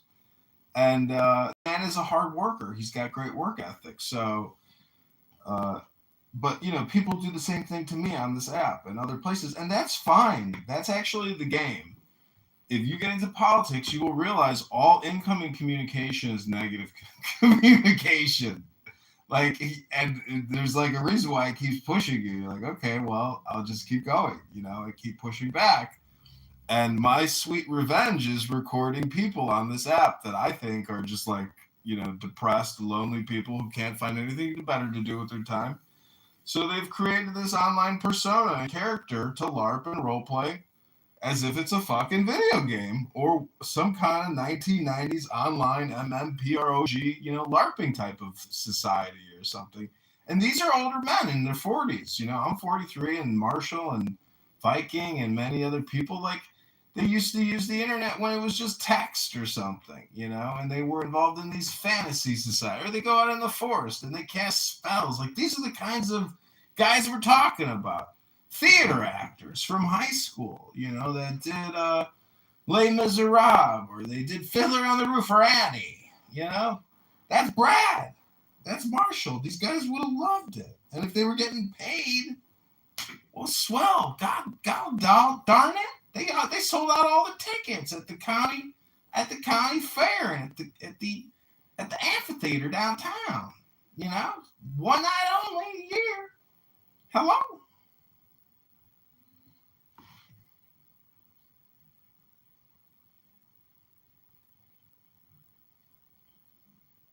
Gave me a good chuckle. Let's see what Glow's got to say. I'm gonna have to call it a night here soon. Hey guys. What's up with the room title? It was a little bit earlier. We had a guy that was a little worried that the IRGC was after him. Me? GC is not after me. They cannot. I told you at the end. They can kiss my ass, but they wish to. I think that I still believe they wish to kill, but they can. It's just being sarcastic, Peter. I wasn't really. Oh, sorry. I am really sorry. I did not mean to be sarcastic. No, I was being sarcastic. I was trying to get the relationship. In German words, all is good. It means everything good. Alles means everything good. Everything good. So I think, I think they're more so after the high profile. They should be worried. I mean, the ones with a lot of followers and, Even if they find the time, we are here to survive. They need to take the challenge, What are the powers of the Angel of Death? The Angel of Death is a legendary being with a skeletal face and wings covering eyes. Unlike other supernatural entities, it serves no particular faction. Many angels of death exist, but one resides in the ruins of Bethmora, once the Dark Elves' capital. It waits in the King's Hall, moving chess pieces on a circular track, ensuring each follows its predetermined fate. When a piece strays, the angel nudges it back on course. In Hellboy 2, The Golden Army, Hellboy is mortally wounded in battle against Prince Nuada, who leaves a spearhead lodged in his chest to prevent him from bleeding out. Unable to remove it safely, the BPRD seeks help from the Angel of Death. The Angel, having long awaited Hellboy's arrival, reveals his destiny. He is fated to summon the Ogdru Jahad, the seven beasts of the apocalypse, bringing about the world's end. Remaining neutral, the Angel leaves the choice to Liz Sherman. Save Hellboy and risk Armageddon, or let him die and send his soul back to hell. Liz chooses love. Instantly, the Angel extracts the spearhead and vanishes before she can even express her gratitude. What are the powers of the Angel of Death? Big challenge for you and your sons. What did you say? Nancy Pelosi going down. I'm calculating. Yeah. I asked Marshall Rankin, I was like, if Trump offered you a policy position, would you take it? Like, he can't respond. I thought it was kind of funny, No. So, anyways, I mean, I don't understand. I know people want to play the contrarian, but the thing is, it's like the personality is always very aggressive and obnoxious. Like, if you listen to Marshall and Gary Baumgarten's room, when people are talking, he rudely interrupts them, and like he thinks he's part of the show, So like as the moderator, it's up to him to interject. But the thing is, that kind of communication is a little abusive. And when he just talks over people and keeps talking as other people are talking, like I get it, get that dopamine, but I mean, oof. Strength really is joy.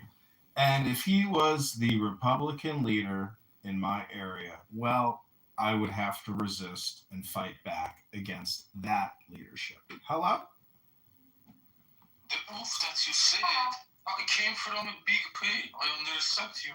But may I ask if you meant me by jumping into other words? Because when I was not a moderator, even when I was not a moderator, I am a famous, I have a famous account in our diaspora. They say that he cannot control his mic. They would, sometimes they tolerate me, sometimes they remove me, sometimes they send me to the audience and bring me back up later, sometimes they send me to the audience and they don't bring me. Well, in every single town in this country, there is a network of Republicans that have been playing the Republican game and it's not really real resistance. A lot of people just call soft Republicanism Democrat controlled opposition to enter into that one network to disrupt it. And it is what it is. I mean, I don't know why people do it on this app, and they do it with such fervor and so much commitment and so much time. I think it's just because they don't have time to do, they're not doing anything else. So you end up hearing a lot of Marshall Rankin. Hello? Steak and Rankin. You're wrong, John. I am not just doing this. I am rolling a joint, then going to start my day in the city. And at the same time, I won't get offline. I would stay here and continue gossiping. That is irrelevant to the things. For example, I would not open my mic for 2 hours. Do you think that I am just listening to you dedicated? Me. Bullshit. Well, I don't know, but I hear that the IRGC has sleeper cells that are still out there yet to be activated. And, every good counterintelligence operation, they're out there throughout Europe. So just be careful, Peter, because it's possible that guy that Iranian guy in your town who you thought was, part of the resistance like yourself, it turns out he's just observing you on behalf of the regime. And, I don't think that he would want to attack you. I saw your story. So we had this guy who came to the protest and everything. And then he's in Iran. And totally changed his point of view. So he was probably just faking it. A mole. We call them moles. Yeah, a mole. Yeah. Peter, let me ask you. I don't know how to handle moles. Let me ask you, Peter. Are you using a VPN on this app? No, I don't use VPN, but I am using iPhone and I update it time by time, and I am using Wi-Fi that is in a place that is absolutely secure. For example, it is a university dormitory that a lot of students work on expensive patents, and it is absolutely secure, and it is very necessary. The security is very necessary. We would love them to challenge this. Let them challenge.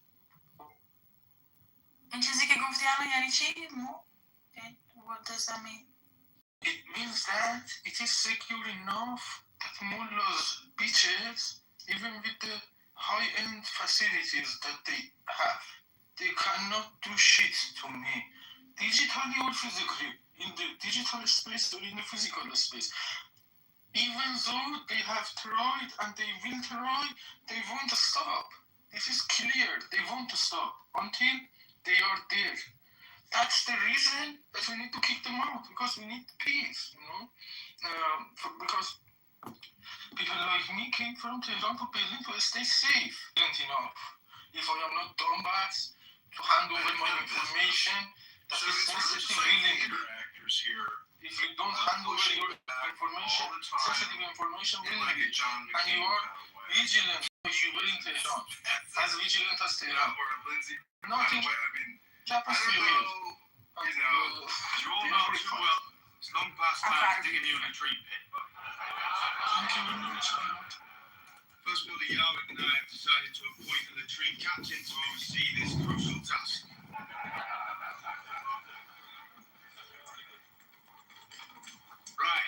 Seems like a good change.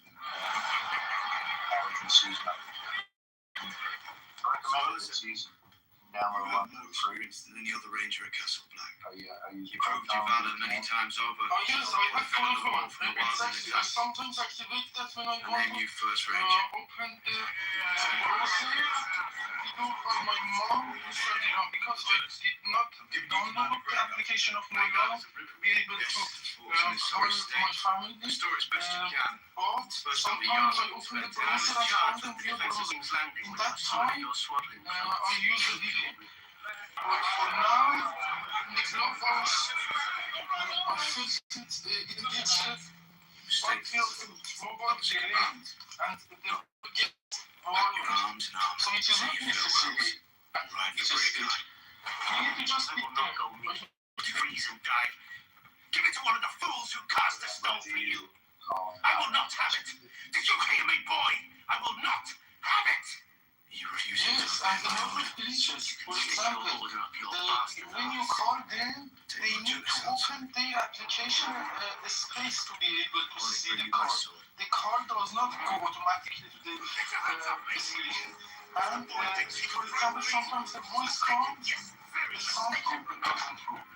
Or the vice versa. The video goes, the sound doesn't. The sound goes, the video goes. And it is good. For example, like cards, that's more local. This piece of shit. You know, they just bought, for example, from China. Change to Americans. Yes, from somewhere else. For example, the math. We assembled out bullshit. This is our national card. Taxes being collected from dead cattle and violent harvest. Fear from Egypt. I had one of Why? We fear no harm. But can we fight piece of shit. sword? But it's still engine. Since the engine comes out the time of last king. It is Cannot resist the power of his God. I know not his God. Neither will I let these people go. If you bring another plague upon us, second one. Is this for it is not your God, but 6 I years ago? who can But the deny engine is still strong. The body is the same. Aerodynamic and thing. By your It's not word, changed. God will Production has been be stopped. so great a cry throughout the land. Yes.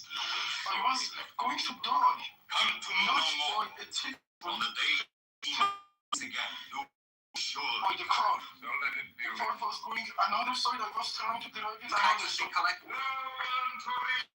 You have sinned a great sin in the sight of God. Did you know the last Byzantine emperor died as... I don't know. Wish I could stay up later, Peter, but I'm falling asleep. But you got the room. Do I need to close the room? Don't leave serendipity. Be up here. Peter, you have to learn. Do you know what an Irish goodbye is, Peter?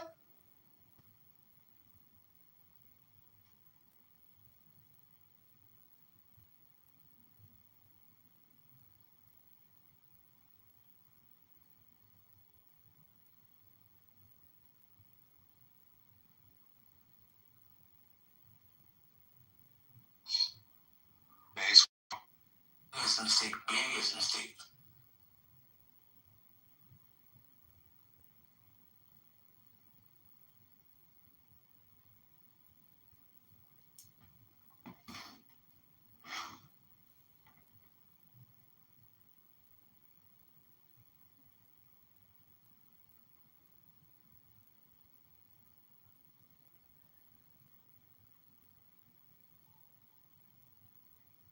What? Yes. Why not? Make mathematics false. Right? Like, you know. Yeah, there's no way for you to make that claim. You can't justify that claim. Because I am taking mathematics as true in every possible word. That's based on a presupposition. We're just making math God. I have an argument for it, like so. He's been holding the math for like 4 years now. So take a suppose mathematical. Now you're going to get distracted on this thing now, right? Carlos is keeping reins on my. I'm just saying, you're saying math is absolute truth. It's just been So Mikhail, after 3 years, after 3 years he grants necessary, it took 3 years for Nilotpong to grant necessary existence, and then he called them ma'am. No, I said it's not one. For the past good 2 or 3 years, he's been holding to ma'am as God. No, I said that man can No, your thing is independent. It is not ontologically dependent. I mean, people worship intelligibility. I mean, so mathematics is ontologically independent. That's what it means. But that doesn't mean that we are dependent on mathematics. I didn't say that. no, seriously, I think the three daughters of God is like geometry, math, and human language. Or the three sons. I think it has to do with intelligibility. But that's still under investigation. Yeah, you still have to ground intelligibility in a source. Otherwise, it would be incoherent. How are you going to establish law of identity?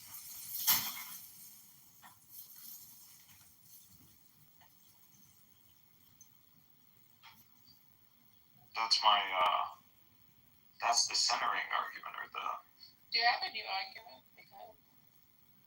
That's my definition of Tawheed. So when someone asks me what is the argument of constraint, instead of arguing for absolute truth, we would argue for nature. So we are of human nature, we are under constraint of human nature, and there is no way to pattern and try to just be content in fulfilling that. And that's what God, because there is no escape from that. Well, that is life. So if you can escape the structuring of this reality, go ahead and try, but you're going to need extreme authority. You're going to need a lot of algorithms, a lot of systems to try and delay the inevitable. You're only going to delay it. You're never going to escape it. So just submit. That's literally what Islam is all about. Just submit. But Muhammad comes with good news. He's like, if you submit, you get paradise. And actually, he describes a literal paradise. Like, that was a quick. But you want it like formal? No, I mean, yeah.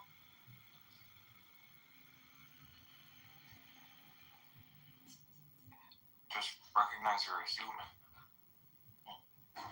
Nature. This is just this is from a natural. This is for a naturalist. So it would be, you don't want to hold to absolute truth. That's fine, but you recognize nature. You recognize. That's why they're determined.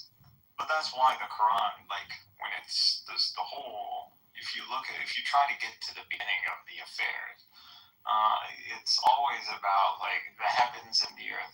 God calls out to the heaven and the earth, and so.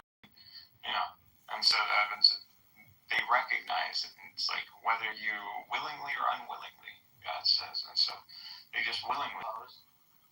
He used to say that this heaven and earth asunder, that this thing, the word is actually talking about the Big Bang. It's still a baby. Yeah. It's nice and baby. so cute. The one who like has never grown, like, there's some stuff that grows up. No, it's proper to think of the universe as the singularity and expansion. What do you think of the verse? Ilami, what do you think of the verse? Which verse? The expansion? The heavens and the earth were an integrated mass until we... Obviously, there's layering in the Quran, but this would, my highest understanding would be dynamic and static. So, there's a reality that was,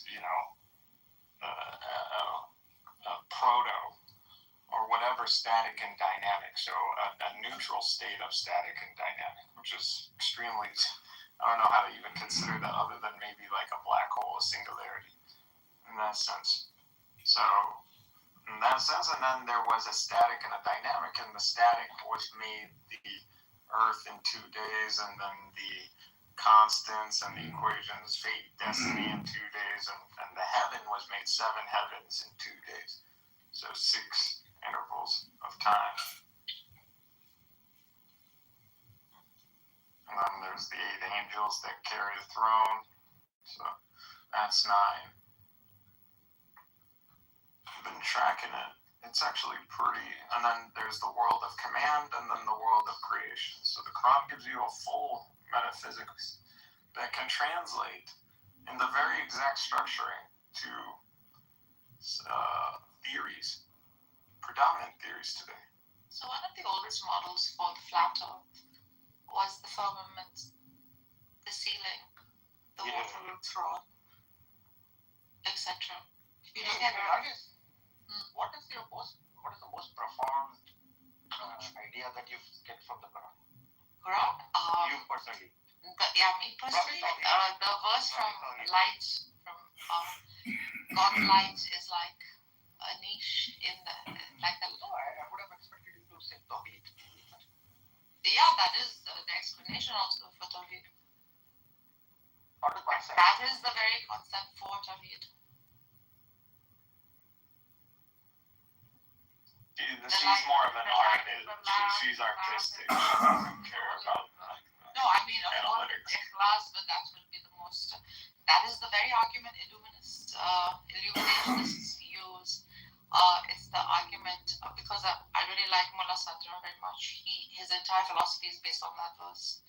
It is the explanation for Tawheed. Just look how he explains it. It's really good. He also uses like formal arguments for it, including the oil that is luminescent in and of itself, right? That he says is the very nature of it. Can be proven, like olive oil. I forgot a specific region, and it glows in the dark. Lord of Tree, the broad. I don't read it literally. I mean, he's built an entire philosophy of ultraviolet or something. They're all within a framework. So whatever the framework is, they're all consistent. The logos is maintained. I already gave I have a diagram that includes the pen, the throne. This is the understanding that, and again, I'm trying to match a lot of these dynamics to, and remarkably, it does match. So it's just the numbers, if you just keep in mind that structure of how God describes the heaven and earth, the creation, the sequencing that's taking place. This is just someone, whoever the author of this text is, it had a very fundamental, that's why this book's a miracle. That's its challenge. And this is why he's a prophet. He has this foresight. It's just crazy how far it's keeping up.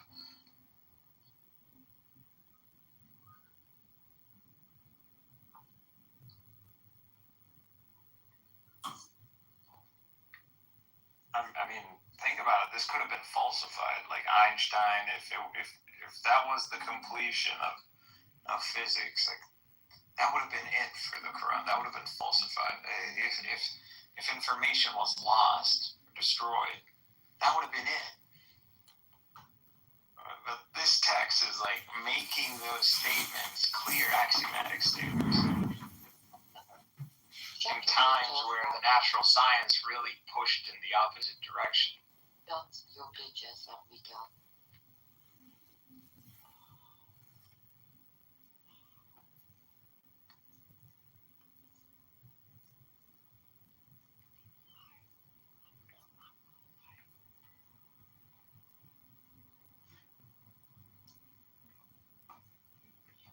King Solomon.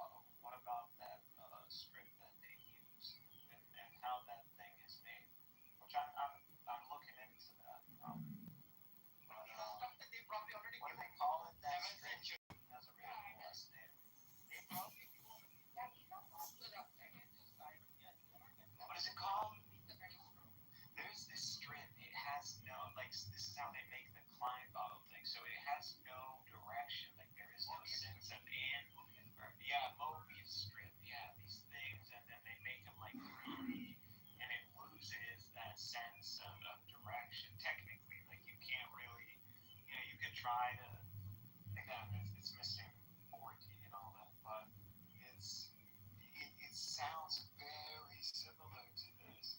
You know, there is a symmetry. I'm not saying, hey, you know, this is exactly what it's saying, but it's symmetrical, structure-wise. It applies.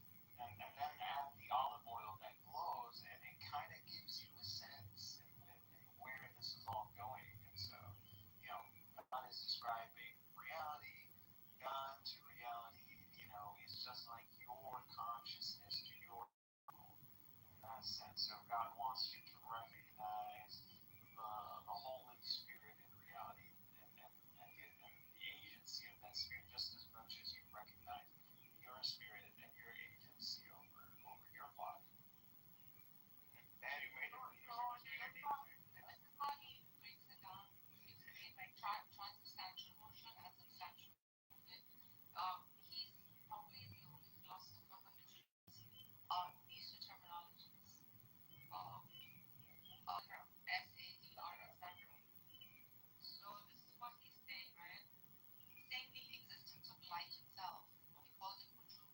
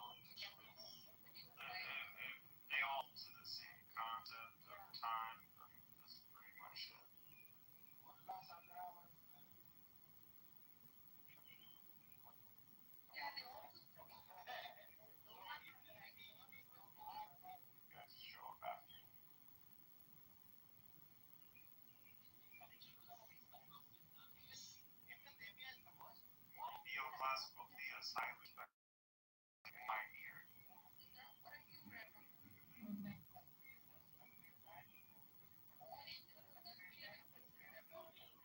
He takfired what all the commandments takfired, as in this would be compatible with the Islamic scripture, which is monism. They all pretty much condemn monism. As long as you don't remove the distinction between God and creation, and God is not resting, or God is not ceasing, then you're good. That's what Ibn Taymiyyah says.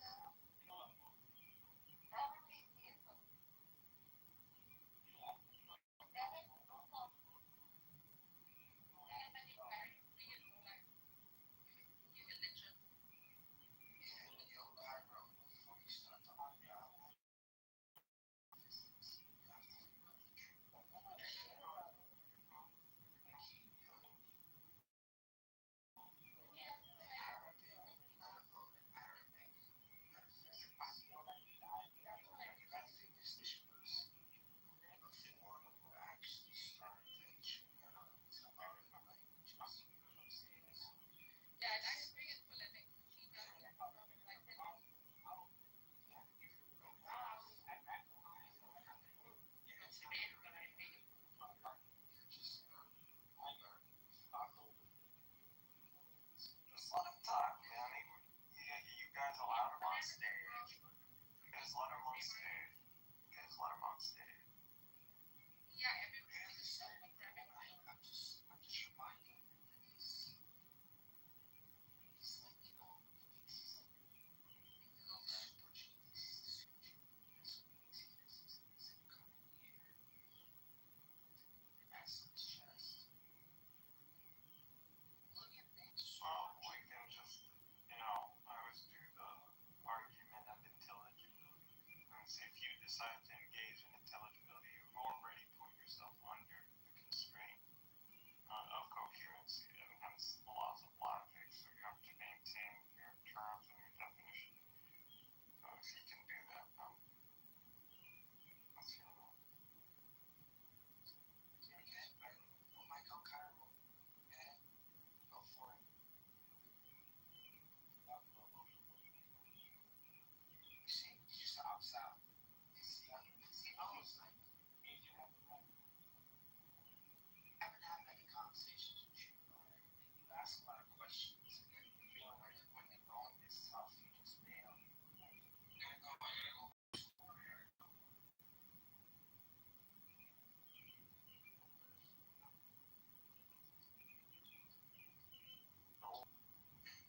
Do you deny Christ or Jesus, the Son of Mary?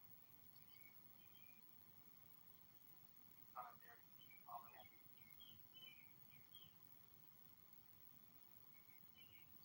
Yes or no? He's still figuring it out. That's weird how they get caught up, though. Yeah.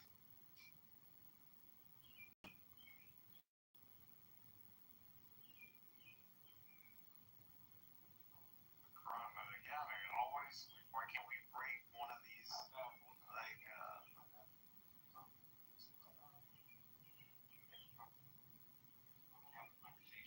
nobody's talking to you, bro. So you're just here to dog on Donald Trump, that's all.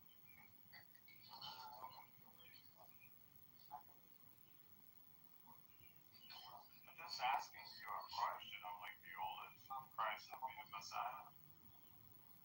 Oh.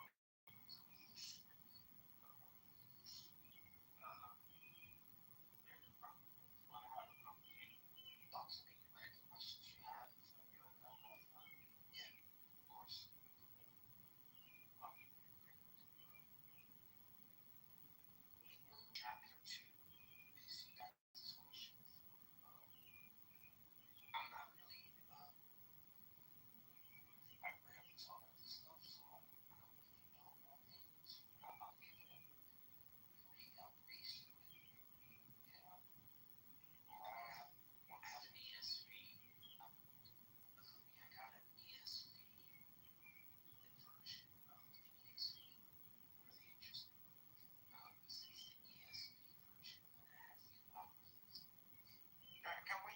some of the issues with the like at this point, like I'm sorry, but now I'm gonna have to go back to being more of a because it doesn't seem like it's working. Or I'm trying to like motivate you joining the communion. So at this point, like I'm gonna have to do the whole pull out the whip and kind of flip tables.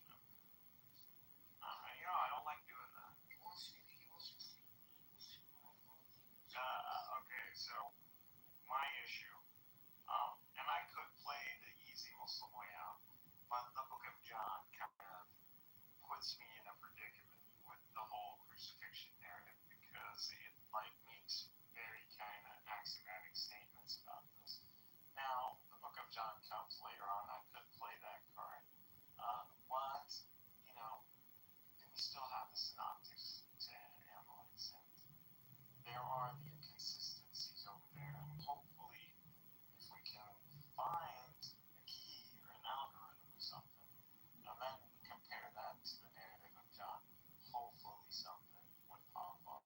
Other than that, I would have to blow John out of the water, or like completely render it symbolic, or just John is just clueless and he's just going based on an interpretation. That wouldn't be the ideal. I would love to go through these inconsistencies.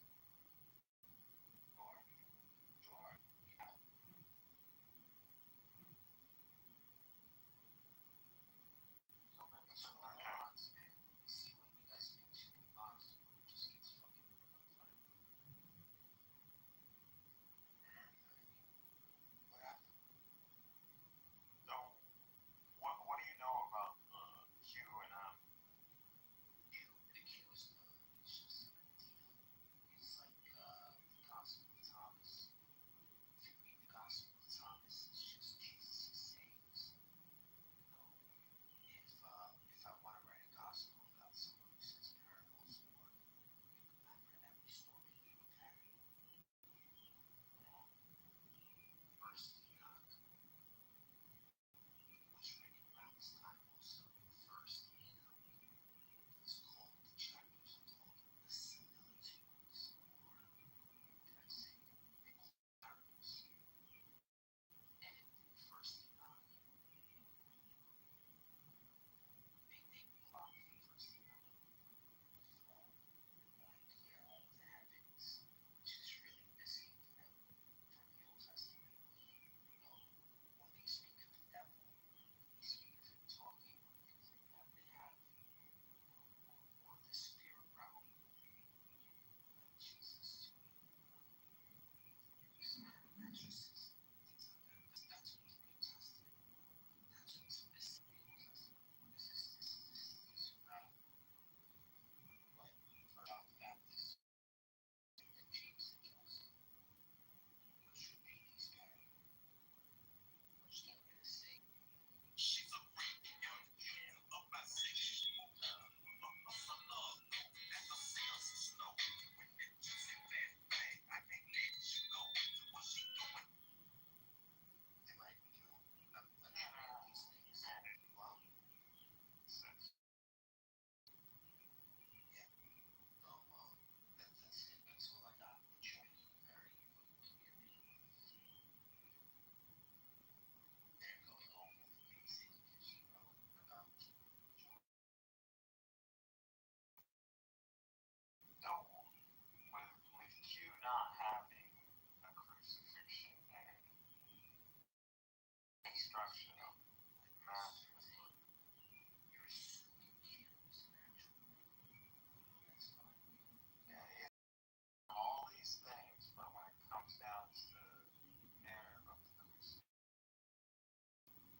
they didn't see eye to eye on that one. You get what I'm saying? So, I mean, anything, there's still plausible theories.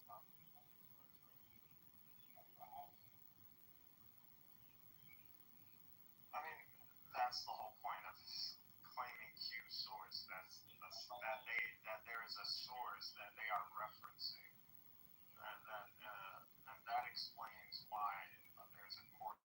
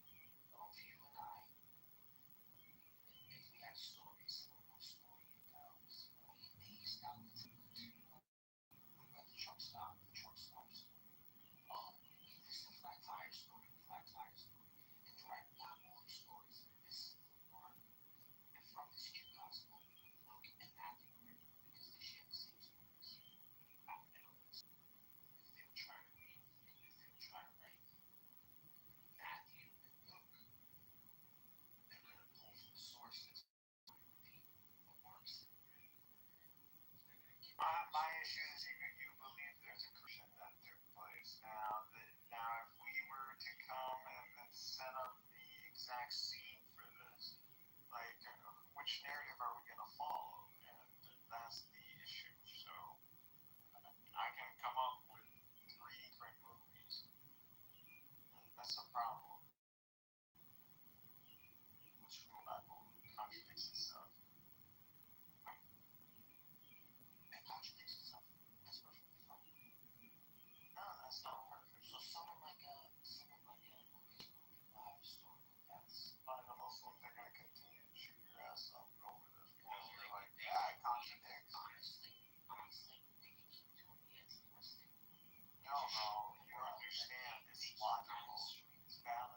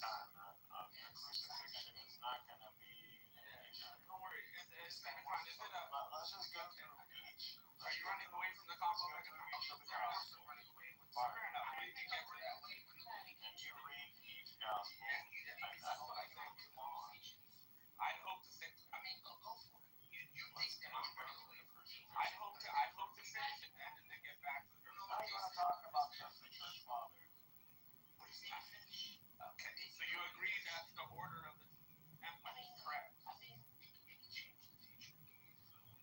Okay, so now, do you believe it's a false prophecy or is it a true? That's what they get at. It never mentions Persia. It never mentions Babylonia. Yes, I agree. So what are you talking about? So regardless, do you believe this? Do you believe it's a true prophecy? You're saying that this book is so corrupt. This is how you win arguments by not sticking to the subject matter. No, I'm sticking to the subject. And then just trying to Just I want to answer the question. Alright, so I'm just gonna every time I ask a question, you have to ask me that.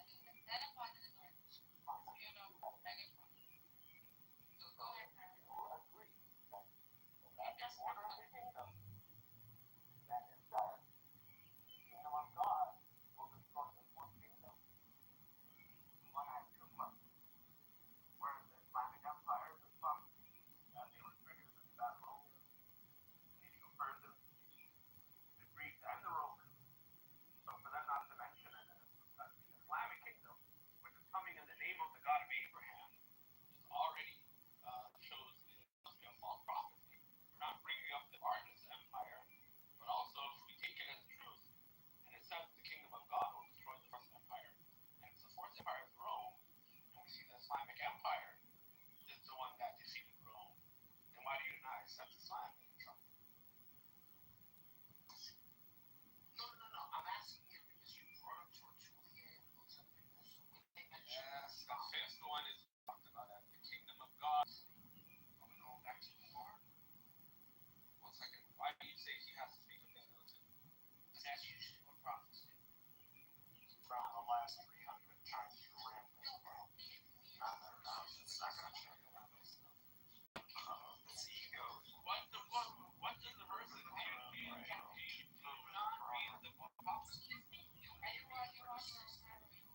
you didn't read the prophecy. You know what the prophecy says? There's no fig. You haven't read the prophecy. You haven't read it. You haven't read it. You haven't read it. You haven't read it.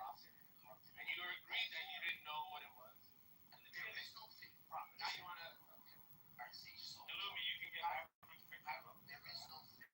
Uneducated brother right here. Alright, so there is no fig kingdom. There is no. There's no fifth kingdom. Well, you got to read the prophecy on that.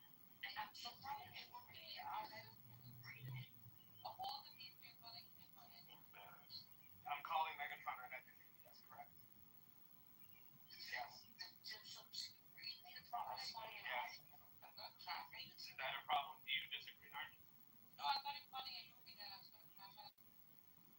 Oh, scary. Oh yeah, I'm the stupidest guy on here.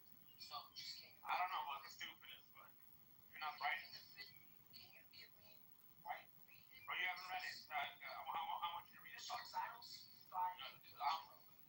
You're running away. I want you to read it. I want you to read it. Thank you very much. Thank you for stopping by. Well, act like you read something when you're uneducated. Do me a favor. Like I gotta teach you what your church father is saying. I gotta teach you everything clearly. You just went over to me. This is how you do the No, I told you, just go back to talking crucifixion with Luke. I am. Alright, say no more. I want to finish what I'm saying.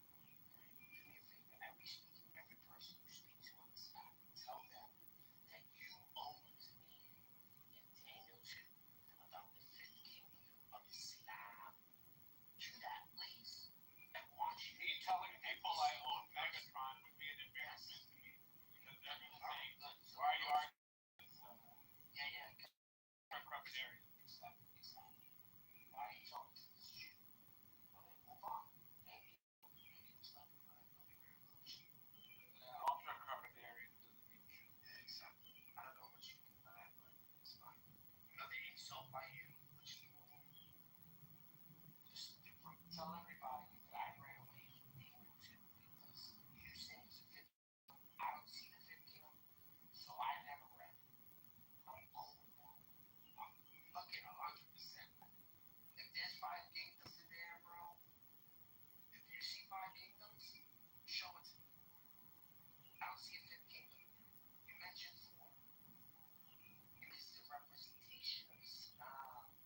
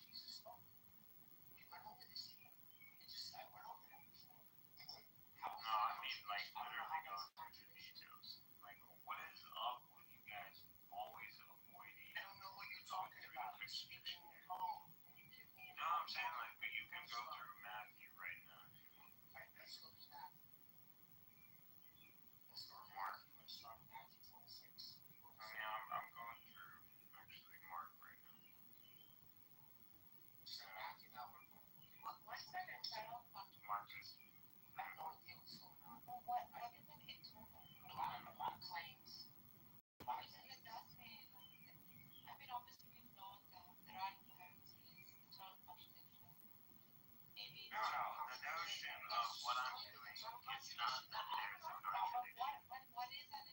So the hypothesis is that it is what it claims. It's the Holy Spirit, so it can't really include contradictions. So if the literal sense checks out to be a contradiction, then that layering would be removed. You just have to inspect for other layerings.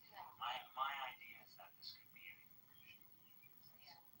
They're persecuted, right? They're persecuted. If I was persecuted and I had to maintain a state narrative, that state narrative, I would take advantage of it and I would use it as some sort of encryption, because everybody knows that that would be, or the people who truly know that's bullshit, or that something's off with that. So it would be a way of like messaging, sending information. It's literally a Da Vinci code. I mean, that's the hypothesis. It has to be.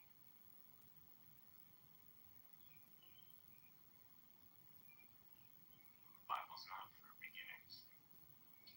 Okay, so let me just give you some information here before we go into this. And I'll tell you what you're up against. So just let you know, because you're going to have to put these somewhere, right? Or you're just going to have to say that you believe in the person to complete these things. So now, from the Christian perspective, crucifixion narrative is often presented as a dense messianic themes and prophecies from the Hebrew Bible. The exact number depends on how narrow or at least somewhat defines a prophecy. So the apologists more explicitly predictive statements. Others include typology, patterns, doms, and visual imagery, and then, thematic fulfillment. So the conservative range is usually from 20 to 30. Direct personal prophecies, specifically featuring arrest, trial, crucifixion, death, burial, and aftermath. You just have like 30 that are right from the Hebrew Bible and mystics. This is just reading the text. Then we have 50 connections. If you want to include typology, or the messianic, right? So have like a field day with someone to choose, right? No, the crucifixion that narrative never happened. I would have Messiah. That's what I'm saying. So if you think, right, that he's missing these prophecies, or that we're going to take crucifixion narrative out, then who are those messianic prophecies for? What, Cyrus? Moses? I mean, I understand that you believe in specific things, and I'm just saying, what is the Old Testament's rule? What is the law's rule on any testimony? For us to accept the testimony, we need two witnesses. We need two witnesses. Gospels. Okay, let's see. There's like a problem. The book of John, the authorship doesn't allow whoever the author to be a witness. So, and also, it doesn't seem to be compiled from a single individual. If you want to take what it's saying in the same sense you want to apply, so in that literal sense, we know these texts are we have other. Is this one person, or is it we? Seems to be some sort of order, some sort of church writings. So that's one. And two, we have Matthew and Mark. That's it. Would be Luke and Just give me a favor, guys. Like a deist, and give me some understanding as to what you're saying. Give me an outline. Give me an my point is that the book of John, the author of John, is not a witness of Christ's crucifixion.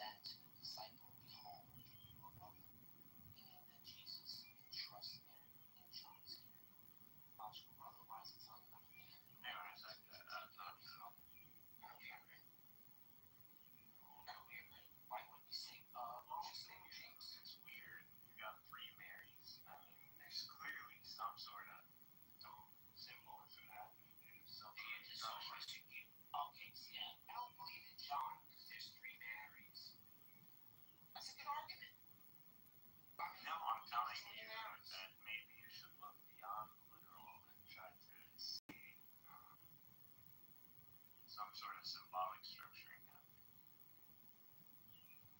Because that's the only way you're going to happen.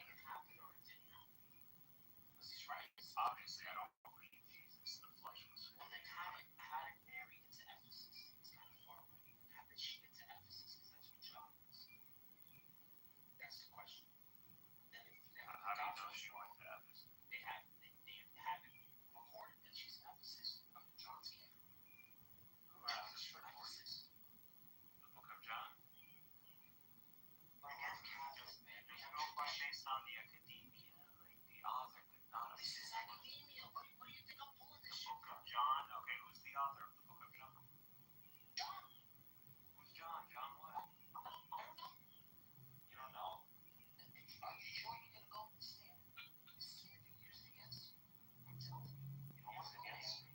It's going to be used against you. Look at your standards. You're I asking. mean, this is. Are you already like warning me about what about it? But that's not what we're doing here. We're not doing. I'm not saying no polemic. I'm going to let you go down this hole. I'm going to let you go down the hole. I'm not trying to refute. I'm trying to figure out an answer. That's what I'm trying to tell you. He says the beloved. Actually, you know what? He doesn't actually say John. He says the beloved. He says So that's what we're doing. So the answer to all this is simply to double down on the book of John. So all hail John. I guess the gospel is the book of John. Alright. Muhammad's prophesied.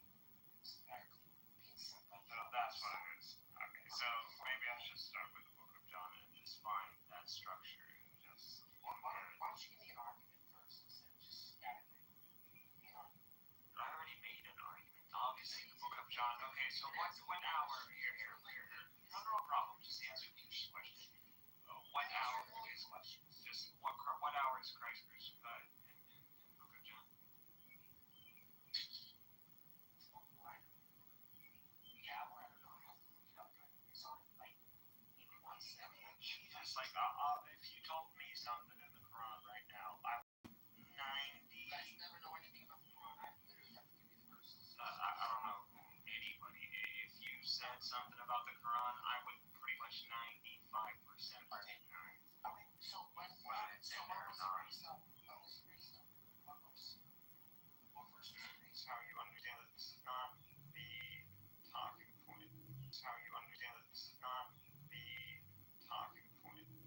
So I'm just simply asking you, how did I introduce the topic? I'm telling you there are perceived indiscrepancies between the Gospels regarding the narrative of the crucifixion. I'm telling you, you seem confident. I would like to hear how you resolve some of these issues. If you don't want to follow my methodology, if you don't want to follow my approach, I already told you, look up what hour was Christ crucified. It's 6 hours. It's the 6th hour. And we got it in Mark at the 3rd hour. So how do we resolve this?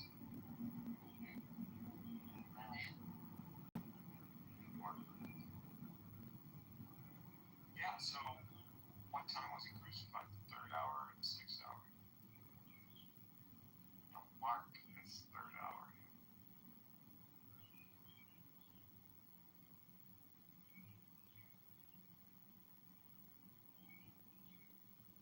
It's a great question.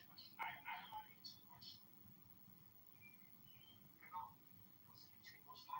No, there's no way you've heard this question the first time. I know what's his name, Alex O'Connor, been running that question for quite a while. I mean, a bunch of people. This is not the first time you heard this question. It's like asking me what time the planes hit the world. But I'm assuming you already knew where this was going, and that's why you answered. It's okay. The Bible does have contradictions. But what if I say, well, the Bible has contradictions? Where is God? Alright, now sit there. Muslims. Because you have unjustified beliefs. Give me the rule where God said there can't be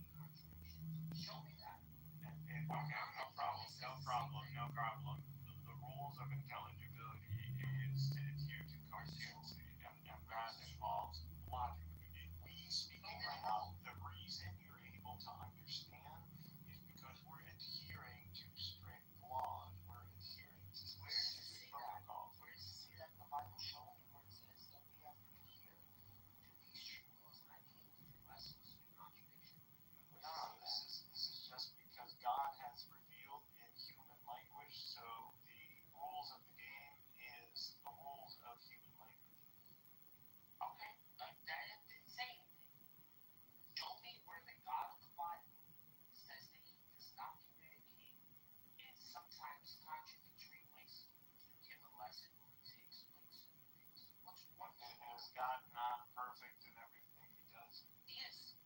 And he makes Okay. perfect doctrine. And the truth and everything that God presents is the truth. If you have, listen, if you want to show me the Quran, the Bible, where it says we should still Every follow truth makes sense, right? No, not every truth makes sense. Every truth has evidence. So you're saying, what truth do you hold? Life as in contrast to what? Like death? Or non-awareness? There's already a bunch of terms and identities just by you invoking that word in that language. It came with a whole set. They had to download English.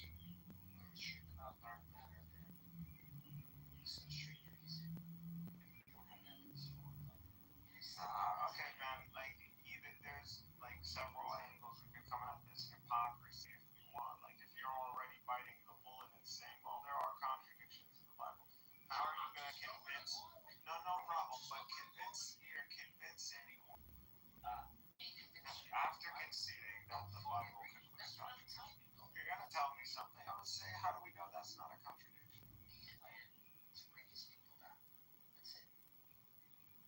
Well, Jesus' death and resurrection. What does God mean of people? That's the whole book. Starts from the jump. He says it's the God of Abraham, Isaac, and Jacob. No, it's the lineage. You're asking me why it's Why does God need like a lineage of people to become a society, a nation? Why? There's a lot of humans who can do that. There's nothing intrinsic about Israel that makes them, God could have found another character, another soul, like Abraham. You haven't argued the police. Like it's crazy how you want to hold to lineage and blood in light of being a Christian, even though you believe Christ has no father. Like, do you not see the reason why God brought about Christ without a father? Why did God do that? To fulfill prophecy, Isaac. That's it. Like God is just the timeless being. He's just going, the reason I'm doing things is because, I just want to be proven right because, like, ego. Beef is not with me. Your beef is not with me. Your beef is the way you read the book. You should. I'm just showing you, like, you're coming at Muslims and like Christians are getting packed up. Like people will packed up. Show me the video. Show me what. Like Alex O'Connor has like a million crucifixes under his belt, bro. He's literally got people doubting. Goodness, I wonder how many people he's turned away from Christ, bro. I'm gonna show you my favorite one. You should all go for it. Christians think it's not about Connor. That's fucking new to me. Versus. Show me them. Just give me the video. Just look and watch. Show me one video to see. No problem. Show me just one video. Yeah, this is. You should watch this. This is what you sound like. Okay. Christians get fucked up. This is pure atheism. Maybe this is adoration. I'm sorry, what does Islam mean to give you that you think is like proves your character? In other What words, do you get back enough of Islam that is? Christianity must be wrong. Maybe that's what I'm saying. Christianity doesn't depend on That Christians have given up on natural like it's just a weird concept. and they're deciding to like piggyback. That's what I call Christianity, Western Christianity today, just the inverse of Islam. Fuck no. Yeah, y'all just, you're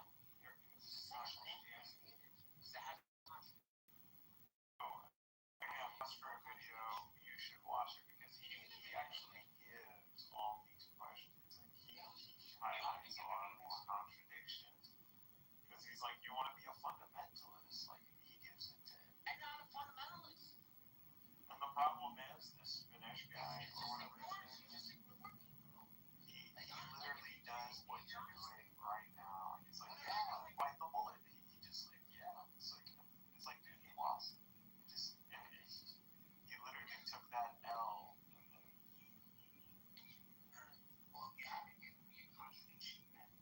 Just melted on stage, bro. A guy had an existential crisis on stage.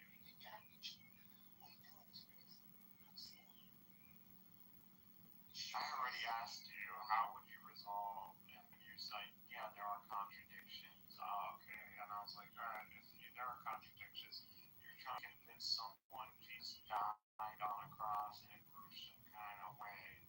But, once you, what is your evidence? Well, here are these Bibles, and you point to the passages. What stops someone from going, well, how do we know, Bart, this isn't a contradiction as well? Maybe the opposite is the truth. That just goes by some contradiction.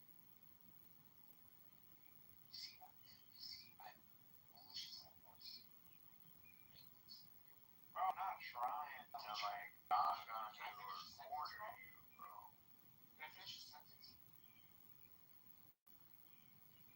So you guys cannot be like this. You cannot be normal, bro. Yeah, like I'm back in freshman. So that you don't want to have a conversation. You don't want to have a conversation, bro. I'm asking you nicely, can I finish your fucking sentence? I just want to gaslight you. I'm asking you, can I finish your fucking sentence? Yes, I got it. So you don't want me to talk? No, go ahead, bud. Alright, shut up. I went along with your little experiment. You said there were contradictions. So guess what? Instead of us going back and forth about there not being contradictions, I went along with it. And I said, you know what? There is some. Now, where are you going to go with it? And you haven't even given me what? Give me a contradiction. Like, I'm affirming there is some. Show me the contradictions. And all you've been doing is fucking grandstanding the whole time. Oh, if you say there's contradictions, then why even give the argument? That means you don't have an argument. I'm going along with you. I'm being charitable and saying that, yes, fine. There is some, if you're going to eliminate John or eliminate the crucifixion, we're talking about 50, at least 20 or 30 core prophecies about the Messiah gone. And possibly 50 other motifs. No, I said that to you, bro. I'm going along with it. Show me the contradiction. Like, this is your opportunity, bro. I'm going along with you. I'm not even fighting you about it. Yeah, bro, we just gave you 6. I just told you what hour was Christ crucified. Yeah, we did. Bro, you're just manifesting. Now I'm manifesting. You see what I'm saying? What hour was Christ killed? What hour was it? The 3rd hour or was it the 6th hour? It's a narrative, so. Yes, John and Mark. So that's the contradiction. That is a dilemma. Okay, what is that the contradiction? I'm asking a question. Yes, if read in a literal sense, yes. Oh, you're confused as to what time it was. Yeah. From John to Mark. Okay, so that means it didn't happen. You talking about that one? You're saying that it didn't happen because the times are different? Did I conclude that? No. I'm saying how do we resolve that? You've been saying a lot. So I'm asking you how would you resolve that in a way that doesn't lead to a contradiction? No, I'm just going to concede and say it's a contradiction. Alright, no, that is the implications. Okay, so if there's an implication and I'm agreeing with it, now where do we go from here? That's what I'm saying. The whole gospel. That's it. At this point, you can't substantiate justify why anyone would believe in the Bible. So the time narrative is off. Throw the fucking gospel out. You win. You backed me up. I'm doing my shahada. Like, that's how ridiculous shit this fucking conversation is. Like, I mean, if you think that conclusion is ridiculous, I'm sorry, man, but Daniel, are you there? Like, are you listening to the shit? Like, why do I torture myself with this bullshit? because of that. Why do I torture myself with this bullshit? I don't know. Why? Like, what is the fucking point? You're telling me that Christianity is wrong because when you read it, right, you see two different times. I'm agreeing with you. Now, what is the evidence that these are two different times? Give me the real time. When is the real time he was crucified? That's what I'm saying. Like, that's what you need to do. I know, right? That should be your job, though. Why is it my job? No, I had no argument. I'm literally going along with it. What am I saying? Alright, finally, like, there we go. So let's try to come up with some answers. Alright, so give me. This is your argument. I'm still trying. I'm looking into how to resolve. Okay, so then get resolved then. Yeah, so if these are tellings of events regarding the missile. Okay, and in 2,000 years, no one saw this being an issue to dismiss it. I mean, you're a genius. You're an absolute fucking genius. You cracked the code. Dude, it's a question. Like, you don't have to freak out. No. I'm not freaking out. I'm asking you, where does it lead? I'm literally From my right. things. And we terminate, and that's it. You just like them. You continue to say this has contradictions, which would pretty much give reason for all the polemicists to continue to dog on you from here till, they pass. Because Or you help me in my effort. Or you help me in my effort in assessing each of the narratives, figuring out if there is a specific structuring, and comparing them to the other narratives, and hopefully we see a relation that we can show others, and that might lead to some sort of key that helps us understand John.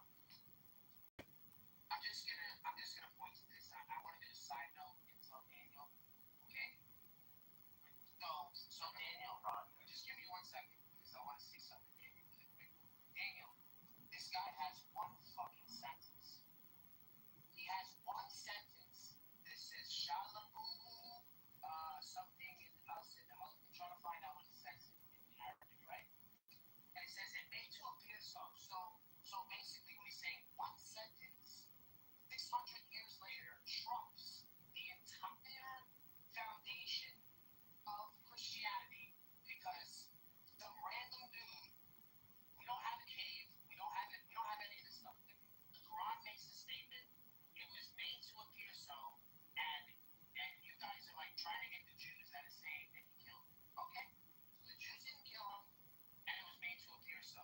So I should dump the Bible because of one fucking sentence. But yet,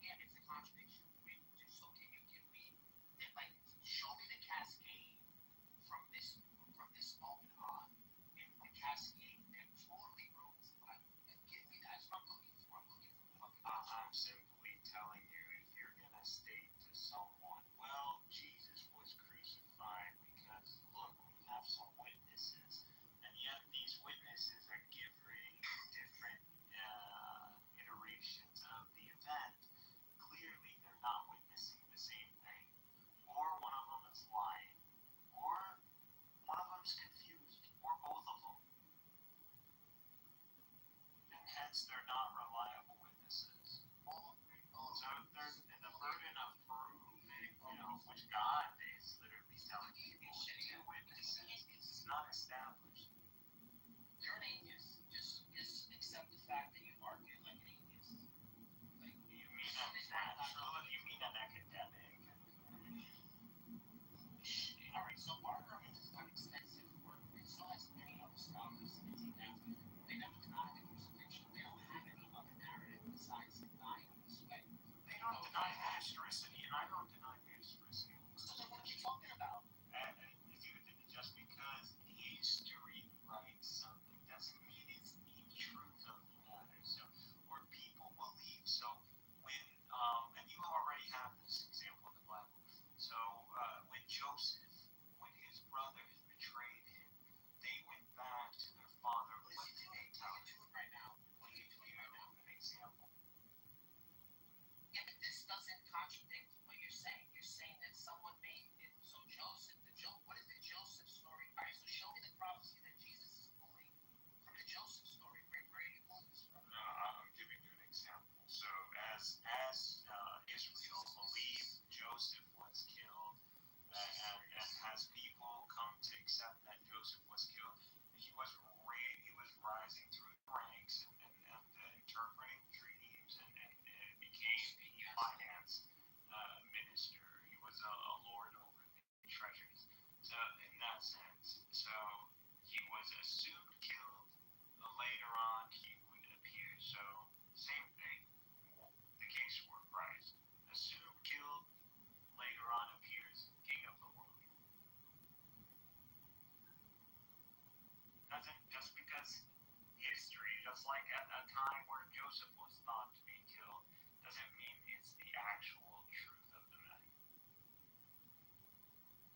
And the Quran does not need to go break down a lie. It's a lie. God doesn't need to go and say, it's a lie, and then this is addressed literally the conspirators. Like, why would he even dignify them?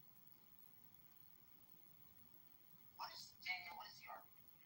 What is going on? Am I losing my fucking mind? Like, this is what I'm saying. Like, I don't know what we're doing here. Contradictions. Hence, this is not simply just some subjective artistic motif. There's a reason this difference. So Mark is going to be independent of John, which is going to be independent of Paul. So there are going to be three independent sources of crucifixion within the New Testament, which would be the attestation of Mark, the attestation of John, and the attestation of Paul. Then they're just going to go to the extra biblical sources, which there's going to be Tacitus, there's going to be Josephus. So there's five independent sources of attestations. And this is from the secular lens as well. I understand. No one's denying the attestations that people historically, in the general sense, perceive that Christ was crucified. Is what the Quran says. It doesn't. Okay. But they only follow conjecture because they don't know they don't have certainty in the matter. So the critical historical methodology is going to use not just only that criterion, which is this multiple independent attestation, but include other criteria. The criterion of potential credibility, the criterion of embarrassment. But it doesn't establish certainty. It doesn't establish certainty, that's right. But from a critical historical perspective, it's going to give us all the evidence that we need to say that it's more likely than not that this happened. This event happened, this crucifixion. Now, this is the only contention I'll make is that the Quran doesn't say the same thing that the Gospel is saying. The Quran says it appeared to be. The Bible, the biblical sources of attestation say that it happened. It did happen. Yeah, we're not saying crucifixions were happening all over the place. Now, was the person of Christ the one actually involved or not? There's no way to actually tell this. There are other attestations that say he was stoned, like in the Talmud. There are people who didn't believe this even took place, so there were denials of the crucifixion. Jesus was not crucified, so these are also historical attestations or references.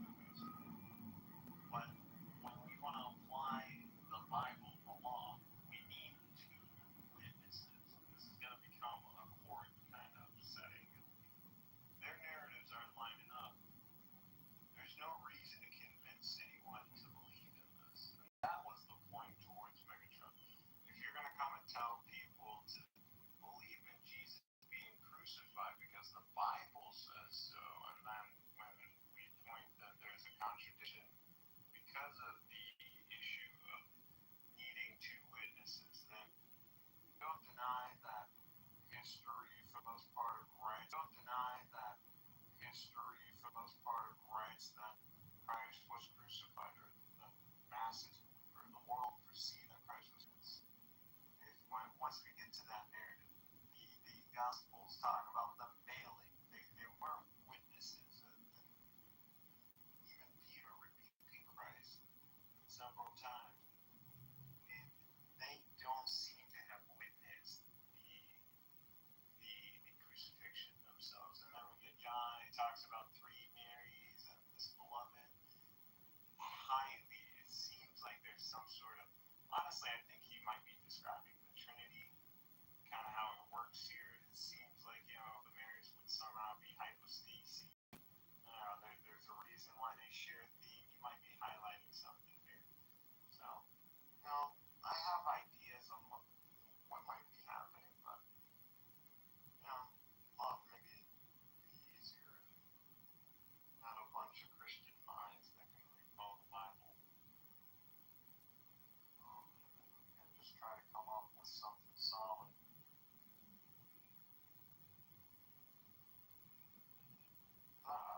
I just see God's way of doing things involves structuring, and there's a specific structuring that He has. Like I said, heavens and earth, this is the greatest thing that He created, or the one that He boasts about. So there shouldn't be anything more complex than that, and everything should be relational in that sense. So if it's in there, that would be a strong indication that this is from God.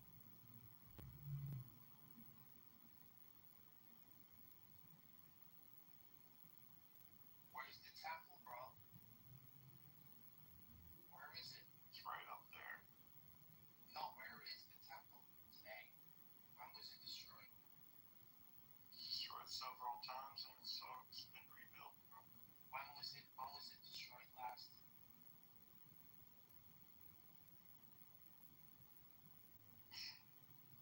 70 AD. I mean, if you don't want to include Bar Kokhba. So, it was destroyed in 70 AD. Do you take that as like a historical date? Or do you say that that's just something that's made up? Clearly there was a temple, and then the temple was destroyed. That's interesting. There's no reason to deny that. There's a lot of archaeology that points out that there was a destruction. The temple itself, capital Jerusalem. This is again would be on the same topology, I guess. What the fuck is going on here? I don't think it's a one-to-one. For you to go to? Sorry, make it strong. What's up? Start with it. Okay, that sucks. Were you a lost puppy in the fucking rain? I was telling them about how would you answer someone telling you that there seems to be discrepancy? How would you resolve it? I agree with it. I said, yeah, maybe there's contradictions. Where do they go? Can I just And he's like, well, I'm just gonna bring that up. Engage with separate. That's the problem. So I understand what you're saying. Two witnesses can get certain things incorrect, but however, in light for us to believe in something, we need two witnesses, and if their narratives aren't lining up, and especially these critical points like what time is a big deal, then that's grounds for dismissal. And so it doesn't fulfill the requirement. We would need to resolve this. And also, the Bible, inspired by God, should not have contradictions. And I asked the guy, Serbian, I said, where does God say there can't be contradictions? And he says, oh, well, I go to logic.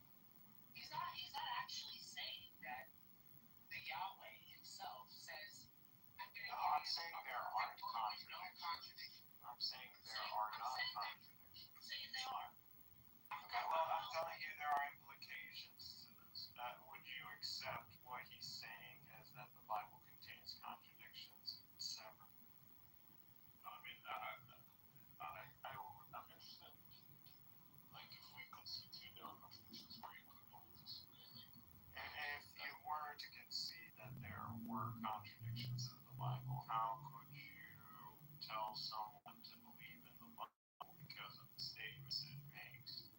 Someone could just say, well, that could be a contradiction. So if I am to believe in it because it's what you claim to be the truth, if it potentially has a value or it could be a contradiction, then that's like you will have to go incoherent.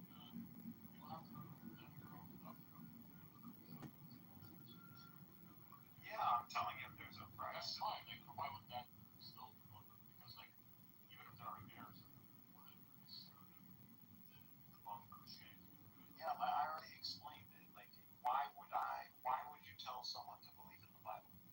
Oh, because of the resurrection of the person. How do you know that took place? That's a biblical source. Okay.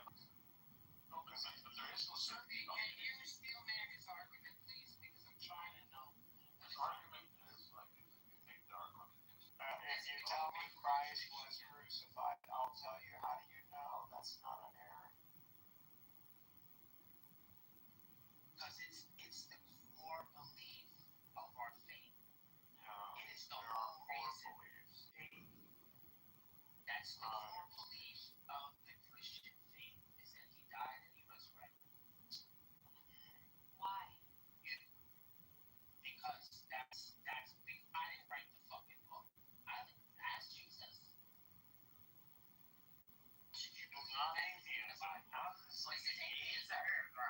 You're not giving me an alternate. You're not saying anything. You're telling me, oh, no Bible, Quran. No, I didn't say that. I said if you conclude that the Bible contains contradictions, you end up collapsing your reason. Show me the collapse. Show me the contradiction. No, you didn't. You didn't show me the contradiction. And I went along with you. You didn't give me the contradiction. We're saying there's different attestations. That doesn't mean there's contradiction. That answers the time thing.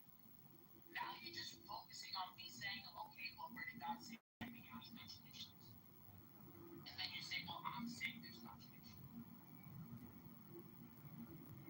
Okay, this is what this is saying. I'm smart enough and competent enough in this book to say, you know what? And I'm going along with your narrative. Prove to me now the contradictions that you arrived at. Prove that to me. I already did. You literally conceding this. See what I'm saying? Like, what do you mean? Are you retarded? Like, what? I conceded At this point, like, I was grabbed out. Like, there. I conceded in the beginning of the conversation so that you would give me the argument. I already did. And then Daniel hopped in, and then Severin popped in. Like, bro, like, we're They don't say anything wrong. What did they say? For contradiction. But what did they save me from what you're saying? No one saved you. No one saved you. Okay, so then, alright, so, again, Just got trashed. if there's contradiction, okay, and I'm saying, guess what? Let's go through your narrative. That's where I am justified by saying there's contradiction, and I should throw the Bible out. This is what I'm asking you. This is like embarrassing you. Yeah. I don't even know why I entertain this bullshit. You guys just start coming here and do blasphemy or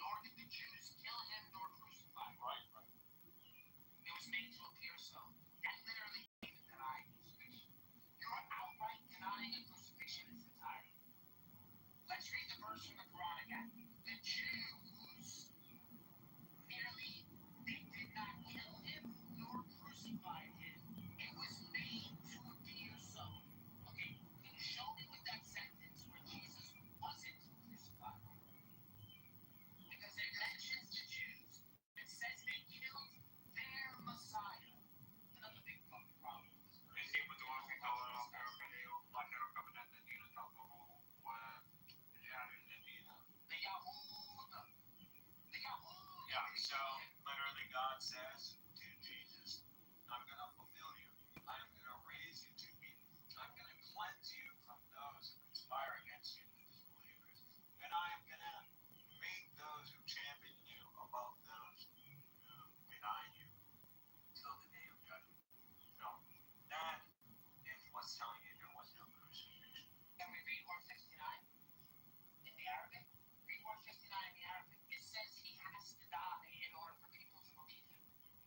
Crucifixion. You are crucifixion. You are crucifixion. Not that. Not that. Everyone's gonna die. Everyone's gonna die. Everyone's gonna die on the same tier, bro. We're not in the same weight class, bro. Like, you're coming up to Superman right now. I'm not Superman level. No. You're a fucking Batman without a fucking suit. And now we're doing air hops. Well, I want the argument. I want to have fun too. This is just atheism. This is just pure atheism. That's logic of reason. Oh, let's look at Which is why everybody's fucking becoming unaffiliated. Yeah, because when they hear like, oh, their religion, they go to school and then they see Christianity, all it does to provide is like, You know, there is no presence in religion. It's only Christianity. it's not that. Maybe you can fool these Anglos. speak only in the Arabic, please. Let us know God's language. He always does. That's He avoids. If you go to Daniel 7, can you read Daniel 7, 14, Serbian for us? Because this is what God said. What God said. Alright, well, he said that he would give, right, Son of Man, all sovereignty. Give me 1 second. Not my religion has no presence in our communities. Islam is taking seriously at all. Really? You guys haven't produced anything. Like, what do you mean produce? Exactly. You haven't had 1,000 years ago? Yeah, or have you know? Like, yeah. Bro, you sounded very Egyptian right now. Today, in science and philosophy, it's dominated by Christians and atheists. It's gonna fool me. I'm looking at social media. All I'm seeing is Muslims and atheists, the only ones who are defending theism and actually holding up. You guys seen an article about Christians? Show me your best debater against Alex O'Connor. I gotta deal with this guy's right. Who's your top guy? This is like fucking therapy, man. Fucking complete bullshit. Bro, You got AI. this is AI, bro. Got AI. I don't even know. I'm asking you, right? What are you guys trying to prove to yourselves? I don't know what you're trying to do, so we can't do it intellectually. Why? We have AI. Why would we start time? You think Christian apologists literally see? All right, this guy, bro, let me get my sentence out. We stand there without anything. They stand there holding a Quran. They're not holding a Bible. Everything is from memory. Everything. We literally study this because it all makes sense. It's one cohesive book. Oh my God! The claims. When are we gonna start justifying these claims? The only thing we stand there and usually every I came to them. Let's come up. Let's analyze the crucifixion narratives. Let's look for structural symmetry. And let's do some science. They're like, no, we don't do that. The crucifixion had. Oh, why John said so? But John contradicts Mark. Mark contradicts Matt. Reading from AI. Is that all you got? I think there's gotta be AI. you speaking a fucking Jew doesn't mean I'm midday-ish man. What's he doing? Look at him. He's such a pussy, bro. He's such a pussy. He knows once we switch to Arabic, he's gonna take the L. He's gonna realize what the actual academic difference between me and him. He knows. Al-Atul, Mafi, English is full of fluff. Arabic has no fluff. They say, where does God say do prophets come worship me? This is right out of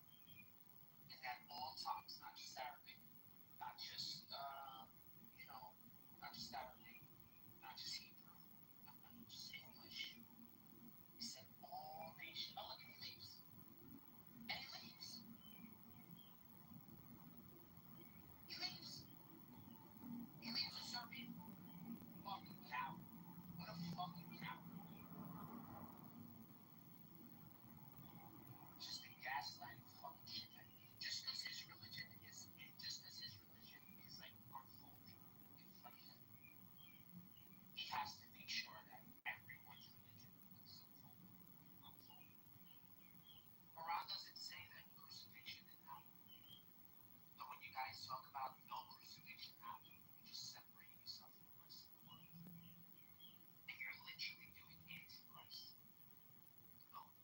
When we say that, we're just going to be in shock. We're just going to remain nice and quiet and in shock. In shock. That you say you believe in God and you say such heinous things about a religion that you so-called is a continuation of yours. It's like one of the most like dominant things to hear. This is the reason why I just go with it. And I'm like, all right, contradiction is fine. Where are we going? And it goes nowhere. Every single time. It goes nowhere.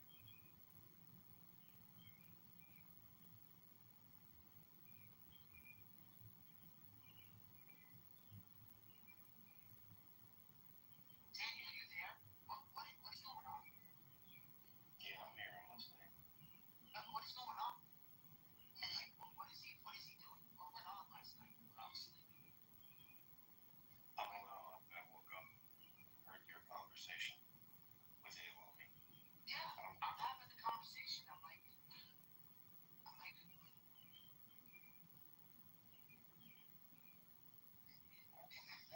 Nobody's trying to. I mean, he wasn't clear. What he was trying to say. Oh, he didn't. Jesus wasn't crucified. Jesus was crucified. I don't know. He said that he brings up some idea that there has to be two witnesses.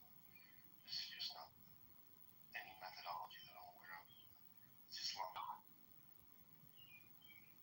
so I mean, we're even following the fucking the same ones. I want you to read something, Daniel, about the last night. It's really interesting. I think, right? And this is what I'm gonna do. I'm gonna send it to you in your DM. Actually, what I'll do is I'll just make it my pizza. I want you to read this, and I want you to tell me why they would put this imagery in there if they're saying no crucifixion happened. Look at this. And this is out of their corpus, not mine. It's really interesting shit. Yeah, what Alomi's the problem with him is going to be that he wants to rely on some academic consensus, particularly of history. But if he rejects the findings, then he's not going to be able to use critical history to his advantage for any points. Right? So he's just cutting the floor out from under himself by doing that. He just calls into question critical history. Period. Read that hadith. Read that hadith. Put it in there. Sure. Read that hadith. It says something about Alright, chapter 36, the talk of the Lord, the prophets, and others on the day of resurrection.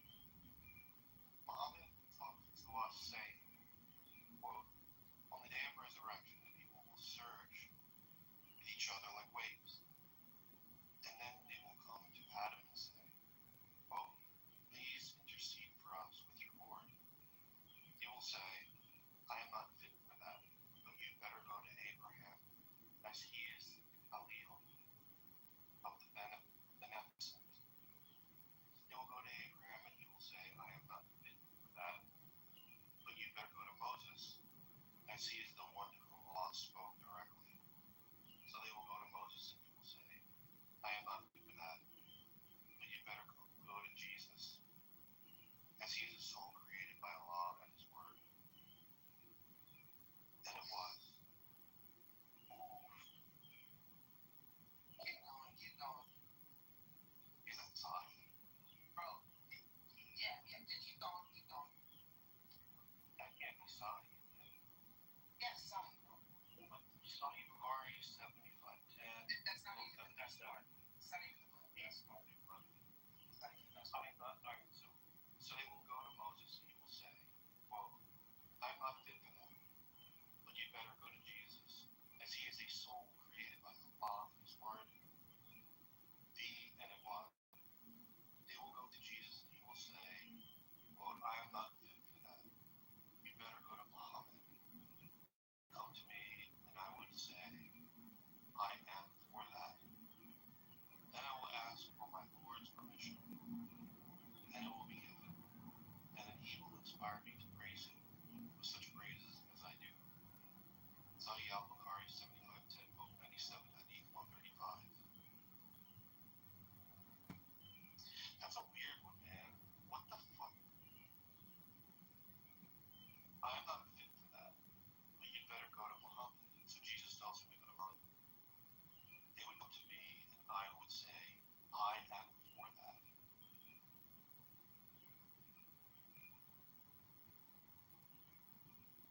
So he will intercede Muhammad. And I will ask for my Lord's permission, and it will be given. And he will inspire me to praise him with such praises as I do.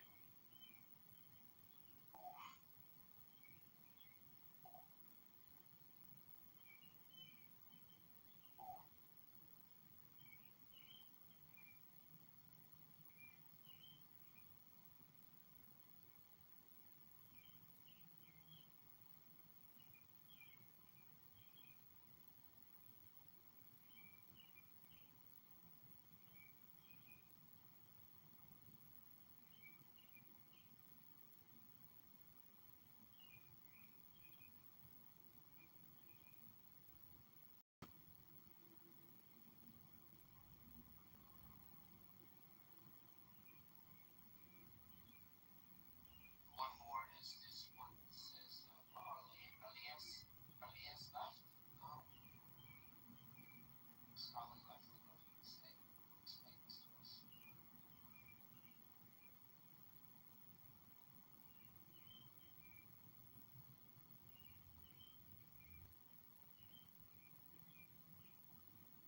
It's not no one else. Being honest with you, they do noble life thing in the Turkiya, particularly the Shia. And you never know, because I've asked them if they thought Jesus was crucified, and they said, yeah. What do you got for me, Mark, once you saw it?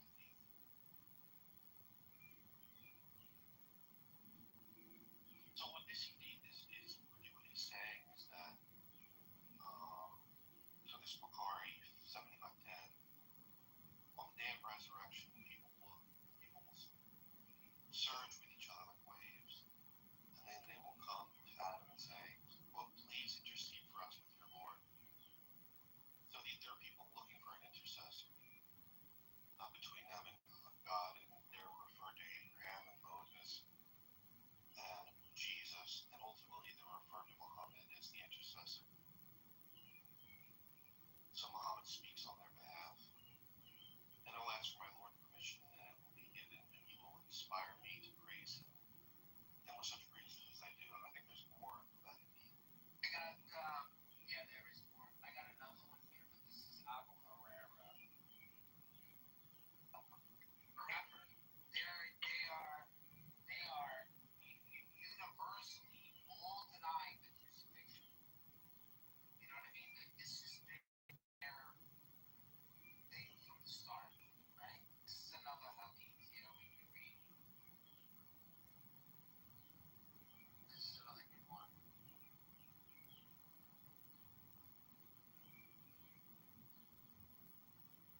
Sorry that these hadiths aren't like misrepresenting the prophet in any way, or I'm not like trying to go over his sexual life. Sorry guys, the hadiths I bring up are about theology. So I apologize for that. Okay, read this one. This is narrated by Abu Herrera.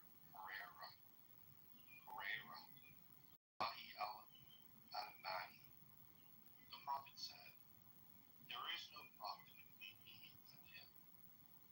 That is Jesus. What did he say? Drops falling from his head. Yeah.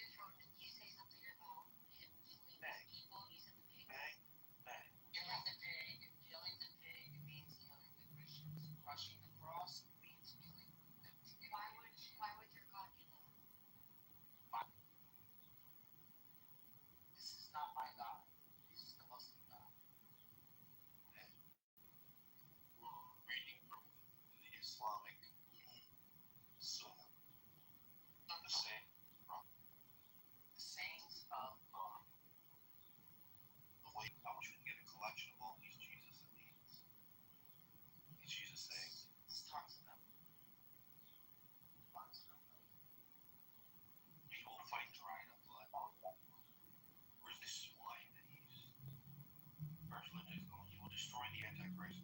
Let's open that up. I got so many. I started believing that because I just felt like it was satanic. So I just started actually believing more. Did you see the photo Rooney made? Where he's like the Quran narration that only merely appeared though Jesus were crucified, that he wasn't actually crucified. It's in accord with what we read, what his critical history says, that Jesus was crucified. And that really kind of gets under my skin. When they use that, it's like, you're not going to put variables in the sucker punch. And fucking cheap, dude. No, just look like it. So cheap, dude.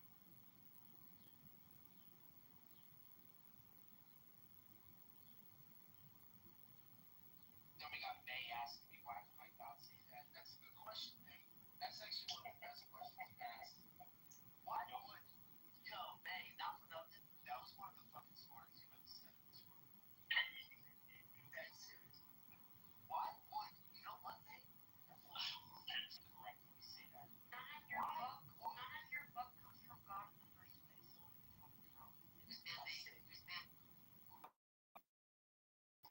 We're the same God. Alright, do you think that the Quran affirms and says that Jesus wasn't crucified? No. Okay. No. When does he say that?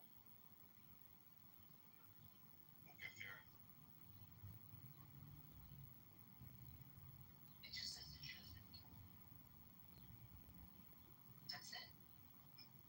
That's fantastic, dude. I always loved it. I'm going with, No, that's what I wanted to tell you. That was it. That was pretty much it. I wanted to give you these two.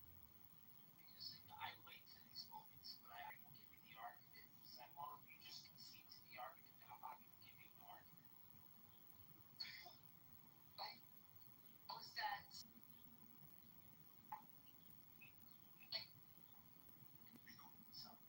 Sometimes people play along just to see where it goes, right? Yeah. All right. Yes. You can't even play along. You can't even play along. Oh, no, you can see. Oh, it's all right. That's all right. What?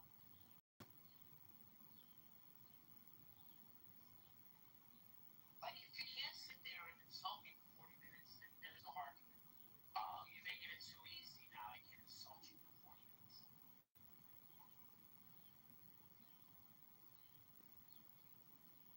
I tiptoe around this guy constantly. I know. I'm constantly tiptoeing around him. And then when I do, cannot know or can or cannot say is likely to have happened in the past. But what can we do? Methodology. So he wants to call into question the entire critical edit. He wants to call into question all of them. But then what is he gonna do about what is he then what's he gonna do to support even the mere existence of the prophet? Or any of the events described in the Quran, or in the Hadith, the sayings. What is he going to do? He's just throwing away critical history and appealing to some methodology where he needs two witnesses from Islamic jurisprudence. He was out of his depth there, man. I don't get it. I don't know why he would do that.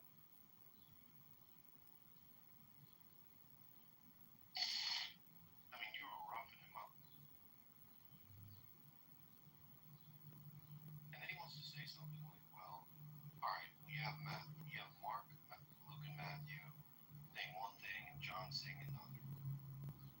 But as pertaining to like when Jesus died and his calls into question. Can you fucking break, dude? Again, he wants to throw away critical history. Again. But then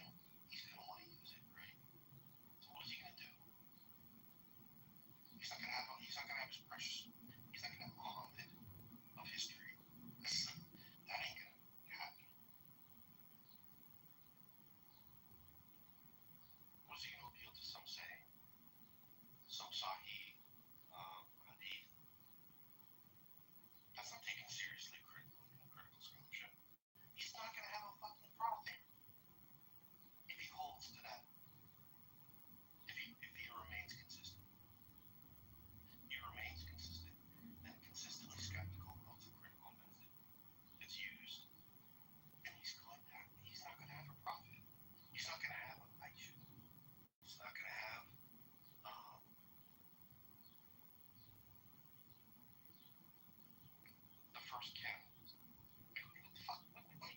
It doesn't even have a farm. It doesn't have a farm. It doesn't have a lead. It doesn't have a farm. It doesn't have any of them. Because if you do a deep dive, on the three of them, just these three characters, these three main characters. Ultron,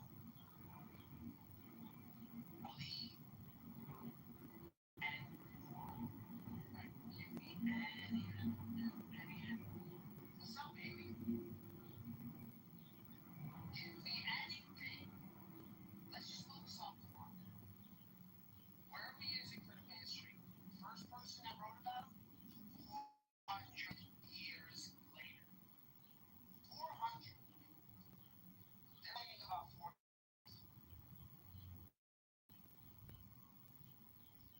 They're complaining about 40 years. And yet, no evidence for any of these people. And you know, it even goes into detail.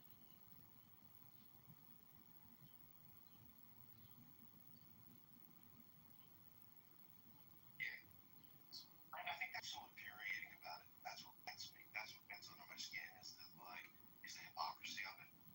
So you're going to apply one standard to Christianity and apply it to their criticisms of Christianity, and another standard applied to their criticisms or lack of criticism of Islam. It's just not. It's gaslighting, dude. It's pure gaslighting. It's happening. Aisha, all of these people. So you're saying that everything in the Bible is critical history? Everything in the Bible had 100% is correct.